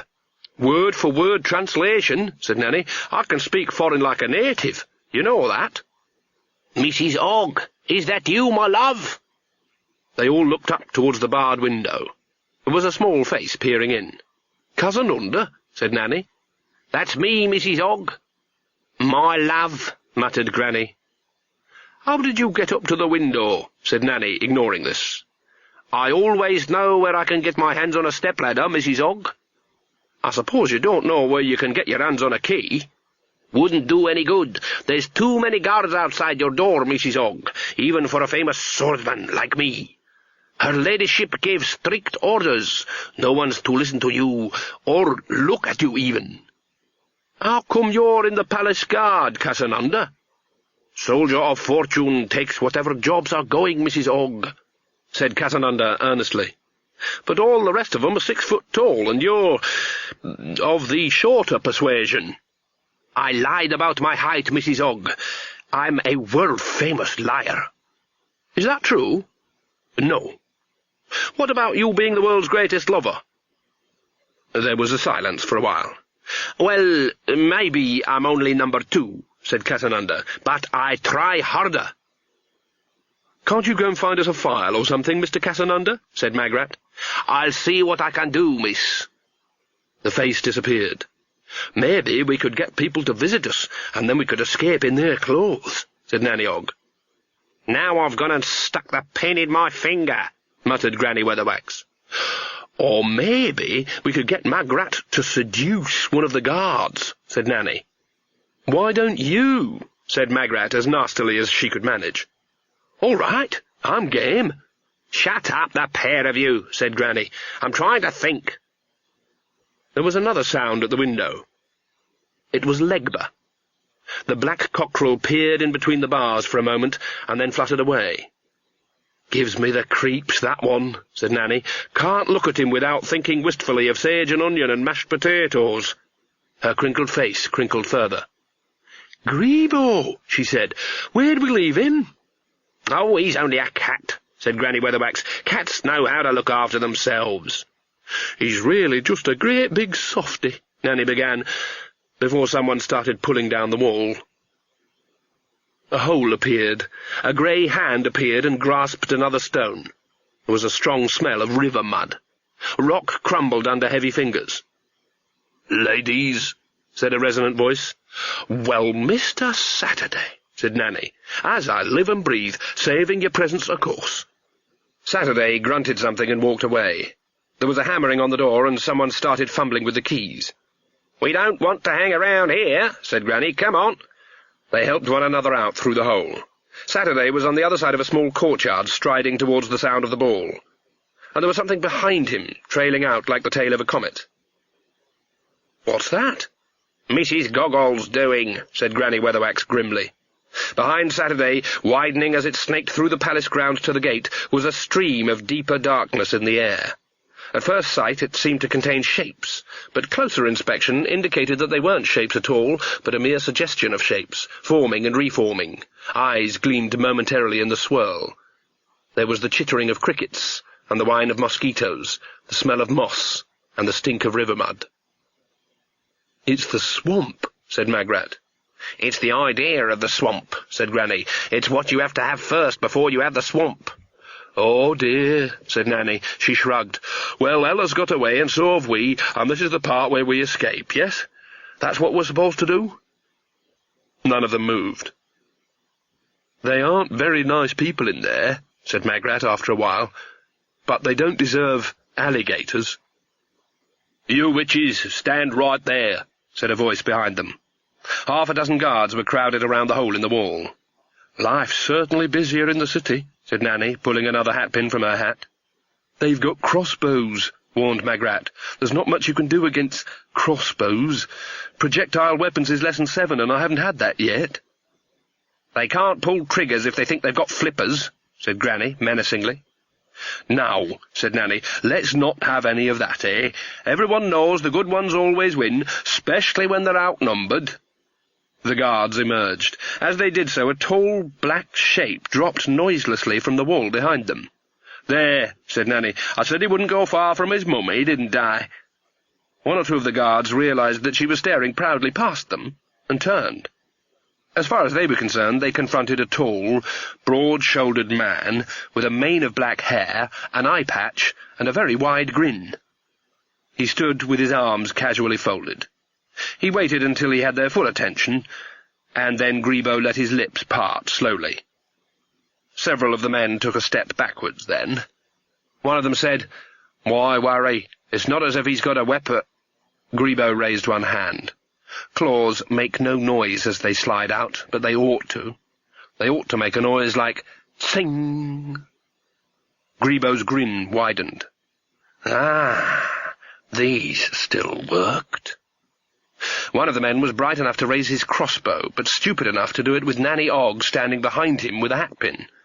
Her hand moved so swiftly that any wisdom-seeking saffron-clad youth would have started the way of Mrs. Ogg there and then. The man screamed and dropped the bow. Grebo leapt. Cats are like witches. They don't fight to kill, but to win. There is a difference. There's no point in killing an opponent. That way they won't know they've lost. And to be a real winner, you have to have an opponent who is beaten and knows it. There's no triumph over a corpse, but a beaten opponent who will remain beaten every day of the remainder of their sad and wretched life. There's something to treasure. Cats do not, of course, rationalize this far. They just like to send someone limping off minus a tail and a few square inches of fur. Grebo's technique was unscientific, and wouldn't have stood a chance against any decent swordsmanship, but on his side was the fact that it is almost impossible to develop decent swordsmanship when you seem to have run into a food mixer that is biting your ear off. The witches watched with interest. "I think we can leave him now," said Nanny. "I think he's having fun." They hurried towards the hall. The orchestra was in the middle of a complicated number when the lead violinist happened to glance towards the door and then dropped his bow. The cellist turned to see what had caused this, followed his colleague's fixed stare, and in a moment of confusion tried to play his instrument backwards. In a succession of squeaks and flats, the orchestra stopped playing. The dancers continued for a while out of sheer momentum, and then stopped and milled about in confusion. And then, one by one, they too looked up. Saturday stood at the top of the steps. In the silence came the drumming, making the music that had gone before seem as insignificant as the chittering of crickets. This was the real blood music. Every other music that had ever been written was merely a pitiful attempt to sing along. It poured into the room, and with it came the heat and warm vegetable smell of the swamp. There was a suggestion of alligator in the air, not the presence of them, but the promise. The drumming grew louder. There were complex counter-rhythms, much more felt than heard. Saturday brushed a speck of dust off the shoulder of his ancient coat and reached out an arm. The tall hat appeared in his hand. He reached out his other hand. The black cane with the silver top whirred out of the empty air and was snatched up triumphantly. He put the hat on his head. He twirled the cane. The drums rolled, except that maybe it wasn't drums now, maybe it was a beat in the floor itself, or in the walls, or in the air. It was fast and hot, and people in the hall found their feet moving of their own accord, because the drumming seemed to reach the toes via the hindbrain without ever passing near the ears. Saturday's feet moved too. They beat out their own staccato rhythms on the marble floor. He danced down the steps. He whirled, he leapt, the tails of his coat whipped through the air, and then he landed on the foot of the step, his feet striking the ground like a thud of doom. And only now was there a stirring. There was a croak from the prince. "It can't be him! He's dead! Guards! Kill him!" He looked around madly at the guards by the stairs. The guard captain went pale. Again? I don't think—" he began. "Do it now!" The captain raised his crossbow nervously. The point of the bolt wove figures of 8 in front of his eyes. "I said, do it!" The bow twanged. There was a thud. Saturday looked down at the feathers buried in his chest, and then grinned and raised his cane. The captain looked up with a certain terror of death in his face. He dropped his bow and turned to run, and managed 2 steps before he toppled forward. "No," said a voice behind the prince. "This is how you kill a dead man." Lily Weatherwax stepped forward, her face white with fury. "You don't belong here any more," she hissed. "You're not part of the story." She raised a hand. Behind her, the ghost images suddenly focused on her, so that she became more iridescent. Silver fire leapt across the room. Baron Saturday thrust out his cane. The magic struck, and coursed down him to earth, leaving little silver trails that crackled for a while and then winked out. "No man," he said. "There ain't no way to kill a dead man." The 3 witches watched from the doorway. "I felt that," said Nanny. "It should have blown him to bits." "Blown what to bits?" said Granny. "The swamp, the river, the world? He's all of them. Oh, she's a clever one, that Mrs. Goggle." "What?" said Magrat. "What do you mean, all of them?" Lily backed away. She raised her hand again and sent another fireball towards the Baron. It hit his hat and burst off it like a firework. "Stupid, stupid," muttered Granny. "She's seen it doesn't work, and she's still trying it." "I thought you weren't on her side," said Magrat. "I ain't. But I don't like to see people being stupid. That kind of stuff's no use. Magrat, Garlic, even you— Oh, no, surely not again." The Baron laughed as a third attempt earthed itself harmlessly. Then he raised his cane. 2 courtiers tumbled forward. Lily Weatherwax, still backing away, came up against the foot of the main staircase. The Baron strolled forward. "You want to try anything else, lady?" he said. Lily raised both hands. All 3 witches felt it, the terrible suction as she tried to concentrate all the power in the vicinity. Outside, the one guard remaining upright found that he was no longer fighting a man, but merely an enraged tomcat. Although this was no consolation, it just meant that Grebo had an extra pair of claws. The prince screamed. It was a long descending scream, and ended in a croak somewhere around ground level. Baron Saturday took 1 heavy, deliberate step forward, and there was no more croak. The drums stopped abruptly. And then there was a real silence, broken only by the swish of Lily's dress as she fled up the stairs. A voice behind the witches said, "Thank you, ladies. Could you step aside, please?" They looked around. Mrs. Goggle was there, holding Embers by the hand. She had a fat, gaily embroidered bag over her shoulder. All 3 watched as the voodoo woman led the girl down into the hall and through the silent crowds. "That's not right either," said Granny under her breath. "What?" said Magrat. "What?" Baron Saturday thumped his stick on the floor. "You know me," he said. "You all know me. You know I was killed, and now here I am. I was murdered, and what did you do?" "How much did you do, Mrs. Goggle?" muttered Granny. "Nah, we ain't having this." "Shh! I can't hear what he's saying," said Nanny.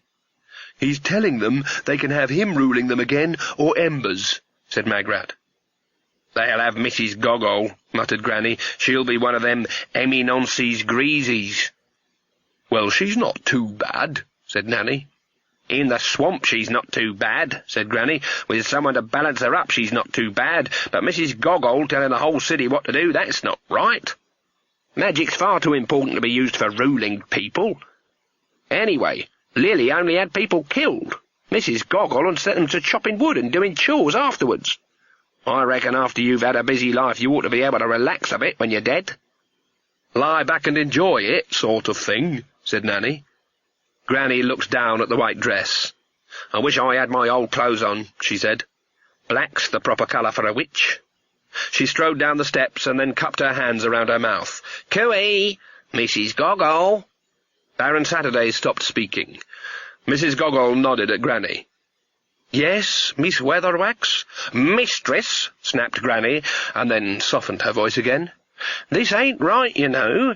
She's the one who ought to rule, fair enough. And you used magic to help her this far, and that's all right. But it stops right here. It's up to her what happens next. You can't make things right by magic, you can only stop making them wrong." Mrs. Goggle pulled herself up to her full impressive height. "Who's you to say what I can and can't do here?" "We're her godmothers," said Granny. "That's right," said Nanny Og. "We've got a wand, too," said Magrat. "But you hate godmothers, Mistress Weatherwax," said Mrs. Goggle. "We're the other kind," said Granny. "We're the kind that gives people what they know they really need, not what they think they ought to want." Among the fascinated crowd, several pairs of lips moved as people worked this out. "Then you've done your godmothering," said Mrs. Goggle, who thought faster than most. "You did it very well." "You didn't listen," said Granny. "There's all sorts of things to godmothering. She might be quite good at ruling, she might be bad at it, but she's got to find out for herself, with no interference from anyone." "What if I say no?" "Then I expect we'll just have to go on godmothering," said Granny. "Do you know how long I worked to win?" said Mrs. Goggle haughtily. "Do you know what I lost?" "And now you've won, and there's the end of it," said Granny. "Are you looking to challenge me, Mistress Weatherwax?" Granny hesitated and then straightened her shoulders. Her arms moved away from her sides, almost imperceptibly. Nanny and Magrat moved away slightly. "If that's what you want." "My voodoo against your headology?" "If you like." "And what's the stake?" "No more magic in the affairs of Genua," said Granny. "No more stories, no more godmothers, just people deciding for themselves, for good or bad, right or wrong." "Okay. And you leave Lily Weatherwax to me." Mrs. Goggle's intake of breath was heard around the hall. "Never." Said Granny. "You don't think you're going to lose, do you?" "I don't want to hurt you, Mistress Weatherwax," said Mrs. Goggle. "That's good," said Granny. "I don't want you to hurt me either." "I don't want there to be any fighting," said Ella. They all looked at her. "She's the ruler now, ain't she?" said Granny. "We've got to listen to what she says." "I'll keep out of the city," said Mrs. Goggle, ignoring her, "but Lilith is mine." "No." Mrs. Goggle reached into her bag and flourished the raggedy doll. "See this?" "Yes, I do," said Granny. "It was going to be her. Don't let it be you."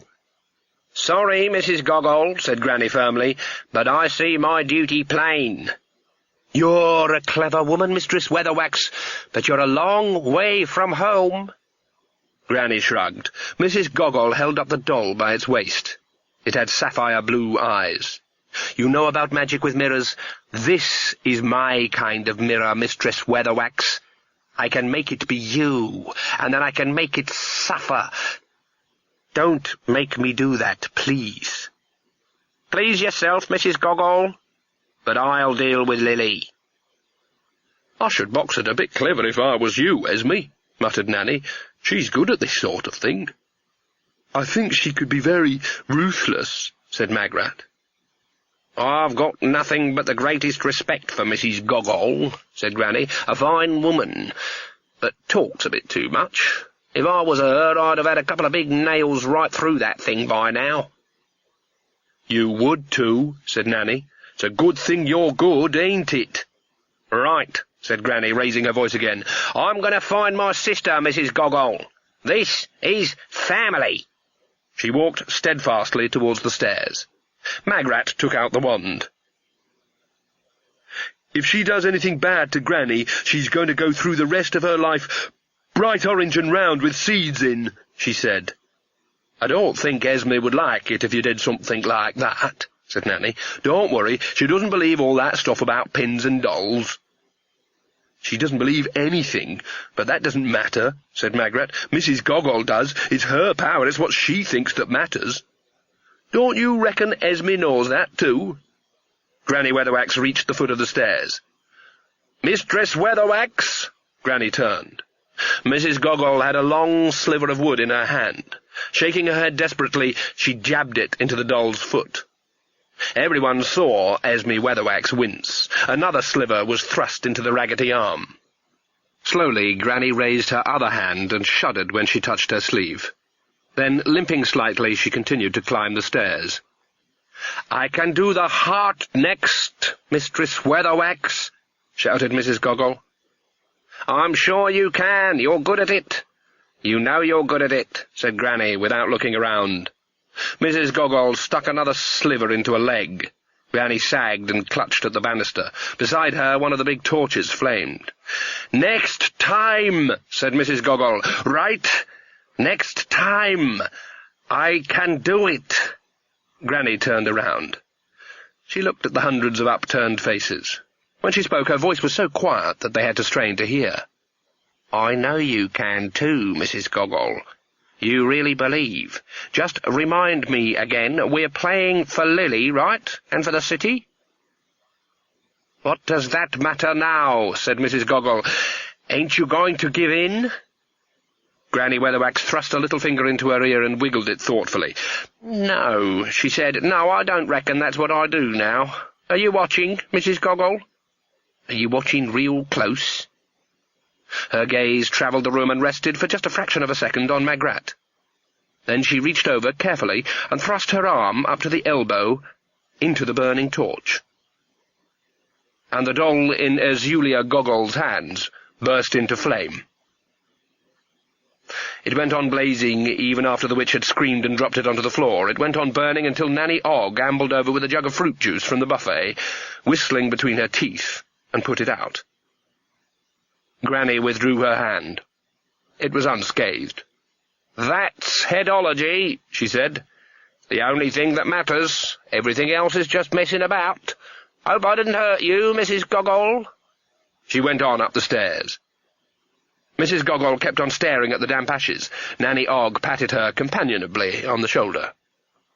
"How did she do that?" said Mrs. Goggle. "She didn't. She let you do it," said Nanny. "You got to watch yourself around Esme Weatherwax. I'd like to see one of them Zen buggers come up against her one day." "And she's the good one," said Baron Saturday. "Yeah," said Nanny. "Funny how things work out, really."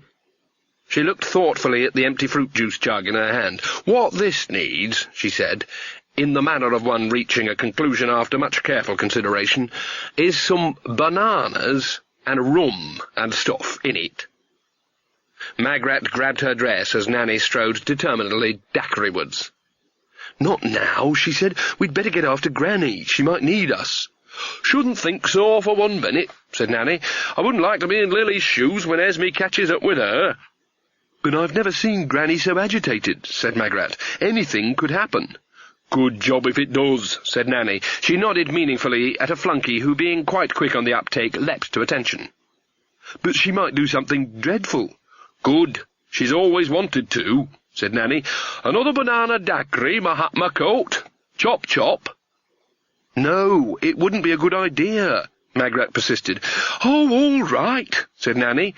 She handed the empty jug to Baron Saturday, who took it in a kind of hypnotic daze. "We're just going to sort things out," she said. "Sorry about this. On with the motley, if anyone's got any left." When the witches had gone, Mrs. Gogol reached down and picked up the damp remains of the doll. One or two people coughed. "Is that it?" said the Baron.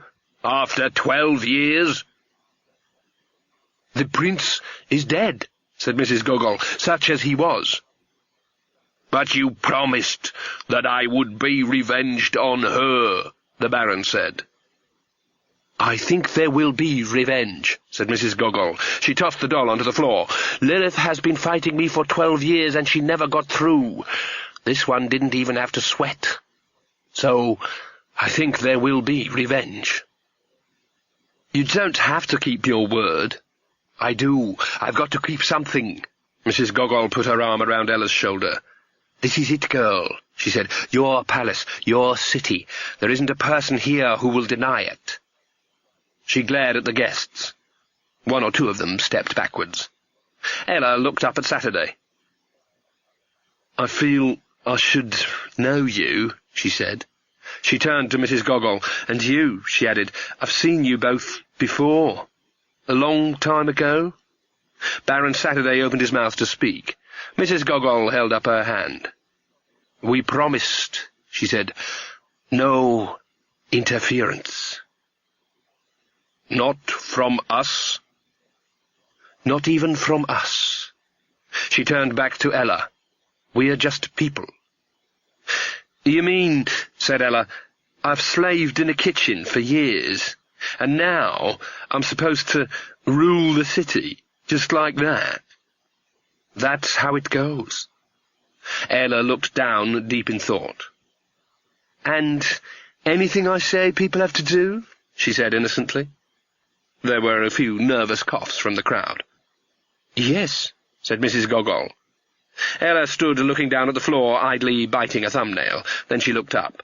"Then the first thing that's going to happen is the end of the ball, right now. I'm going to find the carnival. I've always wanted to dance in the carnival." She looked around at the worried faces. "It's not compulsory for anyone else to come," she added. The nobles of Genua had enough experience to know what it means when a ruler says something is not compulsory. Within minutes the hall was empty, except for 3 figures. But I wanted revenge," said the Baron. "I wanted death. I wanted our daughter in power. 2 out of 3 isn't bad." Mrs. Gogol and the Baron turned around. Death put down his drink and stepped forward. Baron Saturday straightened up. "I am ready to go with you," he said. Death shrugged. Ready or not, he seemed to indicate, was all the same to him. "But I held you off," the Baron added, "for 12 years. He put his arm around Azulia's shoulders. "When they killed me and threw me in the river, we stole life from you. You stopped living. You never died. I did not come for you then." "You didn't?" "I had an appointment with you tonight." The Baron handed his cane to Mrs. Gogol. He removed the tall black hat. He shrugged off the coat. Power crackled in its folds. "No more Baron Saturday," he said. "Perhaps. It's a nice hat." The Baron turned to Azulia. "I think I have to go." "Yes. What will you do?" The voodoo woman looked down at the hat in her hands. "I will go back to the swamp," she said. "You could stay here. I don't trust that foreign witch." "I do, so I will go back to the swamp, because some stories have to end. Whatever Ella becomes, she'll have to make it herself." It was a short walk to the brown, heavy waters of the river. The Baron paused at the edge. "Will she live happily ever after?" he said. "Not forever, but perhaps for long enough." And so stories end. The wicked witch is defeated, the ragged princess comes into her own, the kingdom is restored, happy days are here again, happy ever after, which means that life stops here. Stories want to end. They don't care what happens next. Nanny Ogg panted along a corridor. "Never seen Esme like that before," she said. "She's in a very funny mood. She could be a danger to herself." "She's a danger to everyone else," said Magrat. The snake women stepped out into the passageway ahead of them. "Look at it like this," said Nanny, under her breath. "What can they do to us?" "I can't stand snakes," said Magrat quietly. "They've got those teeth, of course," said Nanny, as if conducting a seminar. "More like fangs, really. Come on, girl, let's see if we can find another way. I hate them." Nanny tugged at Magrat, who did not move. "Come on. I really hate them." "You'll be able to hate them even better from a long way off." The sisters were nearly on them. They didn't walk, they glided. Perhaps Lily wasn't concentrating now because they were more snake-like than ever. Nanny thought she could see scale patterns under the skin. The jawline was all wrong. "Magrat!" One of the sisters reached out. Magrat shuddered. The snake sister opened its mouth. Then Magrat looked up and almost dreamily punched it so hard that it was carried several feet along the passage. It wasn't a blow that featured in any way or path. No one ever drew this one as a diagram or practiced it in front of a mirror with a bandage tied round their head. It was straight out of the lexicon of inherited, terrified survival reflexes. "Use the wand!" shouted Nanny, darting forward. "Don't ninja at them! Use the wand! That's what it's for!" The other snake instinctively turned to follow the movement, which is why instinct is not always the keynote to survival, because Magrat clubbed it on the back of the head, with the wand. It sagged, losing shape as it fell. The trouble with witches is that they'll never run away from things they really hate. And the trouble with small furry animals in a corner is that, just occasionally, one of them's a mongoose. Granny Weatherwax had always wondered what was supposed to be so special about a full moon.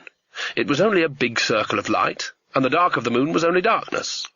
But halfway between the two, when the moon was between the worlds of light and dark, when even the moon lived on the edge, maybe then a witch could believe in the moon. Now a half-moon sailed above the mists of the swamp. Lily's nest of mirrors reflected the cold light as they reflected everything else. Leaning against the wall were the 3 broomsticks. Granny picked up hers. She wasn't wearing the right colour, and she wasn't wearing a hat. She needed something she was at home with. Nothing moved. "Lily," said Granny softly. Her own image looked out at her from the mirrors. "It can all stop now," said Granny. "You could take my stick, and I'll take Magrat's. She can always share with Githa. And Mrs. Goggle won't come after you, I've fixed that. And we could do with more witches back home, and no more godmothering, no more getting people killed so their daughters are ready to be in a story. I know that's why you did it. Come on home. It's an offer you can't refuse." The mirror slid back noiselessly. "You're trying to be kind to me," said Lily. "Don't think it don't take a lot of effort," said Granny in a more normal voice. Lily's dress rustled in the darkness as she stepped out. "So," she said, "you beat the swamp woman." "No." "But you're here instead of her." "Yes." Lily took the stick out of Granny's hands and inspected it. "Never used one of these things," she said. "You just sit on it and away you go." "With this one you have to be running quite fast before it takes off," said Granny, "but that's the general idea, yes." "Do you know the symbology of the broomstick?" said Lily. "Is it anything to do with maypoles and folk songs and such like?" said Granny. "Oh, yes." "Then I don't want to hear about it." "No," said Lily, "I imagine you don't." She handed the stick back. "I'm staying here," she said. "Mrs. Goggle may have come up with a new trick, but that doesn't mean she's won." "No. Things have to come to an end, see?" said Granny. "That's how it works when you turn the world into stories. You should have never done that. You shouldn't turn the world into stories. You shouldn't treat people like they was characters, like they was things. But if you do, Then you've got to know when the story ends. "You've got to put on your red-hot shoes and dance the night away," said Lily. Something like that, yes. "While everyone else lives happily ever after." "Oh, don't know about that," said Granny. "That's up to them. What I'm saying is you're not allowed to go round one more time. You've lost." "You know a weatherwax never loses," said Lily. "One of 'em learns tonight," said Granny. "But we're outside the stories," said Lily. "Me because I am the medium through which they happen, and you because you fight them. We're the ones in the middle, the free ones." There was a sound behind them. The faces of Magrat and Nanny Ogg appeared over the top of the stairwell. "You need any help, Esme?" said Nanny cautiously. Lily laughed. "Here's your little snakes, Esme." "You know," she added, "you're really just like me. Don't you know that? There isn't a thought that's gone through my head that you haven't thought too.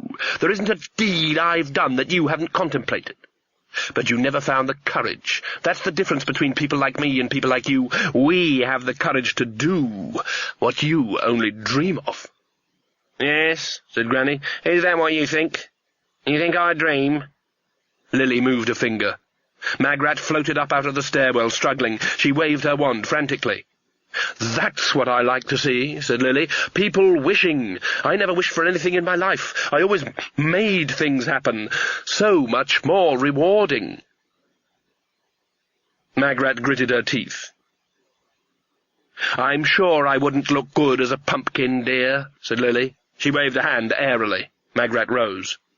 "You'd be surprised at the things I can do," said Lily dreamily, as the younger witch drifted smoothly over the flagstones.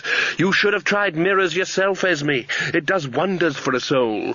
I only let the swamp woman survive because her hate was invigorating.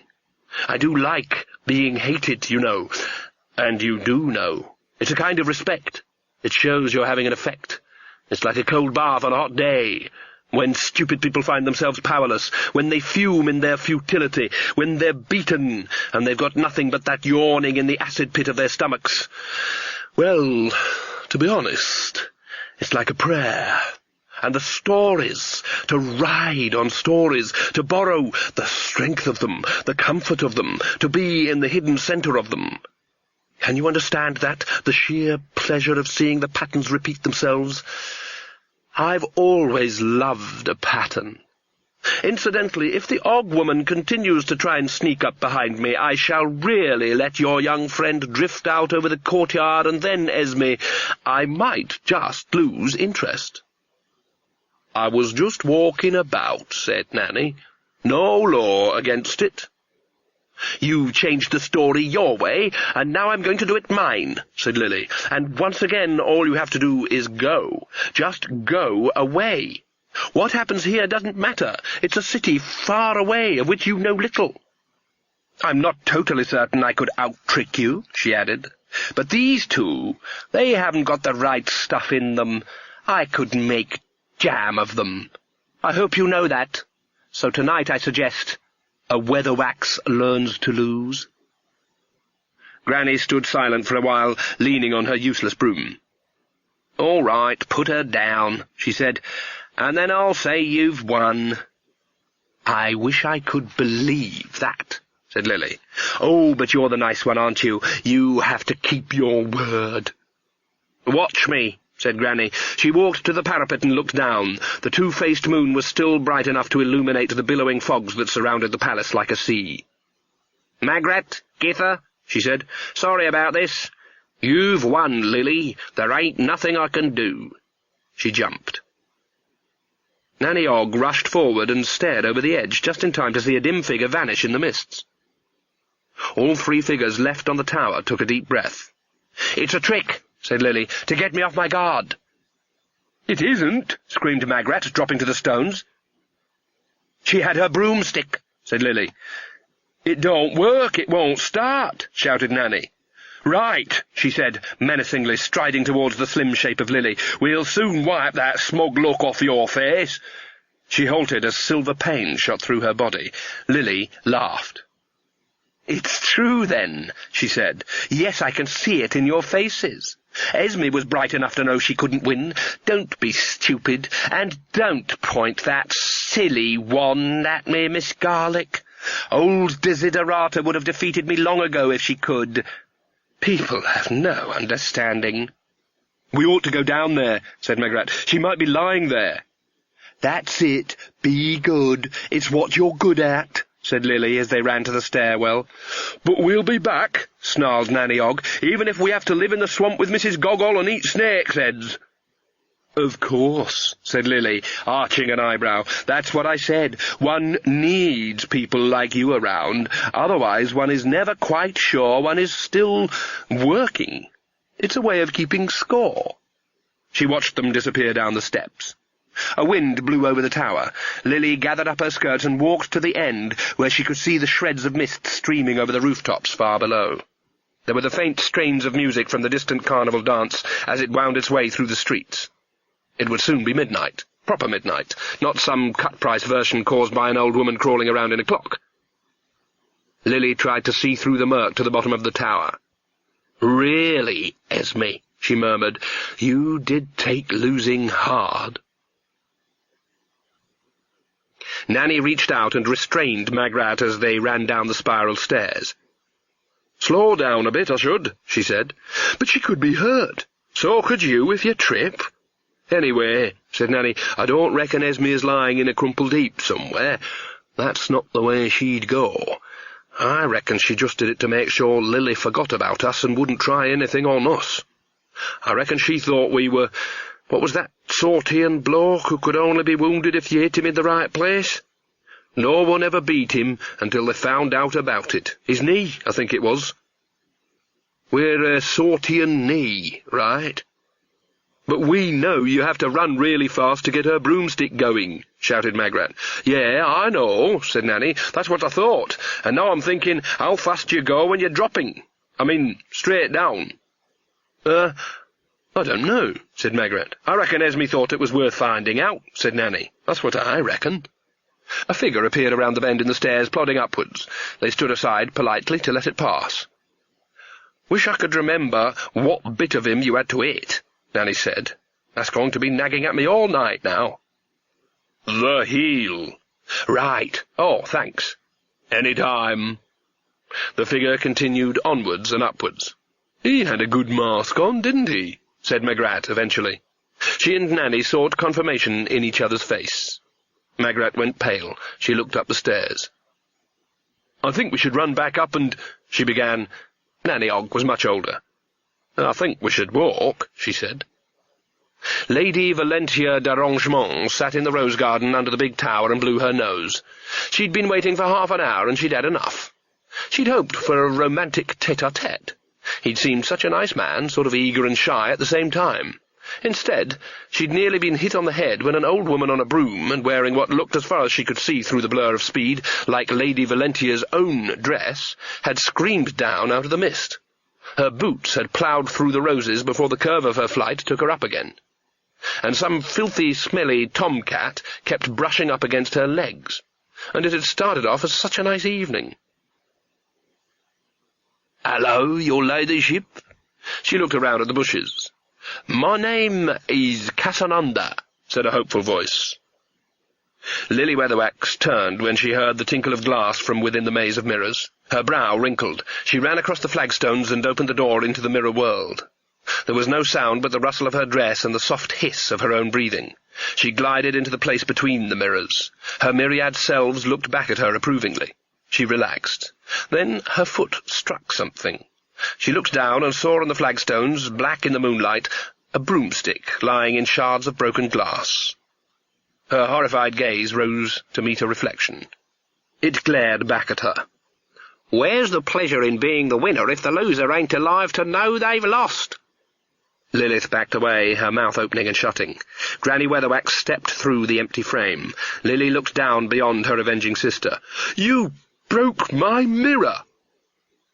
"Was this what it was all for, then?" said Granny. "Playing little queens in some damp city, serving stories?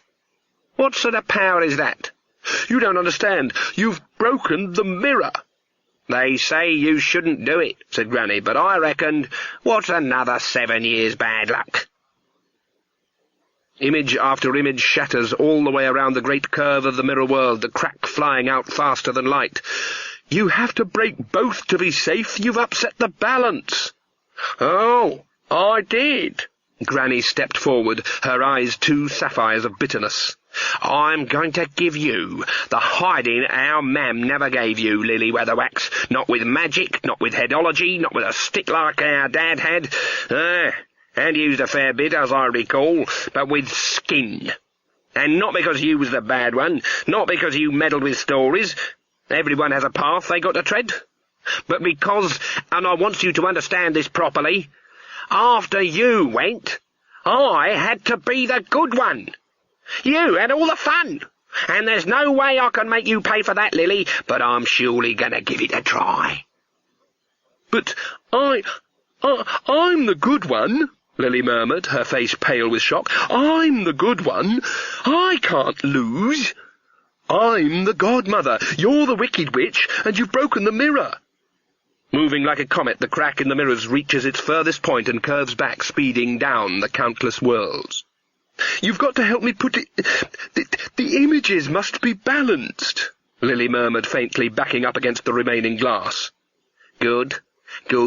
Feeding people to stories, twisting people's lives, that's good, is it?" said Granny. "You mean you didn't even have fun? If I'd been as bad as you, I'd have been a whole lot worse. Better at it than you'd ever dreamed of." She drew back her hand. The crack returned towards its point of origin, carrying with it the fleeing reflections of all the mirrors. Her eyes widened. The glass smashed and crazed behind Lily Weatherwax. And in the mirror the image of Lily Weatherwax turned around, smiled beatifically, and reached out of the frame to take Lily Weatherwax into its arms. Lily. All the mirrors shattered, exploding outwards in 1,000 pieces from the top of the tower, so that just for a moment it was wreathed in twinkling fairy dust. Nanny Ogg and Magrat came up onto the roof like avenging angels after a period of lax celestial quality control. They stopped. Where the maze of mirrors had been were empty frames. Glass shards covered the floor, and lying on them was a figure in a white dress.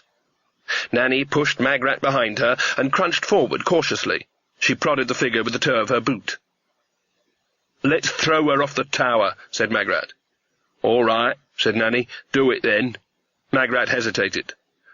"Well," she said, "when I said let's throw her off the tower, I didn't mean me personally throwing her off. I meant that if there was any justice, she ought to be thrown off." "Then I shouldn't say any more on that score if I was you," said Nanny, kneeling carefully on the crunching shards. "Besides, I was right. This is Esme. I know that fares anywhere. Take off your petticoat." "Why? Look at her arms, girl." Magrat stared, then she raised her hands to her mouth. "What has she been doing?" "Trying to reach straight through glass by the looks of it," said Nanny. "Now get it off and help me tear it into strips, and then go and find Mrs. Goggle and see if she's got any ointments and can help us, and tell her if she can't, she'd better be a long way away by morning." Nanny felt Granny Weatherwax's wrist. "Maybe Lily Weatherwax could make jam of us, but I'm damn sure I could knock Mrs. Goggle's eye out with the fender if it came to it." Nanny removed her patent indestructible hat and fished around inside the point. She pulled out a velvet cloth and unwrapped it, revealing a little cachet of needles and a spool of thread. She licked a thread and held a needle against the moon, squinting. "Oh, Esme, Esme," she said as she bent to her sewing, "you do take winning hard."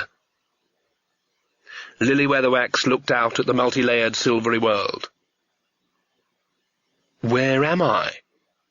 "Inside the mirror." "Am I dead?" "The answer to that," said Death, "is somewhere between no and yes."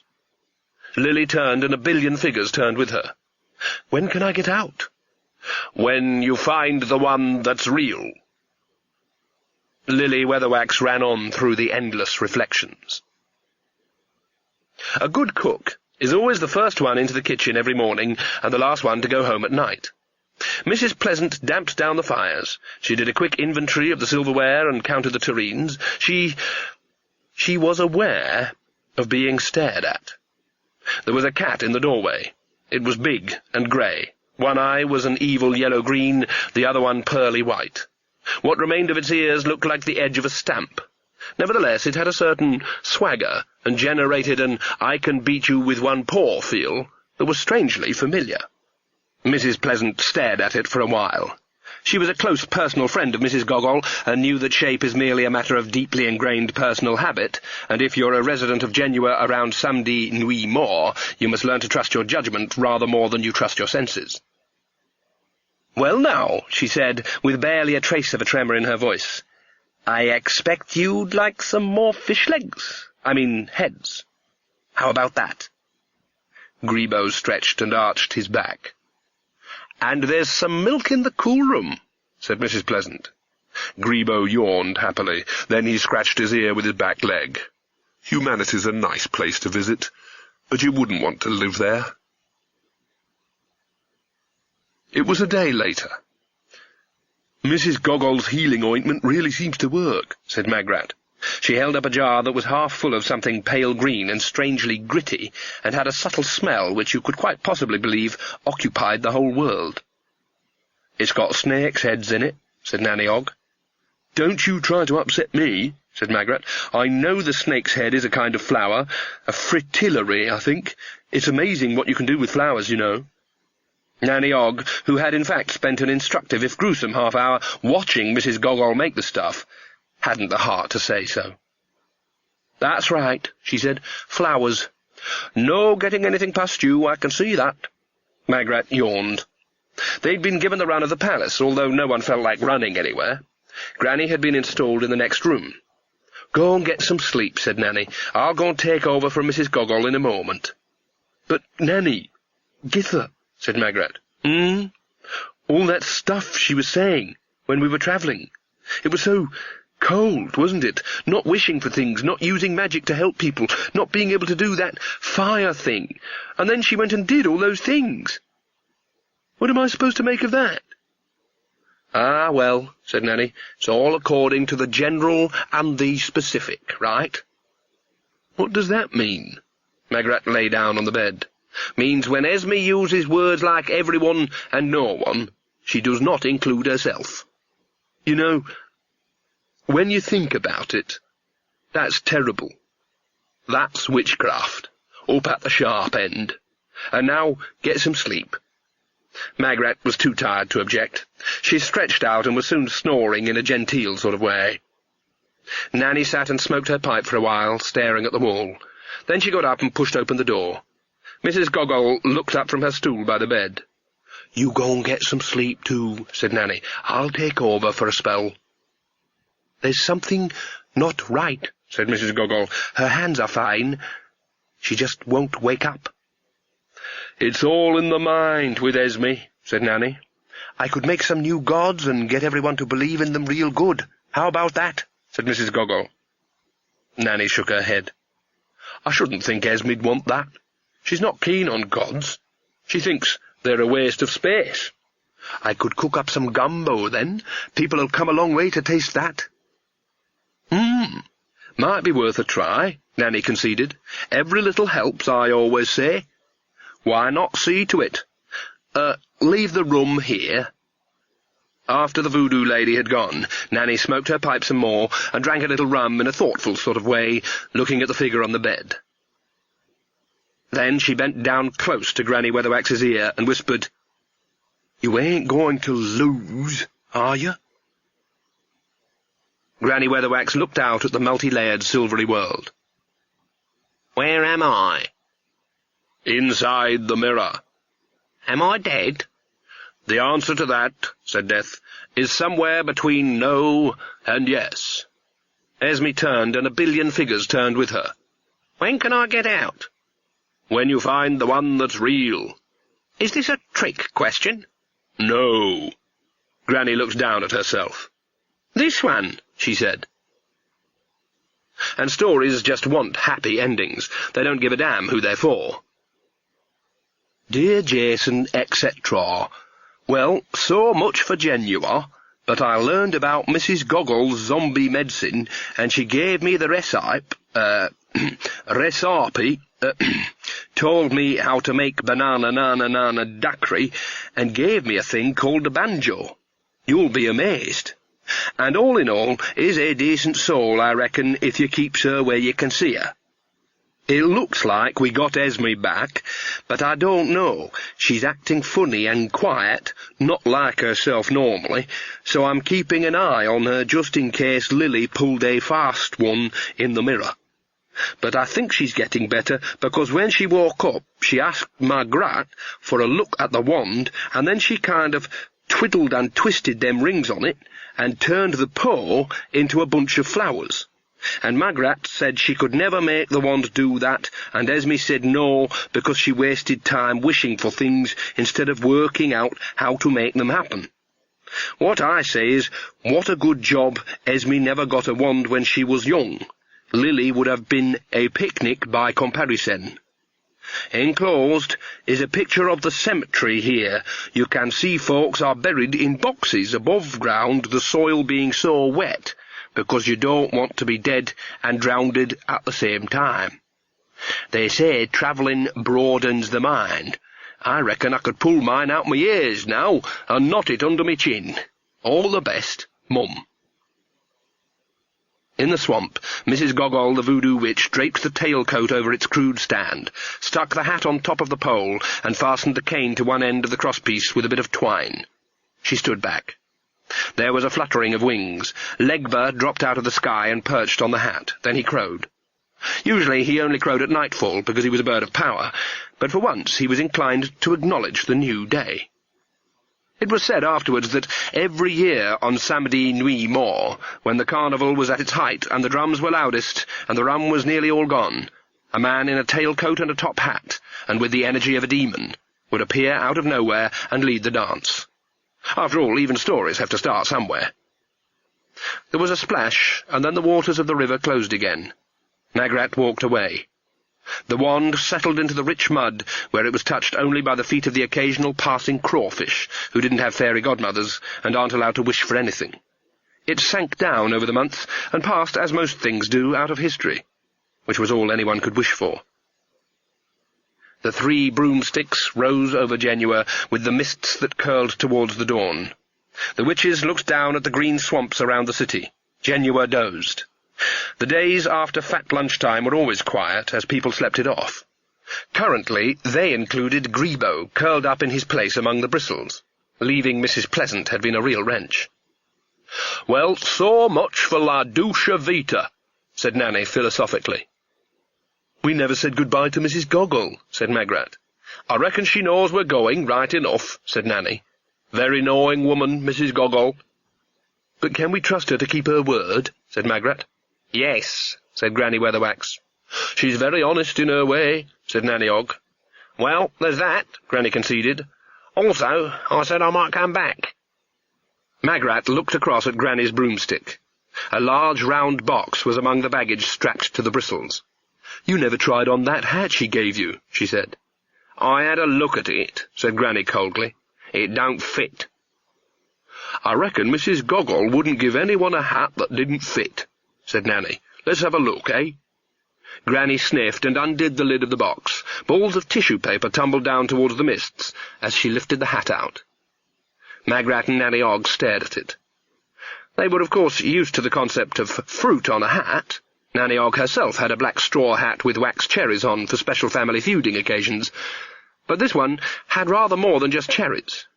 About the only fruit not on it somewhere was a melon. "It's definitely very foreign," said Magrat. "Go on," said Nanny. "Try it on." Granny did so, a bit sheepishly, increasing her apparent height by 2 feet, most of which was a pineapple.